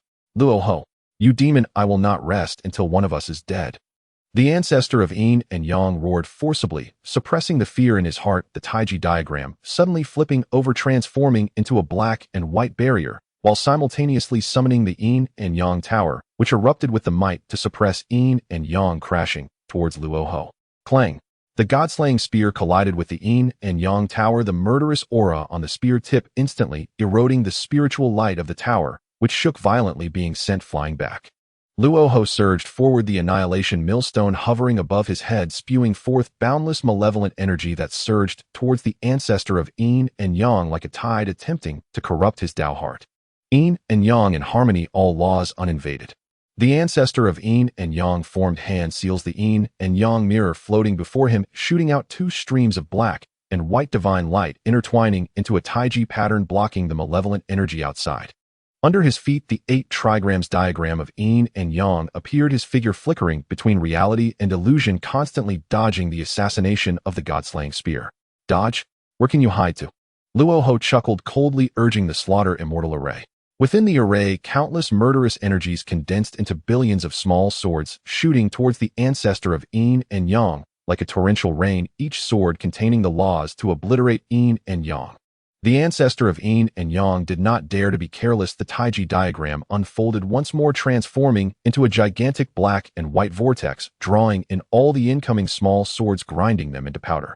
However, he was also thus restrained, and Luo Ho seized the opportunity, sweeping the god-slaying spear horizontally, its brilliance morphing into a black line that pierced through time and space, instantly appearing behind the ancestor of yin and yang. The ancestor of yin and yang was caught off guard, brushed by the spear's brilliance on his back, his protective divine light instantly shattering, blood spurting forth. Using the force of the rebound, he flew forward, simultaneously summoning all his remaining magical power, urging the yin and yang tower. Yin and yang reversal suppress. The yin and yang tower expanded by billions of times, countless yin and yang energies evolving within it, forming a gigantic cage that temporarily trapped Luo Ho. Trivial skills. Luo Ho snorted disdainfully, the god-slaying spear thrusting out violently, the spear tip pressing against the tower's wall, billions of slaughter runes erupting forcefully, tearing open a crack in the tower wall. Simultaneously, the annihilation millstone rotated, the chaotic airflow at the edge resembling serrated teeth, continuously cutting into the tower wall, causing the crack to widen. Now's the time. A resolute glint flashed in the ancestor of yin and yang's eyes, the taiji diagram suddenly transforming into a white jade golden bridge, the bridge spanning time and space, pointing directly outside the array. He had already realized in his heart that he was no match for Luo Ho, and the only chance of survival lay in escaping. Want to leave? Too late. Luo Ho broke through the yin and yang tower, seeing the white jade golden bridge about to penetrate the array. He roared angrily, the 12th grade annihilation black lotus suddenly blooming, shooting out countless black threads that entangled the bridge. At the same time, the annihilation millstone pressed down further, urging the laws of slaughter in the slaughter immortal array, attempting to sever the connection between the golden bridge and the outside world. The white jade golden bridge shook violently, its brilliance flickering continuously, yet it was unable to break free from the entanglement of the black threads. The ancestor of yin and yang spat out a mouthful of essence blood, infusing it into the golden bridge, causing its brilliance to surge temporarily, suppressing the erosion of the black threads, but it only delayed the inevitable. Old dog of yin and yang die. Luo Ho charged forth, the god-slaying spear thrusting directly at the back of the ancestor of yin and yang. The ancestor of yin and yang had no choice but to abandon his escape and turn to defend. The taiji diagram clashed with the god-slaying spear once more, and he felt an overwhelming force surge through him, his arm aching, and the taiji diagram nearly flew out of his hands. The malevolent energy from the annihilation millstone slipped in through the gap, invading his body through his wounds, beginning to pollute his essence. The ancestor of yin and yang let out a painful cry, threads of black energy appearing in his eyes, his consciousness starting to blur. In the ensuing battle, the ancestor of yin and yang had completely fallen into a disadvantage. He was increasingly eroded by the malevolent energy, becoming more and more frenzied and no longer caring about defense, every strike aimed for mutual destruction.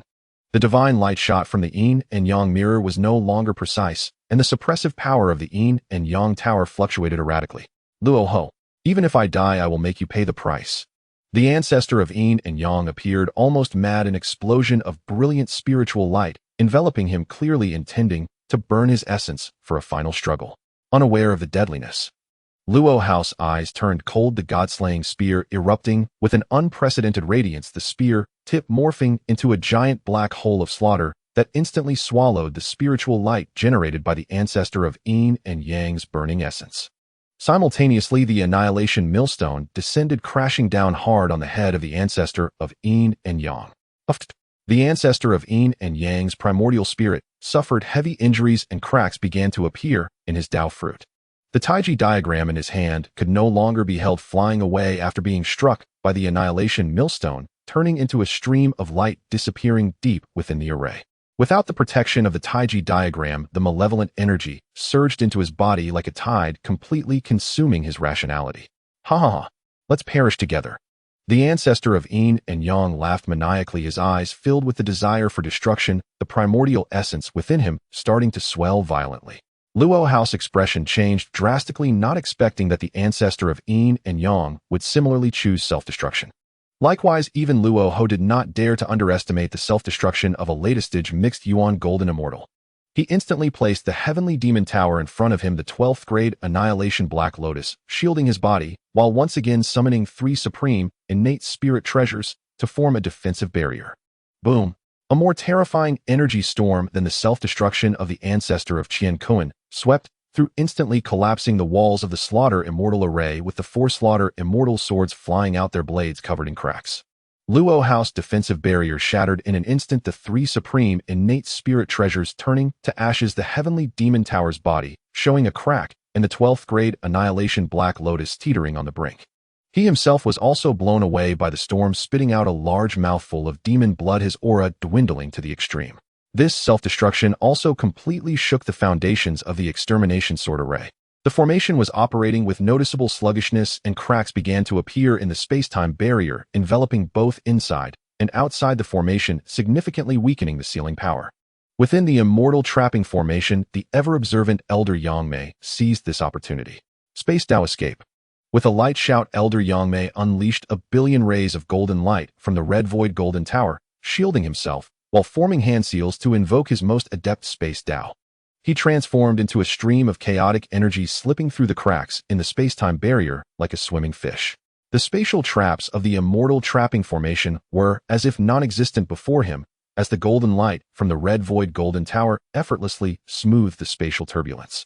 In just a breath's time, he traversed layers of obstacles, escaping through the largest crack, completely breaking free from the extermination sword formation. Yangmei. At the core of the formation, Luo Hao sensed Elder Yangmei's escape, his eyes nearly bursting with rage, yet due to his severe injuries, he had no strength to pursue. Moreover, with Yangmei's mastery of space, Luo Hao was acutely aware that without the constraints of the formation, even at his peak, it would be difficult to catch up to the other party. More importantly, at this moment, Hong Jun was still within the formation, making it even less likely for Luo Hao to choose to chase after Yangmei.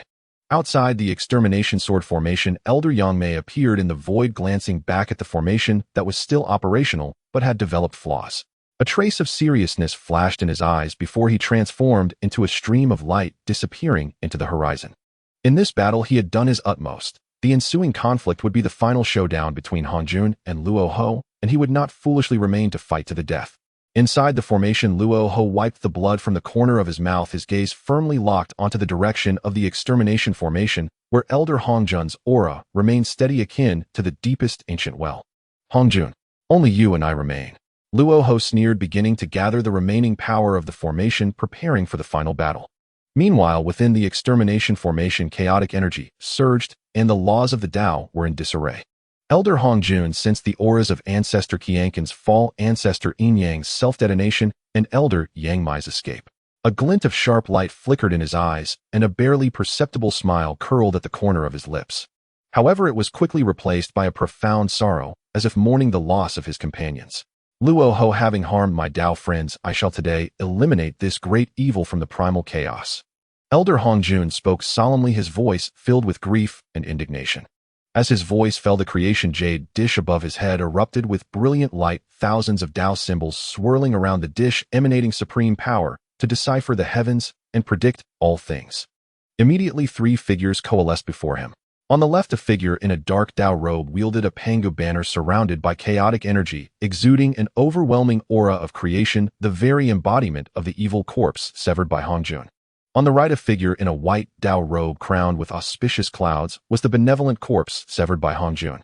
In the center stood a figure in a yellow Dao robe holding a 12-petal golden lotus of merit and a coiling dragon staff, surrounded by golden light of merit emanating a heavy aura that suppressed fortune and was impervious to all laws, the embodiment of Hong Jun's true self-will corpse. These three incarnations were all at the late stage of the Hun Yuan Golden Immortal realm, their auras faintly connected to Hong Jun's true self, forming a perfect whole. Clearly, it was only at this moment that Elder Hong Jun revealed his true strength. The reason for his previous restraint was twofold. Firstly, to weaken the extermination sword formation with the help of several companions. Secondly, if he could use this battle to eliminate Qianquan and Yinyang, both potential rivals who were reincarnated chaos demon gods, it would certainly be ideal. After all, they were all reincarnated chaos demon gods among the top-tier powerhouses of the primal chaos. Now, to unite and stop Luo Ho from attaining the Dao, it was not impossible for them to join forces to thwart his path. Thus, it was just right to take advantage of Luo Ho to eliminate a few competitors, and if they could perish in this grand battle, it would be all the better. And now, with three companions, 2 dead and 1 fled. Though not achieving the perfect outcome, it was still quite good. Ultimately, only he and Luo Ho remained for the showdown, naturally no longer needing to hide. Elder Hong Jun's actions were also due to his sufficient confidence in his own strength and the treasures he possessed. He summoned the creation jade dish and through the connection with the Panga banner and the Taiji diagram raised his hand to summon the Taiji diagram, which had been sent flying by the world-destroying grinding wheel, transforming it into a stream of light that landed in the benevolent corpse's hands. On the other side, the remaining treasures from Ancestor Qianquan's self-detonation, including the Qianquan Ding, Qianquan diagram, and Qianquan ruler, were also summoned by him, using supreme powers floating beside him. Luo Ho, it's time to settle this. Elder Hong Jun's voice echoed throughout the formation, carrying an undeniable majesty.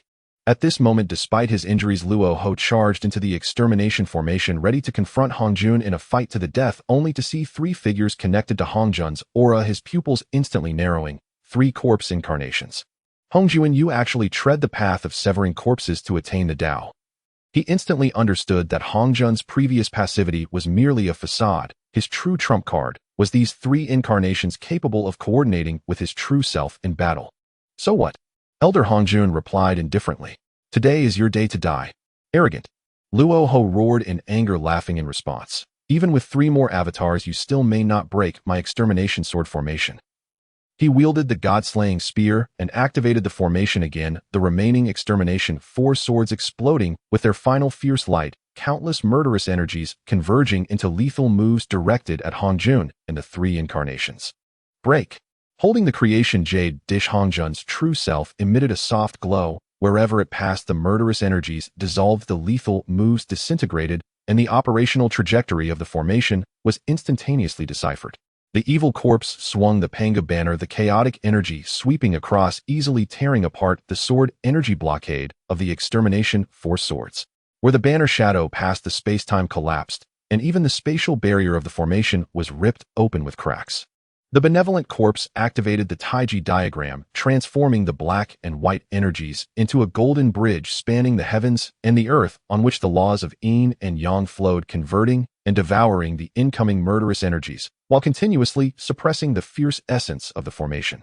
The self-will corpse suspended the 12-petal golden lotus of merit above his head, the lotus blossoming and showering down billions of golden rays, shielding everyone, while the coiling dragon staff whipped out, striking precisely at the core of the extermination 4 swords, continuously weakening the formation's power. The 3 corpses, along with the true self, displayed a remarkable synergy, as if they were one body, their offensive unrelenting. Hong Jun, in his true form, analyzed the flaws in the array using the creation jade disc, while the 3 corpses each took on their roles, some attacking, others defending, and still others suppressing, firmly restraining Luo Ho and the extermination sword array. Despite possessing treasures such as the god-slaying spear and the world-destroying mill, and being able to harness the power of the array, Luo Ho gradually found himself overwhelmed in the face of the combined assault from Hong Jun and the 3 latest-stage primordial incarnations. His demonic aura was continuously purified by the golden light of virtue, while the killing intent of the god-slaying spear was restrained by the chaotic airflow of the Panga banner, and the ferocity of the world-destroying mill was neutralized by the yin and yang energies of the Taiji diagram. Puff.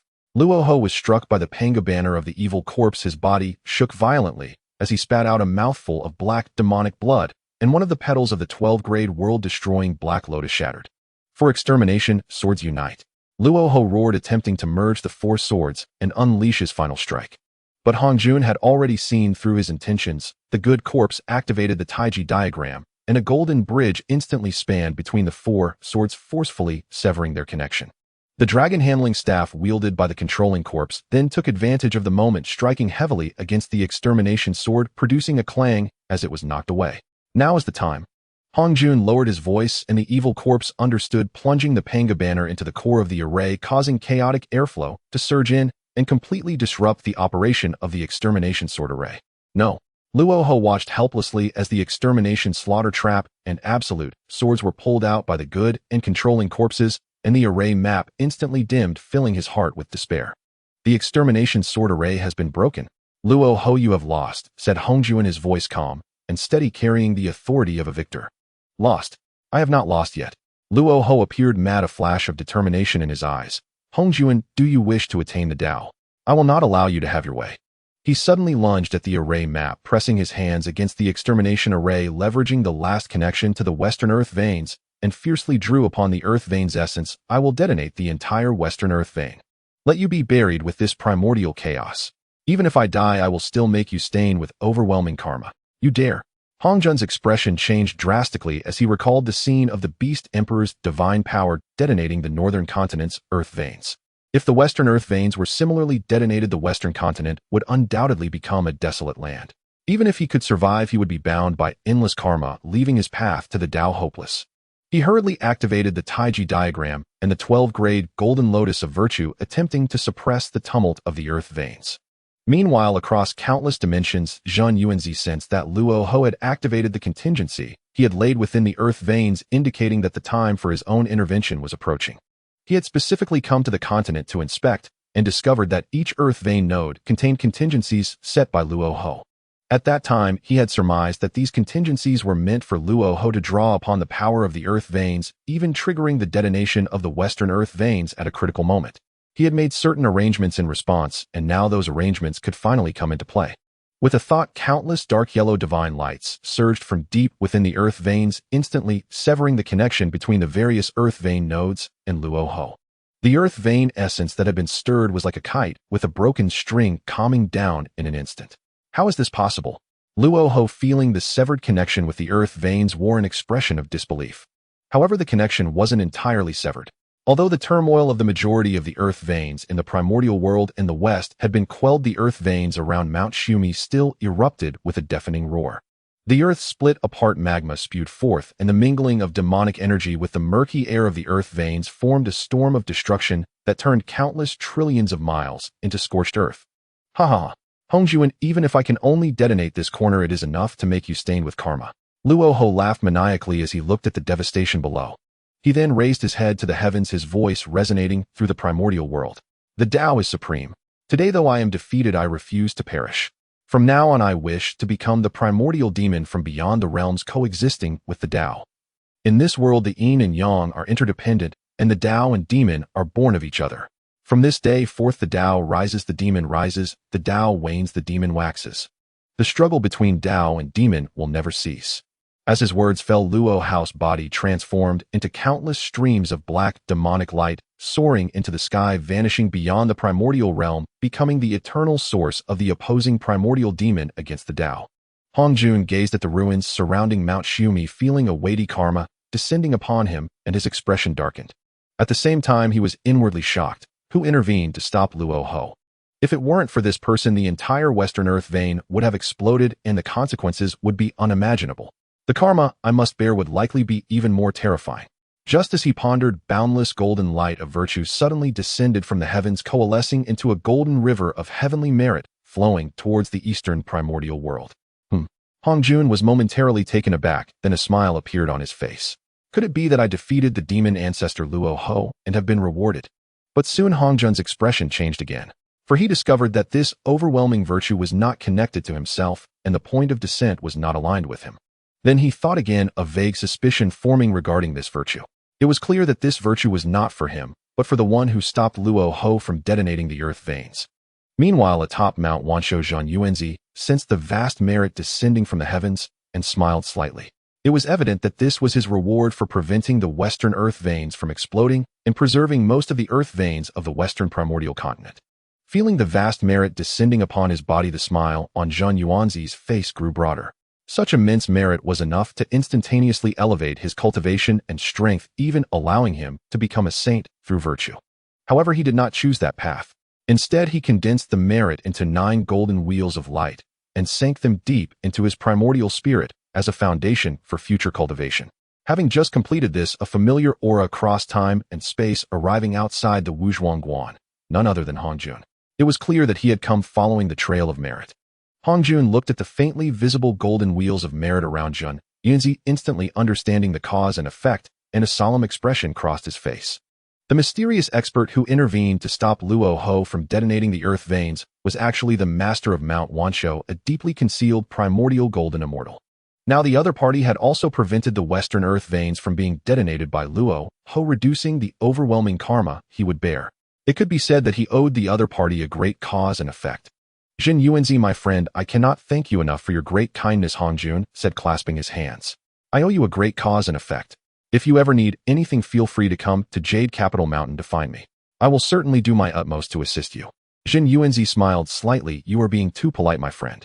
Matters of cause and effect should be addressed early, not postponed for the future. He then gazed at the treasures floating beside Hong Jun, such as the Qinquan Ding and the Qinquan map. It seems that in pacifying the demon clan, my friend has reaped the rewards of the Qinquan Daoist. This innate supreme treasure, Qinquan Ding, along with the countless essences of the Qinquan Daoist accumulated within it, as well as several top-grade spirit treasures like the Qinquan map and Qinquan ruler, should be enough to repay the cause and effect of this incident. Upon hearing this, Hong Jun felt a pang of heartache. The Qinquan cauldron is a congenital supreme treasure. Its internal accumulation is incredibly rich. Yet he is acutely aware of the importance of causality, especially the debt he owes to a primordial mighty being. Moreover, he possesses numerous treasures himself. If he can repay this debt, even if it causes him immense pain, it would not be out of the question. What you say is indeed correct, my friend. Hong Jun remained expressionless on the surface as he took out the Qinquan cauldron, the Qinquan map, the Qinquan ruler, and all the treasures within the cauldron, presenting them to Zhen Yuanzi. These are given to you as repayment for the debt. Thank you, my friend. Zhen Yuanzi accepted them calmly, storing them in the Chaos Opening Tower. Hong Jun nodded, refraining from further words, turning into a streak of light and returning to the central Kunlun Jade capital. Zhen Yuanzi watched the direction Hong Jun departed, smiling slightly, and also turned to enter the Wuzhuang Temple's cave heaven. Not long after Zhen Yuanzi stepped into the depths of the Wuzhuang Temple's cave heaven, where the Hall of Enlightenment was shrouded in clouds and mist, and the Chaos Dao monument hovered in the center, emanating an ancient Dao charm. As he settled down cross-legged, a long-lost cold, yet clear notification sound echoed in his mind, breaking the tranquility of the hall. Ding! Congratulations, host, for participating in the Longhan Great Tribulation, accumulating vast resources in the chaotic world, altering your own destiny, intervening in the battle between Dao and Demon, preventing the complete destruction of the Western Earth veins, preserving the foundation of the Primordial, achieving great merit, triggering system, rewards. Ding! Congratulations, host, for receiving the reward of the Chaos Supreme Treasure, World-Splitting Blade. Ding! Congratulations, host, for receiving the reward of the Primordial Source Core. Ding! Congratulations, host, for receiving the reward of the Chaos Spiritual Treasure, 10,000 Calamities Curse Banner. Ding! Congratulations, host, for receiving 36 enhanced version of the original Huanghongli Spiritual Fruits. Ding! Congratulations, host, for receiving the reward of the Billion-Mile Life Divine Lake. As the continuous notifications rang out, a vast amount of information flowed into Zhen Yuanzi's mind. The Chaos Supreme Treasure World-Splitting Blade was born from the fissures of the Chaos Source, nurtured from a blend of Chaos Gold Essence and the core of the laws of destruction, its blade black as ink, faintly reflecting the shadows of countless stars.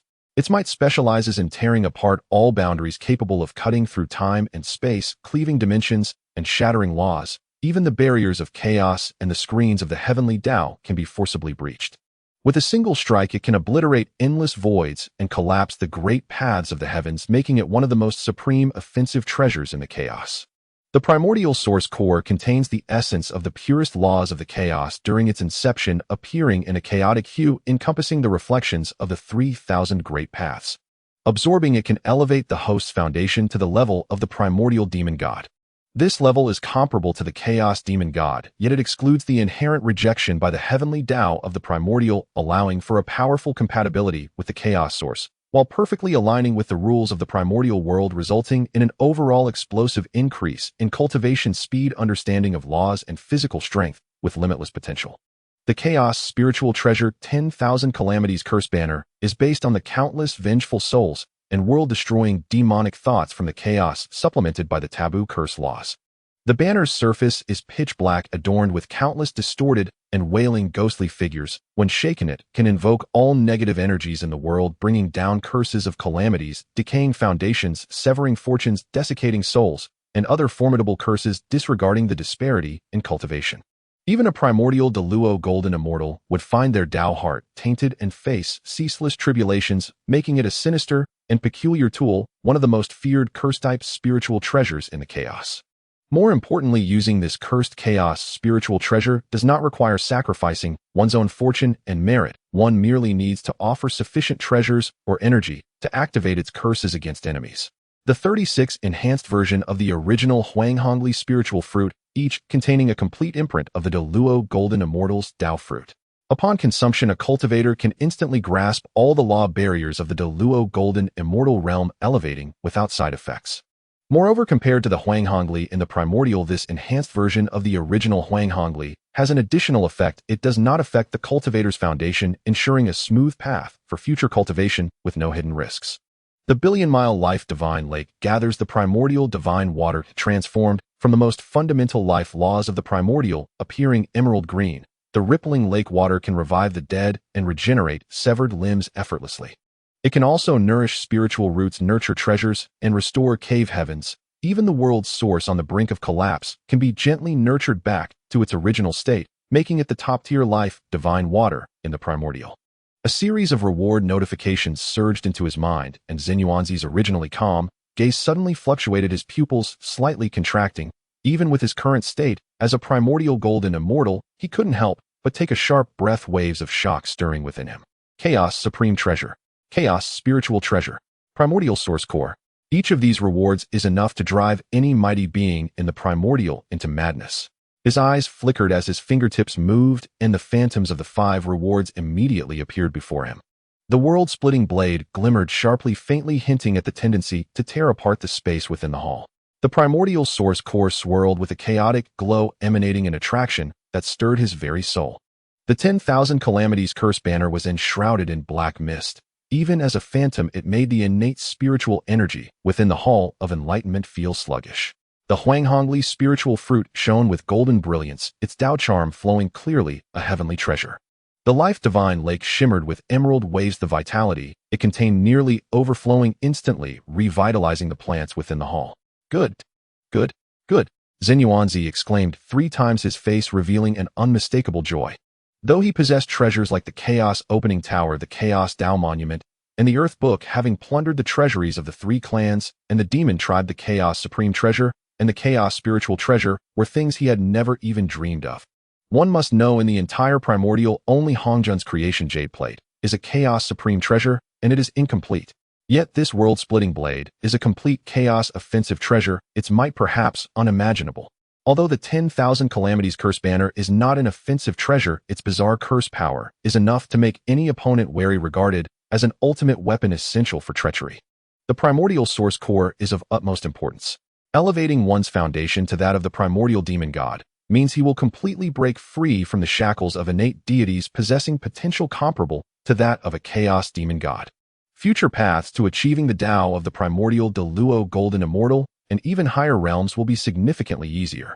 As for the 36 Huanghongli spiritual fruits and the life divine lake, although not as precious as the first 3, they are still of extraordinary value. While the former may not hold much use for Zhen Yuanzi himself, simply consuming them to enhance his power would be a gross waste. However, although he cannot utilize them, it does not mean they lack value. In the future, they can be used to cultivate disciples, rapidly producing 36 loyal Luo Golden Immortal subordinates. As for the life divine water, it can lead to a qualitative leap for the spiritual roots and cave heavens of Wuzhuang Temple, especially for top-tier innate spiritual roots like the ginseng fruit tree. The nurturing effect is immeasurable. Extract all rewards, Zhen Yuanzi silently thought. In an instant, the Hall of Enlightenment radiated with brilliant light. The breaking boundary blade floated to his left, while the 10,000 Calamity Curse banner hung to his right. 36 Huanghongli spiritual fruits transformed into 36 streaks of golden light, flying into the Chaos Opening Tower, while the vast life divine lake was compressed into a palm-sized emerald green water sphere, and similarly stored within the tower. Finally, only the core of the primordial essence remained floating before him and exuding an alluring aura. Zhen Yuanzi took a deep breath, no longer hesitating, and opened his mouth to inhale, swallowing the primordial essence core into his abdomen. Boom! The moment the essence core entered his body, it transformed into a violent and pure chaos energy, surging into his limbs, bones, and the sea of his divine sense. His bones crackled with crisp sounds, every inch of flesh being reshaped by the primordial chaos, radiating a faint chaotic glow. Above his divine sense, the phantoms of the 3,000 Great Dao manifested, and the previously obscure laws became clear and comprehensible. The strength of his physical body surged at a visible rate, hinting at a trend of surpassing the limits of a primordial body. This was a transformation process related to the essence. The dominance of the primordial chaos was about to overwhelm his body, yet with the assistance of the chaos Great Dao Stele, he forcefully guided this power, integrating it gradually into his own essence. At the same time, his cultivation level also soared passively. He was initially in the mid-stage of the Primordial Golden Immortal, but under the nourishment of the primordial essence core and the deduction of the chaos Great Dao Stele, his bottleneck was easily shattered like paper. Mid-stage Primordial Golden Immortal. Peak mid-stage Primordial Golden Immortal. Unaware of how much time had passed when the last trace of primordial essence was completely absorbed, Zhen Yuanzi suddenly opened his eyes wide, a flash of chaotic light flickering in his gaze before returning to clarity. He felt the unstoppable power surging within him, as if he could manipulate the primordial force of heaven and earth with every gesture. His comprehension of the laws had penetrated to the marrow, and his physical strength was sufficient to withstand the impact of top-grade, innate spiritual treasures, with his divine sense solid as a chaotic rock. Latest stage Primordial Golden Immortal. Zhen Yuanzi slowly rose, stretching his limbs, and the pressure radiating from his body made the hall of enlightenment tremble slightly. The foundation of this primordial demon god is indeed terrifying. Just a single transformation allowed him to leap from mid-stage to latest stage Primordial Golden Immortal with an exceptionally solid foundation devoid of any sense of superficiality. Suppressing his excitement, Zhen Yuanzi's gaze turned towards the breaking boundary blade and the 10,000 calamity curse banner. He extended his hand, gripping the hilt of the breaking boundary blade, and an instinctive feeling of bloodline connection surged within him. He could clearly sense the obliteration laws contained within the blade, and with just a thought, he could unleash its power to tear apart everything. Then he picked up the 10,000 calamity curse banner, and as the banner fluttered lightly, a ghastly and eerie aura spread out, making him furrow his brow.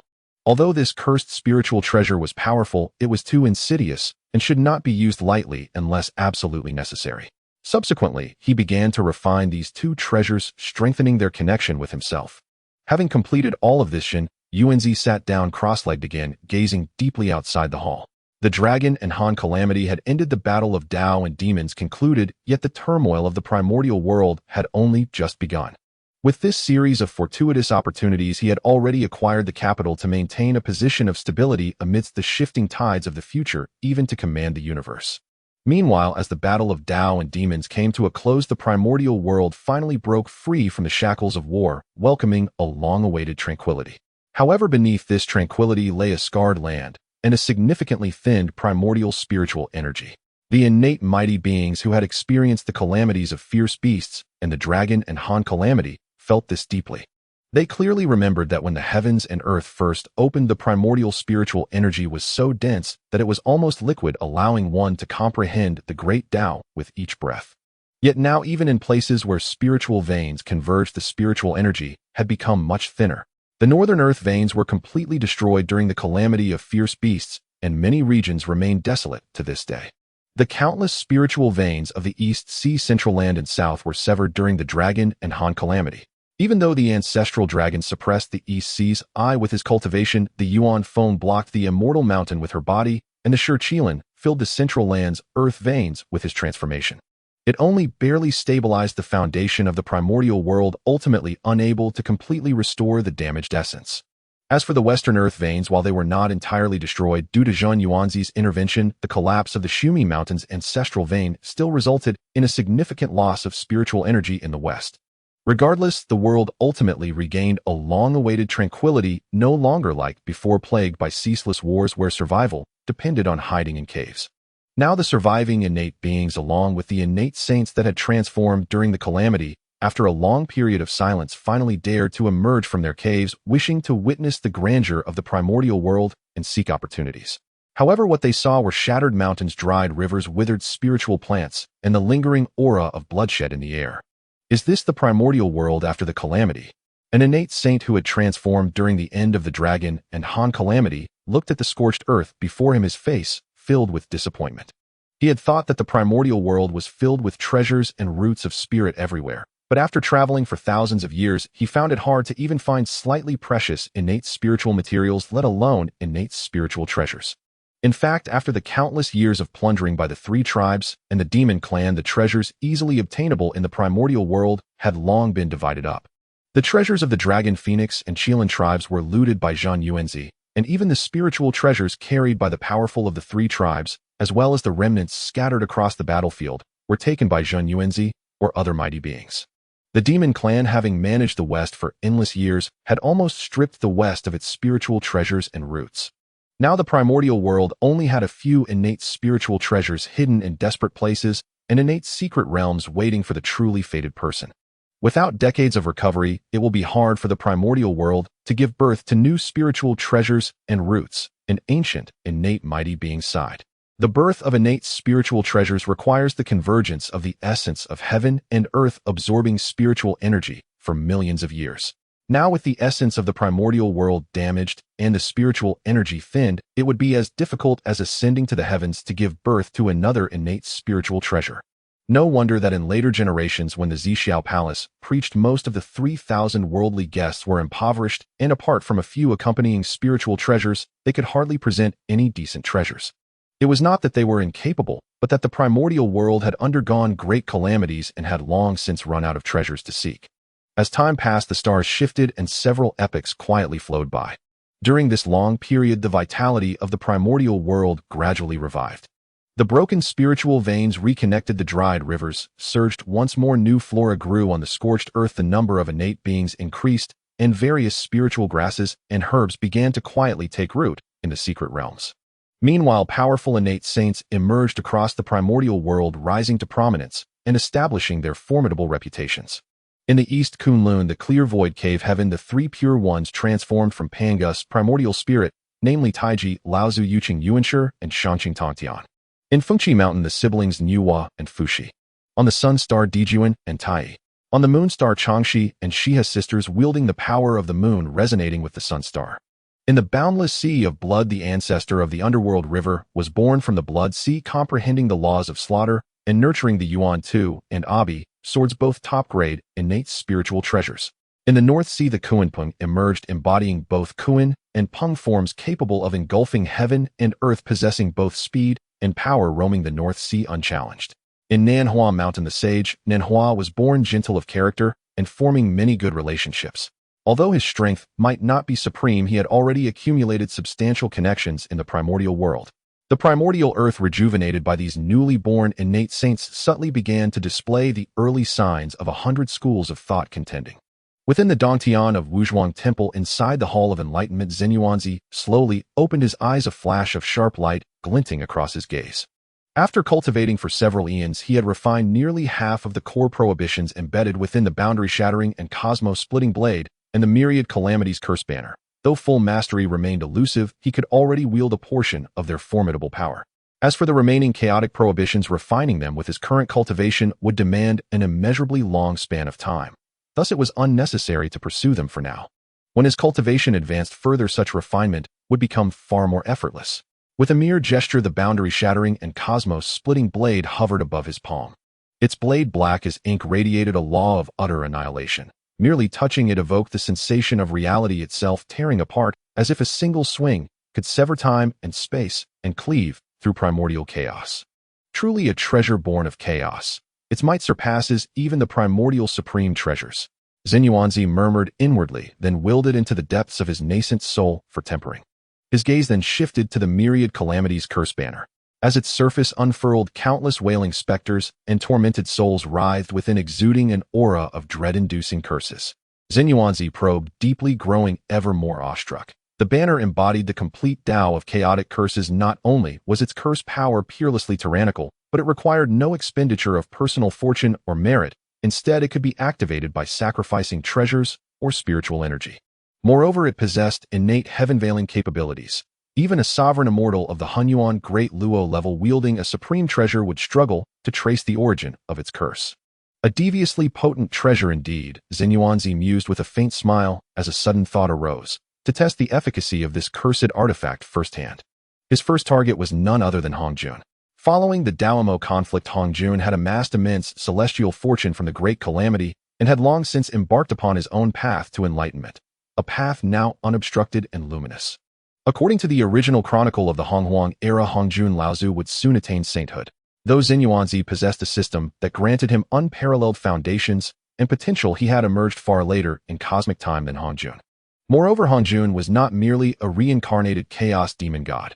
He also wielded the creation jade tablet, a supreme chaotic treasure that vastly accelerated cultivation and had participated in 2 great calamities, each time claiming colossal celestial fortune. Thus, he had long since reached the apex of Han Yuan perfection and now stood on the very threshold of sainthood. To overtake him would be extraordinarily difficult. If I could delay his ascension, with my current accumulation, perhaps I might ascend before him. A spark of brilliance flashed in Zhen Yuanzi's eyes. And even if I cannot halt him or claim precedence, I shall gain precious time to deepen my cultivation. This idea was not merely speculative. The emergence of the myriad calamities curse banner rendered it viable. Apologies, Hong Jun, Zhen Yuanzi murmured inwardly, then without hesitation began channeling the myriad calamities curse banner. With a flick of his hand, 3 supreme primordial spirit treasures floated before the banner. These were the Demon Flame Saber Black Malevolence Sword and Een Soul Bell, acquired from the Demon Clan's treasury. Though of little use to Zhen Yuanzi himself, they now served perfectly as sacrificial offerings. He next extracted the primal essence from 3 primordial spirit veins, each stretching hundreds of millions of li, and infused it into the banner. Then, drawing upon the profound spiritual force of a latest-stage Han Yuan Golden Immortal, he poured it ceaselessly into the banner. The myriad calamities curse banner trembled violently. Countless specters and tormented souls upon its surface surged with renewed vitality, shrieking with piercing, unearthly cries. From its depths rose a curse force black as abyssal ink, coalescing into a colossal spectral claw, vast enough to blot out heaven and earth, that traversed space-time unimpeded, following a fateful resonance straight toward Yujing Mountain in central Kunlun. This curse bore multiple forbidden afflictions: corruption of the Tao foundation, imbalance among the 3 selves, obstruction of the path to enlightenment. Its potency, so overwhelming that even a Han Yuan Golden Immortal risked mental collapse, Tao heart shattering, and self-destruction of the Tao fruit. In central Kunlun atop Yujing Mountain, Hong Jun Laozu sat cross-legged upon a meditation cushion, bathed in the divine radiance of the creation jade tablet and the Taiji diagram. His 3 selves, good self, evil self, and obsessive self, hovered beside him, merging with his true self in final unification. Once the 3 selves fused completely, his cultivation would reach perfect consummation, and he would take the final step toward sainthood. Yet at that very moment, an icy, eerie, and overwhelmingly tyrannical curse force descended without warning, like a parasitic shadow, directly assaulting his primordial spirit and 3 selves. Hong Jun's expression contorted sharply. He had never encountered a curse force so terrifying, one capable of piercing the defenses of both the Taiji diagram and the creation jade tablet to strike directly at his origin. Dare you, wretch? Hong Jun roared, instantly activating the creation jade tablet. Countless Dao script characters cascaded downward, forming an impregnable barrier. Simultaneously, the Taiji diagram rotated, its yin-yang energies flowing ceaselessly to purify the curse force. Yet despite these measures, the curse remained indomitably tenacious, like a venomous leech slipping through minuscule gaps in the barrier to coil around his 3 selves. The good self's serene aura suddenly flared with agitation. The evil self's aura of slaughter began subtly fraying. Even the obsessive self's golden light of merit flickered with disarray. The fusion of the 3 selves faltered, cracks appearing in its sacred process. An astonishing curse. Hong Jun thought in shock, expending primordial essence to forcibly suppress the aberrations. The struggle endured for a full century. Only when the curse force finally dissipated did Hong Jun exhale in relief. Yet cold sweat glistened across his brow. Gazing upon the lingering fissures in his 3 selves, his face darkened with fury. The culmination of the 3 selves had been imminent, now undone by this sudden curse. To achieve completeness anew would require at least several eons. Worse still, if not for the creation jade tablet and Taiji diagram shielding him, that curse would have inflicted far more than mere fissures. It might well have gravely wounded him. Who dares this? Hong Jun bellowed, murderous intent blazing in his eyes. He activated the Creation Jade Tablet to trace the curse's origin, but its Dao script characters churned chaotically, yielding no revelation. Only a handful in the Hongwang realm possessed the power to cast such a terror and shield its source from heavenly divination. Hong Jun's brow furrowed as one figure surfaced in his mind: Yangmei Laozu. Yangmei Laozu was his peer, also at the pinnacle of Hunyuan cultivation and master of the spatial Dao, his whereabouts perpetually elusive. He was the most plausible candidate for such a covert assault. It must be Yangmei. Unwilling to witness my ascension, he has struck from the shadows. Hong Jun sneered coldly, his wariness and enmity toward Yangmei Laozu surging to its peak. However, he was unaware that at Wanshou Mountain's Wuzhuang Temple, Zhen Yuanzi was folding away the 10,000 Curses banner, feeling the feedback of the curse's success, a satisfied smile appearing at the corner of his mouth. It's a pity that Hong Jun is protected by the Creation Jade Disc, and merely limiting this aspect is insufficient to severely injure him, but being able to delay several Yuan conferences is still not bad. Then Zhen Yuanzi took out a ball of compressed life divine water from the chaos opening sky tower. As soon as this life divine water appeared, the emerald green water sphere spontaneously expanded, radiating a hazy life brilliance, as if the innate spiritual energy in the hall had been activated, and even the air became warm. He lightly touched the water's surface with his fingertip, and a vast source of life laws surged into his sea of consciousness, the vitality contained within even richer than some innate spiritual roots. Good stuff. It seems just in time to be useful. I can give it a try. Zhen Yuanzi sighed softly, suddenly recalling something. That was when he traveled through the primordial chaos years ago and encountered a primordial fire lotus on a southern flame immortal mountain. At that time, the fire lotus was beginning to take form, but because it was a high-grade innate spiritual root, not only was the process of forming extremely difficult, but it also failed to be born with enough divine fortune. Thus, during its formation, it attracted not an ordinary heavenly tribulation, but a more terrifying heavenly punishment. Faced with the terrifying heavenly punishment, the newly formed primordial fire lotus was unable to survive, ultimately nearly being obliterated.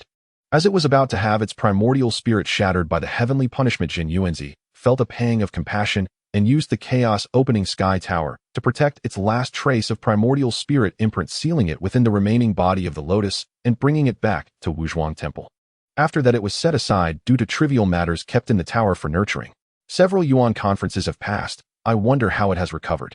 Zhen Yuanzi's thoughts moved, and a flash of light appeared in the chaos opening sky tower, causing a palm-sized, entirely crimson fire lotus to float before the hall. The lotus petals slightly curled, the spiritual energy dim, with only a faint red light at the lotus heart, proving that it still possessed life. This recovery speed is too slow. It seems I must take action.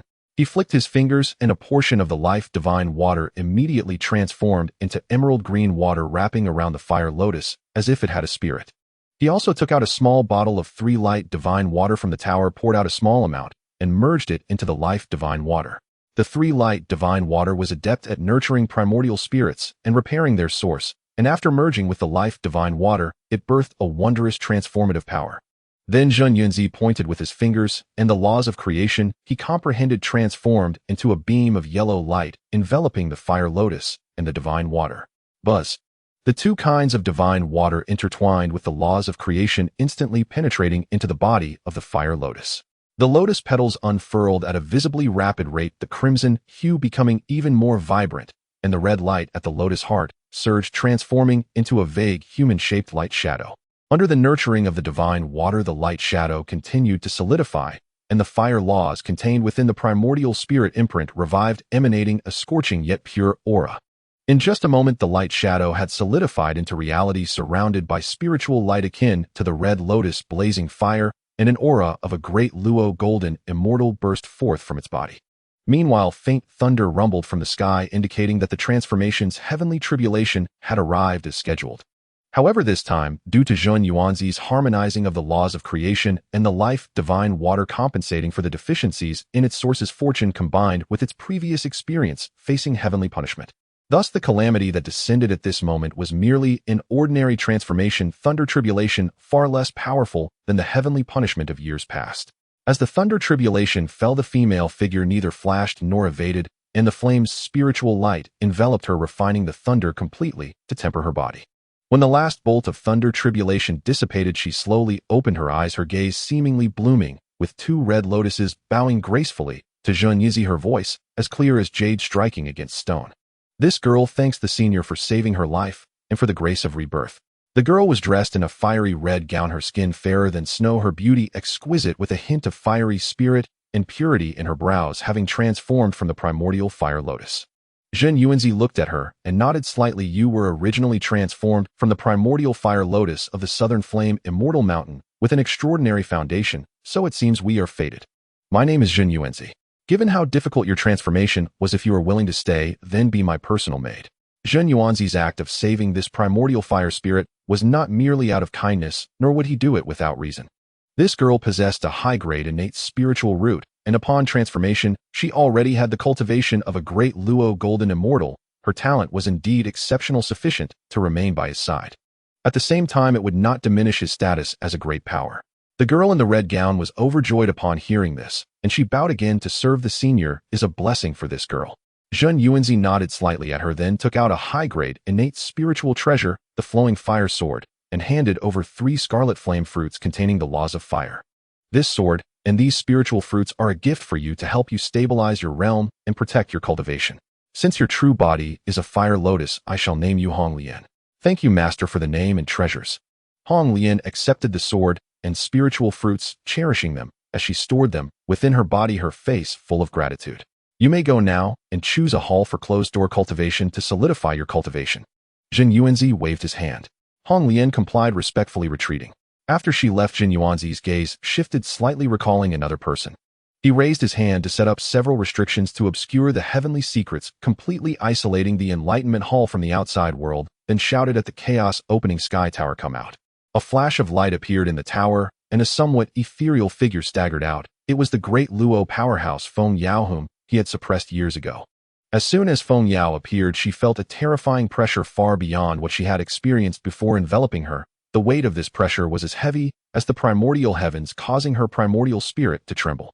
She looked up at Zhen Yuanzi, her eyes filled with shock.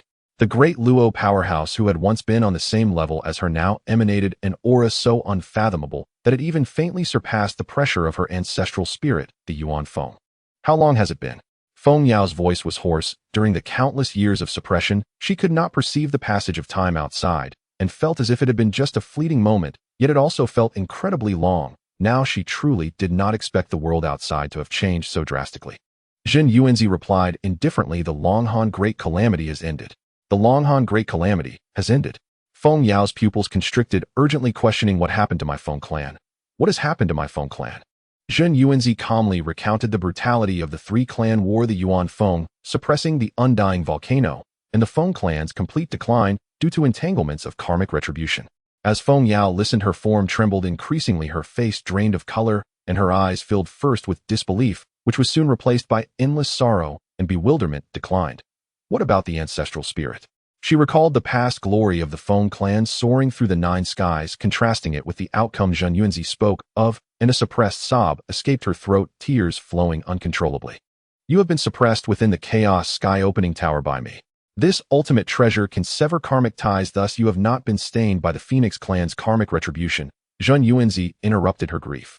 But if you leave the 5 villages temple now and reveal your identity as a phoenix under the scrutiny of the heavenly Dao, the Phoenix clan's karmic retribution will still befall you. Feng Yao abruptly raised her head, a glimmer of survival instinct flashing in her eyes. Senior. Does Senior have a solution? Having endured the suffering of suppression and the devastation of her clan's annihilation, she had long lost the arrogance of yesteryear, leaving only a desperate yearning to survive. Sever your karmic connection to the Phoenix clan's fortune, and you can break away from the Phoenix clan, Zhen Yuanzi said. Before she could react, he flicked his finger, and a beam of yellow light shot into Feng Yao's body. As the yellow light coursed through her, the faint strands of the Phoenix clan's fortune that emerged on Feng Yao were completely severed. The portion of her origin belonging to the Phoenix clan was also stripped away.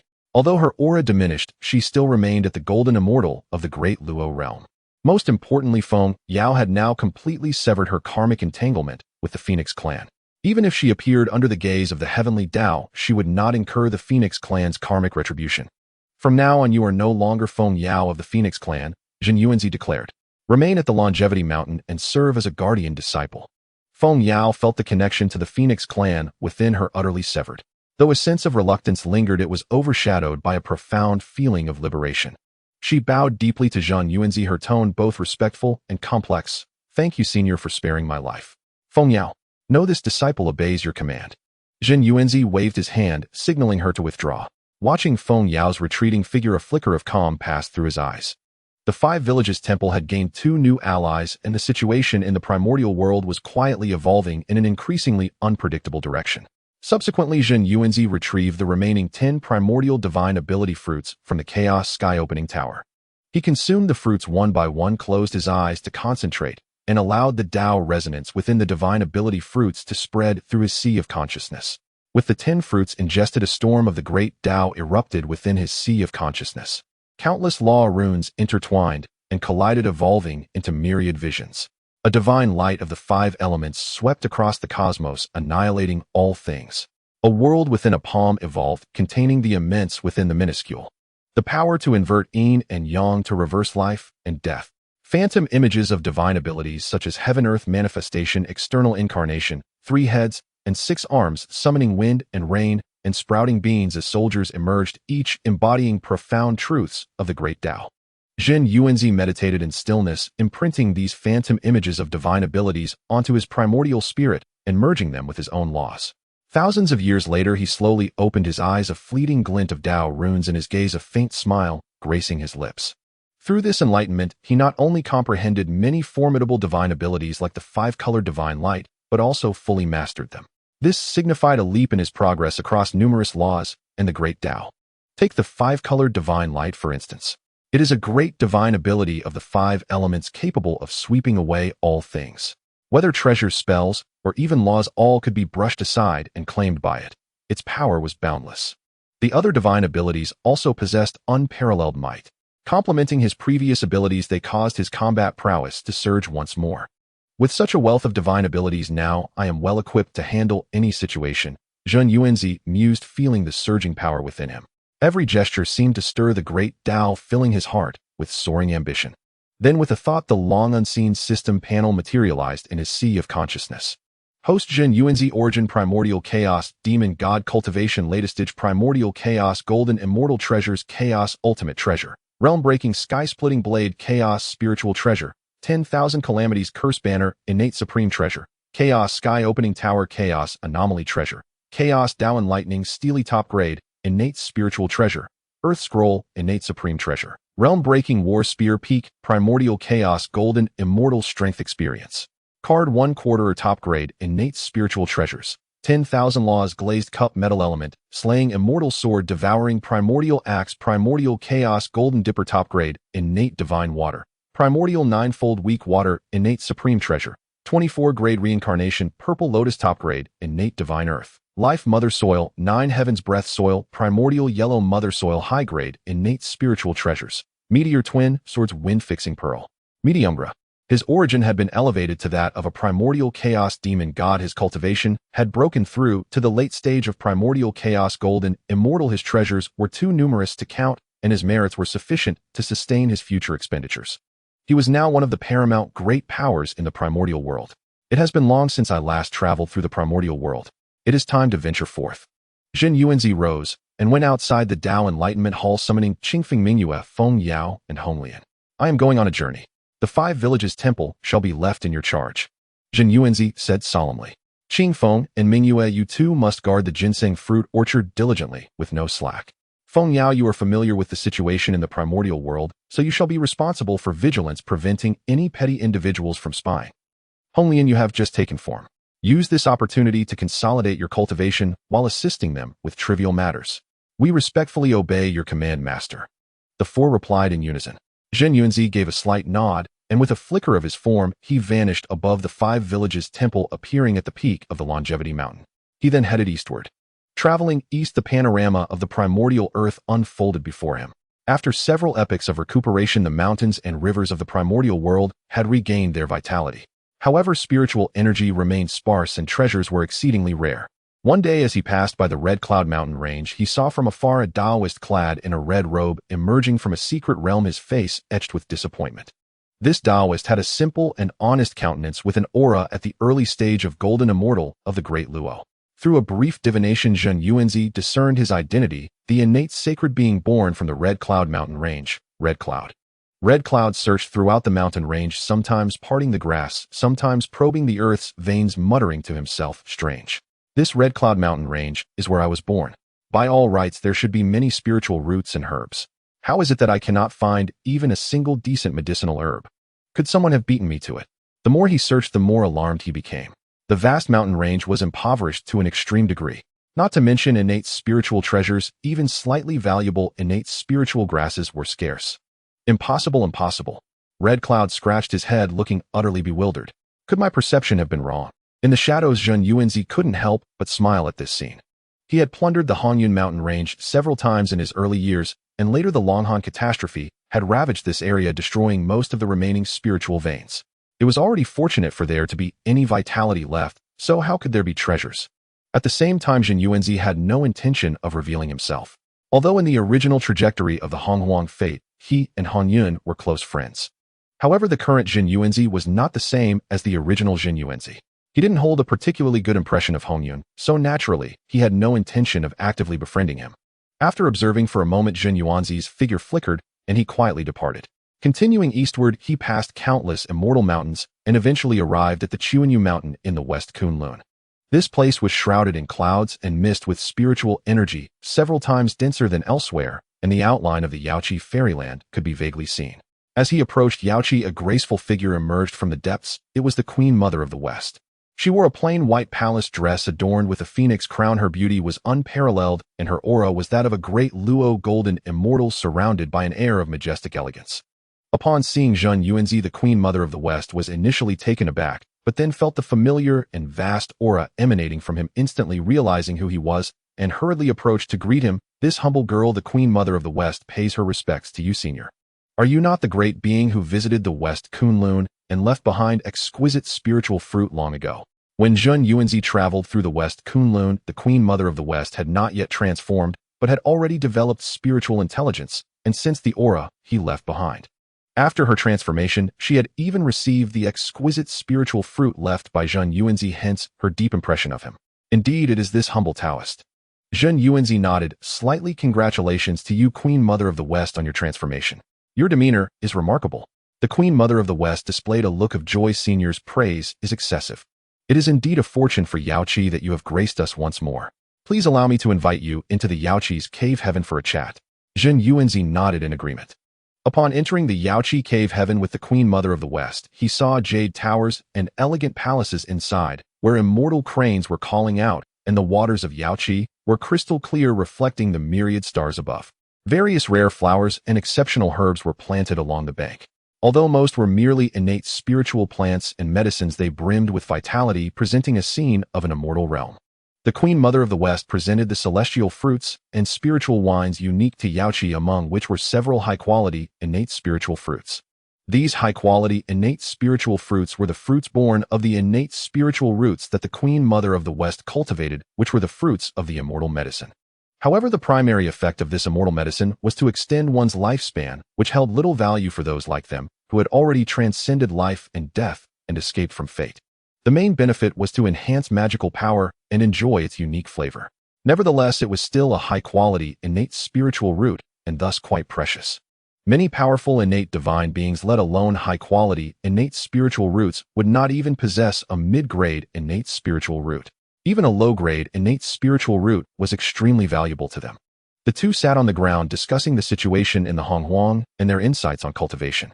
Zhen Yuanzi noticed that the Queen Mother of the West had a solid foundation, but was somewhat stagnant in her understanding of the laws, so he offered her a few pointers highlighting the flaws in her cultivation.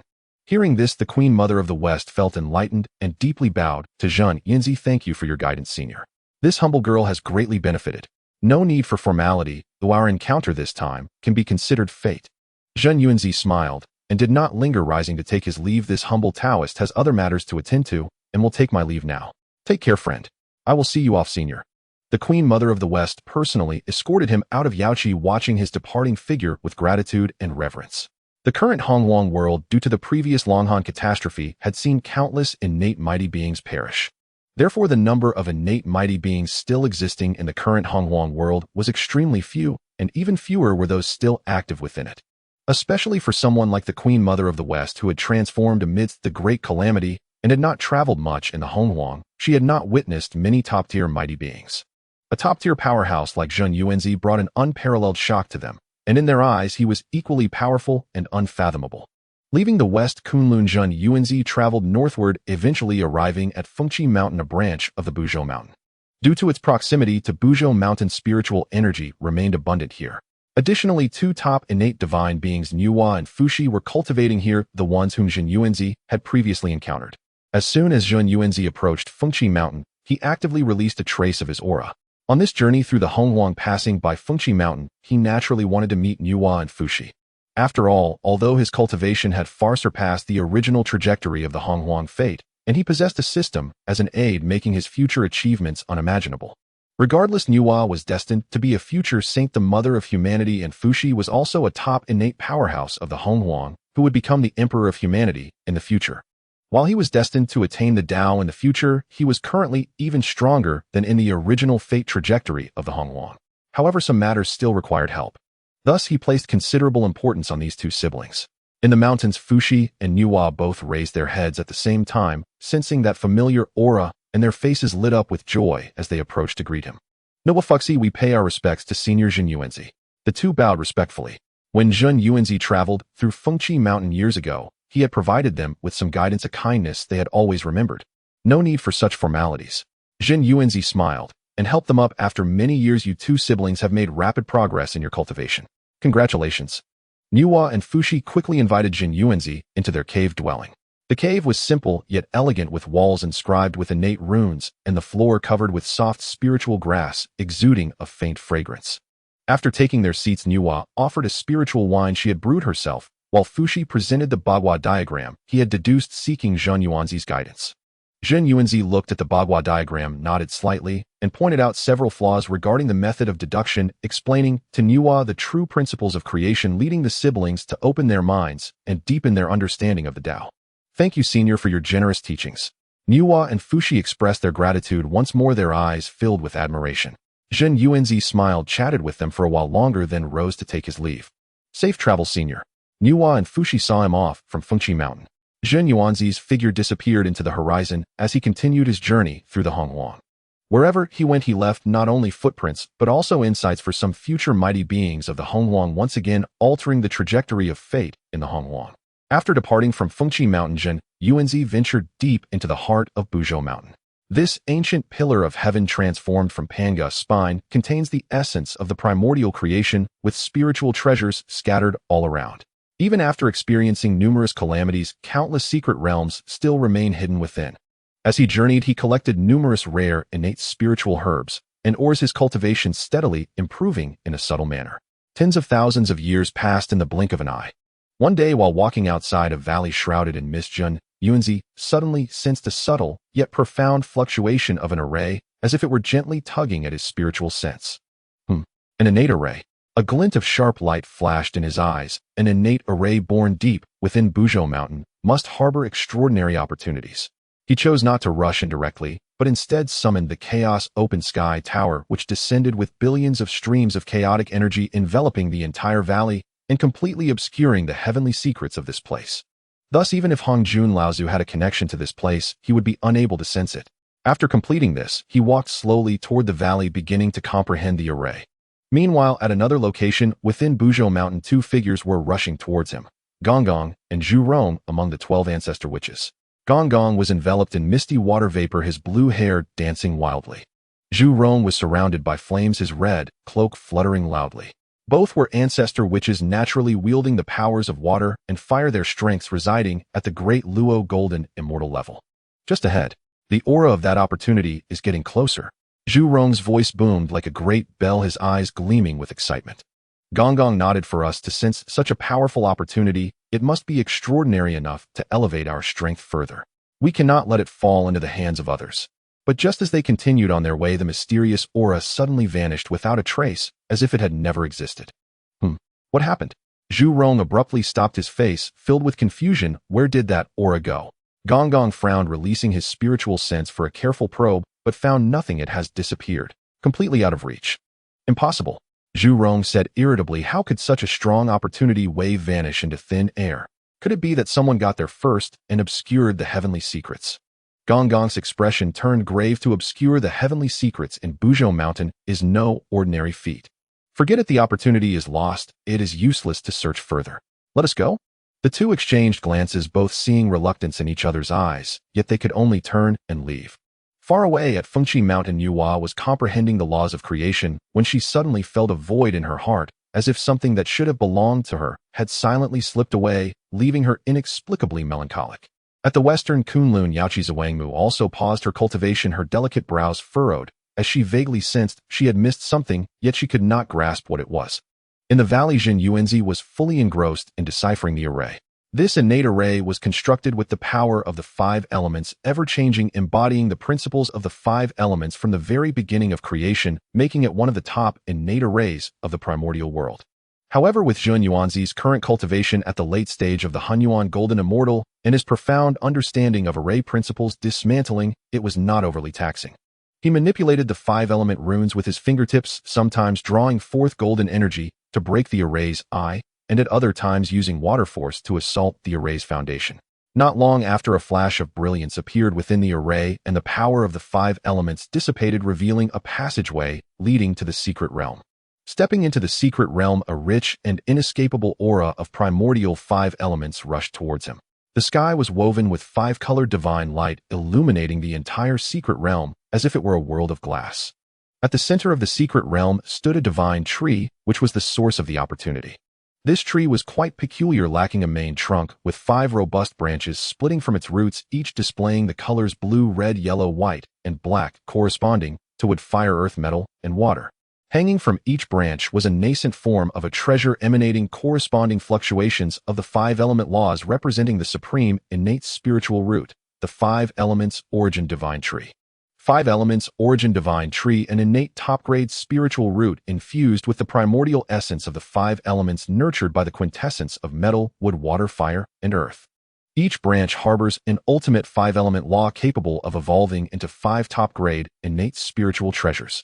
The first is Myriad Water's glazed lamp, containing the essence of water, mastering the way of water, able to command the myriad waters of the primordial world, stirring up massive waves across the seas, freezing the celestial rivers of the nine heavens. The second is Gung Metal Wind Blade, infused with Gung Metal energy, ruling over wind and slaughter, capable of summoning the winds of the nine heavens, tearing through time and space, its edge cutting through all. The third is Leaf Fire Burning Heaven Furnace, gathering the essence of leaf fire, controlling all fires of the world, capable of incinerating all things, refining the primordial spirit, even burning through laws. The fourth is Thick Earth-Bearing Wheel, embodying Mother Earth's essence, controlling the source of the earth, able to subdue mountains and rivers, stabilizing the earth's veins, evolving a realm of earth. The fifth is Qing Wood Longevity Whip, containing the vitality of Wood, embodying the laws of life, capable of new. So it is this kind of spiritual root Zhen Yuanzi realized the five elements origin divine tree. Although belonging to the five elements like the innate five-element tree he once obtained, followed a different path of evolution. The spiritual fruits born by the innate five-element tree could assist one in comprehending the laws of the five elements, while this tree directly nurtured five-element spiritual treasures akin to the legendary Force Yang banana tree in its remarkable efficacy. He approached the divine tree, gazing at the nascent forms of the treasures on the five branches, a hint of thought crossing his mind. Though five top-grade, innate spiritual treasures are many, their quality seems lacking somewhat. The five elements are inherently interdependent and restraining, and so treasures of the same origin are even more so. If he could fuse them into one, forming a treasure that embodies the rotation of the five elements, interdependent and endless, its power would surely soar. And this is not without possibility. After all, the five elements are interdependent. Moreover, these five-element spiritual treasures are nurtured from the same innate spiritual root, sharing a common origin, thus fusion is not out of the question. Zhen Yuanzi extended his hand, drawing upon his own five-element laws, gradually infusing them into the divine tree. The nascent forms of the treasures on the five branches sensed the power of the same origin, beginning to tremble slightly, emitting even more brilliant light. Merge. With Zhen Yuanzi's low shout, the five nascent treasure forms detached from the branches, swirling and flying in the air, the blue, red, yellow, white, and black divine lights intertwining and merging, gradually coalescing into a palm-sized treasure mirror. The surface of the treasure mirror was as smooth as glass, its edges engraved with five-element runes reflecting mountains, rivers, and celestial bodies on the front, while the back was inscribed with a large character yuan. A terrifying aura far surpassing that of a single five-element spiritual treasure emanated from the mirror, reaching the level of a top-notch innate spiritual treasure. This mirror was the five elements transformation mirror formed from the fusion of the five-element spiritual treasures. It could not only independently unleash the powers of myriad waters, gung, metal, fire, thick earth, and qing wood, but also use the power of the five elements to evolve all things, simulate the laws of the heavens, and even reflect the weaknesses of opponents.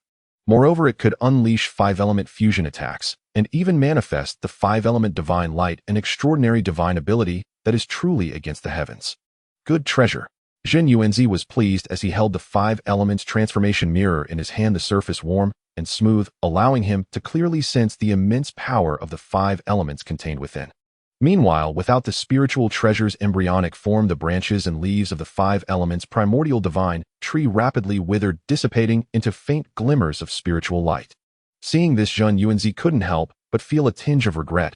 After all, a congenital spiritual root capable of nurturing a high-grade, innate spiritual treasure was indeed rare and immensely valuable. However, in the next moment, he noticed a seedling with only 3 tender leaves quietly emerging from the soil at the base of the divine tree, exuding a faint yet resilient vitality. It was actually the seedling of the five elements primordial divine tree. This unexpectedly brought a glimmer of joy to Zhen Yuanzi, as he hadn't anticipated that this withered congenital spiritual root would once again blossom with life.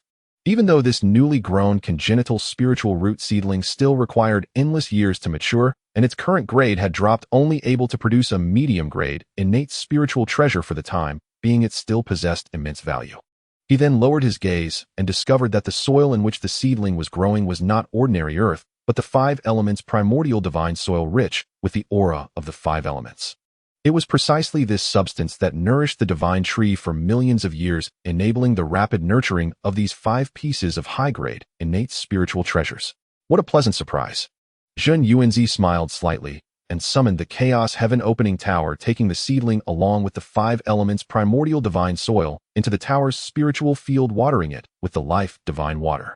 The seedling absorbed the nutrients from the divine water and divine soil, instantly stretching its branches and leaves, appearing vibrant and full of life. After completing this, Zhen Yuanzi took one last look at the empty secret realm before turning to leave. The curtain of light obscuring the secrets of the Chaos Heaven Opening Tower dissipated, and the valley returned to its previous tranquility as if no one had ever been there. Only the vanished innate formation and divine tree proved that a tremendous opportunity had quietly been taken away. Zhen Yuanzi's figure once again blended into the clouds and mist of Buzhou Mountain, continuing his journey in search of the next opportunity. After leaving the five elements secret realm, Zhen Yuanzi delved deeper into the heart of Buzhou Mountain. This divine mountain, transformed from the spine of Pangu, hid too many remnants of the heavenly opening. With the deeper he ventured, the denser the spiritual energy became, and the more perilous the secret realms grew, yet it also meant the opportunities were even more astonishing. One day he arrived at a canyon surrounded by endless thunder. From deep within the canyon, faint sounds of dragon roars could be heard. Zhen Yuanzi raised his eyebrows, slightly channeling the power of the earth book to resonate with the ground, instantly sensing a thunder secret realm at the bottom of the canyon. At the center of the secret realm coiled a thunder dragon formed from the essence of heavenly opening thunder, guarding a divine tree entwined with purple lightning. The high-grade innate spiritual root, 9 heavens purple lightning vine. This vine rooted in the essence of thunder, with each leaf embodying the laws of purple lightning capable of annihilating stars. The purple lightning divine fruits it bore could not only grant cultivators immunity to myriad thunders, but also allow them to comprehend the laws of thunder, directly wielding unfathomable power. Zhen Yuanzi did not recklessly charge anew. Instead, he summoned the Chaos Heaven Opening Tower, which released chaotic energy to shield him from the thunder's encroachment. He stepped into the canyon, and endless thunder rained down outside the tower, yet not even a ripple was stirred.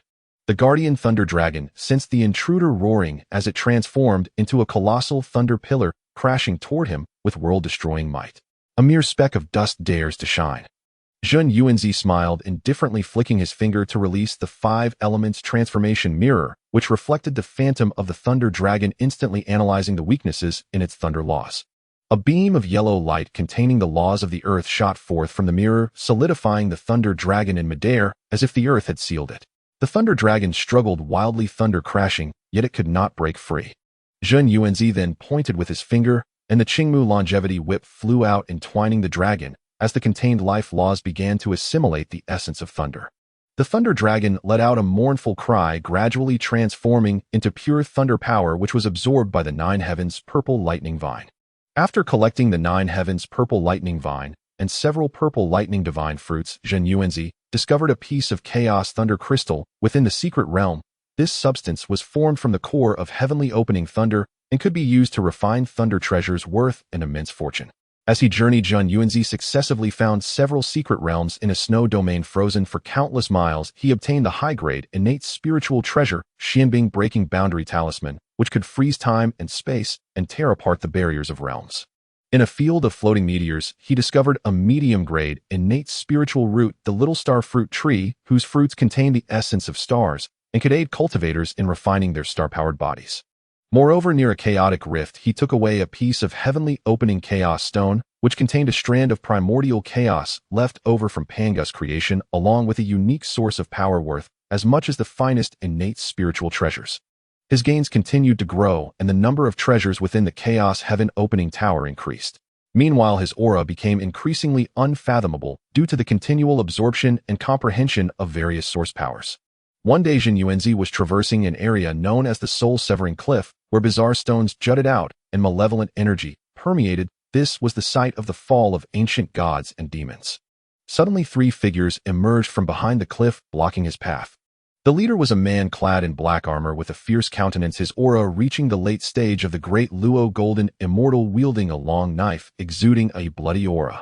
He was a bloodthirsty innate god and demon surviving from ancient times. Beside him were a man and a woman, both at the early stage of Great Luo Golden Immortal. The man held a bone banner, while the woman grasped venomous claws, followers of the bloodthirsty one-bone demon and poison princess. "This mountain is mine, this tree is mine. If you wish to pass, leave behind a toll."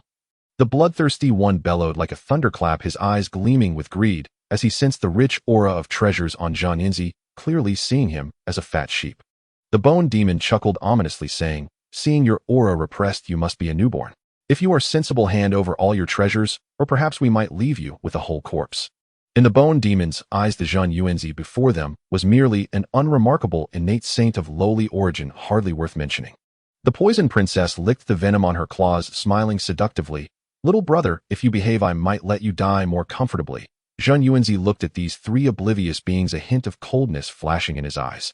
He had no intention of causing unnecessary bloodshed, yet some people always sought their own demise. "Get lost." He uttered a single word, his tone flat, yet carrying an undeniable pressure.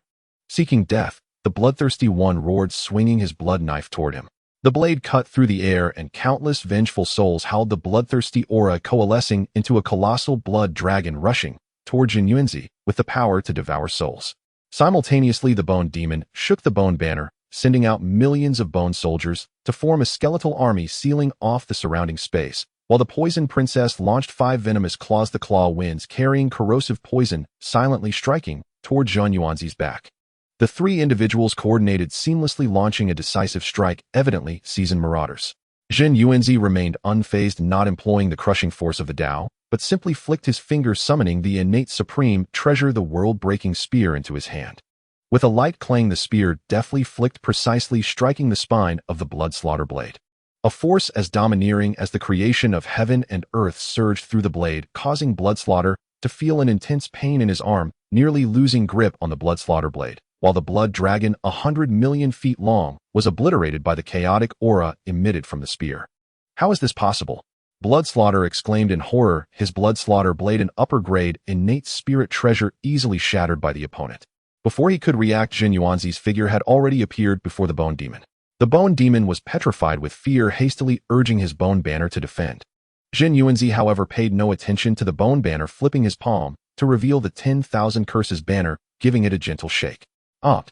The bone demon let out a piercing scream as countless curse runes manifested around him, his primordial spirit seemingly devoured by myriad poisonous insects. The bone soldiers on the bone banner instantly shattered, and even his physical body began to decay. In just a breath's time, this innate divine demon of the Great Luo Golden Immortal realm was completely annihilated, not leaving even a trace of residual soul. Seeing this, the poison princess was struck with terror, her soul nearly escaping as she turned to flee, yet her poisonous claws shot back in an attempt to obstruct. Zhen Yuanzi's gaze turned cold and the five elements transformation mirror flew out, projecting a beam of divine light of metal, instantly shattering the poisonous claws. The light, continuing unabated, directly piercing the Poison Princess' brow. No. The Poison Princess' eyes filled with fear as her body slowly fell, transforming into a pool of venom absorbed by the earth. In the blink of an eye, 2 Great Luo Golden Immortals had perished. Blood Slaughter, terrified to the core, dared not continue fighting, turning to summon an upper-grade, innate spirit treasure, the Blood Escape Talisman, transforming into a streak of blood light, attempting to flee. Stay. Zhen Yuanzi spoke calmly, hurling the world-breaking spear, which transformed into a radiant light piercing through time and space, ignoring the Blood Escape Talisman's instantaneous movement, accurately penetrating Blood Slaughter's back. Blood Slaughter's body stiffened, the blood light dissipating as he struggled to turn his head, his eyes filled with unwillingness and confusion. Who exactly are you? Zhen Yuanzi did not answer. The spear trembled, directly shattering his primordial spirit and the Great Luo Dao fruit. Blood Slaughter's body and the Blood Slaughter blade fell together, collected by Zhen Yuanzi into the Chaos Opening Tower. Having dealt with these 3 clowns, Zhen Yuanzi clapped his hands as if merely dusting them off. He glanced at the soul-severing cliff, a hint of indifference flashing in his eyes, before continuing deeper into Mount Buzhou. A powerful being at the peak of the Hunyuan Golden Immortal realm, dealing with a few Great Luo Golden Immortals, was merely crushing them. Had they not provoked him, he might have been too lazy to intervene. Moreover, had it not been for the opportunity to test the power of the treasure in his hand, he could have easily suppressed or crushed them with just a raise of his hand. Time passed swiftly, and Zhen Yuanzi roamed Mount Buzhou for another several tens of thousands of years, but only acquired some ordinary, innate spiritual objects. Noticing this, Zhen Yuanzi turned to leave the territory of Mount Buzhou, heading towards the vast East Sea. The vastness of the East Sea far exceeded any land in the primordial world, with countless islands scattered like stars hidden amidst clouds and waves. Zhen Yuanzi walked upon the waves. Beneath his feet flowed the dragon energy of the earth's veins, surrounded by innate water vapor. As he passed each immortal island, he would probe with the power of the earth's inscriptions, delving deeper at the slightest anomaly. On an island named Flowing Gold Island, he discovered a middle-grade, innate spiritual root, the Scarlet Flame Dragon Blood Vine, deep within a volcano. The vine flowed with a blood-red golden sap, and its spiritual fruit could refine the physical body. In an ice cave beneath the Xianbing Reef, he found an upper-grade, innate spirit treasure, the Xian Water Ice Seal. The seal was forged from billions of years of innate Xian ice, mixed with the essence of Ren water, capable of freezing the 4 seas and suppressing water veins. Furthermore, on a floating meteorite island, he acquired a piece of Star Mother Stone, which was transformed from the core of an extraterrestrial star, allowing for the refinement of star spirit treasures. Over the course of several 100,000 years, Zhen Yuanzi's footprints spanned the vast East Sea, and the quantity of spiritual objects he obtained was enough to make many primordial beings envious. One day, Zhen Yuanzi was standing atop an unnamed small island overlooking the ebb and flow of the East Sea when the Chaos Dao monument in his mind suddenly trembled slightly.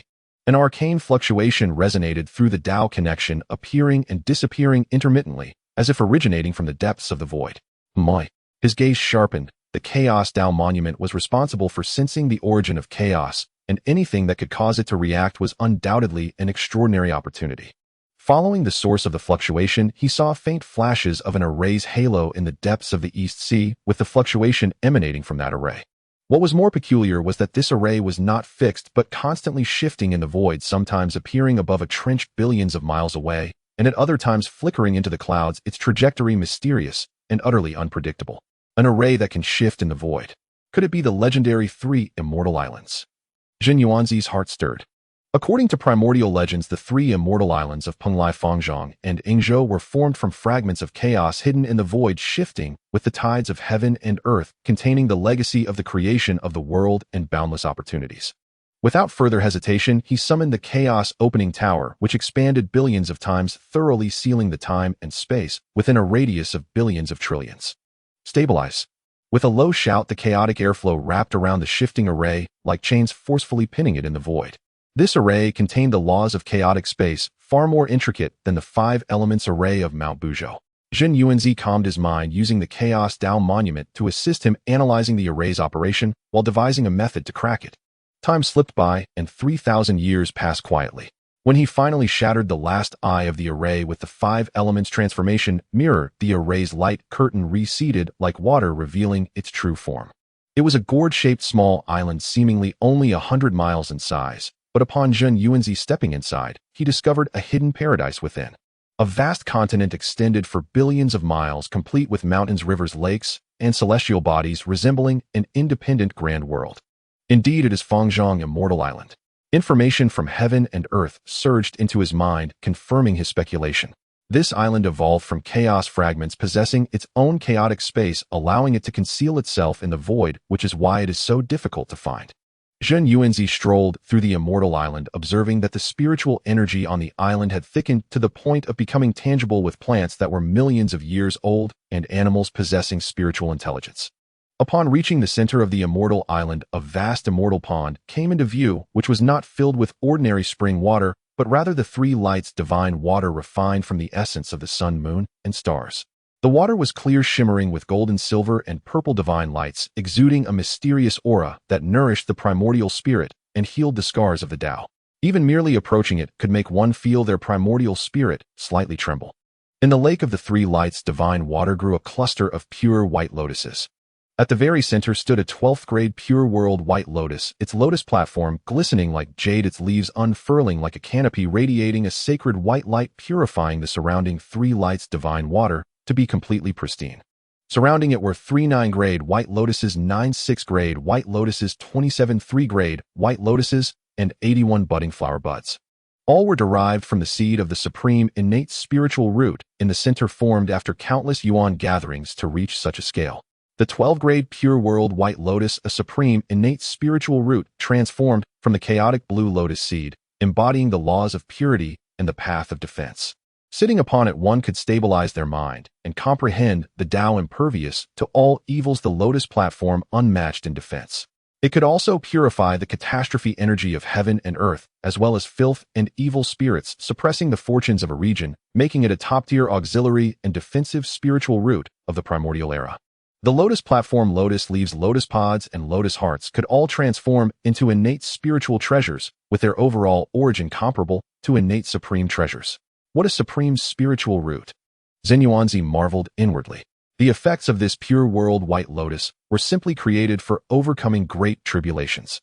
Had the innate three clans possessed this item back in the day, they might have been able to purify the catastrophe energy and avoid being eroded by the energy of heaven and earth, thus not being easily drawn into the grand scheme. In the end, they would not have met such a fate.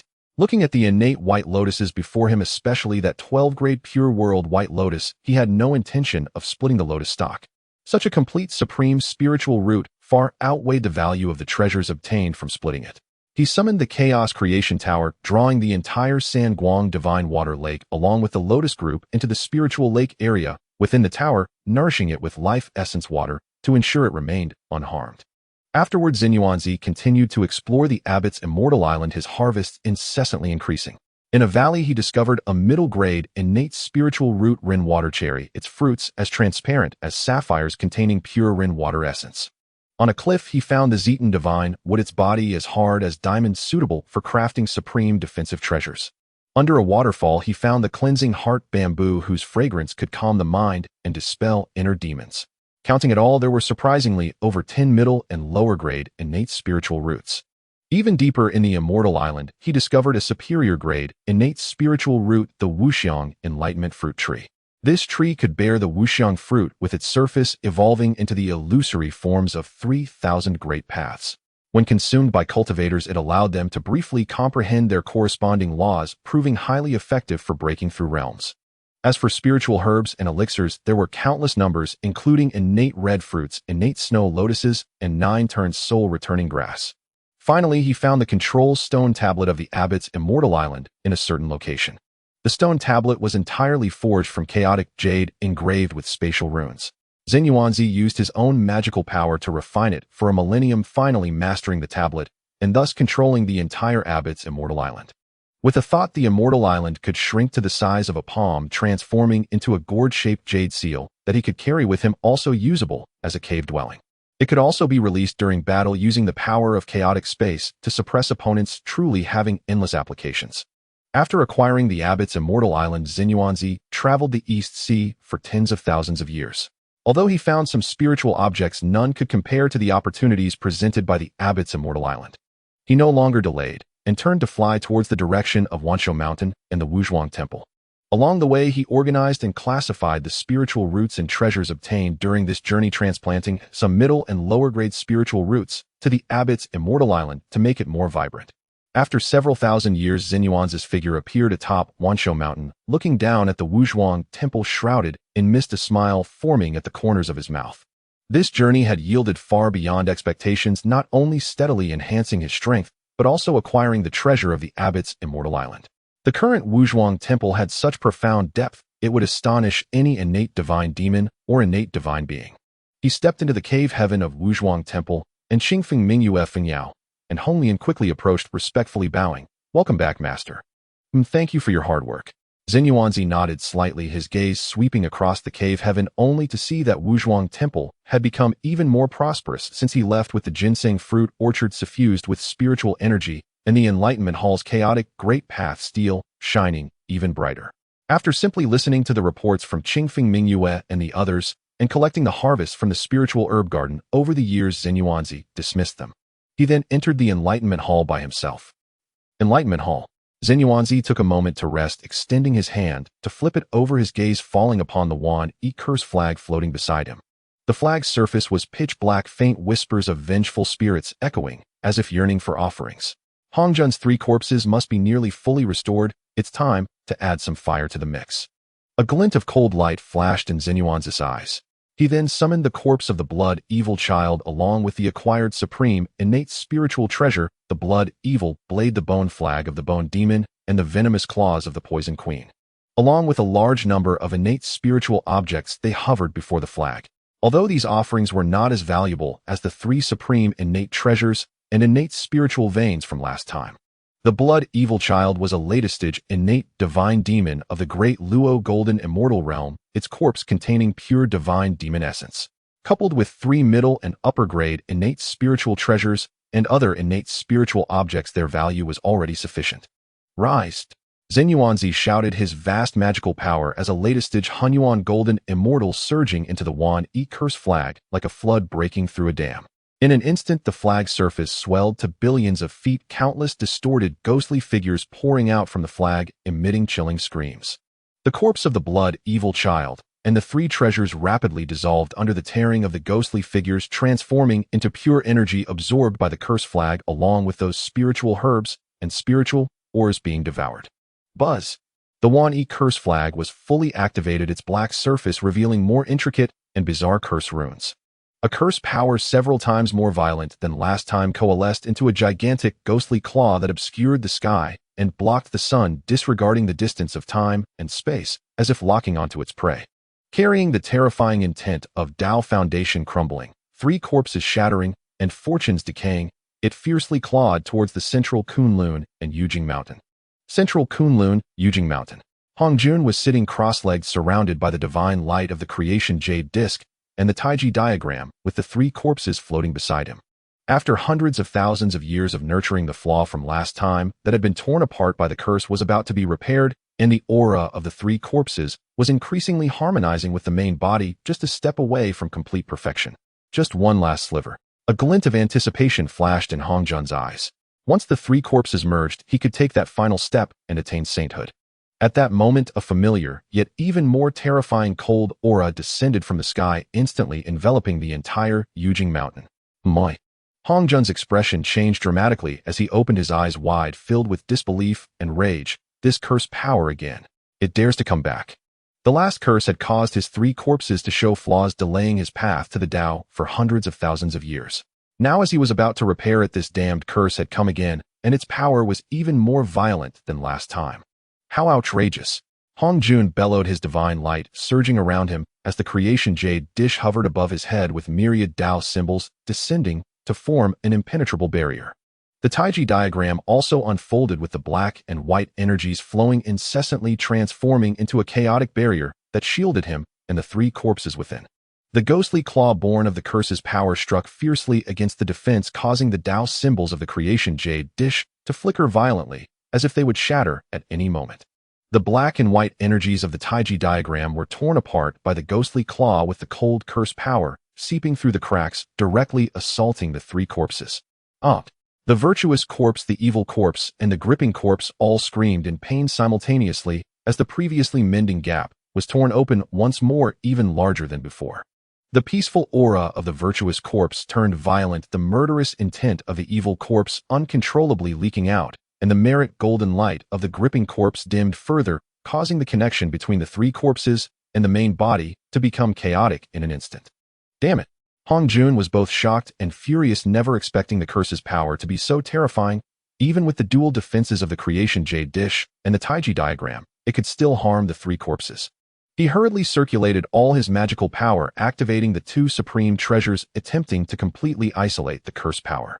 However, the Wan E curse flag inherently possessed the ability to mask the heavenly secrets, deduce causality, and lock onto targets. No matter how Hong Jun operated his divine abilities to obscure the heavenly secrets, the curse power clung to him like a maggot, relentlessly locking onto his aura and continuously eroding the defenses. This confrontation lasted an entire millennium until the curse power was exhausted. Hong Jun stopped, his expression grim and his aura somewhat disordered. He gazed at the shocking gaps on the three corpses and their chaotic auras, his lips twitching involuntarily as the fury within him nearly erupted. Who is secretly causing this? How persistent? He activated the creation jade dish again for divination, but the result remained chaotic, revealing nothing. Yang Mei, it must be you. Hong Jun gritted his teeth, realizing that aside from the ancestor Yang Mei, who excelled in the Tao of space and could obscure the heavenly secrets, he could think of no one else in the primordial world with such means. I will remember this enmity. A glint of malice flashed in Hong Jun's eyes as he took a deep breath, beginning to reorganize the connection between the three corpses and his main body. This time the gap was larger than before, and to repair it would take at least hundreds of thousands of years. The path to enlightenment was once again delayed.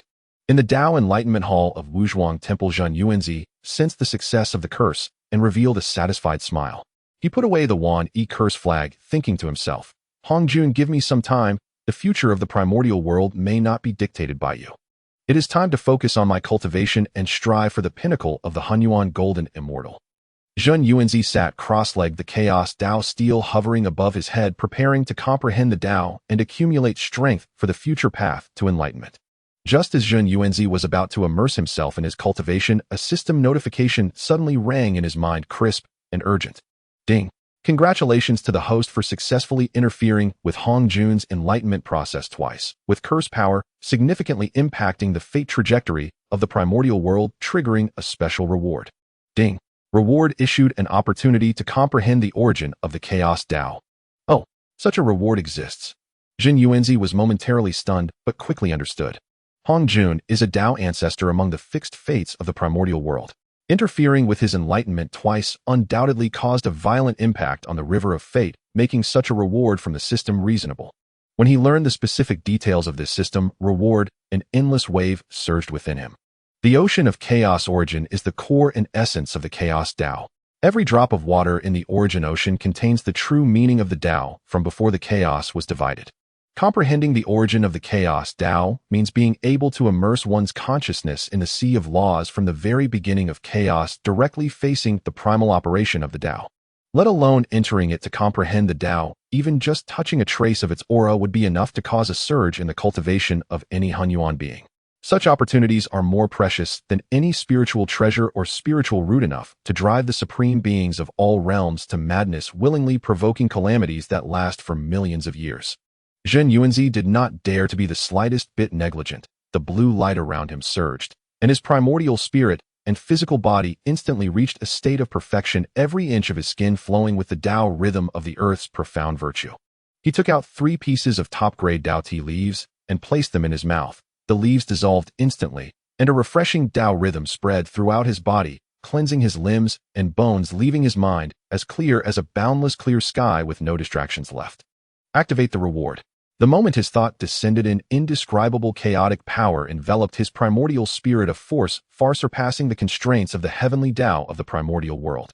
Like a sharp sword, it pierced through the membrane of the primordial world, penetrating the formless barriers of chaos, directly sinking into the ocean of chaos origin that exists beyond time and the beginning of space.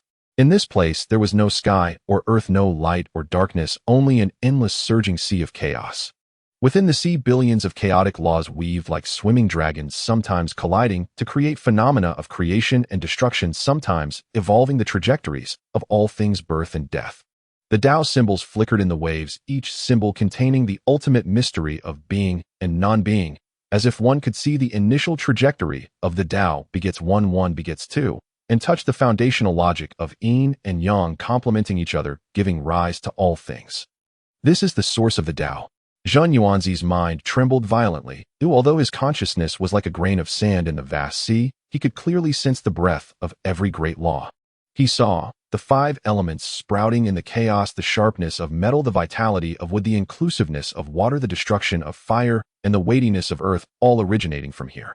He heard the whispers emitted by the distortion of space, the mysteries of the Tao of space. He realized that time does not flow linearly, but weaves the past, present, and future like a tapestry. At that moment, the Chaos Dao Stele, which had been silent in his sea of consciousness for a long time, suddenly erupted with boundless divine light. On the stele, billions of ancient chaotic characters seemed to come alive, establishing an invisible bridge connecting his primordial spirit and the chaos origin pool. In an instant, the entire ocean of chaos origin seemed to awaken, and endless origin power surged like a raging river, visibly transforming into a golden torrent madly pouring into his consciousness vessel. Boom! The moment the origin power entered his body, Zhen Yuanzi's primordial spirit began a metamorphosis. Originally, his primordial spirit at the late stage of the Great Luo Golden Immortal began to solidify and elevate at a visible speed under the refinement of the chaos origin power, with billions of star-like light points appearing on its surface, exuding unmatched divine might that could suppress the heavens and dominate the chaos. His physical body, under the cleansing of the origin power, transformed every inch of muscle and bone into chaotic divine gold, and every drop of blood became comparable to chaotic source power, subtly acquiring the characteristics of eternal immortality and following all paths, allowing him to resonate with the laws of heaven and earth with every move. The void around Wuzhuang Temple began to crumble inch by inch, unable to withstand this overwhelming force. Even with Zhen Yuanzi's current cultivation level drawing upon all his strength, a vast amount of chaotic primal source energy still spilled forth, gradually evolving into a small chaotic sea of primal source spanning billions of miles around him. Within the sea, countless runes of laws surged and danced, yet they were firmly confined within the cave realm by the mysterious yellow divine light radiating from him, not leaking a single trace. This level of control had far surpassed that of an ordinary Hunyuan powerhouse. Uncertain how much time had passed, perhaps a moment, perhaps an eternity, when another strand of chaotic primal source was completely absorbed by his nascent soul. Zhen Yuanzi's consciousness withdrew from the pool of chaotic primal source and returned to his physical body. Suddenly, he opened his eyes wide, the chaotic colors and mysterious yellow divine light intertwining and flickering in his gaze, as if two cosmic seas were rising and falling within. The aura erupting from him instantly tore through heaven and earth, with the barrier of the pinnacle of the Hunyuan Golden Immortal shattering, like thin ice meeting the blazing sun. Under the nourishment of the chaotic primal source, the law's physical body, magical power, and nascent soul broke through the shackles imposed by the primordial heavenly Tao on Hunyuan, validating the Tao with strength and achieving the supreme realm of Hunyuan Luo Golden Immortal. A vast and boundless pressure of a saint erupted from the cave realm of Wuzhuang Temple, sweeping across the entire primordial world like a tsunami.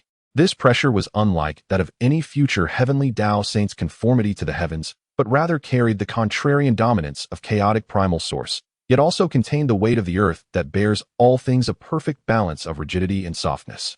Wherever it passed, heaven and earth trembled, stars bowed their heads, and even the dragon energy of the primordial ground let out a roar of submission. Outside the Enlightenment Hall, Qingfeng Mingyue, the imprisoned Feng Yao, and the recently accepted Honglian instantly prostrated on the ground under this pressure, their minds filled with unprecedented fear and awe. What kind of divine might is this? Qingfeng's teeth chattered, his forehead pressed against the ground, lacking even the courage to look up. Master, he has surpassed the realm of all great beings. Feng Yao trembled all over, her eyes shimmering with fervent light. It's Hunyuan Daoyuo, the realm said to coexist with the Tao. Master has truly reached this step. The four exchanged glances, each seeing profound awe in the other's eyes. To follow the first being to achieve Hunyuan Daoyuo since the creation of heaven and earth, this opportunity was enough to save them billions of years of detours on their Tao paths. Meanwhile, countless wonders manifested throughout the primordial world. Endless purple clouds of divine thunder erupted in the skies of the nine heavens, not for destruction, but in celebration, containing the blessings of the heavenly Tao. 300 billion miles of chaotic purple air rose from the east, sea coiling like a giant dragon in the sky, seemingly enveloping the entire primordial world in a layer of auspiciousness. As flowers fell from the sky, each petal transformed into a primal spirit vein imbued with Taoist charm.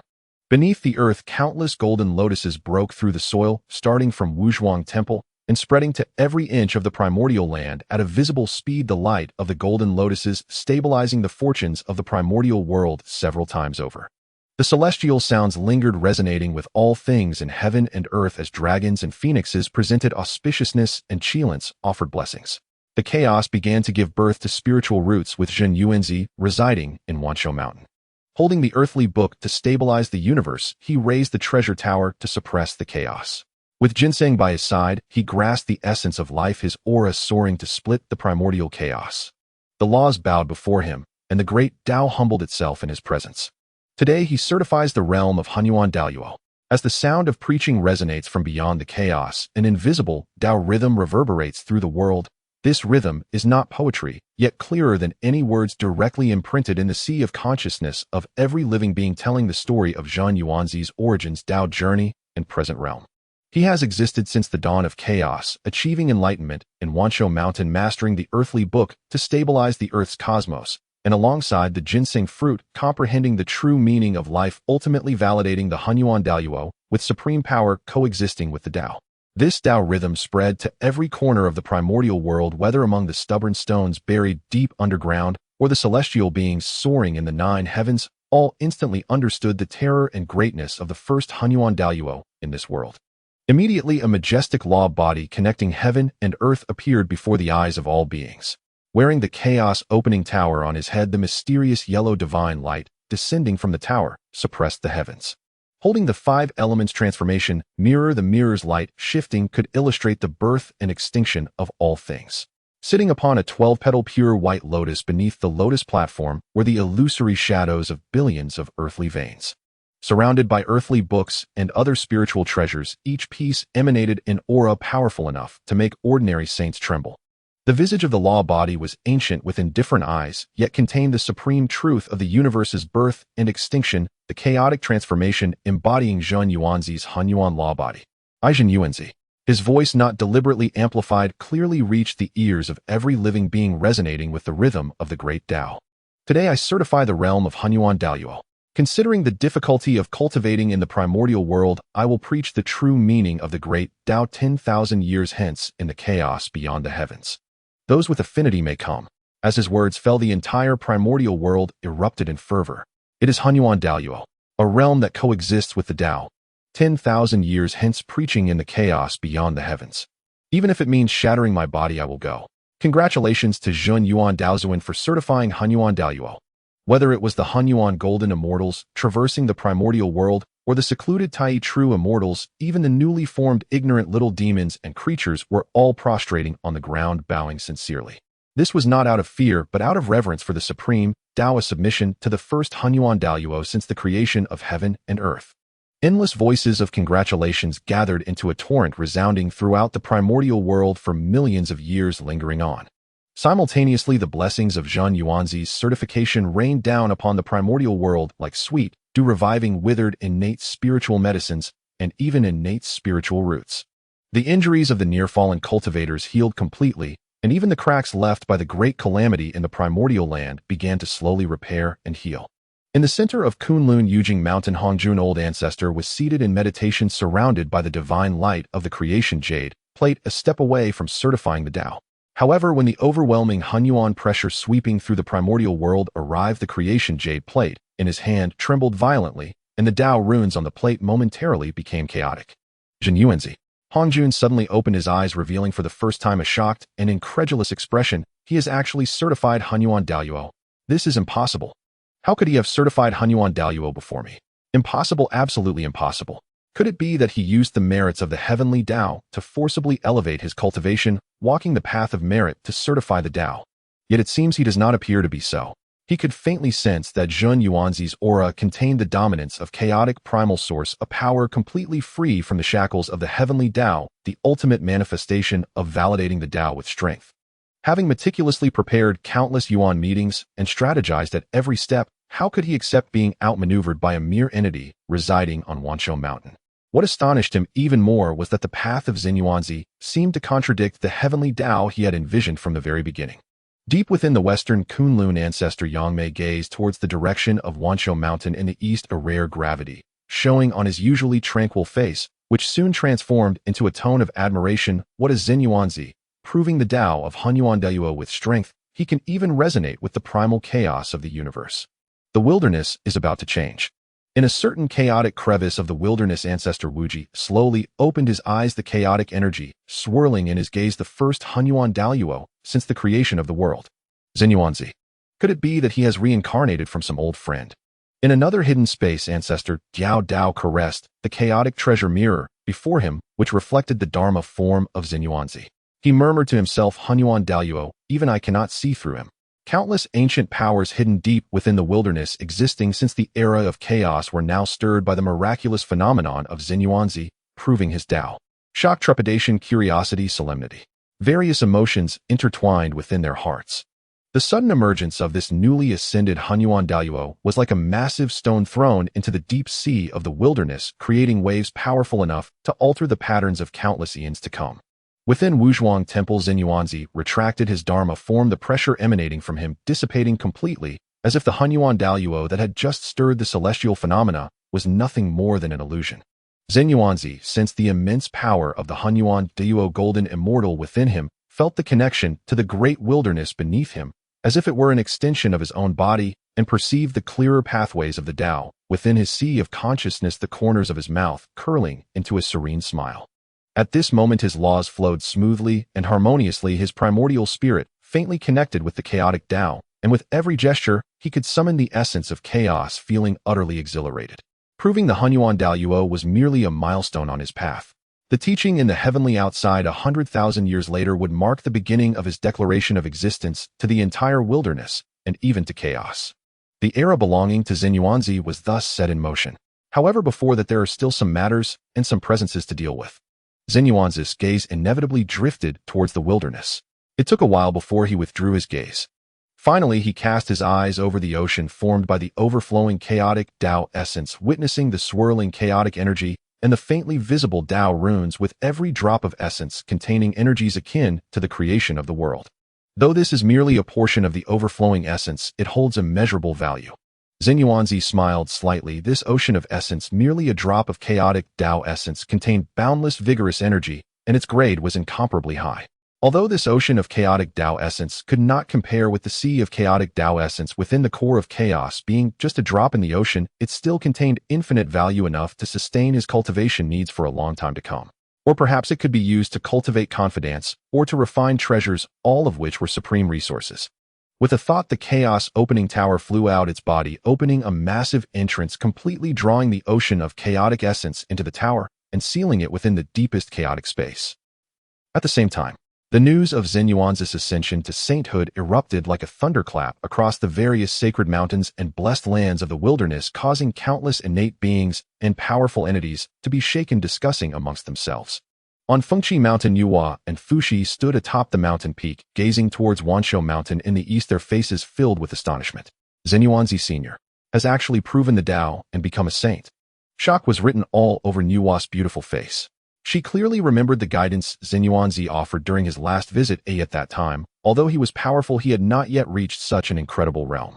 Yet now, not long after their last encounter, he had already ascended to the pinnacle of cultivation in the wilderness. At such a speed, it truly defies the heavens. Fuxi stroked his beard, a thoughtful light flickering in his eyes. The path of Zhen Yuanzi seems different from the heavenly Dao. The aura of chaotic essence is domineering and pure. We must attend the teaching in the heavenly outside 100,000 years later. Yuhua nodded. Indeed, receiving guidance from a saint would greatly benefit our cultivation and even our future fortunes. In the western Kunlun's Chiyu Mountain, the Queen Mother of the West stood by the Yaoqi, gazing at the remnants of purple energy lingering in the eastern sky, her elegant brows furrowing as the shock in her heart lingered long. The senior Zhen Yuanzi, who had once left behind exquisite spiritual fruits and guided her cultivation, had now become a saint high above. The realm of a saint is truly vast. The Queen Mother of the West murmured to herself, recalling Zhen Yuanzi's seemingly effortless demeanor and comparing it to the overwhelming aura of the saints now sweeping through the wilderness, she finally understood the vast chasm between them. In 100,000 years, I must seize the opportunity to attend the teaching. She tightened her grip on the jade hairpin in her hand, her eyes filled with longing. In the eastern Kunlun's Qingshu Cave, Pangus, three pure ones, Laozi Yuanshi and Tong Tian, stood side by side, sensing the still lingering pressure of the saint in the air, their expressions grave. What a powerful aura! Tong Tian, with his direct nature, couldn't help but exclaimed, this Zhen Yuan saint has actually proven the Tao. This kind of might is far more terrifying than the Hunyuan peak we imagined. Yuanqi's expression turned solemn. We, as the transformed spirits of Panga, pride ourselves on being orthodox and have never faced defeat in the wilderness. Today we realize that the wilderness is vast with hidden dragons and crouching tigers. That Zhen Yuan saint's ability to prove the Tao before countless great beings of the wilderness must be due to extraordinary foundations and opportunities of the Tao. Laozi also nodded slightly, slowly speaking. The phenomenon of the saints proving the Tao contains chaotic essence. The path is extraordinary. The teaching 100,000 years later in the heavenly outside concerns the foundation of the Tao. Oh, we must attend. The three pure ones exchanged glances, each seeing determination in the other's eyes. In the North Sea, Kuanping floated above the icy sea, feeling the saint's pressure that even made his heart tremble. A trace of trepidation flickered in his eyes, yet more was a desire. The saint's teaching. Perhaps it can help me break through my current bottleneck and comprehend the more profound Tao of space. He flicked his tail, already making up his mind. In the Blood Sea, ancestor Mingi stood upon a blood lotus, bloodlight surging around him. With the appearance of saints, the pattern of the wilderness will change. To receive the saint's teachings is crucial for the growth of my Blood Sea lineage. With a wave of his hand, he had already decided to attend the teachings. In the Purple Mansion State, the pure young Taoist calculated with his fingers, his eyes flashing with brilliance. This is a great opportunity that must not be missed. On the Taiyin star, Shiha and Changshi sisters looked towards the east, softly conversing. The saint's teaching will surely benefit our understanding of the Taiyin Tao. In the resplendent solar palace of the Sun Star, Emperor Jun and Tai Yi sat facing each other, their expressions filled with excitement. The sage has descended to the world, and the spectacle has shaken the Hongwang. Emperor Jun held the river diagram, his tone barely concealing his excitement. The sage's teachings are a grand opportunity from the heavens. If we could receive even a single word of guidance, my brother and I would surely make tremendous progress in our cultivation, and the solar palace could rise to power with our reign over the Hongwang just around the corner. Tai grasped the Luo book, ambition flickering in his eyes. What my elder brother says is absolutely right. When the time comes, we brothers must go together and leave an impression before the sage, striving for more opportunities. At the foot of Buzhou Mountain, deep within the Pangu Temple, 12 ancestral witches stood around a massive blood pool. Now there exists a great power in the Hongwang. Has become a sage. Zhurong's body was enveloped in flames, his tone tinged with reluctance, yet also reverence. Gonggong spoke solemnly. The sage's might has us ancestral witches feeling a sense of trepidation. This realm far surpasses the peak of Luo. The teachings of 10,000 years hence may allow us to comprehend the means to break through the shackles of the ancestral witches. We must go. The other ancestral witches nodded in agreement, and after a discussion, they no longer delayed, continuing with their actions. They each made a cut on their fingertips, letting their essence, blood rich with the roots of the ancestral witches, drip into the blood pool. The blood within the pool churned violently, exuding a strong life force. After a moment, a towering figure slowly rose from the blood pool, standing 100 zhang tall, muscles bulging, skin a bronze hue, exuding a powerful aura. Though lacking a primordial spirit, he was born with the ability to control a fundamental law, and his physical body was the strongest among the witch clan. It has been achieved. The ancestral witch of Hudis' eyes gleamed with joy as she watched the witch kneel on one knee, respectfully calling out the title of ancestral, which a sense of accomplishment surged within her heart. With a precedent set, the 12 ancestral witches worked even harder, continuously infusing their essence blood into the blood pool. Soon the second, the third. More and more witches emerged from the blood pool, some controlling flames, others manipulating water, some possessing the strength to lift mountains, and some moving with lightning speed, their cultivation ranging from Golden Immortal to Tai Golden Immortal, yet their physical strength far exceeded that of their peers. Our witch clan can finally grow strong. Ancestral Witch Dijong laughed heartily. The issue of the ancestral witch's inability to rapidly grow was finally resolved. Watching the witches continuously being born from the blood pool, the 12 ancestral witches revealed expressions of anticipation. They were very confident that with the increase in the number of witches, the future of the Hongwang would surely secure a place for the witch clan. In the vast land of Hongwang, due to the event of Zhen Yuanzi becoming a sage, currents stirred beneath the surface. Countless beings looked forward to the teachings that would take place in 10,000 years. A grand event sweeping across the Hongwang was quietly brewing. However, at the same time, many innate deities and demons reincarnated from chaotic demons reacted very differently to Zhen Yuanzi's ascension to sagehood compared to the other innate gods and saints. In the midst of Kunlun Mountain, the Grandmaster Hong Jun sat upon a cloud bed. The divine light of the creation jade plate and the Taiji diagram dimmed around him. The pressure from Zhen Yuanzi's sagehood weighed heavily upon his heart, and for the first time a look of barely concealed anger appeared on his usually tranquil face. Zhen Yuanzi, how could he attain the Tao of Primordial Luo before me? He clenched his fists, knuckles turning white. I have prepared for millions of years, and was just one step away, yet this child has taken the lead. Deep within Tianzhou Mountain, Ancestor Yangmei gazed at the remnant purple aura of the sage lingering in the Hongwang sky, his brow furrowing a hint of regret, flashing in his eyes. The luck of the Hongwang has already gathered upon Zhen Yuanzi. We reincarnated chaotic demons can no longer wield the authority of heaven and earth. The elders from Wujia Mountain, the Five Elements, Immortal Mountain, and Lei Yuan, who were all reincarnated from chaotic demons, wore solemn expressions. They had once been the best of the chaos, and after reincarnating into the Hongwang, they had advanced cautiously. They had intended to dominate the Hongwang after attaining the Tao, but unexpectedly Zhen Yuanzi had outpaced them and become the first sage of the Hongwang. This left them both shocked and furious. They were astonished that Zhen Yuanzi, a name they had hardly heard before, could achieve the Primordial Luo so swiftly and become the first sage of the Hongwang. Moreover, it was achieved without any forewarning and at such a rapid pace. Simultaneously, they felt regret that they had no further chance to grasp the Hongwang and dominate all beings, and could only choose to retreat into chaos. The speed at which this child attained the Tao is unfathomable.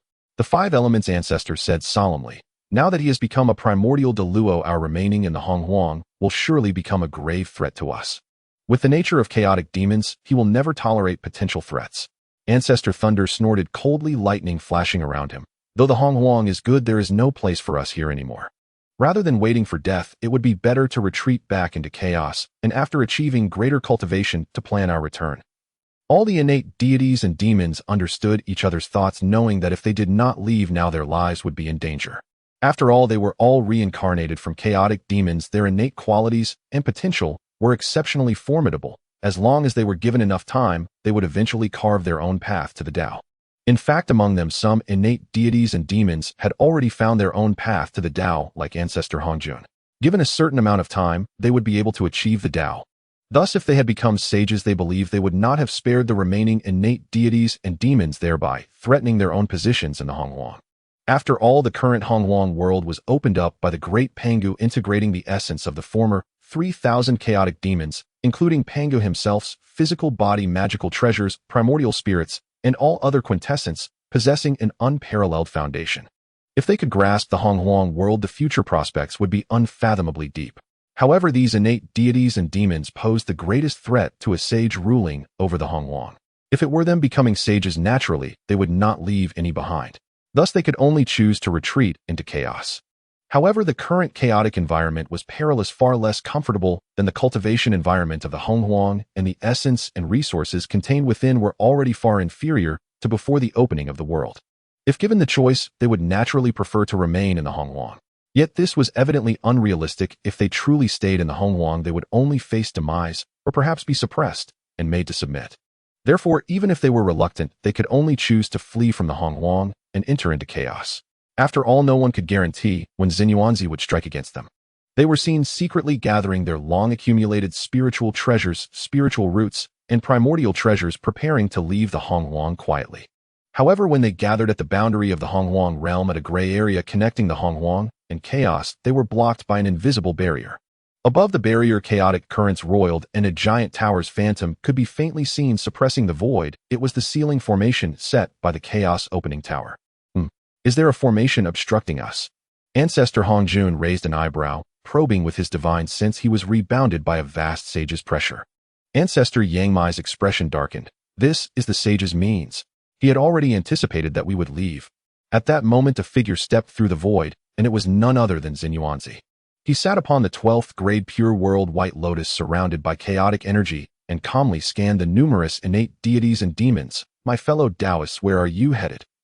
His voice was plain, yet carried an undeniable saintly pressure, causing the reincarnated chaotic demons present to shudder. Hong Jun stepped forward and cupped his hands, saying, "Saint, we wish to cultivate in the chaos. Please lift the formation and allow us to leave. In the future, we shall never interfere in the matters of the Hongwang." Zhen Yuanzi chuckled lightly upon hearing this. "In 100,000 years I will preach in the heavenly outer realm. This is a great opportunity from heaven. You fellows have cultivated for millions of years. Why the rush? It would be better to stay and listen to the teachings. Perhaps you will gain some insights." Yang Mei replied coldly, "We appreciate your kind intentions, Saint, but chaos is our true home. Please do not force us." "Force you?" Zhen Yuanzi's gaze sharpened. "As reincarnated chaotic demons, you have dwelled in Hongwang for millions of years, seizing spiritual roots and plundering treasures, enjoying the fortunes of Hongwang. Now that I have attained the Tao, do you wish to carry away a vast amount of treasures and weaken the foundations of Hongwang? Is there such reasoning in this world?" His gaze fell upon Hong Jun, his tone intensifying, "Especially your Tao creation jade plate, which is a supreme treasure of chaos nurturing the roots of the heavenly Tao, the Taiji diagram, and the Panga banner are even greater treasures of creation directly related to the fortunes of Hongwang. How can these treasures be allowed to leave Hongwang?" "Impudent!" The irritable Lei Yuan shouted angrily. "Zhen Yuanzi, do not think that because you have become a saint you can act arrogantly. We are the reincarnated chaotic demons. How could we fear you?" Hong Jun's face turned ashen as he said gravely, "Zhen Daoist, do you truly intend to make things difficult for us and become our enemy?" "It is not that I am your enemy." Zhen Yuanzi slowly rose, his mixed primordial Dao Luo power surging, "but rather you should not plunder the roots of the living in Hongwang. Today in this Hongwang realm you shall not take a single step out, seeking death." Lei Yuan was the first to strike, raising his supreme innate treasure, the thunder god hammer, summoning the divine thunder from the 9 heavens, transforming into a pillar of lightning that pierced through time and space, crashing violently against the formation barrier in an attempt to break it forcibly. Boom! The lightning pillar struck the barrier but was rebounded by the divine light of the chaos opening sky tower, causing the thunder ancestor to be shaken back repeatedly, blood surging in his chest. All together now. Seeing this, Hong Jun no longer hesitated. The Tao creation jade plate hovered above his head and countless Tao symbols poured down, transforming into a torrent of laws that impacted the formation. At the same time, the Taiji diagram unfolded, the black and white energies evolving chaos, attempting to devour the power of the formation. The Panga banner shook, unleashing a gale that tore through chaos, slicing towards the tower's shadow. Yang Mei summoned the innate supreme treasure, the red cosmos golden tower, the tower body expanding to millions of feet, resembling a chaotic divine mountain, crashing violently against the barrier. The 5 elements ancestor urged the supreme innate treasure, the 5 elements mountain and the 5 elements sword, intertwining the laws of gold, wood, water, fire, and earth, transforming into a giant hand that covered the sky and struck towards the core of the formation. The Wuji ancestor's Wuji seal floated in the air, its surface engraved with yin-yang symbols, exuding an aura that could annihilate all things. The reincarnated chaotic demons were all peak or latest stage mixed primordial golden immortals, their treasures incredibly powerful. At this moment, they joined forces. The terrifying might instantly tore through endless time and space, causing the surrounding dimensions and voids to collapse in the clash of laws, with Tao symbols melting like snowflakes. Seeing this, Zhen Yuanzi's expression remained unchanged as he pointed with a finger, world-shattering blade slash. The chaotic supreme treasure, the world-shattering blade, instantly appeared in his hand, its blade dark as ink, and with a light swing it cleaved a fissure through the chaos. Wherever the fissure passed, Hong Jun's torrent of laws was severed, the black and white energies of the Taiji diagram were torn apart, and the gale of the Panga banner was directly dissipated. 10,000 calamities, cursed banner, rise. Zhen Yuanzi urged the treasure again, the dark banner fluttering, and countless curse symbols flew towards the innate deities and demons. Yang Mei's red cosmos golden tower was instantly ensnared by black energy, its light dimming. The 5 elements mountain of the 5 elements ancestor cracked, and the 5 elements sword was also eroded by the curse power, its edge greatly diminished. 5 elements transformation mirror stabilize. The supreme innate treasure, the 5 elements transformation mirror, flew out, its surface reflecting the figures of the deities and demons, instantly revealing their weaknesses in the laws. A beam of yellow light containing the essence of chaos shot out, accurately striking the Wuji seal, pinning it in midair, unable to move. The innate deities and demons were horrified, unable to believe that their combined strength was so effortlessly resolved by Zhen Yuanzi. A glimmer of despair flashed in Hong Jun's eyes as he frantically urged the Tao creation jade plate, "Heavenly Tao, assist me." However, Zhen Yuanzi had already reached the realm of mixed primordial Dialuo, transcending the restraints of the heavenly Dao, making the power of the Dao creation jade plate seem like mere paper before him. He extended his hand, and the chaos opening sky tower flew out, its body swelling, emitting a terrifying gravitational pull that suppressed chaos. Gather! With a low shout, the gravitational force of the chaos opening sky tower instantly enveloped the entire area. Hong Jun's Dao creation jade plate, Taiji diagram, and Panga banner were forcibly stripped away, flying into the tower. Yang Mice red cosmos golden tower, the 5 elements mountain of the 5 elements ancestor, and the Wuji seal of the Wuji ancestor. All supreme treasures were absorbed by the chaos opening sky tower. The innate deities and demons, having lost their treasures, were like tigers with their claws and fangs removed, ensnared by chaotic energy, utterly unable to resist. They watched helplessly as they were drawn into the chaos opening sky tower, the last sight before their eyes being Zhen Yuanzi's indifferent gaze. We are unwilling. As the last roar faded, the boundaries of the Honghuang realm returned to calm, leaving only the torn time and space of the battle slowly healing. Zhen Yuanzi put away the chaos opening sky tower, his gaze sweeping over the restored clear boundary, and he said lightly, "The foundations of Honghuang cannot be stolen by you." He turned and returned to the Wanshou mountain. The preaching in 100,000 years would surely add more excitement. Zhen Yuanzi returned to the Wuzhuang Temple's cave heaven, where Qingfeng Mingyue Fengyao and Honglian had long awaited outside the Enlightenment Hall. Seeing his return, they hurriedly stepped forward to give respectful bows, their expressions filled with excitement and reverence.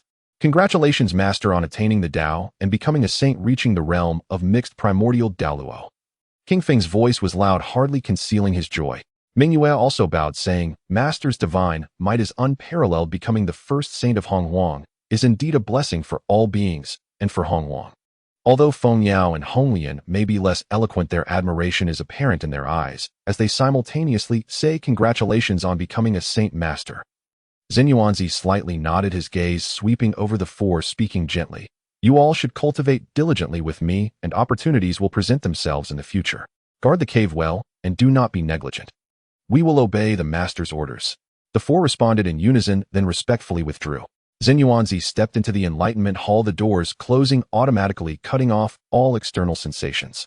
As he sat cross-legged, the familiar system prompt sounded in his mind, more urgent and resonant than ever before. Ding! The host interferes with Hong Jun's path to enlightenment, achieving the title of the first saint of the primordial era, suppressing the reincarnated chaotic demons, greatly altering the fate of the primordial era, and triggering system rewards. Ding! Congratulations to the host for obtaining the reward, the Chaos Supreme Treasure, the All-Heaven Melting Furnace. It can suppress all heavens, freeze the dimensions of time and space, refine all things, and even innate treasures and chaotic spirit treasures can be melted into their origin. Returning to the origin, refining the origin of the great Dao and the origin of the world, turning decay into wonder. Moreover, it possesses unparalleled defensive and offensive power. Zhen Yuanzi's heart stirred. The power of this all-heaven melting furnace was indeed so domineering. Its ability to refine all heavens and return to the origin seemed tailor-made for him, significantly increasing the efficiency of refining treasures and extracting origins in the future. Ding! Congratulations to the host for obtaining the reward, the Chaos Spiritual Root, the Chaos Enlightenment Tea Tree. The Chaos Enlightenment Tea Tree, born from the core of chaos, absorbs the origin of the chaotic Great Dao to grow. Its leaves contain the true meaning of the Great Dao. Brewing tea from them allows the drinker to instantly enter a deep state of enlightenment, also having miraculous effects for the Primordial Golden Immortals. When the tea tree blossoms and bears fruit, the enlightenment fruits can solidify one's understanding of the Great Dao, aiding in breaking through boundary barriers. Its roots can purify chaotic energy, deriving enlightenment laws, making it a top-tier auxiliary spiritual root for cultivation across all realms. A chaos-level enlightenment tea tree. Surprised glimmers flashed in Zhen Yuanzi's eyes. Just right, the exquisite enlightenment tea leaves rewarded by the system had been consumed throughout the many meetings, and now only a few remained. He had deeply experienced the effects of those tea leaves, and now this was just the perfect complement. Moreover, this was a complete chaos enlightenment tea tree that could continuously produce exquisite enlightenment tea leaves and even enlightenment fruits. With this tea tree, his cultivation speed would surely reach new heights in the future. Ding! Congratulations to the host for obtaining the reward, the Chaos Dao Classic. The Chaos Dao Classic records the total collection of all knowledge of the Great Dao since the birth of chaos. It includes secret methods for cultivating at the Primordial Golden Immortal level and above. defying the heavens with chaotic divine powers, such as creating worlds with a thought being invulnerable to all paths and chaotic avatars. Moreover, it includes numerous chaotic level formations, chaotic alchemy recipes, methods for refining supreme treasures, and so forth. It can be said to encompass all phenomena containing everything. Zhen Yuanzi's breathing momentarily paused. This Chaos Dao classic could be called an encyclopedia of cultivation. With it, whether in cultivating refining treasures alchemy or setting up formations, he would soar to new heights, saving countless hours of exploration. Ding! Congratulations to the host for obtaining the reward, the Chaos Dao. Field, the Chaos Dao Realm. The Chaos Dao Realm, a small world of chaos independent of the primordial era, containing thousands of great Dao palaces with the core surrounded by an indestructible chaotic formation. The formation's power can withstand full force attacks from beings one major realm above the host. It can shield against insights from beings two major realms above the host. The chaos origin within the Dao realm is dense and can automatically transform into innate spiritual energy and chaotic power. The host's cultivation speed in the Dao realm will increase tenfold, and other beings entering the Dao realm will subtly be influenced, becoming absolutely loyal to the host. Such a heavenly Dao field exists. Zhen Yuanzi was shaken in his heart.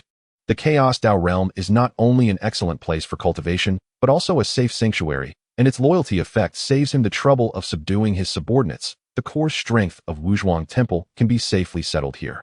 Moreover, for innate divine demons like Hong Jun and others, he now had methods to handle them. Ding! Congratulations to the host for obtaining the reward, 3 Saint Puppets.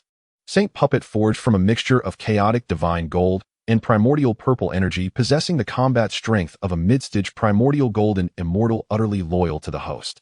This final reward also surprised Zhen Yuanzi. He hadn't expected to be directly rewarded with 3 puppets at the saint level.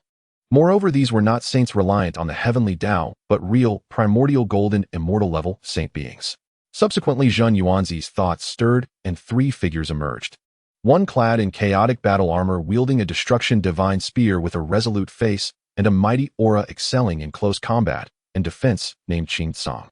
One dressed in plain white palace attire, holding a reincarnation fan with an exquisite appearance and a cold temperament, excelling in law manipulation and illusions, named Mingyue Zixia. One in a red dress, holding the burning heaven sword with a charming face and a fiery personality, excelling in speed and strong offense, named Chilian. The 3 saint puppets appeared, their auras not at all inferior to an average mid-stage Primordial Golden Immortal. Zhen Yuanzi looked at Qing Song's might, Zixia's coldness, and Chilian's charm, nodding in satisfaction. Zixia and Chilian will serve as my maids, while Qing Song will guard the primordial Dao realm. As you command, master, the 3 puppets replied in unison. Their expressions and voices were indistinguishable from those of ordinary people. Then Zhen Yuanzi took a deep breath, retrieving the all-heaven melting furnace, the Chaos Enlightenment Tea Tree, the Chaos Dao Classic, and the Primordial Dao Realm one by one. The all-heaven melting furnace floated at the center of the Enlightenment Hall, emanating a heavy aura that suppressed all. The Chaos Enlightenment Tea Tree took root in the void of the hall, instantly sprouting tender buds with great Dao runes flowing on its leaves. The Chaos Dao Classic transformed into an ancient jade volume floating before him, emitting profound Dao rhythms. The primordial Dao realm transformed into a jade pendant floating in the void. After surveying them, Zhen Yuanzi indeed did not pay immediate attention to these treasures. Instead, he raised his hand with a gesture, and a jade disc appeared in the void before him, the creation jade disc he had seized from Hong Jun. Although this jade disc was somewhat flawed, it still emanated the pressure of a chaotic supreme treasure, its surface covered in heavenly Dao runes subtly connecting to the heavenly Dao of the primordial era. Zhen Yuanzi operated the power of the primordial golden immortal, slowly infusing it into the jade disc, beginning the patient process of refinement. As tens of thousands of years quietly passed, the moment he completely mastered the creation jade disc. A profound wave emanated from deep within the jade disc. 8 strands of purple energy flew out from within the disc, floating in the air. Each strand contained entirely different great Dao origins, precisely the primordial purple energy. Zhen Yuanzi carefully comprehended, instantly understanding the effects of the primordial purple energy. I see now, refining a strand of primordial purple energy can connect to the heavenly Dao, allowing the primordial spirit to rely on the heavenly Dao, achieving the status of a heavenly Dao saint, undying and indestructible, and also being able to borrow the great power of the heavenly Dao. Moreover, the heavenly Dao is extremely just. Even if one becomes a heavenly Dao saint, there will be no drawbacks, but rather many benefits. Moreover, his own strength was formidable, He possessed numerous supreme treasures, including the creation jade disc that allowed him to govern the heavenly Dao, and he had the system as his backing. With such confidence, even if many sages were to appear in the future, he could still rule over the primordial chaos. Once the sermon concludes, I shall bestow these Hongmeng purple qi upon chosen individuals. Zhen Yuanzi stored the 8 streams of Hongmeng purple qi into the chaos creation tower, his mind already set. Within the enlightenment hall, the fragrance of the chaos enlightenment tea tree permeated the air. The furnace of all realms rotated slowly, the Chaos Dao scripture floated in radiant splendor, and 3 sage puppets stood silently in attendance. Zhen Yuanzi sat at the center with the essence of chaos swirling around him, his aura growing increasingly unfathomable. With less than 100,000 years remaining until the sermon beyond the heavens, the fate of the primordial chaos had already in his hands been irrevocably steered onto an entirely new path. Zhen Yuanzi dismissed his 2 attendants Zixia and Qilian to guard outside the hall. Alone in the enlightenment hall, his gaze fell upon the chaos supreme treasure, the furnace of all realms, and the suspended Chaos Dao scripture before him. With less than 100,000 years until the sermon beyond the heavens, ordinary cultivation time was clearly insufficient. With a flicker of his intent, the great essence of his being flowed, invoking the laws of time and space.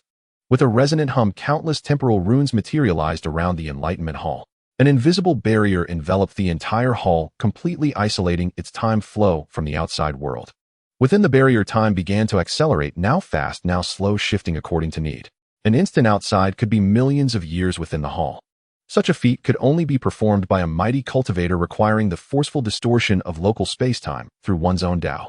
It consumed immense magical power, but allowed for vast amounts of cultivation and comprehension in a short period. Zhen Yuanzi first immersed his mind within the furnace of all realms. This furnace was forged entirely from chaos purple gold, its body inscribed with the phantom images of billions of realms and worlds, from the tiniest dust mote to the vast chaos and Hongmeng. Every single line contained the ultimate principle of refining all Daos. He enveloped the furnace with his primordial spirit, analyzing its chaos prohibitions one by one. The prohibitions of a chaos supreme treasure were profoundly arcane, far surpassing those of innate supreme treasures.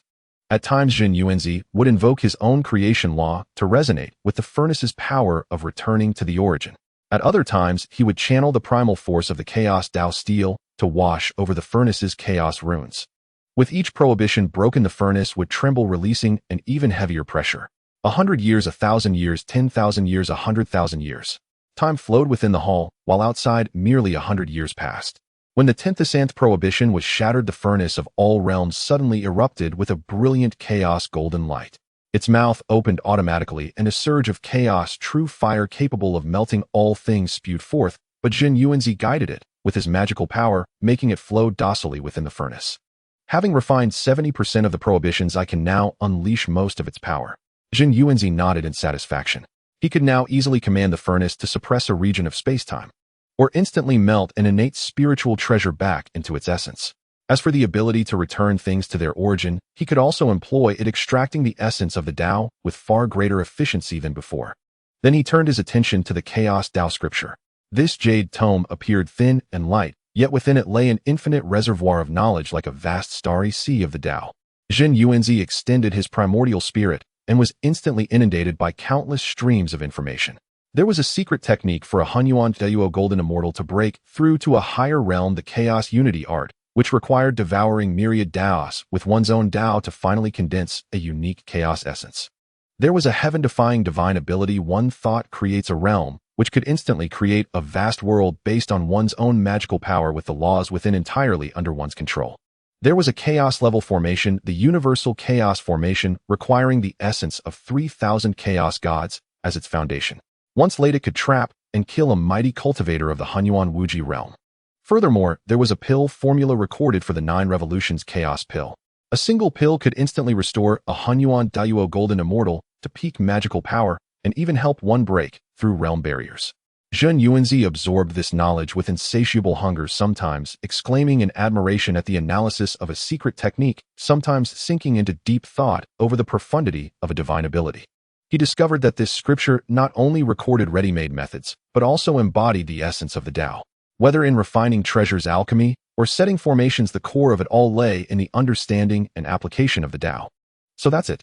Refining a treasure isn't about blindly piling up materials, but using Dao runes as the bones and primal force as the blood to forge a supreme treasure. The true meaning of a formation lies in drawing upon the power of heaven and earth for one's own use, not merely in techniques to trap enemies. As his comprehension deepened, his understanding of the Dao became increasingly harmonious. The fragments of laws he had previously grasped in the chaos essence were now linked one by one, forming a complete chain of the Dao. The chaos enlightenment tea tree within the hall seemed to sense his epiphany. The Dao runes on its leaves grew even more brilliant, and the fragrance it emitted kept his primordial spirit clear and lucid. After millions of years had passed within the hall, and 1,000 years had elapsed outside, Zhen Yuanzi slowly withdrew his primordial spirit. He had comprehended a portion of the knowledge from the Chaos Dao scripture, and this alone had granted him immense gains. He had now mastered dozens of chaos divine abilities, could effortlessly set up formations capable of trapping a Great Luo Golden Immortal, and could refine various heaven-defying pills. His strength had also advanced, bringing him closer to the mid-stage of the Great Luo Golden Immortal realm. It is time to establish the Chaos Dao realm. Zhen Yuanzi rose, put away the furnace of all realms and the Chaos Dao scripture, and stepped out of the Enlightenment Hall with Zixia and Qilian. Only 1,000 years had passed in the outside world. The Wuzhuang Temple remained tranquil. Qingfeng and Mingyue were tending to the spiritual roots and hurriedly bowed upon seeing him emerge from seclusion. He waved his hand, and with a flicker he and his two attendants appeared in the chaos beyond the boundaries of the primordial chaos. Here chaotic currents raged violently, space-time was in disarray, and various chaos calamities frequently emerged, making the environment extremely harsh. Zhen Yuanzi took out the jade pendant that was the embodiment of the Chaos Dao realm and infused it with chaos essence. Manifest. The pendant instantly swelled, transforming into a boundless Chaos Dao field. Outside the Dao field, a barrier interwoven from Hongmeng purple qi and chaos divine gold materialized. The barrier was covered with runes of the Hongmeng indestructible formation, emitting a mysterious aura that repelled all prying eyes. Within the Dao field, thousands of palaces rose from the ground, all forged from chaos jade. Above the palaces floated Dao stars radiating dense chaos essence and innate spiritual energy. At the center stood a main hall bearing the inscription Hongmeng Hall. Outside the hall were planted many innate spiritual roots, including a clone of the Chaos Enlightenment tea tree. And it was for this reason that this Chaos Dao field was also called the Hongmeng Dao field. Even more astonishingly, the flow of time within the Dao field was 10 times faster than in the primordial chaos. Chaos Qi was continuously converted by the formations into pure innate spiritual energy and chaos force nourishing all things. Such a scene amidst the perilous chaos was like a paradise of ultimate bliss. Its very aura seemed to tame the raging chaotic currents around it, making them gentler. What a magnificent Chaos Dao realm! A flicker of awe passed through Zixia's eyes. Even as a puppet, she was stunned by the marvel of this Dao field. Qilian nodded in agreement, saying, "With this Daoist temple master will certainly be able to achieve twice the result with half the effort in his future cultivation." Zhen Yuanzi looked at the Daoist temple floating amidst the chaos, nodding in satisfaction. He waved his hand, and the guardian of the Daoist temple Qingcong appeared before the main hall, exuding the pressure of a mid-stage Luo Golden Immortal, merging with the temple's formation to become the first line of defense. "Qingcong, guard this place well. No one is allowed to enter without my permission. I shall obey master's command." Qingcong responded solemnly, his figure transforming into a streak of light and merging into the Hongmeng Palace. Zhen Yuanzi then laid down several restrictions connected to his own divine soul within the Daoist temple, ensuring he could sense any movements at all times before returning to the primordial chaos with Zixia and Qilian. At this moment, less than 30,000 years remained until the celestial sermon.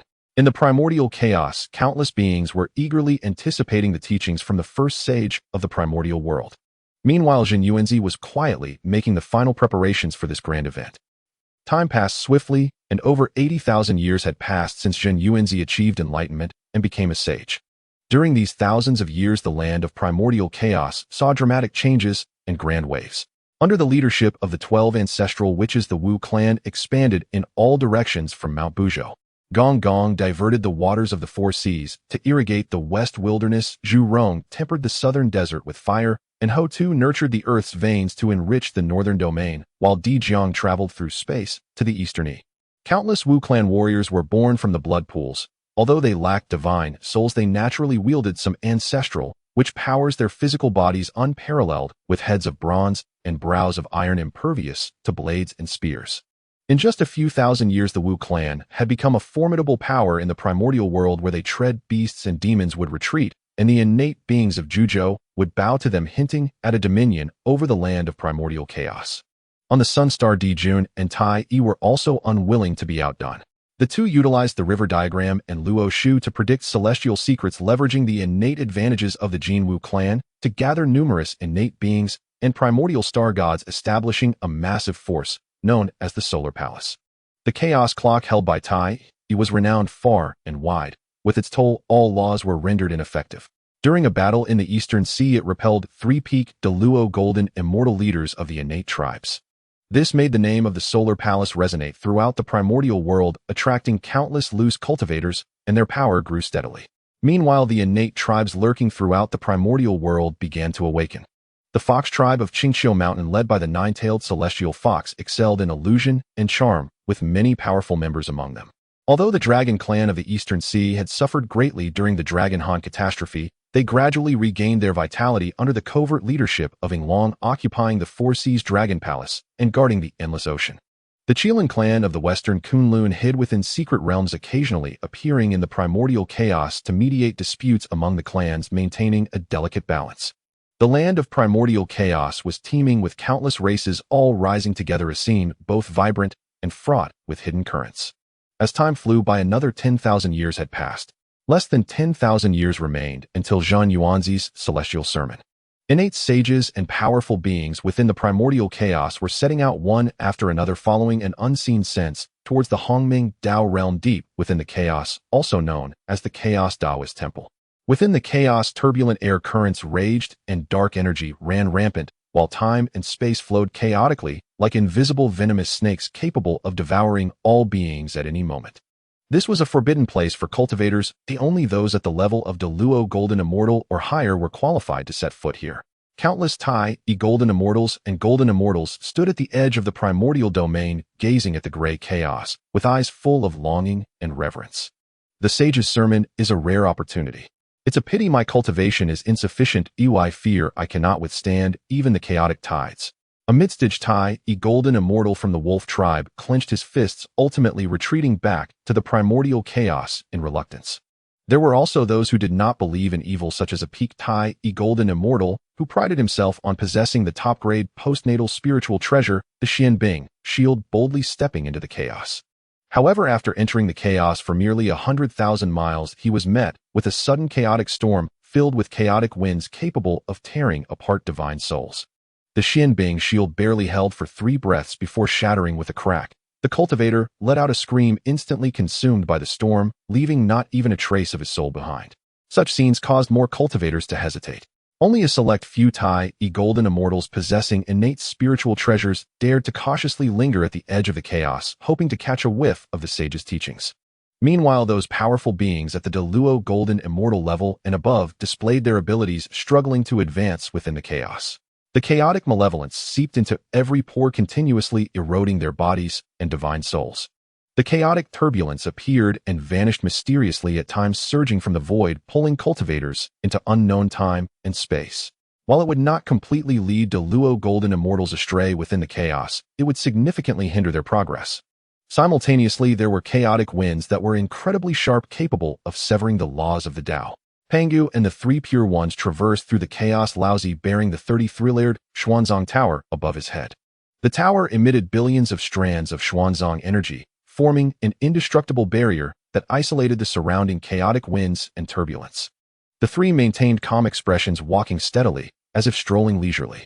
The Western Queen Mother held the top-grade innate spiritual treasure, the Kunlun mirror, its surface shimmering with light, reflecting the chaotic storm and traps ahead. Her movements were agile, always able to evade danger in advance. The mirror's light occasionally swept past, reducing the incoming chaotic shards to dust. Nuwa donned a gown made from the silk of innate spiritual silkworms, which shimmered with the light of the laws of creation, scattering the chaotic malevolence upon contact.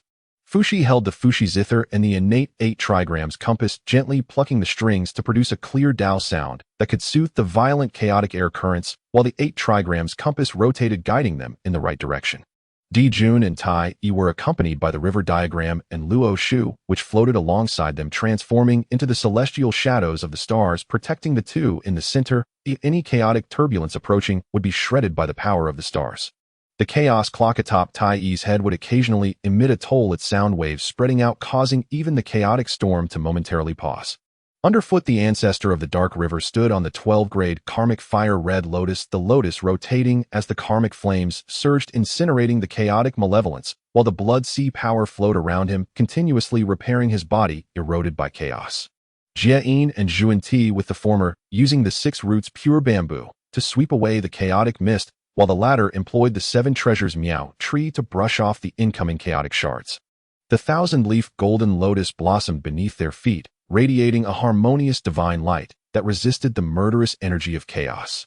The sisters Shi He and Chang Shi of the lunar star, with Shi He wielding the moon's sickle, its cold light capable of severing the constraints of laws within the chaos. Chang Shi bore the lunar cold moon diagram above her head, where the cold moon rose, emitting freezing energy that encapsulated the nearby chaotic turbulence and ice. The pure Yang Taoist of Donghua wore the pure Yang sword at his waist, flames rising from the sword burning the chaotic malevolence. Above his head was the 9 Yang clock, its toll resonant, containing the power of true solar fire, capable of purifying all evil. Additionally, the great immortal Kangwu rode a green phoenix, which was transformed from a spiritual treasure. As it flapped its wings, it emitted a clear cry that could disperse the chaotic mist. The true man of Nanhua held a palm leaf fan, and the wind it generated could contend with the chaotic winds. The elder of Taishan stood atop a small mound of earth, a mid-grade, innate spiritual treasure that contained the weighty laws of the earth, allowing him to remain as steady as Mount Tai amidst chaos. The old ancestor of Qingxiu transformed into a blue shadow, moving with lightning speed, traversing the chaotic currents with ease thanks to the innate divine abilities of the 9-tailed celestial fox. The great god of thunders was surrounded by flickering lightning, his thunderous power capable of cleaving through chaos, creating a path for the cultivators behind him. At this moment it became clear who among these noble-born, high-standing innate deities in the wilderness truly lived well, and who did not. For not every great power possessed an innate spiritual treasure for protection. The old ancestor of Kuanping rode a postnatal spiritual treasure, the Northern Underworld Palace, its walls forged from Northern Underworld Xianbing. While it could withstand ordinary chaotic malevolence, it swayed precariously in the face of chaotic storms. His expression darkened as he continuously consumed his mana to reinforce the palace. Even though he excelled in the Tao of space and speed, he could not completely shake off the other powerful beings. The Taoist Hong Jun was in an even more precarious situation. He possessed only a postnatal spiritual treasure, the red cloud scarf, which could emit red clouds to fend off chaotic malevolence, but was too fragile, nearly torn apart several times by the chaotic winds. He could only tightly follow behind the Kuanping, moving forward with difficulty under the protection of the Northern Underworld Palace, his face full of bitterness. As an innate deity nurtured by the Hong Yun mountain range, he had not even obtained a single innate spiritual treasure, feeling truly unworthy of the title of innate deity. Unlike these great powers who relied on treasures, the 12 ancestors of the Witch clan traversed the chaos solely with their physical bodies. They were tall and robust, their true forms unfolded, towering to billions of zhang, with Pangu runes appearing on their skin.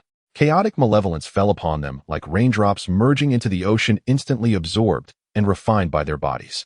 The chaotic winds slashing against them could only leave faint white marks, which were quickly healed by the movement of their muscles. The ancestor Emperor Jiang held the god staff of proximity, and with a flick of the staff the surrounding space distorted. The figures of the 12 ancestors crossed billions of miles in an instant, their speed rivaling that of those protected by spiritual treasures. This chaotic turbulence is not enough for us to warm up. The ancestor Zhu Rong laughed heartily, flames erupting around him, burning the chaotic turbulence ahead to nothingness, prompting the other ancestors to respond in unison, their momentum overwhelming. Countless figures traversed the chaos, all with a single goal, the Hongmeng Dao realm. This grand gathering of the top powers of the wilderness was about to commence, and the fate of the wilderness would soon undergo a new turning point in this discourse. As time passed, the 3 pure ones followed the sensations, stepping through the mysterious yellow energy, making steady progress in the chaos. Moreover, their speed of advancement was the smoothest. After an unknown number of years, the chaotic airstream before them suddenly parted, revealing a vast and boundless Dao field, the Hongmeng Dao realm. The Dao field was enveloped by a layer of chaotic purple chi barrier, with flowing runes exuding the majesty to suppress chaos. Within the Dao realm, countless palaces stood in intricate order, all forged from chaotic jade stones, with the great Dao stars floating above the palace tops. The chaotic essence and innate spiritual energy were so dense that they nearly materialized. The central Hongmeng Hall was even more magnificent, with the character Dao engraved upon its door. Just one glance invoked a sense of reverence, as if one could comprehend the fundamental principles of heaven and earth from it. Is this the chaotic Dao field of the saints? A look of shock flashed in the eyes of the primordial Taoist. To be able to forge such a celestial realm within chaos, their mastery of the Dao is unfathomable. The Tongtian Taoist tightened his grip on the Qingping sword, his tone filled with admiration. Just the aura of this Dao field far surpasses our Qingshu cave heaven. No wonder it is the #1 saint of the wilderness. Laozi stroked his beard and sighed lightly. The great Dao is formless, giving birth to heaven and earth. The great Dao is emotionless, operating the sun and moon. The realm of saints is truly incredible. They must have already glimpsed the essence of the great Dao. Just as the three were marveling, a towering figure emerged from the Hongmeng Hall, clad in chaotic battle armor and wielding the destruction divine spear, exuding a terrifying pressure of mid-stage Chaos Golden Immortal. He was none other than the guardian of the Dao field, Qingtsong. Halt, newcomers! King Kang's voice boomed like a great bell, his gaze sweeping over the three pure ones. Although merely a puppet, he emanated a formidable aura.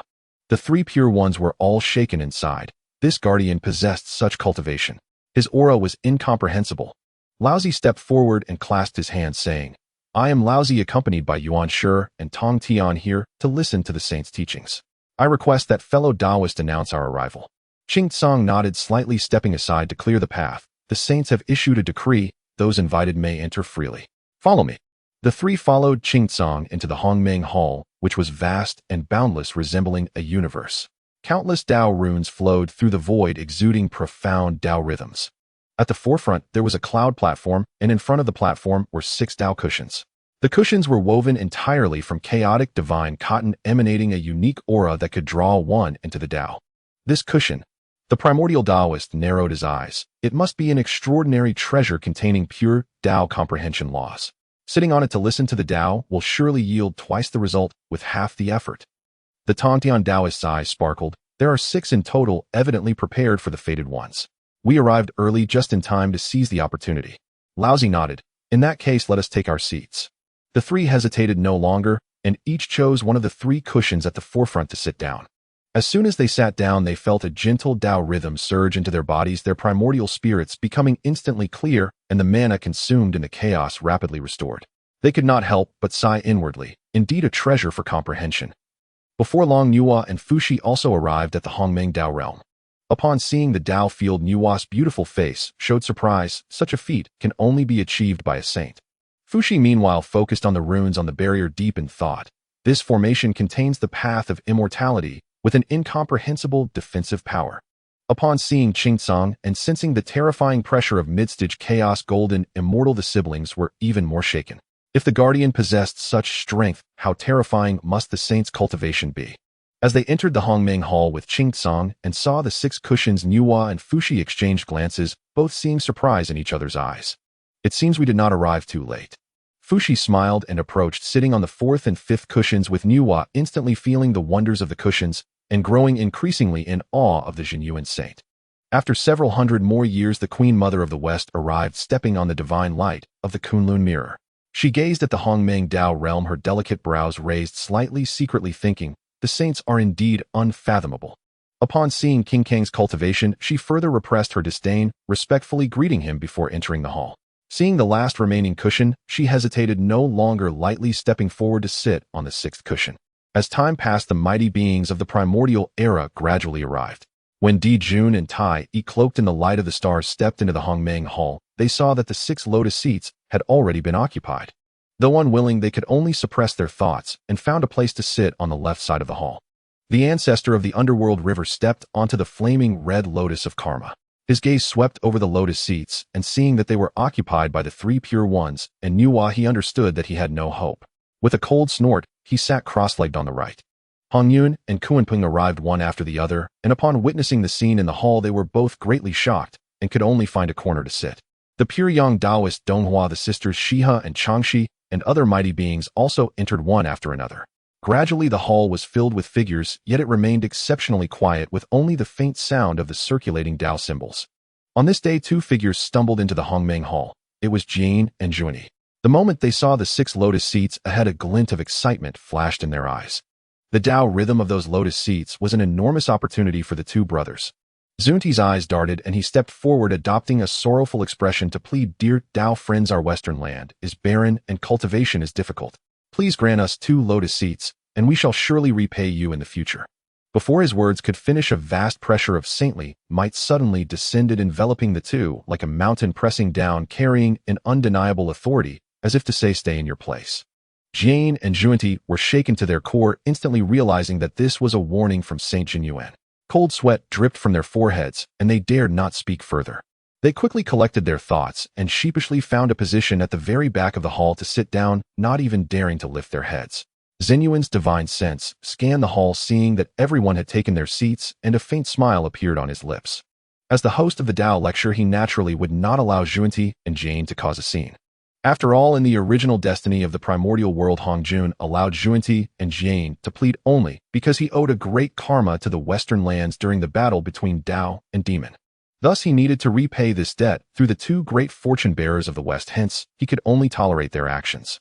He even eventually repaid them with 2 strands of Hongmeng purple qi and took them as named disciples. However, Zhen Yuan did not owe the western karma, and thus had no need to tolerate their behavior.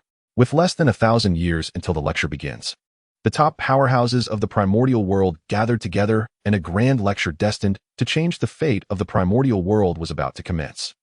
As time flowed, more and more mighty beings congregated in the Hongmeng Hall, and the atmosphere gradually grew heated. These great figures, who usually hid in the secret realms of the celestial mountains, were now gathered together, sensing each other's auras, and an invisible competition had already begun.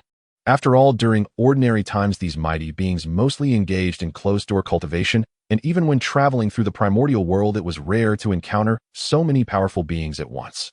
As innate sanctified beings of the primordial world, each possessed their own pride. Therefore, with so many powerful beings gathered this time, and sensing that their strengths were not much inferior to their own, each naturally harbored a competitive spirit.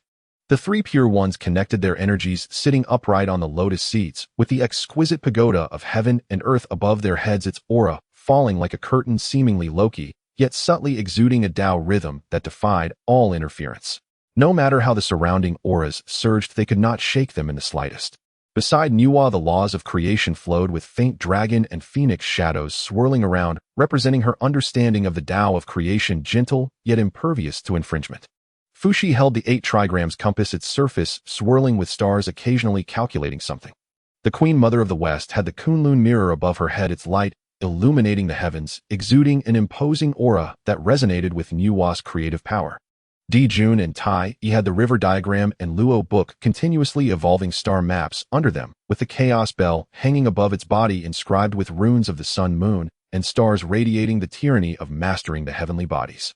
The ancestor of the underworld river had the 12-petal red lotus of karma, rotating beneath him, strands of blood sea power seeping out, carrying an aura of indestructibility, yet he deliberately suppressed it, leaving only a profound undercurrent.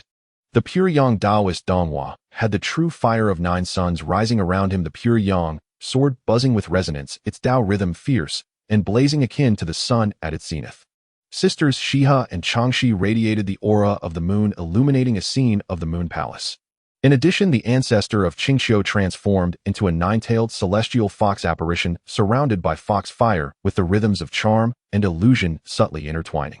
The great god of thunder had lightning dense around him, each bolt containing the Dao of heavenly thunder. Under the seat of the great immortal of Kangwu, a blue phoenix spread its wings, its clear call embodying the vitality of all living things.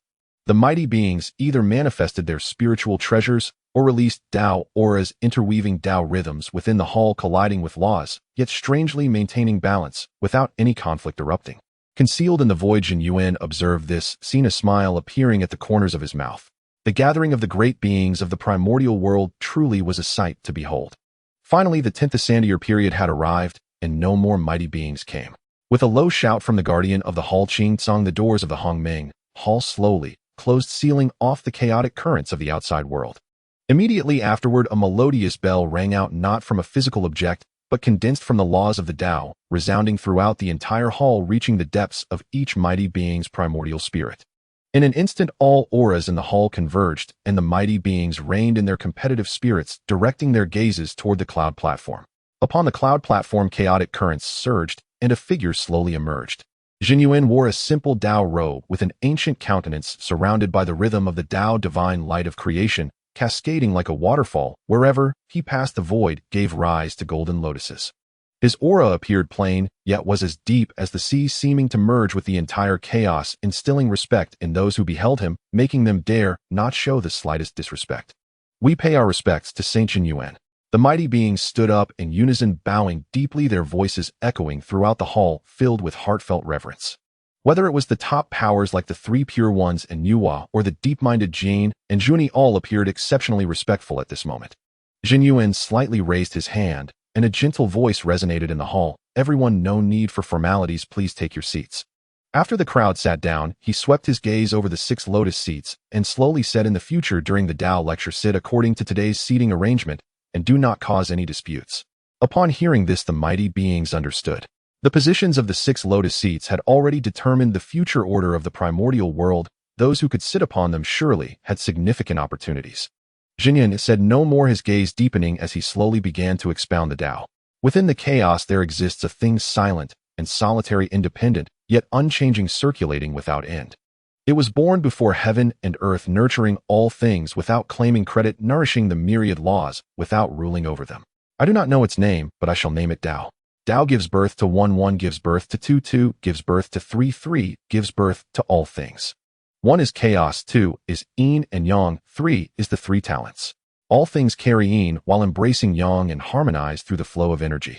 His voice was not loud, yet it was imbued with the profound truths of the Tao, each word transforming into Taoist runes that danced within the hall. As the teachings deepened, extraordinary phenomena erupted within the Hongmeng Hall. Above the vast hall, celestial flowers rained down, millions of petals drifting, each containing a fragment of a certain law. Beneath the ground, golden lotuses bloomed, stretching from the hall's entrance to the cloud platform, with the lotus heart expelling pure essence of heaven and earth. Endless purple energy surged from the depths of the Tao field, enveloping the entire hall, transforming into swirling purple dragons. Moreover, the sound of the Tao transformed into a nourishing rain, revitalizing the primordial spirits and physical bodies of the mighty beings. The entire hall instantly became an ocean of Taoist laws and innate spiritual energy. The rich innate spiritual energy nearly condensed into substance. The mighty beings did not even need to consciously absorb it, and they could feel their magical powers surging and their primordial spirits rapidly sublimating. Zhen Yuanzi's teachings progressed from the shallow to the profound, discussing the birth of all things from the Tao, the interactions of yin and yang, the movements of the 5 elements, the transformations of time and space, and the cultivation of the primordial spirit to the immortality of the body. It was all-encompassing, with each word a gem of wisdom. The various mighty beings displayed the myriad forms of existence according to their own roots and understanding. Some with their exceptional insights suddenly achieved enlightenment, while others with shallower roots displayed their worries, scratching their ears and cheeks. Among them, the 6 great powers seated on cushions, including Sanqing, Nuwa, Fuxi, and Zhuangmu, were already the top innate deities of the primordial era, and with the assistance of the enlightenment cushions, their comprehension of the Tao was the most profound. Many other innate powers, such as Zhuanti Jin, Kuanping Mingi, Dijuantai, Fuxi Changxi, and Shiha, also gained their own insights. Only the 12 ancestors of the Wu displayed confusion upon hearing terms like primordial spirit and soul. They were born with incomplete primordial spirits and understood these concepts only partially. Fortunately, Zhen Yuanzi quickly spoke of the path of the physical body. Pangu opened the heavens, transforming his body into the cosmos. His physical strength is unparalleled in chaos. The Wu clan inheritors of Pangus bloodline should know that the body is immortal and can also attain the Tao. Upon hearing this, the 12 ancestors of the Wu were invigorated. Huda's eyes sparkled with understanding, as if she had gained a new perspective on the path of the earth. Dijiang found resonance in the concepts of space and speed, realizing that the physical body could also carry them, causing his divine staff to tremble slightly. Zhu Rong Gong Gong and the other ancestors also gained insights, their ancestral blood becoming increasingly refined. Time quietly passed during the teachings. Zhen Yuanzi's voice was like the first ray of light at the dawn of chaos, illuminating the paths of the mighty beings. The bottlenecks and doubts that had troubled them for countless years unraveled at this moment, and their cultivation soared as if they were riding a rocket. The entire Hongming Hall was immersed in the baptism of the Tao, and the future of the primordial era quietly unfolded during this lecture. Time hurried by. 30,000 years passed in the mystical atmosphere of the sage's teachings as but a mere flick of the fingers. When Zhen Yuanzi's voice abruptly ceased, the Taoist runes lingering in the Hongming Hall slowly dissipated.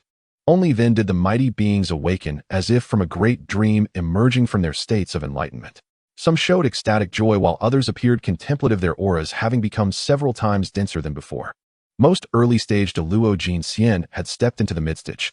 Those in the midstage had touched the threshold of the late stage. It could be said that the vast majority of mighty beings had elevated to a small realm. Even those who did not break through on the spot could achieve breakthroughs after retreating for a time. A single lecture far surpassed their arduous cultivation over millions of years. Alas, the sage's lecture has indeed ended. Some mighty beings sighed, their eyes filled with lingering sentiments. This insight surpasses my retreat for millions of years. Zhen Yuanzi cast a sweeping glance over everyone and slowly spoke. This lecture concludes for now. Oh, I shall open the platform here again in a million years. Thank you, Master, for the teachings. The mighty beings collectively rose, bowing deeply, their voices filled with utmost respect. This bow was not only a gratitude for the teaching, but also represented Zhen Yuanzi's recognition by the various mighty beings and all souls of the primordial era. From that moment on, Zhen Yuanzi was established as the teacher of all beings, the Tao ancestor of the primordial era. As the bowing ceased, a vast aura of humanity and the fortune of the primordial era converged from the land, surging like the yellow river gathering upon Zhen Yuanzi. The Taoist rhyme around him grew increasingly brilliant, and his connection to the beings of the primordial era became ever closer. Sensing the surging fortune within him, Zhen Yuanzi slightly nodded and uttered a single word, good.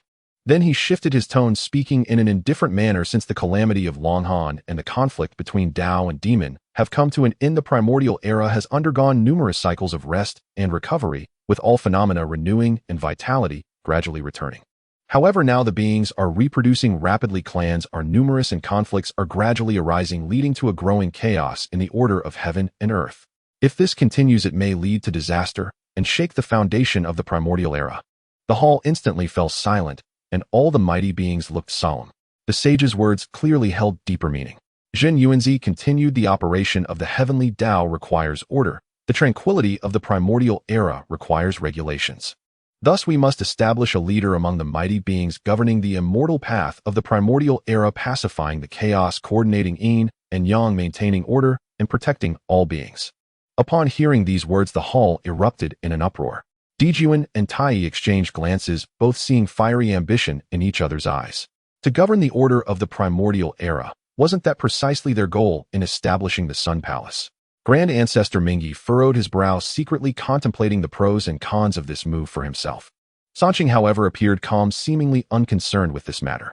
Zhen Yuanzi, unfazed by the commotion in the hall, fixed his gaze on two figures in the crowd. Donghua, Shiwang, step forward to receive your titles. Donghua, the pure young Taoist, and Zhuangmu stepped forward in response, bowing beneath the cloud platform. Zhen Yuanzi first looked at Donghua. Donghua, you embody the pure yang energy of the East, having cultivated for millions of years with a stable Tao heart. Today I decree you as the leader of the male immortals of the primordial era, titled Dong Wang Gong. As he spoke, he waved his hand, summoning three spirit treasures. One was a purple gold staff with a dragon head, its shaft intricately carved with golden dragons, exuding the majesty of ruling over myriad immortals. The second was the nine heavens Yuan Yang ruler, its surface swirling with true solar fire containing the laws of pure yang. The last was a golden volume from the immortal mansion, which when opened would automatically record the names and cultivation levels of the male immortals of the primordial era.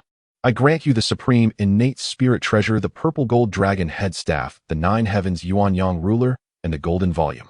From now on, all male immortals of the primordial era must be recorded in the golden volume under your governance. In the event of disputes, you may wield the purple gold staff to adjudicate, and use the Yuan Yang ruler to subdue evil spirits. Donghua Taoist, now to be called Dong Wang Gong, trembled with excitement, unable to conceal his joy. At the same time, a certain ambition within the East Wang Palace began to swell wildly. Long before the teachings began, he had already gathered many loose cultivators under the Purple Mansion continent, yet had always lacked an official title. Now, with the sage's decree, he became the legitimate leader of the male immortals. With this title, he would undoubtedly attract countless loose cultivators and powerful beings of the primordial era to his side, rapidly expanding his influence. This also meant that his power would leap to become one of the top forces in the immortal path of the Primordial era. Thank you, Sage, for your great kindness. Thank you, Sage, for your great kindness. The Eastern King bowed deeply, taking the 3 spiritual treasures into his hands. As he felt the immense power emanating from them, his heart grew even more excited. He already possessed 2 innate spiritual treasures. Now, having received these gifts from the sage, his strength would surely increase significantly. However, he did not notice that many powerful beings in the hall were looking at him with complex expressions. Some gazes were filled with coldness, even hostility, while others were indifferent and unconcerned. Others displayed disdain, even contempt. Nevertheless, Zhen Yuanzi remained unperturbed, merely nodding slightly. The spiritual treasures he bestowed naturally came from the suppression of Hong Jun and others. The reason for appointing the male and female celestial heads was not to imitate the original fate trajectory of Hong Jun. Rather, it was because he had recently comprehended the Tao and realized the heavenly mechanism. Establishing the male and female celestial paths would indeed help maintain the order of the primordial world and promote the development of its fate. However, in the original fate trajectory, after Hong Jun appointed the male and female celestial heads, he neglected them, leading to their eventual nominal existence, with the Eastern King suffering a tragic fate. Zhen Yuanzi, however, would not act this way. He then turned to the Western Queen Mother, saying, "Shihua, you are the embodiment of the pure Yin essence of the West, dwelling in Kunlun, your virtues benefiting all things. Today I decree you as the head of the primordial female immortals," titled Western Queen Mother. With another wave of his sleeve, the 3 spiritual treasures soared out. One was the Western Pure Color Cloud Banner, a plain white banner capable of gathering celestial clouds, stabilizing the universe, and possessing unmatched defensive power. There was also a clean water bowl containing innate pure water that could purify evil spirits and nourish spiritual roots, as well as a jade book of the Yao stage, specifically recording the names of the primordial female immortals. I grant you the supreme innate spiritual treasures, the Western Pure Color Cloud Banner, the clean water bowl, and the jade book of Yao stage. From now on, all primordial female immortals must register in the jade book and follow your commands. Should any calamity arise, you may use the cloud banner for protection and the clean water bowl for relief.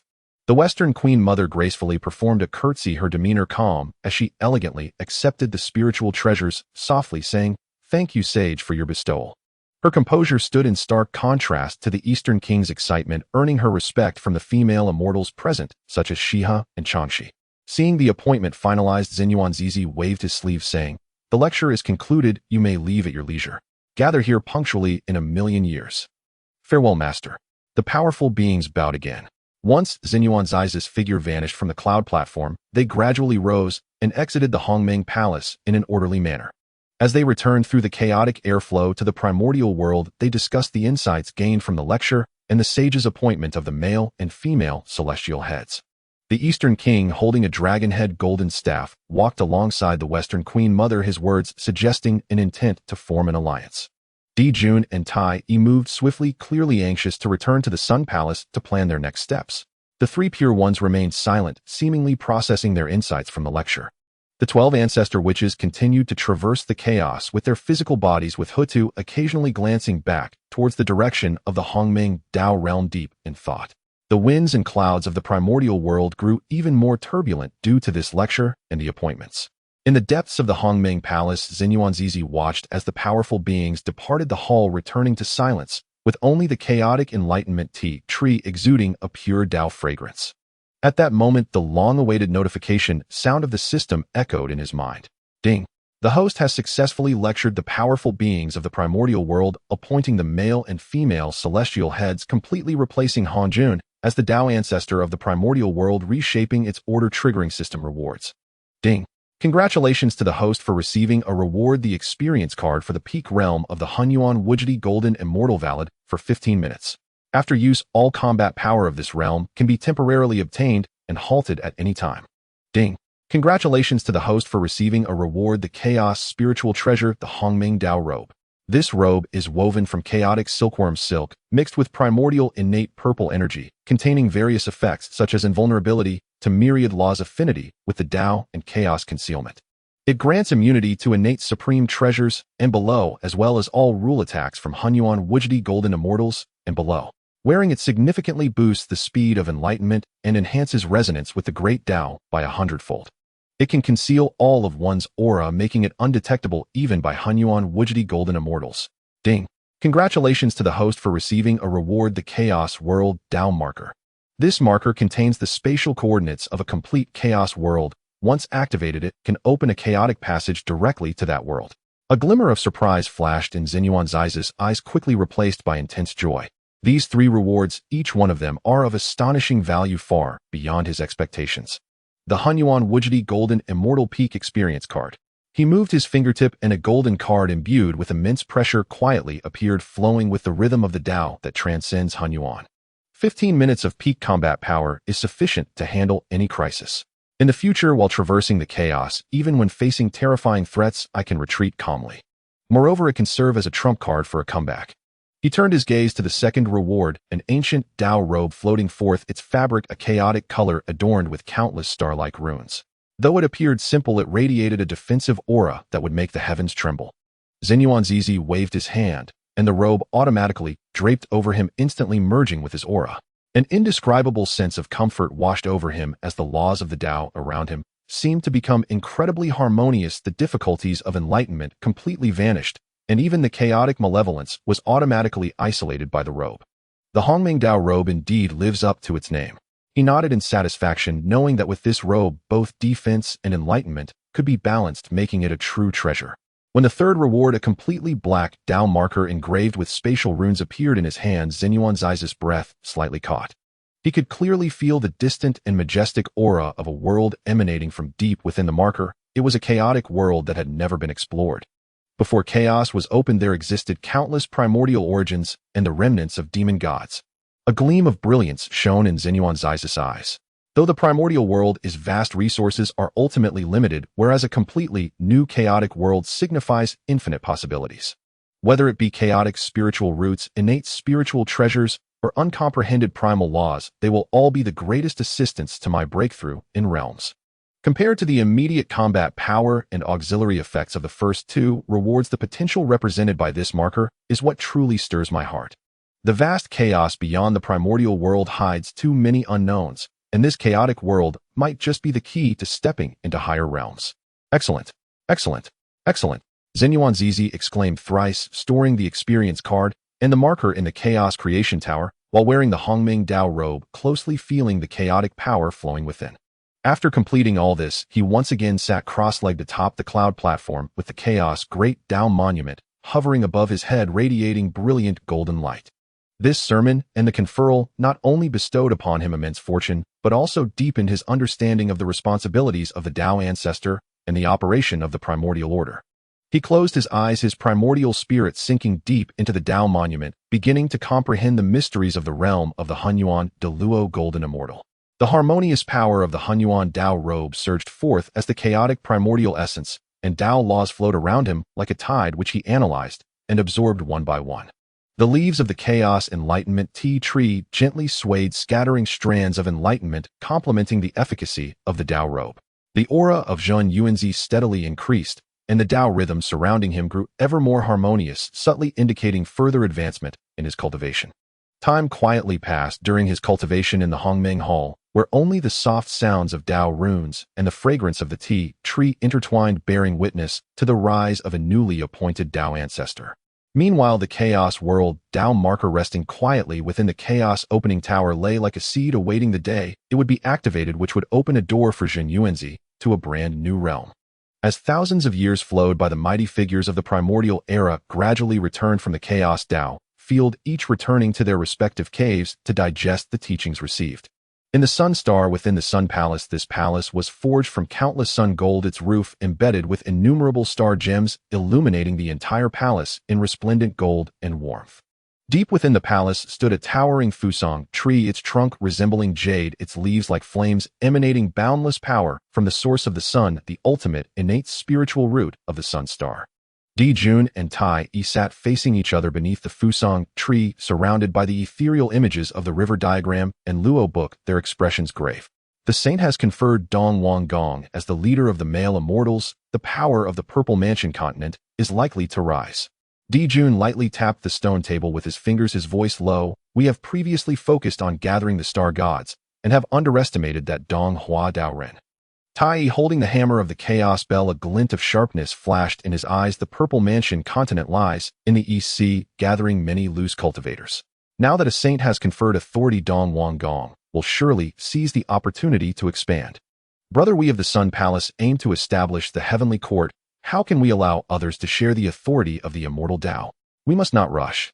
Di Jun shook his head, his gaze profound. The saint has just established order. We must first ascertain the saint's attitude and avoid hastily becoming enemies with Dong Wang Gong, lest we anger the saint. The urgent matter is to continue gathering the powerful beings of the primordial era, strengthening the power of the Sun Palace.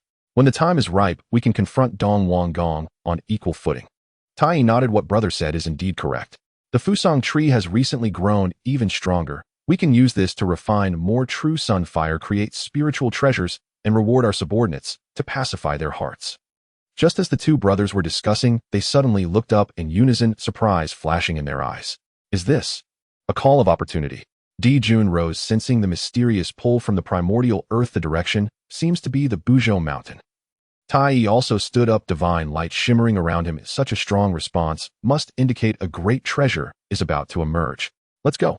Meanwhile, at the Qing Kunlun's Qing Su cave heaven, the three purities were in their respective palaces. Laozi was deducing the way of non-action, Yuan Shi was sorting through the Pangu primordial spirit inheritance, and Tong Tian was refining a spiritual treasure in his hands.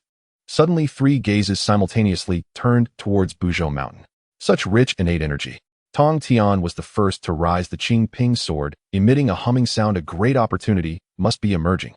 Yuan Shi set down the jade book in his hands, his expression shifting slightly. This pull of opportunity is vast in scope. It likely involves more than one treasure. Laozi stroked his beard with a light sigh. The Tao operates and opportunities arise naturally. Since it is the will of heaven, we should go and take a look. The three exchanged glances, their forms transforming into three streaks of light as they rushed towards Buzhou mountain. At Fengqi Mountain, Yuhua was discussing the way of creation with Fuxi when she suddenly felt a stirring in her heart. Looking towards Buzhou mountain, brother, I sense a strong call of opportunity, seemingly related to a treasure. Fuxi made gestures with the 8 trigrams and nodded. This is the destiny of heaven. Since sister has the opportunity, I will accompany you. At the Hong Jun mountain range, Hong Jun Daoren had just finished organizing the teachings he received when he sensed a surge of opportunity's power. He laughed heartily. It seems the old Taoist also has this fortune. Let's go see what treasure it is. At the foot of Buzhou mountain, in a secluded valley, Yuhua and Fuxi arrived first. The valley was covered by a light blue light curtain with innate 8 trigrams, symbols flowing on it, clearly indicating a powerful innate formation. Such a strong formation, it must be protected by a formidable innate array. Fuxi gazed at the light curtain and spoke slowly. Just as his voice fell, 3 figures descended. It was the 3 purities. Daoist friend, Nuwa Daoist friend. Fuxi Laozi clasped his hands and salute. You two have also come for the opportunity. Nuwa nodded. Indeed, it seems there is considerable creation hidden within this valley. Yuan Shi looked around. Such a formation is certainly not ordinary. Could it be that the opportunity within is not limited to just one item? While they were conversing, Di Jun and Tai, draped in the light of the stars, arrived and nodded slightly upon seeing the 3 purities. And Nuwa, it seems everyone has received the call of opportunity. This formation is extraordinary. How about we join forces to break it? Tai suggested. Everyone agreed without objection. Just as they were about to act, Hong Jun Daoren also arrived riding a red cloud. The old Taoist is late. It seems everyone is going to seize the treasure together. All parties involved were top-tier powers, perfectly in sync, and immediately joined forces to break the formation. The 3 purities used the heavenly and earthly Xianhuang Linglong treasure tower to suppress the formations. Nuwa guided the power of creation to soften the formation patterns. Fuxi deduced the weaknesses of the formation with the 8 trigrams, and Di Jun and Tai utilized the river diagram and Luo book to interfere with the formation's operation. Hong Jun Daoren did not possess any notable treasures, so he could only use his own magical power to forcefully break the formation. 1,000 years passed quietly, and with a loud bang, the innate formation shattered. Rich innate spiritual energy, almost liquefied, surged forth, carrying boundless Tao rhythm. As everyone stepped into the valley, they saw a white jade immortal vine standing in the center. The vine's body resembled sheep fat, white jade entwined with 7-colored immortal light, chaotic air flowing between the vines, exuding a primordial aura akin to the creation of heaven and earth. The immortal vine bore 7 gourds, 6 of which had already matured, emanating the pressure of supreme, innate spiritual treasures. Only the last purple-black gourd still held a hint of immaturity, clearly still in the process of gestation. Supreme innate spiritual root, the gourd vine. Fushi exclaimed in astonishment.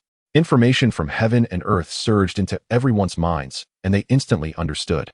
This gourd vine is the supreme innate spiritual root, and all the gourds it bears are supreme innate spiritual treasures containing different powers of laws. If that is the case, then let each take what they are fated to receive. Laozi stroked his beard. As soon as he finished speaking, Laozi extended his hand, and a purple gold gourd flew out, landing in his hand, which was evidently the future purple gold red gourd. It specializes in holding immortal pills and can also absorb the primordial spirit of cultivators, eliminating their physical forms. Seeing this, Red Cloud smiled and beckoned with his hand. A purpler gourd flew over its mouth, emanating a soul-corroding aura. In the future, this gourd would be refined into the 99 soul-scattering gourd containing star sand that could disperse souls, becoming his iconic treasure. This gourd is fated to be mine. Tai reached out and grabbed, and a purple-white gourd flew into his hand, its interior brimming with the sharp laws of god-slaying. This was the future decapitation immortal saber, which could behead enemies with a mere incantation, destined to shine brilliantly during the great tribulation of the investiture of the gods. Nuwa let out a soft exclamation as a purple cyan gourd fell into her hand, its interior resonating with the calls of countless spirits, manifesting the law of spirit gathering, the prototype of the future demon summoning banner. A glint flashed in Tongshan's eyes. With a wave, a purple-yellow gourd flew over its interior, churning with the energies of water and fire, faintly revealing the shadows of two Qilins. This was the water-fire gourd, embodying the laws of water and fire. Yuanshi did not hesitate.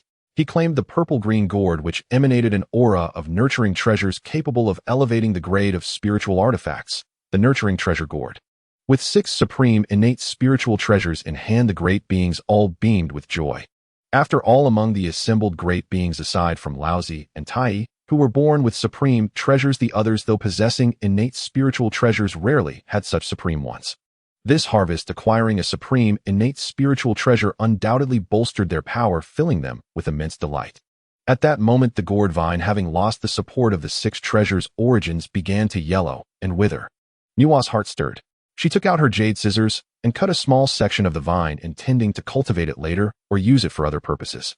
The remaining purple-black gourd is not yet ripe, and the vine needs nourishment. What do you all suggest we do? Dijuan asked. Before his words, faded ripples suddenly disturbed the void, and an irresistible force of space enveloped the gourd vine and the sacred earth beneath it. Before the crowd could react, the vine and earth vanished without a trace. Who goes there? Tai exclaimed in alarm, the chaos bell instantly shielding him. The great beings attempted divination, but found the heavenly secrets shrouded in chaos with no trace to be found. Impressive. To snatch the spiritual root right from under our noses, it must be a being at the level of a Hunyuan Golden Immortal or higher. Yuanshi said gravely. Laozi mused, this person did not harm us, likely only after the last gourd. We have already gained our prizes, there is no need to pursue this further. Understanding the futility of further inquiry, the great beings bid farewell and departed. In the Chaos Dao field within the Hongmeng Hall, Zhen Yuanzi examined the gourd vine in his hand. The purple-black gourd, nourished by the chaotic origin, trembled faintly, radiating the laws of space and worlds. This purple-black gourd contains the origin of a chaotic microcosm. If nurtured to maturity, it could become a formidable spiritual treasure, perhaps even a supreme treasure. Zhen Yuanzi smiled faintly. In the primordial wilderness, only I have the means to cultivate you. This was why he had intervened to claim the gourd vine and the final black gourd. The vine's origin was depleted, on the verge of withering. To continue nurturing the gourd, he had not only to revive it, but also to restore its essence.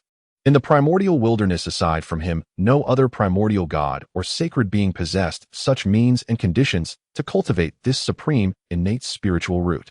Falling into the hands of Taiching, Laozi, and the others would have been a waste. Better that he took it. If he could nurture a supreme treasure for the wilderness, it would enrich its heritage. Within the Hongmeng Hall, Zhen Yuanzi gazed at the gourd vine. With a thought, his vision turned to the 5 villages temple on Mount Longevity. Though he was in the Chaos Dao field, separated by endless chaotic time and space, yet that endless chaos appeared as if right before his eyes. Rise!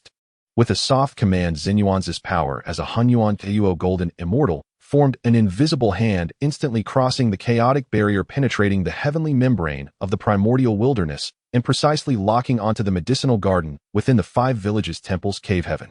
In an instant, the skies over Mount Longevity shifted. Within the temple's medicinal garden, the area planted with the ginseng fruit tree, the three-light divine water pool, and countless spiritual roots and immortal herbs was suddenly enveloped in a layer of chaotic divine light. Within the light, countless spatial runes flashed, wrapping the entire garden into an independent space. With a low hum, the garden slowly rose from the earth of the 5 villages temple. The branches of the ginseng fruit tree swayed gently, as if aware of the impending journey. The waters of the three-light divine water pool rippled, reflecting the chaotic light's brilliance. The surrounding spiritual roots and immortal herbs radiated joyful auras, sensing a more favorable environment for growth. This sight startled Qingfeng, Mingyue, Fengyao, and Honglian, who were tending to the roots, leaving them dumbfounded. "Master, why is the medicinal garden flying?" Qingfeng exclaimed in alarm, his hoe clattering to the ground, his eyes filled with panic. This garden was the foundation of the temple, bearing countless innate spiritual roots. If lost, they could never atone. Mingyu's face turned pale as she stared at the ascending garden, at a loss. Is it sorcery, or some great being causing trouble? Should we inform the master? Fengyao and Honglian exchanged glances, seeing shock in each other's eyes. They channeled their magical power to intervene, but found the chaotic divine light impenetrable, their power unable to even approach. Just as the four were panicking, a gentle yet authoritative voice echoed through the temple's cave heaven. "Do not panic. It is I, Master." The four were stunned, then overjoyed. Zhen Yuanzi's voice continued, "The medicinal garden will be relocated to the Hongmen Dao realm, where the spiritual roots can thrive better. You four shall accompany it and continue your duties, but leave a clone here to guard the 5 villages temple." "As you command, Master." The four bowed in response, their panic dissolving into excitement and curiosity. Being relocated to the master's new domain was a mark of great trust and would surely bring immense benefits. They dared not delay, quickly manifesting clones to remain at the temple for daily operations. Their true bodies, bathed in the chaotic divine light, were drawn by the power that transcended time and space, ascending with the garden. In the chaos, a spatial passage was forcibly opened. The medicinal garden, like a radiant star, traversed the violent chaotic currents.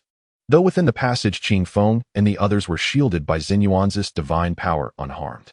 Through the divine light, they glimpsed the vastness and peril of the outer chaos, deepening their reverence for their master.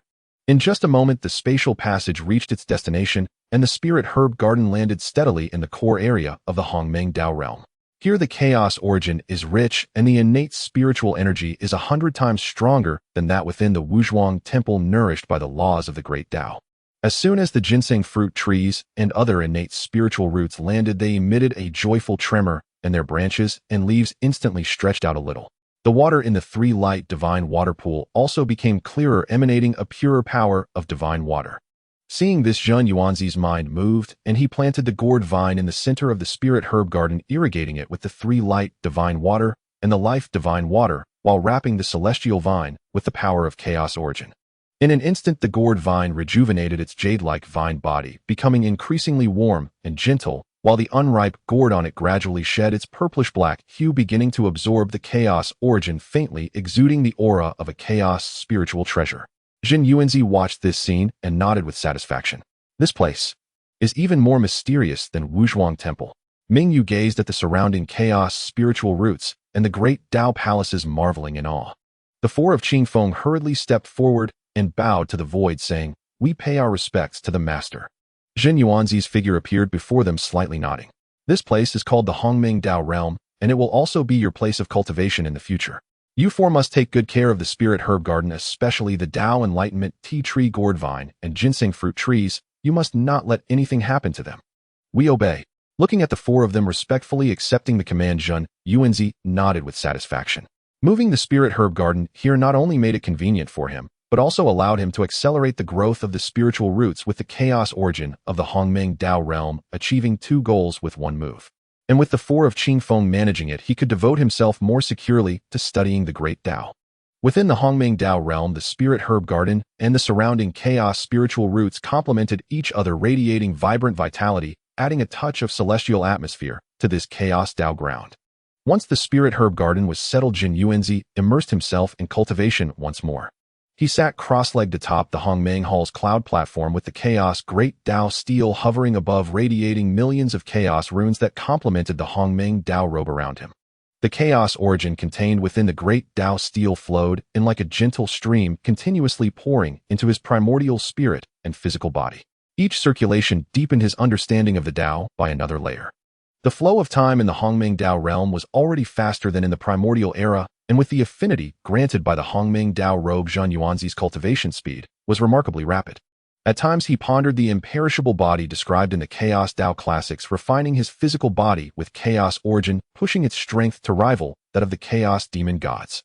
At other times he simulated the chaos array of the heavenly cycle, using his own Dao as the base, attempting to set up a formation capable of trapping and killing the primordial chaos beings.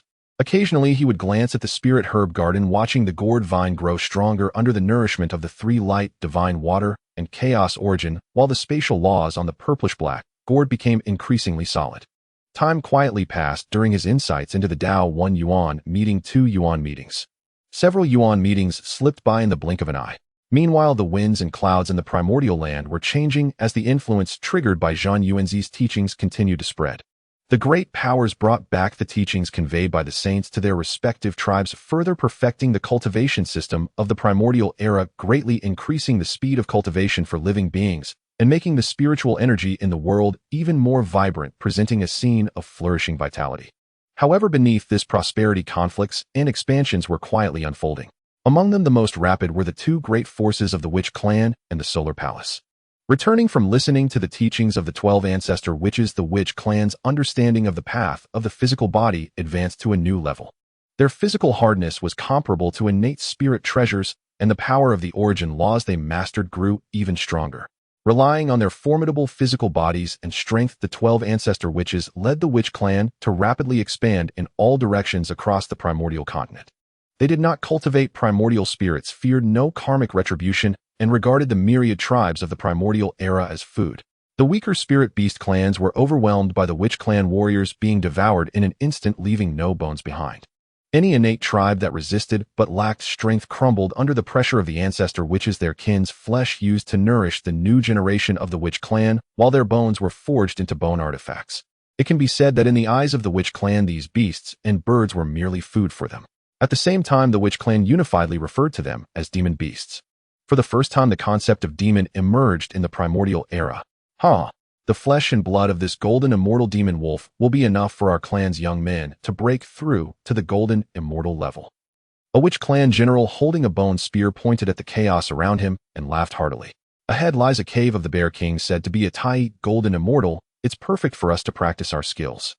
Wherever the Witch Clan passed, living beings suffered, blood flowed like rivers, and the land of the primordial continent was stained dark red, with a strong scent of blood permeating the air.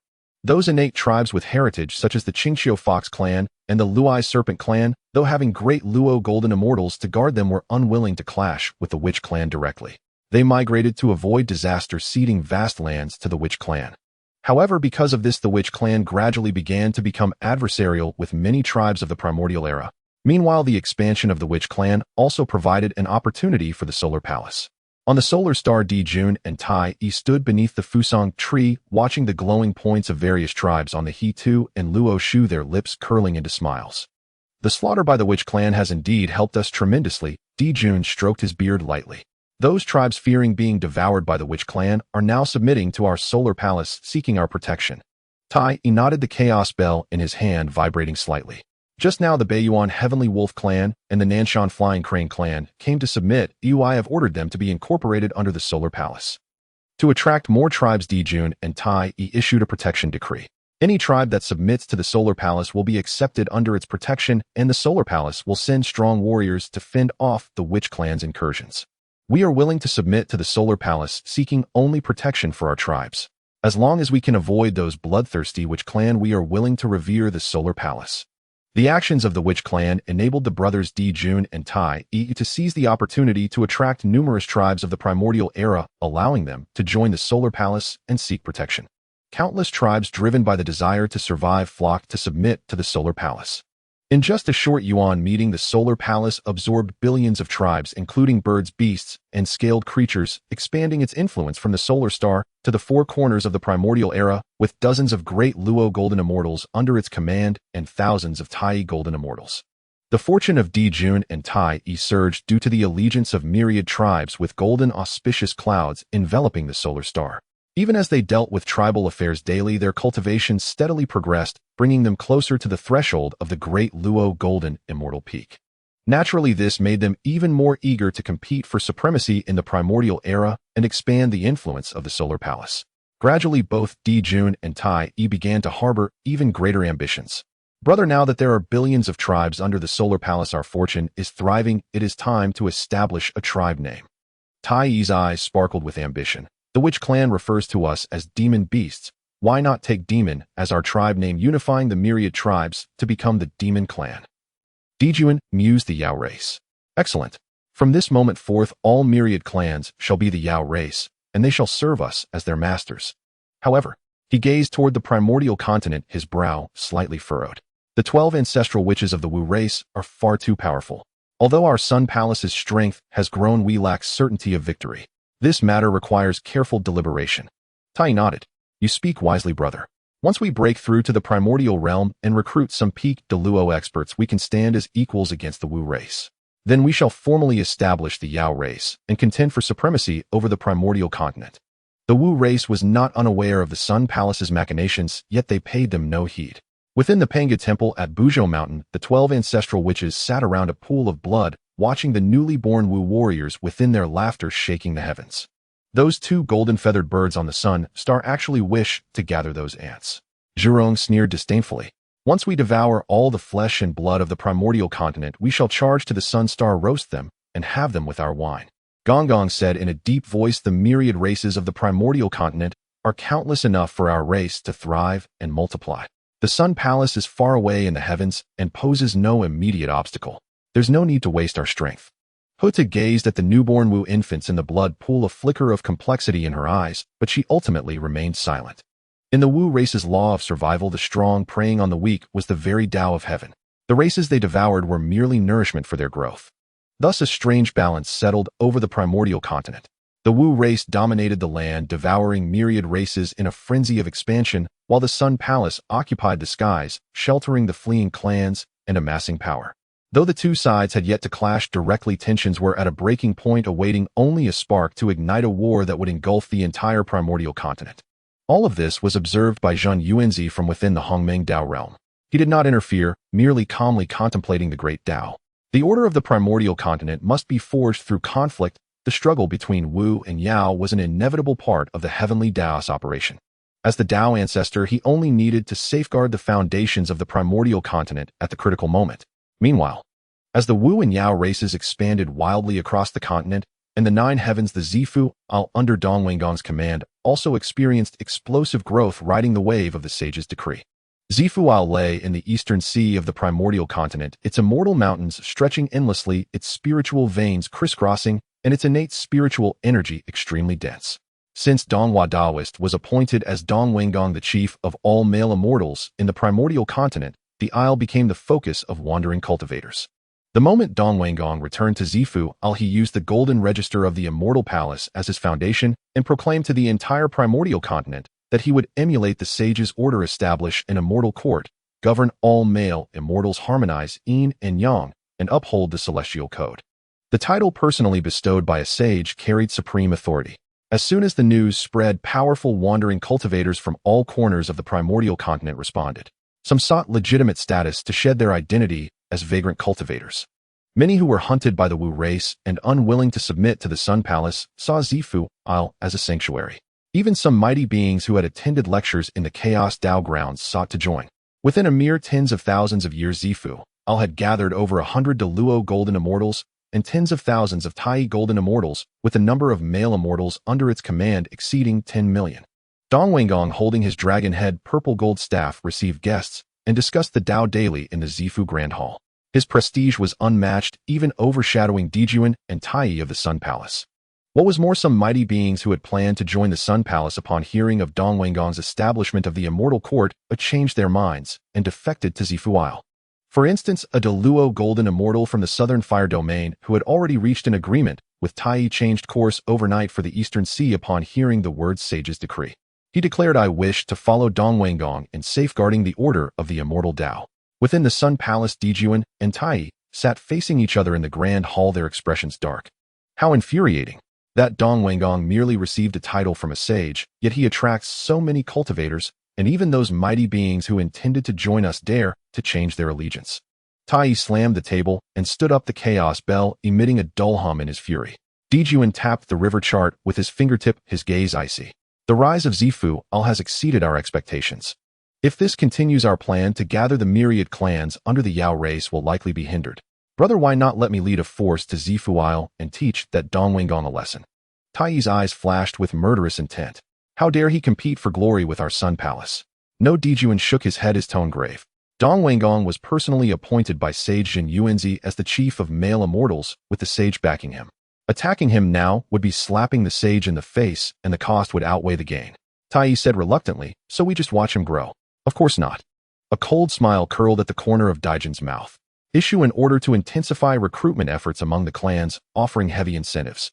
Also send spies to keep a close watch on Zifu Isle. The moment it clashes with the Wu race or other forces, that will be our opportunity. Dijuan understood well that although Dongwengong's power was great, his foundation was unstable. They only needed to wait patiently for a crack to exploit.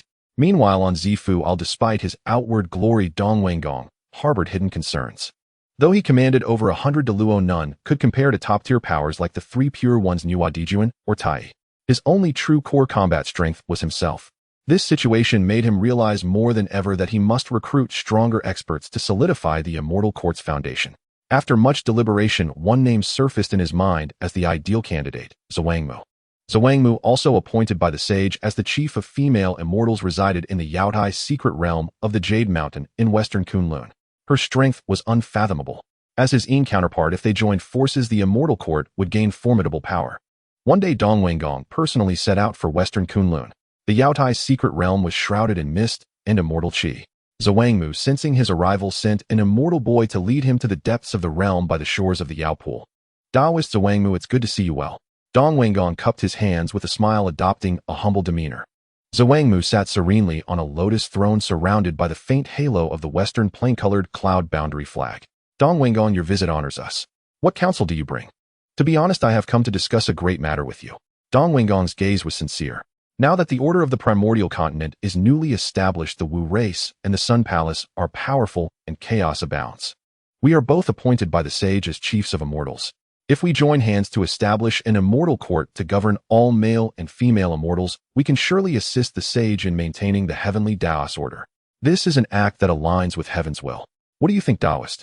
He expected Zhuangmu to gladly agree, for it would benefit both parties immensely. However, unlike the original fate of the primordial continent, Zhuangmu gently shook her head. I appreciate your kind intentions, Dongwengong. Zhuangmu said in a light tone. The sage appointed me as the chief of female immortals to protect them, not to involve myself in the struggles of an immortal court. The Yaotai secret realm has its own Dao lineage and needs no allegiance to others. Her refusal was crisp and absolute, leaving no room for negotiation. The East King was taken aback. He had never anticipated that the West Queen Mother would refuse. In the original trajectory of the primordial fate, the East Palace and the West Queen Mother complemented each other. However, neither side ended up with a particularly favorable outcome, especially the East King, who ultimately perished with his path destroyed, leaving only a remnant soul to reincarnate. Yet now, perhaps influenced by the teachings of the saints, or perhaps by the fortune brought by the Six Paths Lotus seat, the West Queen Mother's Dao heart had long transcended power, preferring to focus on cultivation and guarding her domain. Or perhaps it was due to the changing circumstances that led the West Queen Mother to contemplate other plans. Dao friend, won't you reconsider? The East King still held on a hope. The West Queen Mother replied calmly, our Dao does not align, we cannot conspire together. East King, please return. Seeing this, the East King realized further persuasion would be futile and could only regretfully clasp his hands, saying, if that is the case, I take my leave.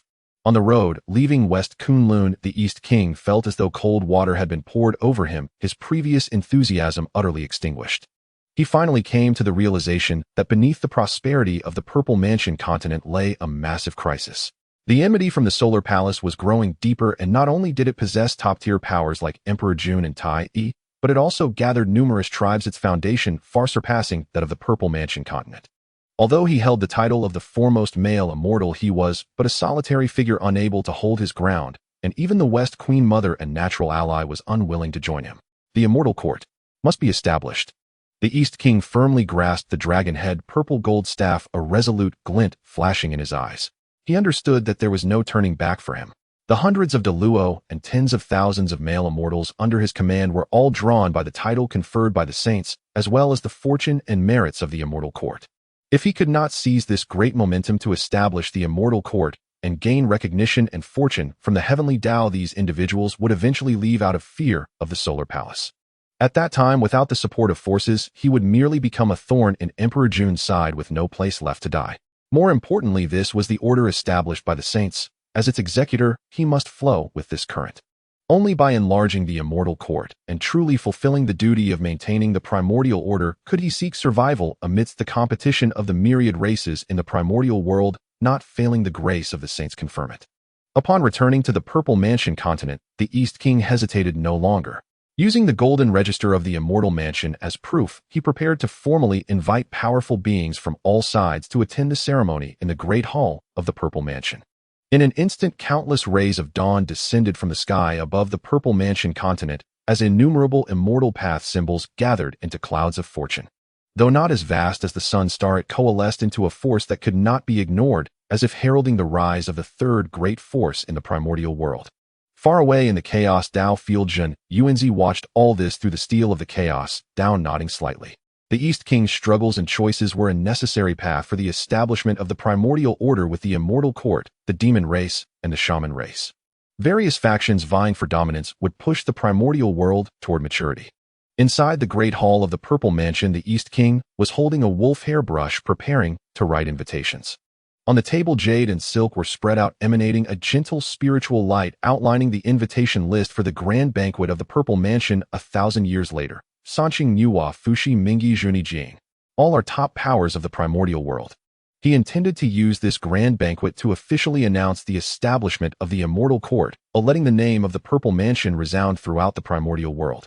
At that moment, a Great Luo Golden Immortal clad in green armor hurriedly entered the hall, his expression excited as he bowed and reported, "I report to the East King. A cultivator under my command discovered a floating immortal island in the depths of the East Sea during a patrol." The East King raised his brow. An immortal island. There are countless immortal islands in the East Sea. How could one be so flustered? The Great Luo Golden Immortal hurriedly replied, "This island is far from ordinary. According to the report from that cultivator, the island is shrouded in a layer of chaotic mist within which faint dragon and phoenix figures can be seen swirling. The peaks of the island are all forged from innate jade stones. The flora and fauna all belong to the innate realm, and there are even immortal springs gushing forth with divine sounds echoing. One can feel the rich innate spiritual energy from millions of miles away, as if this is a divine island that has existed since the chaos began."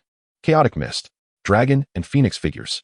The East King's heart stirred, and he suddenly stood up, the dragon head purple gold staff trembling slightly in his hand. Such a divine island exists. Quick, summon the strong. Follow me to the East Sea.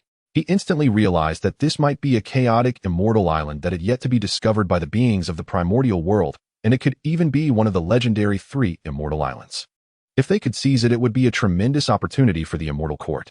Moments later, the East King personally led 10 Great Luo Golden Immortals and hundreds of Tai Golden Immortals riding on clouds directly heading for the depths of the East Sea. The closer they got to that sea area, the richer the innate spiritual energy in the air became, with faint sounds of the Tao reaching their ears. Finally, an immortal island shrouded in chaotic mist appeared before them. Outside the mist, the waves surged wildly, yet they could not encroach upon the mist in the slightest. Inside the mist, immortal light flowed, and they could vaguely see exquisite towers and jade palaces with immortal cranes calling and spiritual deer running as if in an immortal realm. What a magnificent immortal island! The East King inhaled sharply, a look of shock flashing in his eyes. Just this chaotic mist alone is not comparable to ordinary formations. It must undoubtedly be an innate formation. He no longer hesitated, wielding the 9 heavens Yuan Yang measuring ruler, which shot out billions of zhang of golden light, tearing apart a corner of the chaotic mist. 10 Great Luo Golden Immortals simultaneously acted, joining forces with the East King to break the restrictions.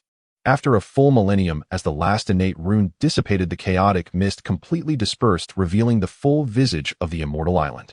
This island spanned an unfathomable number of miles, resembling a vast world. The main peak towered into the clouds atop, which stood a divine tree that reached the heavens, its branches covering the entire immortal island, with chaotic runes flowing across its leaves. At the foot of the mountain, countless immortal herbs and spiritual plants flourished, including innate snow lotuses, 9 turns thundergrass, and phoenix nirvana flowers. All are rare innate spiritual items in the outside world. In the center, a shimmering pool of jade rippled gently, with countless fragments of laws floating within, known as the legendary spirit washing pool, capable of cleansing the impurities within a cultivator's body and enhancing their foundation. Even more astonishingly, the entire island emitted a rich, chaotic aura, as if it were connected to chaos, with the concentration of spiritual energy 100 times stronger than that of the Purple Mansion continent. Penglai. This island is actually Penglai Immortal Island. The East King gazed at the scene of the Immortal Island, feeling an intuitive understanding of its origins, and could not help but exclaim. The Immortals surged into Penglai Immortal Island, marveling at the spiritual beauty of the island, while collecting scattered immortal herbs and spiritual plants, even the spiritual roots. The East King walked directly to the center of the Immortal Island, where an ancient stone tablet stood, inscribed with the words 10,000 Immortals. He reached out to touch the stone tablet, which instantly transformed into a dazzling array diagram floating in midair. Above the array diagram, countless immortal figures emerged, evolving into a grand formation that encompassed everything, with the eye of the formation inscribed with 8 innate divine characters: rule the 10,000 immortals, control the universe. A profound message surged into the East King's mind. The 10,000 Immortals array diagram, a treasure of the heavenly Tao, can arrange the great array of 10,000 immortals, gathering the power of countless celestial beings, transforming the might of myriad immortals and the vast mountains and rivers of the primordial world. Its power increases with the number of celestial beings entering the array, and it is one of the sacred level formations of the primordial world. Such a treasure, the Eastern Prince exclaimed with a trembling voice, quickly taking the array diagram into his possession. With the 10,000 Immortals array diagram, the Celestial Court has a fundamental foothold, possessing the strength to resist even the attacks of the Demon Clan or the Witch Clan. News of the Eastern Prince occupying the Penglai Immortal Island spread back to the Purple Mansion continent, quickly reverberating throughout the entire primordial world, shaking it to its core. Countless loose cultivators, hearing of the wonders of Penglai Immortal Island, rushed to offer their allegiance, causing the power of the Purple Mansion continent to surge once more, even overshadowing the Sun Palace. The Eastern Prince shook off the despair from being rejected by the Western Queen Mother, invigorated, and immediately decided to change his plans. The grand banquet for the establishment of the Celestial Court would be held on Penglai Immortal Island, named the Penglai Grand Assembly. Invitations crafted from innate spiritual paper spread across the primordial world via celestial cranes. In the clear void paradise of Dong, Kunlun Laozi received the invitation, and after reading it chuckled. The Eastern Prince has truly found a good opportunity, having discovered Penglai Immortal Island. This assembly concerns the order of the immortal path, and we must attend. Yuan Shi and Tong Tian nodded in agreement, and the 3 pure ones decided to go together. On Phoenix Nest Mountain, Nuwa and Fushi looked at the invitation with Nuwa, lightly laughing. Penglai Immortal Island, I have indeed heard its name, but I did not know it actually exists. It would be good to take a look. Perhaps we can find some precious spiritual materials. In the Sun Palace, Emperor Jun held the invitation, his expression grim. The Eastern Prince is using the power of Penglai to establish the Celestial Court. His ambitions are not small. Tai, we must go. We cannot allow him to monopolize the spotlight. Tai nodded, a cold light flashing in his eyes. On the Western Ancestors, Shumi Mountain, in the secret realm of the Spirit Mountain, Jane and Juanti looked at the invitation. Juanti sighed. The Penglai Grand Assembly gathers the great powers of the primordial world. Perhaps it is an opportunity for our Western rise. Senior brother, let us join in the excitement. Jane clasped his hands together, agreed. Additionally, the Western Queen Mother, the River of Souls, Hong Jun, Kuanpung, the 12 Ancestors of Sorcery, and other mighty beings all received invitations. Some were curious, some apprehensive, and some covetous, all deciding to head to Penglai to investigate 10,000 years later. As news spread, all beings in the primordial world came to know that the Penglai Grand Assembly would be the greatest event in 10,000 years. Meanwhile, the Eastern Prince seized this 10,000 years to fully transform Penglai Immortal Island. Countless celestial beings gathered on the island, using innate jade as the foundation and innate spiritual wood as beams, constructing 36 celestial palaces and 72 treasure halls around the main peak, the grandeur comparable to the Sun Palace. Beneath the vast divine trees, a massive plaza was opened up, capable of accommodating billions of celestial beings. The spiritual herbs and roots on the island were categorized, and numerous medicinal fields were open, managed by the celestial physicians of the Purple Mansion continent. In just 1,000 years, Penglai Immortal Island transformed from a primitive divine island into a well-ordered, aura-laden sacred ground of the Celestial Court. The Eastern Prince stood at the peak of the main hall gazing at the busy celestial beings below, feeling the increasingly prosperous fortune, his eyes filled with expectation.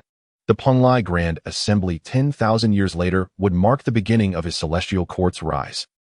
On the sun star within the Sun God Hall, Emperor Jun and Tai sat facing each other, the golden crow flames outside the hall surging, casting increasingly grave expressions on their faces. The Eastern Prince occupies Penglai Immortal Island, and the power of the Purple Mansion continent is growing day by day. If we do not take action, the reputation of our Sun Palace will surely be completely overshadowed by him. Tai smashed the jade cup in his hand, anger blazing in his eyes. The fortune of that Penglai Immortal Island is enough for him to add several more Luo Jinxian under his command. If this continues, our Sun Palace will have no advantages left. Emperor Jun's fingertip traced over the river diagram and Luo book. On the star map, the auspicious clouds of the Purple Mansion continent were expanding at a noticeable speed, subtly challenging the Sun Star. He said solemnly, the Eastern Prince is protected by a saint's decree. To move against him would be to defy the saint, which is temporarily unfeasible. But if he can recruit powerful beings using the strength of Penglai, we can do the same. The primordial world is vast, and there are not only him who can attract powerful beings. Tai's eyes flashed with light. To establish the demon clan, we need strong fighting power to support it. Emperor Jun's gaze swept across the primordial map, slowly saying, the white Jia of the Eastern Sea knows the affairs of the world and understands all things. He can manage the demon clan's intelligence. Ji Ming, a master of water control, is unparalleled in the primordial world and can command the military power of the water domains. The 9 infants of the underworld possess 9 heads of water and fire, fierce and unmatched, capable of pacifying the underworld. There are also Shang Yangying, Zhao Qin Yuan Gui Che by Feng Fei Dan, and Fei Lian, all the Luo Jinxian level experts. If we can recruit them under our command, the strength of our Sun Palace will surely soar. Tai clapped his hands and said, good. Although these loose cultivators each have their own territories, they lack backing, making it a perfect opportunity to recruit them. I will act separately from my brother, promising great benefits if anyone refuses. He tightened his grip on the chaos bell, which emitted a deep and resonant hum, carrying an imposing pressure. Do not force them too much lest we attract karma. Emperor Jun advised, first treat them with courtesy, explaining the benefits and harms. If anyone truly does not know what is good for them, we can reveal our thunderous means later. Time passed swiftly, and over the following thousands of years, the 2 leaders of the Sun Star acted separately, their footprints spreading throughout the primordial world. Emperor Jun rode the star chariot and first arrived at the shores of the Eastern Sea. Baize resided on an unnamed immortal mountain, closing his eyes to deduce the grand trends of the primordial world. Upon seeing Emperor Jun's arrival, he opened his eyes, a glint of understanding flashing through them. Friend, Emperor Jun comes here to recruit me for the Sun Palace, right? Emperor Jun stroked his beard and smiled. Friend, Baize is unparalleled in wisdom. If you can join my Sun Palace, you can manage the demon clan's records, helping us sort through the connections of myriad clans. In the future, when the demon clan flourishes, you will surely share in immeasurable fortune. Baize pondered for a moment and said, the Eastern Prince has established the celestial court and has invited me several times, but I have not agreed. It is not that I do not recognize the favor, it is just that the foundation of the celestial court is too shallow to support itself. However, if the Sun Palace desires to establish the demon clan, it is different. With the 2 friends, Emperor Jun and Tai, as its foundation, and the river diagram, Luo book, and chaos bell suppressing the fortune, the future looks promising. I am willing to join. Emperor Jun was overjoyed and immediately established an alliance with Baize. At the same time, Tai, holding the chaos bell, descended upon the Zhenyuan water mansion. Ji Ming, a primordial deity with a human face and serpent body skilled in water control, looked at Tai with caution upon his arrival. What brings you here, friend Tai? Tai cut to the chase. My brother and I wish to establish the demon clan and govern the myriad clans of the primordial world, and we come to invite you to manage the military power of the water domains. If you agree, the Zhenyuan water mansion can become part of the demon clan's territory, and the water beings under your command will receive the protection of the demon clan, ensuring no one dares to invade. Ji Ming sneered, demon clan. They are merely some flying beasts and land animals, or do they even deserve to govern the water domains? Tai's eyes flashed with cold light, and the chaos bell suddenly floated in the air, emitting a resounding chime. Do you know, friend, that yesterday, the Wu clan's Gong Gong tribe attempted to invade Zhangyuan only to be repelled by me with the chaos bell. Although he possessed the cultivation of a Great Luo Golden Immortal, he could not guarantee to withstand the arrival of the ancestral shaman. After weighing the pros and cons, Ji Ming gritted his teeth and said, I am willing to surrender to the demon clan, but I must ensure the safety of the Zhangyuan water tribe. Tai nodded naturally. In the depths of the nether abyss, Jiao Ying was currently inhaling the dual energies of water and fire. This place was dark and damp, filled with a deathly aura. Jiao Ying was notoriously fierce, having devoured dozens of innate tribes, earning a dreadful reputation. Di Jun and Tai arrived, gazing at the colossal beast with 9 serpent heads. Di Jun spoke in a deep voice. Jiao Ying, we wish to establish the demon clan and invite you to join us in sharing the fortune. Are you willing to submit? Jiao Ying hissed, in unison, releasing 9 beams of water and fire. Arrogant. How dare you think you can command me? Seeing this, Tai suddenly struck with the chaos bell, the bell body colliding with the water and fire beams, producing a deafening roar. Jiao Ying was shaken by the bell's might, blood surging within him, and all 9 heads showed astonishment. Innate supreme treasure. If you dare to be reckless again, I shall slay you today, you vile creature. Tai snorted coldly, and the chaos bell rang again, an overwhelming pressure enveloping Jiao Ying, rendering it immobile. Fear flickered in Jiao Ying's eyes as he realized he was no match and hurriedly pleaded for mercy. I am willing to submit. I am willing to submit. After subduing Jiao Ying, Tai held the chaos bell and headed west directly towards the deep recesses of Kunlun Mountain to the abode of Ying Zhao. Ying Zhao was an innate deity resembling a horse with wings on its back and a single horn on its head covered in scales, akin to jade, excelling in patrolling the mountains and rivers, capable of harnessing the power of the earth's spiritual veins. His abode was hidden within a towering mountain on the western slopes of Kunlun, the peak perpetually shrouded in the aura of 5-colored earth veins. Ying Zhao, my friend, how have you been? Tai's voice resonated like a great bell, penetrating the mountain's defenses and reaching deep into the cave. Inside the cave, Ying Zhao was seated cross-legged on a stone about 10 feet wide. Sensing the familiar aura of the sun's true fire from outside, he slowly opened his eyes, a hint of vigilance flashing in his gaze. Tai, are you here in Kunlun for the purpose of recruiting for the Sun Palace? He had long heard the news of Bai Zhe and Ji Meng, and his tone carried a hint of detachment. Tai landed in the plaza before the cave, the chaos bell hovering above him, emanating a divine light that suppressed the universe. Indeed, you are wise, my friend. My brother and I wish to establish the demon clan to rule over the myriad races of the wilderness. You control the spiritual veins of the mountains and rivers. If you can join our demon clan, you could oversee all the mountain veins of the wilderness, harnessing the power of the earth's origin. Such authority far surpasses being confined to a corner of Kunlun. Ying Zhao sneered, stepping out of the cave. With a flap of his wings, a thunderous roar echoed through the mountains, and countless massive stones floated up around him like stars. Demon clan. Just a rabble of flying birds and beasts. How could you command the spiritual veins of the earth? Tai, have you forgotten?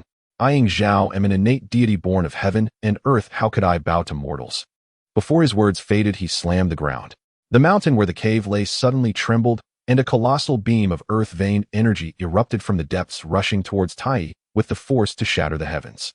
This strike gathered the essence of the earth veins of Kunlun's western slopes for millions of years, enough to shatter an ordinary Great Luo Golden Immortal into pieces. A cold light flickered in Tai's eyes as the chaos bell shook slightly. Clang. The bell's sound reverberated through Kunlun, akin to the first cry of the Dao. Under the impact of the bell's tone, the earth vein energy beam shattered inch by inch, transforming into countless yellow dust motes. Following this, the chaos bell transformed into a massive mountain bearing the weight of ages and smashed down upon Ying Zhao. Wherever it passed, the floating stones instantly collapsed, and even the earth veins trembled as if lamenting. Ying Zhao's expression changed drastically. He could clearly feel his connection to the earth being forcibly severed by the chaos bell. As he flapped his wings, countless jade-like scales fell off, turning into millions of wind blades, but all were blocked by the divine light emanating from the bell. He was struck by the bell's might and spat out a mouthful of essence blood, the luster on his horn dimming instantly. If you continue to be obstinate, the earth veins of Kunlun's western slopes will be completely shattered by the chaos bell. Tai's tone was calm, yet carried an undeniable pressure at that time. You, the innate mountain god, will surely become a rootless drifting weed. Ying Zhao looked at the continually cracking earth fissures between the mountains, feeling the increasingly weakening power of the earth within him, a glimmer of despair flickering in his eyes. He knew Tai spoke the truth. The chaos bell was a supreme treasure of creation, easily capable of suppressing the earth veins of a region. Weighing his options for a moment, he despondently withdrew his divine powers and bowed, saying, I am willing to join the demon clan and await your orders. Tai nodded, the chaos bell retracting its divine light, and the tremors of the mountain gradually subsided. Meanwhile, Di Jun drove the star chariot, arriving at a sinister place at the boundary between the netherworld and the wilderness. This place was devoid of sunlight, with countless twisted soul shadows floating in the air, and the ground flowed with dark green toxic marsh, the very nest of the ghost chariot. The ghost chariot resembled a giant rock, but had 9 heads surrounded by a sinister aura capable of corroding celestial bones, excelling in devouring souls. As the star chariot broke through the sinister mist, Jun stood at the front of the chariot, holding the river map and Luo book, which slowly revolved, emitting a gentle starlight that isolated the surrounding sinister aura. Ghost chariot, my friend, how have you been? Deep within the nest, the 9-headed ghost chariot opened its crimson eyes, and 9 beams of sinister light shot out from its mouth, transforming into soul beasts charging at Jun. Are you here to seek your death? Jun remained unflustered, gently flipping the river map and Luo book, causing countless star points to fly out and coalesce into a colossal star net in the air. The soul beasts crashed into the star net, instantly being purified by the starlight, dissolving into nothingness. Why must you be angry, my friend? I have come today for the purpose of recruiting for the demon clan. His voice was steady yet carried a soothing Dao rhythm. Though the netherworld's sinister energy benefits your cultivation, ultimately the scope is too small. If you join our demon clan, you could control all the sinister lands of the wilderness, harnessing the power of countless souls to assist you in reaching the realm of Han Yuan. Wouldn't that be splendid? Jiaoying hissed, in unison, the sinister energy swirling like a tide. Han Yuan, you haven't even reached this realm yourselves. How dare you promise such a level?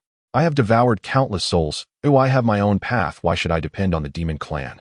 With that, it soared into the sky, all 9 heads opening their massive mouths, unleashing a wailing storm of souls that echoed through heaven and earth. A sinister storm capable of polluting the primordial spirit swept forth, corroding the very fabric of space, creating countless holes. A glint of divine light flickered in Jun's eyes as the river map and Luo book suddenly expanded. On the star map, the Big Dipper shone brilliantly, a vast star power cascading down, colliding with the sinister storm. Boom! The sinister aura met the starlight, melting away like ice and snow, producing a hissing sound. Even more astonishingly, countless star runes flew out from the star map, wrapping around the ghost chariot like chains. Wherever the runes passed, the sinister energy was forcibly stripped away and purified. Oh! The 9 heads of the ghost chariot let out pained howls. It could feel its painstakingly refined source of sinister energy being shattered by the star power. One of the heads even began to turn transparent, as if it were to be completely purified. If you resist any further, these 9 heads will be refined into nothingness by the power of the stars. Jun's tone remained calm. At that time, your Dao foundation will be damaged, and any further progress will be as difficult as ascending to the heavens. The ghostly chariot gazed at the gradually transparent head, fear finally showing in its eyes. After countless years of cultivation, it had perfected the 9-headed form. Losing even one would surely disrupt its path. After much hesitation, it suddenly retracted its sinister aura, and the 9 heads lowered simultaneously. I am willing to surrender to the demon clan, only asking that you keep my 9 heads intact. Jun nodded. The river diagram and Luo Shu withdrew their starlight, the starry runes slowly dissipating. Meanwhile, in the southern volcanic region, Bai Fong was practicing amidst the flames. It resembled a red-crowned crane, its body covered in fiery red feathers with a beak like a diamond and claws like flames transformed from the primal fire spirit. The divine fire within Bai Fong was even more domineering than the original fire of the Phoenix clan, scorching the earth and causing lava to flow in its wake. When Tai found this place, he saw Bai Fong drawing in all the lava from a 1,000-mile volcano, with its wings spread, flames rising around it, hinting at a breakthrough into the midstage of the Great Luo Golden Immortal. Bai Fong, my friend, what enthusiasm you have. Tai landed atop the volcano, the chaotic bell clashing with Bai Fang's fiery aura, producing crackling sounds. Bai Fong turned its head, its golden red eyes filled with defiance. Tai has come here again for matters concerning the demon clan. I advise you to leave early lest you be inadvertently harmed by my divine fire. Your fiery divine abilities are indeed domineering. Tai replied non-committally as he gently swayed the chaotic bell, revealing countless yellow and black runes on its surface. But do you know, it seems the Phoenix clan has had some strong figures re-emerge in recent years, gathering many fire-type demonic beasts, subtly aiming to monopolize the primal fire path. If you stand alone, you will sooner or later be regarded as a thorn in the Phoenix clan's side. Bai Fong scoffed, flapping its wings, sending 2 towering pillars of fire straight at Tai. The Phoenix clan. They are merely former failures, just some useless beings relying on their bloodline. How could my fire fear them? Tai raised the chaotic bell, pointing its mouth at the pillars of fire, a powerful suction force erupting forcibly, drawing the 2 pillars into the bell. Ding! As the bell chimed, the pillars of fire extinguished instantly within, leaving not even a wisp of smoke. If you join my demon clan, I can grant you control over all fire-type clans in the primal world. Even the Phoenix clan would have to retreat a bit in your presence. The source divine fire of the Sun Star can further help you refine the fire's essence and achieve a breakthrough into the chaos realm quickly. Bai Fang's eyes flashed with a hint of shock at this. Its divine fire was incredibly domineering, never before having been so easily suppressed by any treasure. The scene just now clearly showed that Tai Yi's strength far surpassed its own. Moreover, the Phoenix clan indeed had strong figures reactivating, and although they had declined during the last calamity, they were still one of the three great dominant clans and possessed considerable resources, which made Bai Fang feel immense pressure. After pondering for a moment, it retracted its flames and bowed. If I can control the fire-type clans in the primordial world, I will join this demon clan. Tai Yi nodded. It's a deal. In the westernmost part of the primordial world, the source of myriad winds. This place revealed no land, only endless gale winds whistling from subtle air currents to star-ripping heavenly winds. Billions of wind forces intertwined and clashed, forming a stormy sea that even the Great Luo Golden Immortal would hesitate to enter. Fei Lian resided at the center of this storm, his true form resembling a deer, with a single horn on his head covered in the feathers of a roc, treading the wind, with hooves surrounded by nine-colored wind currents. These were the most primal laws of wind, capable of lightly stirring dust or violently overturning seas. When Di Jun navigated through the outer storm, the starry runes on the chariot's yoke crackled under the gale. He gazed at the figure leisurely strolling in the eye of the storm, and called out loudly, his voice penetrating the wind roar through the power of the river diagram, and Luo Shu, Fei Lian, my friend, I have long admired your name. Fei Lian turned around, the nine-colored wind currents swirling around him, transforming into transparent wind blades that left faint cracks in the void with a casual swipe. Di Jun, the one from the Sun Palace, you certainly have the courage to venture here. His tone carried a hint of arrogance. Is it for the matter of recruiting for the demon clan? I advise you to return. The path of wind is free and unfettered. How could it submit to another?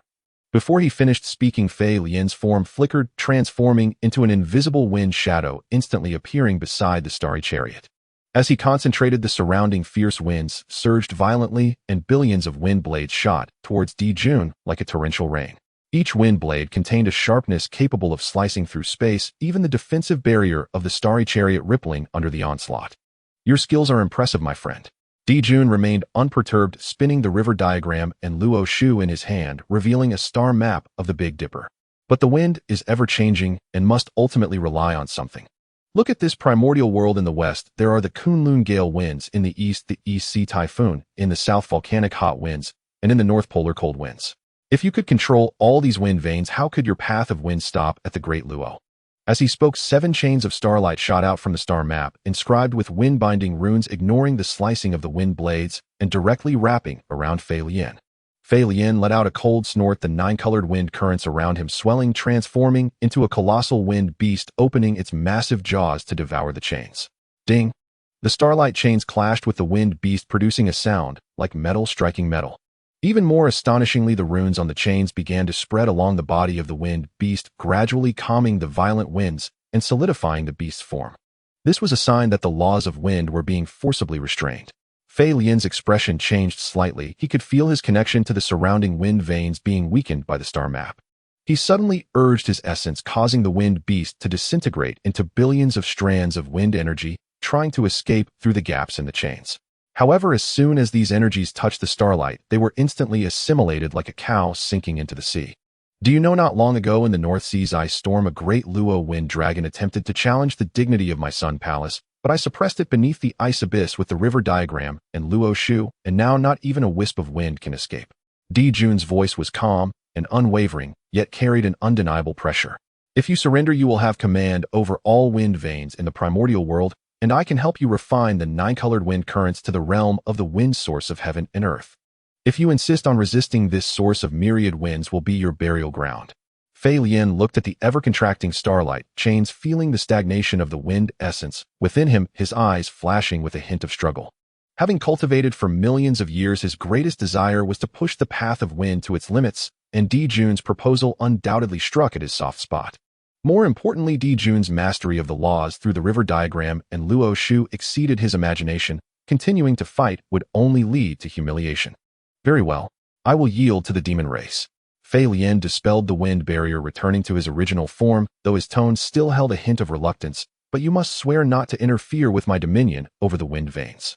Jun nodded, the brilliance of the He Tu and Luo Shu flickering as the starry chains quietly vanished. The demon race seeks to jointly govern the wilderness, not to restrain a friend. Once Fei Lian returns to the demon race, he will command all the wind veins of the wilderness, with the 9-colored wind barrier from the hurricanes on the eastern coast to the gusts atop Kunlun, from the heat winds of the volcanic regions in the south to the cold winds of the polar regions in the north, all under his control. Whenever an external enemy invades the demon territory, Fei Lian only needs to summon the winds of heaven and earth to form a killing formation made up of countless wind blades. Even a Great Luo Golden Immortal would suffer greatly if caught within. In the southern region of the wilderness, a miasmic abyss filled with noxious vapors.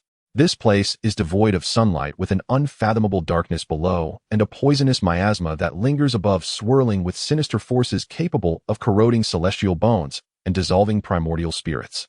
Deep within the abyss, countless twisted remnants of living beings can be vaguely seen, remnants left behind after being devoured by Fei Dan.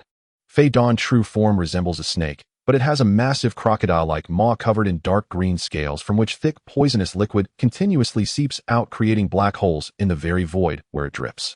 He is most adept at the art of devouring. Within him lies a chaotic space capable of swallowing mountain stones, plants, and even celestial treasures in one gulp, refining them into primal power.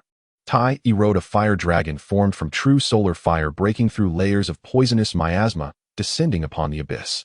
The firelight illuminated the darkness, revealing a massive shadow coiled like a mountain below. His voice tinged with the heat of solar fire. "Fei Dan, come out and face me." Roar. A deafening roar erupted from deep within the abyss. Fei Dan's enormous body shot out like an arrow, its dark green scales shimmering with an eerie glow in the firelight. He opened his massive mouth, and a terrifying devouring force erupted, instantly sucking in the surrounding poisonous miasma rubble and even light, causing the fire dragon beneath Tai to shake violently. Jun of the Solar Palace dares to intrude upon my territory. Fei Dan's voice grinded like two massive stones rubbing against each other, the sound painfully grating. "Are you offering yourself as a snack?" With that, he violently swung his tail. A black rainbow formed from poisonous liquid shot through the air. Wherever it passed, the miasma boiled, and the void corroded, heading straight for Tai's brow. This poisonous liquid contained the devouring essence refined over millions of years. Even innate spirit treasures would be corroded and cracked upon contact. A cold light flashed in Tai's eyes as the Chaos Bell suddenly floated above him, its body radiating mysterious yellow divine light, forming an indestructible barrier. Ding! The poisonous liquid black rainbow collided with the bell wall, instantly rebuffed by the divine light, transforming into a rain of poison. Yet upon contact with the pressure emanating from the Chaos Bell, it all evaporated into nothingness. An innate supreme treasure. A glimmer of greed flashed in Fei Dan's eyes as he opened his massive mouth again. This time a grayish space emerged within him, the chaotic air swirling, revealing countless remnants of devoured treasures floating within. This was his stomach of the glutton, evolved from the path of devouring, specifically designed to counter all kinds of treasures and divine abilities. "Come to me." Fei Dan roared, and the stomach of the glutton unleashed an even stronger suction force, causing the mountains and lands around the abyss to tremble violently, as if everything was about to be uprooted and sucked into that bottomless maw. However, Tai remained unfazed. The Chaos Bell suddenly descended, its mouth aimed at Fei Dan, letting out a booming sound that reverberated through the universe. Buzz. The bell sound was not an attack, but transformed into an invisible sound wave, directly penetrating Fei Dan's scales, flooding into his stomach of the glutton. Wherever the sound wave passed, the chaotic air instantly calmed, and those floating remnants of treasures began to glow, emanating a resistance to being devoured. Ugh! Fei Dan let out a pained roar, clearly sensing that his very survival, the stomach of the glutton, was being shaken by the bell's sound.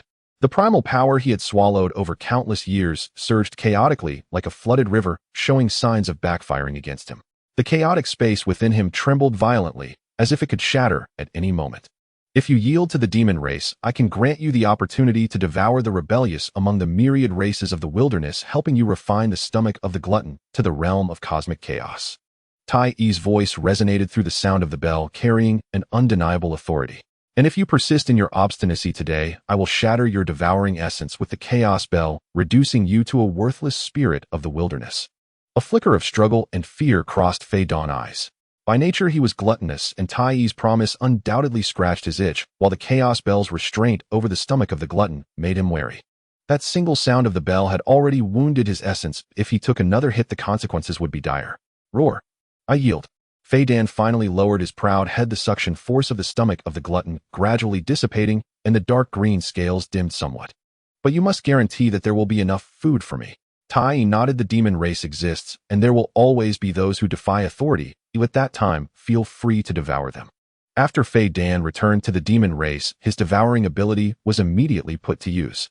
Whenever an unwitting clan provoked the demon territory, Fei Dan would personally take action, swallowing the entire clan people and land in one gulp, refining them into primal power. Over time, the various clans of the wilderness trembled at the mention of Fei Dan's name, with rumors claiming that this demon god's stomach of the glutton could already swallow half of the wilderness continent. As time hurried on over the course of thousands of years, Jun and Tai through the calculations of the He Tu and Luo Shu, the pressure of the Chaos Bell, and the vast powers promised, employed both soft and hard measures. One after another, they subdued powerful Great Luo beings, such as Shang Yang Qin Yuan and Fei Dan, along with Bai Zhe Jiming and Zhou In, collectively known as the 10 demon gods of the demon race. These demon gods each had their strengths, and upon joining the Solar Palace, they were immediately entrusted with important duties by Jun. Bai Zhe organized the records of the myriad clans, Ji Ming guarded the four seas, Zhou In intimidated the underworld, and Shang Yang controlled the winds and rains. After Ying Zhao joined the clan, he mobilized the power of the wilderness to build countless impregnable mountain fortresses for the demon race.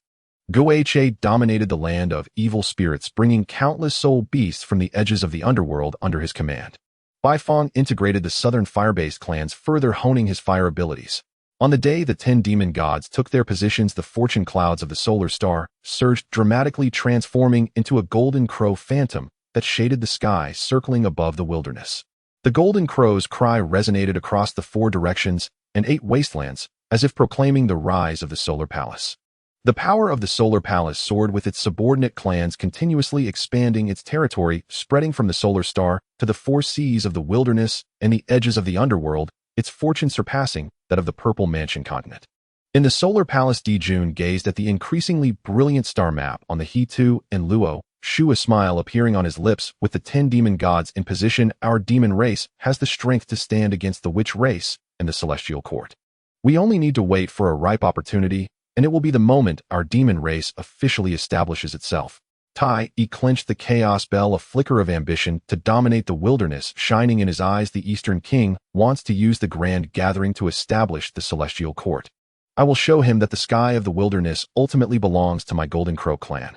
With the rapid rise of the Sun Palace's power, the three-legged balance of the primordial world has been established. The Witch clan occupies the continent, the Demon clan controls the 9 heavens, and the Immortal court rises in Penglai. The 3 factions mutually restrain each other, yet dark currents surge beneath, waiting for the right opportunity to ignite a storm that will sweep across the entire primordial world.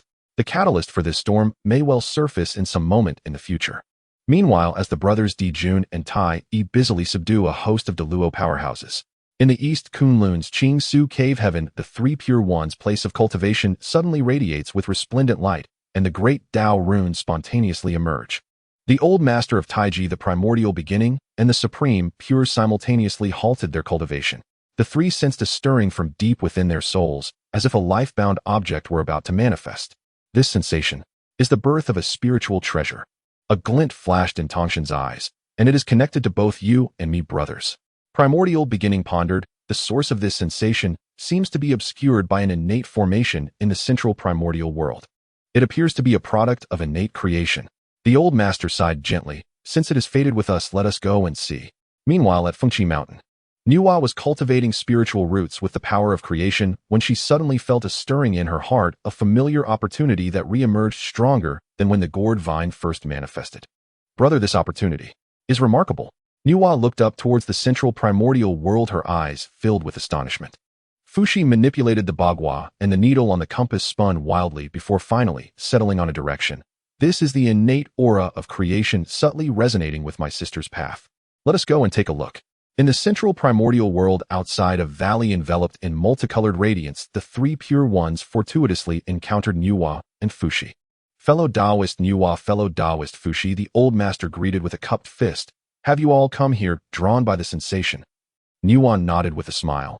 It seems this valley conceals an opportunity that has stirred our hearts. This formation resembles the restrictions outside the gourd vine from last time. Primordial beginnings scan the surroundings. The formation's power is immense. It would be difficult for one person to break it. How about we join forces? Fushi nodded. That is indeed the way to go. Together the five of them combined their powers. The old master suppressed the formation's eye with the heavenly yellow Linglong Pagoda, while Fushi used the Bagua to deduce the formation's weaknesses. Niwa utilized the power of creation to evolve the infinite changes of the formation and primordial beginning, and Tantian tore apart the laws, severing the formation runes. Unlike the last time they broke the formation, this time the formation contained a rich aura of chaos and creation. Each rune seemed to embody the mysteries of the creation of heaven and earth, and breaking through a restriction, released countless fragments of the Great Dao, enlightening all five. As thousands of years flowed by when the last formation rune shattered, the scene in the valley was finally revealed. In the center of the valley lay a pool of emerald water above which a blue lotus floated serenely. This lotus towered about 1,000 feet high, its petals a chaotic hue interspersed with divine lights of red, white, and blue. Each lotus leaf contained the laws of heaven and earth, and every whiff of lotus fragrance carried the vitality of creation. Beneath the lotus platform, chaotic primal energy flowed like water, nourishing the entire blue lotus, causing it to emanate a pressure beyond that of the finest innate spiritual roots. This is a remnant of the chaos blue lotus. Primordial beginning exclaimed in shock, his eyes filled with awe. At that moment in the Chaos Dao Hall, Zhen Yuanzi slowly opened his eyes, his divine sense spanning endless time and space instantly locking onto this blue lotus. The creation blue lotus. Zhen Yuanzi smiled slightly. The only mature seed of the chaos blue lotus transformed. Its essence rivals that of chaos spiritual roots, but unfortunately, it was born in an unfavorable time, falling into the primordial world, ultimately unable to escape the fate of being divided. At present, with Zhen Yuanzi's cultivation level and mastery of the heavenly Dao, he can still discern it even across the endless chaos.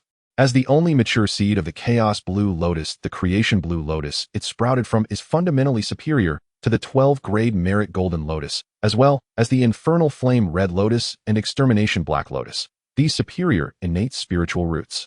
Its essence even reaches the level of chaos spiritual roots. However, it is destined to be incompatible with the heavenly Dao in the primordial world, doomed to be divided like the gourd vine. And those fated to it are the three pure ones and Niwa. This creation spiritual root concerns the future treasures for the three pure ones' path to enlightenment, and even the divine soil beneath the spiritual root relates to the emergence of the human race. Moreover, Zhen Yuanzi himself possesses numerous treasures and spiritual roots, so he does not lack this one. Thus he merely cast a glance and no longer focused on it, continuing his secluded cultivation. In the valley, the five looked at the creation blue lotus, all shaken by its extraordinary presence. The old master of Taiji gazed at the vivid red flower atop the blue lotus, feeling its resonance with his own path of non-action, and smiled slightly. This three treasures can serve as our treasures for enlightenment. As soon as he finished speaking, he waved his hand, and the red flower at the top of the blue lotus detached from the stalk, transforming into a flat crutch entirely red with a carving of a coiling dragon pattern. The staff radiated a gentle yet profound aura of the Dao. It would become the treasure accompanying the old master on his path to enlightenment, the coiling dragon crutch. What a treasure! Seeing this, Tongshan's divine sense stirred, and the blue lotus green leaves soared into the air, transforming in his hand into a long sword that shimmered a verdant green. The sword flowed with innate sword energy, perfectly merging with his path of slaughter and the Tongtian's sword Dao. It was the Qingping sword. Primordial beginning hesitated, not taking the white lotus root from the lotus. The root fell to the ground, transforming into a crystal-clear jade ruby, the top of which was embedded with three precious orbs, each representing clear, pure, and profound, emitting a majesty that governs all laws. It was the three treasures jade ruby, perfectly complementing his path of primordial beginning and the path of order. With the three spiritual treasures in hand, the luck of the three pure ones surged dramatically, forming a wondrous resonance with the spiritual treasures. Clearly, these three spiritual treasures share an almost identical origin with the three pure ones themselves, enough to suppress their own luck. Thus, they could become their future treasures for enlightenment. At this time, although the creation blue lotus had lost its red flower, white root, and green leaves, it still retained the lotus stalk, lotus pod, lotus root, lotus seeds, lotus heart, and flower bud, all exuding a rich aura of creation. Niwa's gaze fell upon the lotus heart and lotus pod. With a gentle wave of her hand, the lotus heart transformed into a lamp about 9 inches tall, entirely snow white. The lamp base resembled a lotus flower, and the wick flickered with the flame of creation. It was the supreme innate spiritual treasure, the treasure lotus lamp.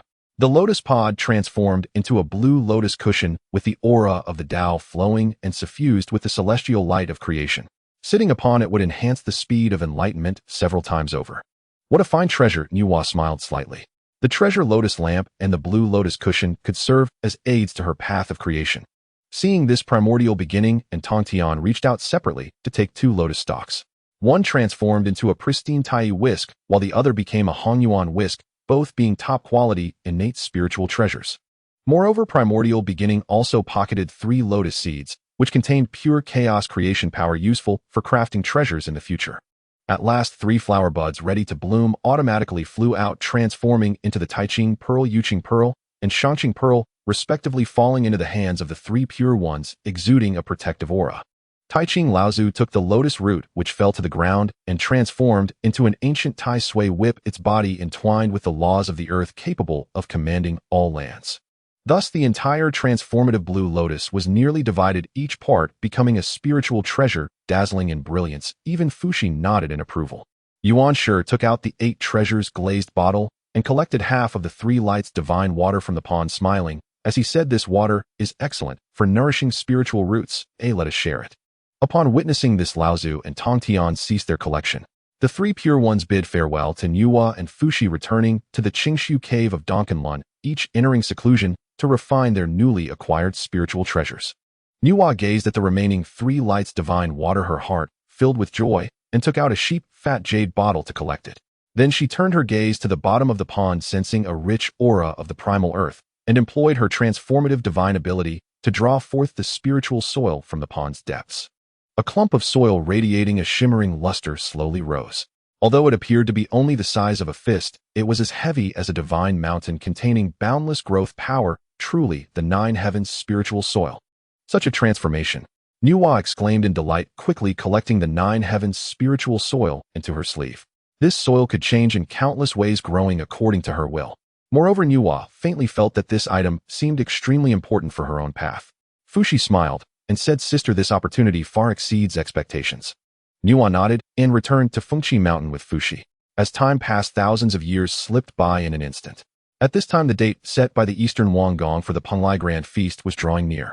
Powerful beings from all over the wilderness set off, following the spiritual resonance of the East Sea, converging towards the legendary Chaos Immortal Island. In the northern part of the East Sea, a vast island lying amidst the azure waves like a giant beast stretched over countless billions of miles. This was the Penglai Immortal Island. At this moment, the Penglai Immortal Island had long lost its original pristine appearance.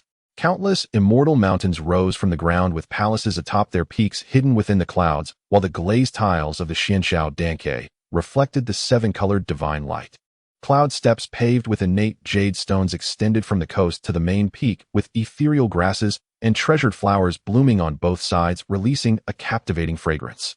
Countless innate spiritual trees flourished, their branches laden with a plethora of spiritual fruits, as the radiance of dawn flowed and the laws of the Tao formed.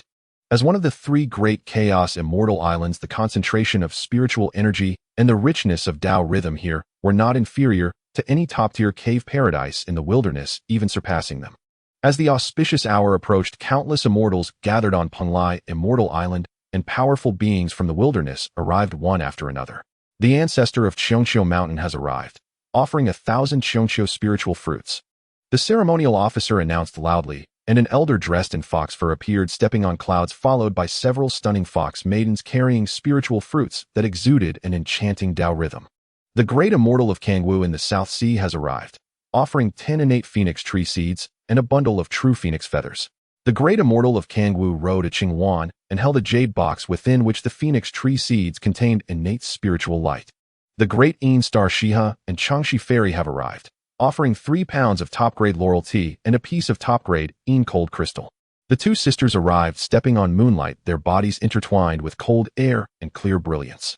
The laurel tea they offered was made from the top-grade innate spiritual root, the laurel tree, which when consumed could clear the mind and enlighten the Tao, and had various wonderful uses. The great god of Luois has arrived, offering 109 heavens thunder pearls and a piece of thunder pattern jade. The great god of Luois, enveloped in thunder, carried thunder pearls containing the power of heaven's punishment. The old man of Taishan has arrived, offering a scroll of the Spirit Treasure 5 Mountains catalog. One by one powerful beings descended, each bringing their own treasures, and the ceremonial officer's announcements rang out like thunder. Before long, the most elite batch of powerful beings in the wilderness also arrived one after another. The 3 pure ones of Donkanlun have arrived, offering a mid-grade innate spiritual treasure, the Dingfeng Pearl, and 3 furnaces of 9 turns golden pills. Laozi Yuanshi and Tongtian stepped through the air, with Laozi holding a pill furnace, Yuanshi carrying the Dingfeng Pearl, and Tongtian exuding a formidable presence. Dong Wanggong promptly led his 10 golden immortals to welcome them, saying, "3 friends, your esteemed presence brings great honor." Laozi gave a slight nod, saying, "The establishment of the Celestial Court by Dong Wanggong is a grand event in the wilderness. We have come to witness it." After some cordial exchanges, Dong Wanggong personally welcomed the 3 pure ones into the Penglai Immortal Palace. Lady Nuwa and the Great Fuxi have arrived, offering a bottle of creation liquid and a picture of the true patterns of the Bagua. Nuwa wore exquisite immortal garments, and Fuxi held a compass. As they descended, countless ethereal figures of living beings appeared in the heavens and earth. Dong Wanggong also led a group of powerful beings to personally greet them, saying, "Lady Nuwa, Great Fuxi, your arrival honors the Celestial Court." Nuwa smiled lightly, saying, "Dong Wanggong protects the scattered immortals daily, thereby earning great merit. How could I not come?" In the following years, top powerful beings like the Western Queen Mother, the Mingyi Taoist, and the Zhuanti Taoist, and many others successively arrived. Dong Wanggong personally welcomed each one. Meanwhile, on the Sun Star, Di Jun and Tai Yi sat facing each other in discussion. "Brother, are we really sending Bai Zhe?" Tai Yi was somewhat reluctant. The Penglai Grand Feast was so important. If they didn't attend in person, wouldn't it seem like the Sun Palace was showing weakness? Di Jun shook his head, saying, "Dong Wanggong is currently in a favorable position, and with the protection of the saints, if we go personally, we may be misunderstood or even thought to be inferior to the Celestial Court. Sending Bai Zhe is appropriate. He can witness the ceremony and explore the Celestial Court's true nature." Tai Yi pondered for a moment and nodded, saying, "That works. Let Bai Zhe bring some minor gifts so as not to lose the dignity of our Sun Palace." Soon Bai Zhe rode the Star Chariot, carrying some gifts as the representative of the Sun Palace to Penglai. As the last powerful being took their seat, the time of 10,000 years had arrived. Inside the main hall of the Penglai Immortal Palace, Dong Wanggong slowly stood up, scanning the assembled immortals, and said loudly, "Friends, today we gather at Penglai to celebrate this grand occasion. I, Dong Wanggong, am deeply grateful. Since the saint's proclamation, I have received your kindness, gathered the scattered immortals, and protected living beings. The establishment of the Celestial Court today cannot be separated from your strong support." He spoke sincerely, reflecting on the past and looking to the future, prompting rounds of applause from within the hall. Upon finishing his speech, Dong Wanggong ascended the high platform before the hall, holding the dragon head purple gold staff, and bowed to the heavens, saying, "Heavenly Tao above. Today I, Dong Wanggong, have been appointed by the Saint Zhen Yuanzi as the foremost among the male immortals of the wilderness. On this occasion, I established the Donghua Celestial Court, using the dragon head purple gold staff and the diagram of the myriad immortals to suppress the fortune, aiming to govern the order of the immortal path, pacify the chaos of the wilderness, manage the scattered immortals of the world, and protect the peace of all beings. I ask the heavenly Tao to bear witness. May the wilderness testify." As his voice fell, the skies above suddenly changed, with winds and clouds swirling. Countless birds flew towards the phoenix, millions of spiritual birds converging from all directions, circling above Penglai, their calls resonating with the rhythm of the Tao. Purple energy descended from the east for 30 million miles, with endless innate purple energy, falling like a waterfall, nourishing the immortal island. The Ziwei star shone brightly as the stars shifted, illuminating the fortune of the Celestial Court with auspicious clouds. Moreover, the phantoms of dragons and phoenixes spiraled, the phantoms of Qilins trod upon the clouds, and golden light fell from the heavenly flowers, while golden lotuses erupted from the earth, presenting countless wonders, as if the entire wilderness was cheering for the establishment of the Celestial Court. Boom! A deafening thunder echoed through the wilderness. This was not a fierce thunder, but a celebratory thunder recognized by the heavenly Tao, declaring the legitimate status of the Donghua Celestial Court acknowledged by heaven and earth. Immediately, billions of acres of merit golden clouds gathered above Penglai, shining with golden light, immensely sacred. A total of 200 million merits of the heavenly Tao descended, transforming into several streams of golden light. 40% flowed into Dong Wanggong's body, 30% scattered into the bodies of the 10 golden immortals of the Celestial Court, while the remaining 30% benefited over 1 million Penglai immortals. Boom, boom, boom. The momentum of the immortals in the celestial court surged, with many golden immortals breaking through a small realm and numerous Tai golden immortals in the mid-stage advancing to the latest stage. And Dong Wang Gong benefited the most, with tens of millions of merits and immense fortune enhancing him. His cultivation soared like a rocket, instantly breaking through the peak of the Great Luo Golden Immortal realm, reaching the perfect state of the Great Luo Dao fruit. His body even emanated the nascent form of the imposing pressure of the Hunyuan Golden Immortal, just a step away from that stage. We pay our respects to the pure young emperor of the Donghua Purple Mansion. The immortals of the celestial court all bowed in unison, their voices resonating through the heavens, as the wills of tens of millions of immortals converged, forming an overwhelming momentum that drew the attention of many powerful beings outside the hall. Such strong fortune. Kunpeng's eyes sparkled with heat. He had never seen such a dense gathering of merits and fortune in one person in one court. It's merely borrowing the saint's influence, Yuanshi said lightly, though a hint of seriousness flashed in his eyes. Congratulations, Donghua Emperor. The great powers all rose to congratulate, and Dong Wang Gong smiled in return. At this moment, Dong Tiangong's expression was filled with confidence, even bearing a hint of pride. The celestial court had now been officially established and recognized by the heavenly Tao. He was the legitimate leader of the wilderness immortals, governing the order of the cosmos and managing all immortals of the world. Although he knew that the top powerful beings might not genuinely submit, this title and fortune were enough for him to stand firm in the wilderness. With the ceremony of the celestial court's establishment concluded, the Panglai Grand Feast officially commenced. Countless celestial officials moved through the hall, serving exquisite dishes and fine wines. There was the 9 turns immortal lotus soup, a specialty of Panglai. Within the hall, music and drums resounded as celestial maidens danced gracefully, their movements embodying the innate rhythm of the Tao. The great powers raised their cups, sometimes discussing the Taoist laws, sometimes reminiscing about their experiences in the Chaos Daoist Hall. Dong Wang Gong raised his cup, saying, "Today, graced by your kindness, I Dong Wang Gong toast to everyone. May the wilderness enjoy lasting peace and the immortal path flourish. May the immortal path prosper." The great powers raised their cups in unison, drinking the immortal wine. As it flowed down their throats, it transformed into pure spiritual energy and Tao rhythm, nourishing their primordial spirits and physical bodies. The grand feast lasted for 1,000 years. After 3 rounds of drinks, Dong Wang Gong enthusiastically proposed, "Today, with all the immortals gathered, it is truly rare. Why not discuss the Tao together and explore the profound mysteries of the great Tao?"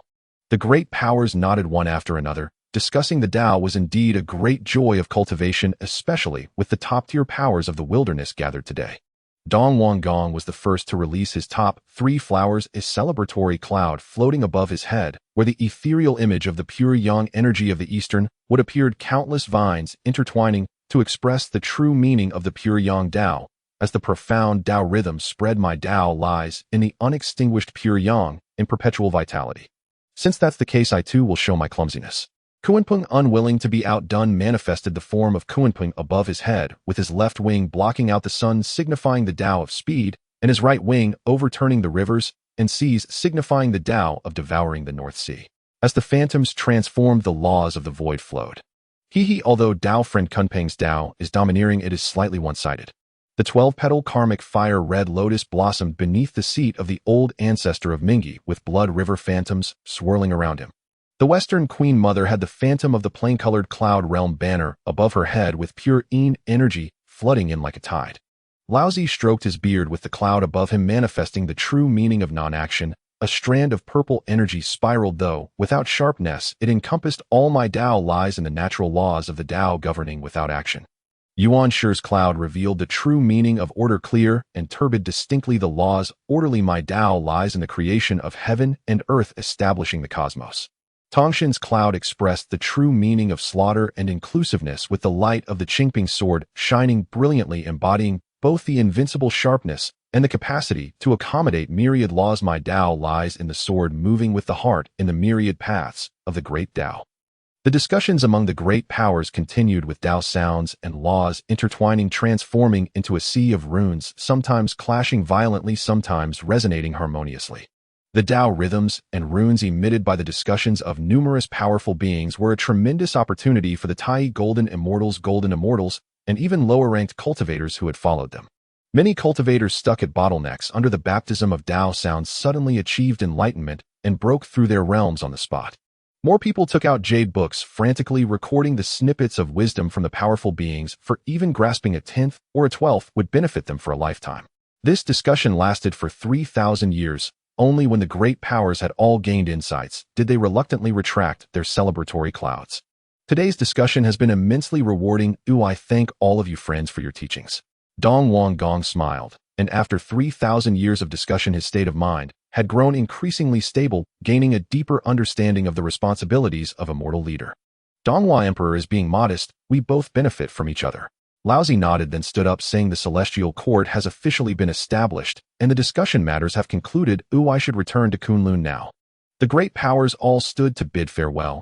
The three pure ones, Nuwa Fushi and the Western Queen Mother, among the top powers, left first, followed by the ancestor of Tushan, the great immortal of Kangwu, the great god of Luais, and others who also gradually departed. Bai Zhe, as the representative of the Sun Palace, quietly returned to the Sun Star after noting the true nature of the celestial court. As the last powerful being left, the Penglai Grand Feast, lasting over 4,000 years, officially drew to a close. In the Chaos Daoist Hall, Zhen Yuanzi watched everything through the Chaos Dao monument, nodding slightly. As time rushed by, another 1,000 years passed in the blink of an eye. In the Zikanlun Mountain, the Yao Tai secret realm was shrouded in plain-colored cloud mist year-round, with celestial music wafting through the air, peaceful and serene. Returning from the Penglai Grand Feast, the Western Queen Mother was followed by several hundred female immortals with diverse auras. They were all attracted by the demeanor and philosophy of the Western Queen Mother during the feast, and chose to follow her as scattered cultivators of the wilderness.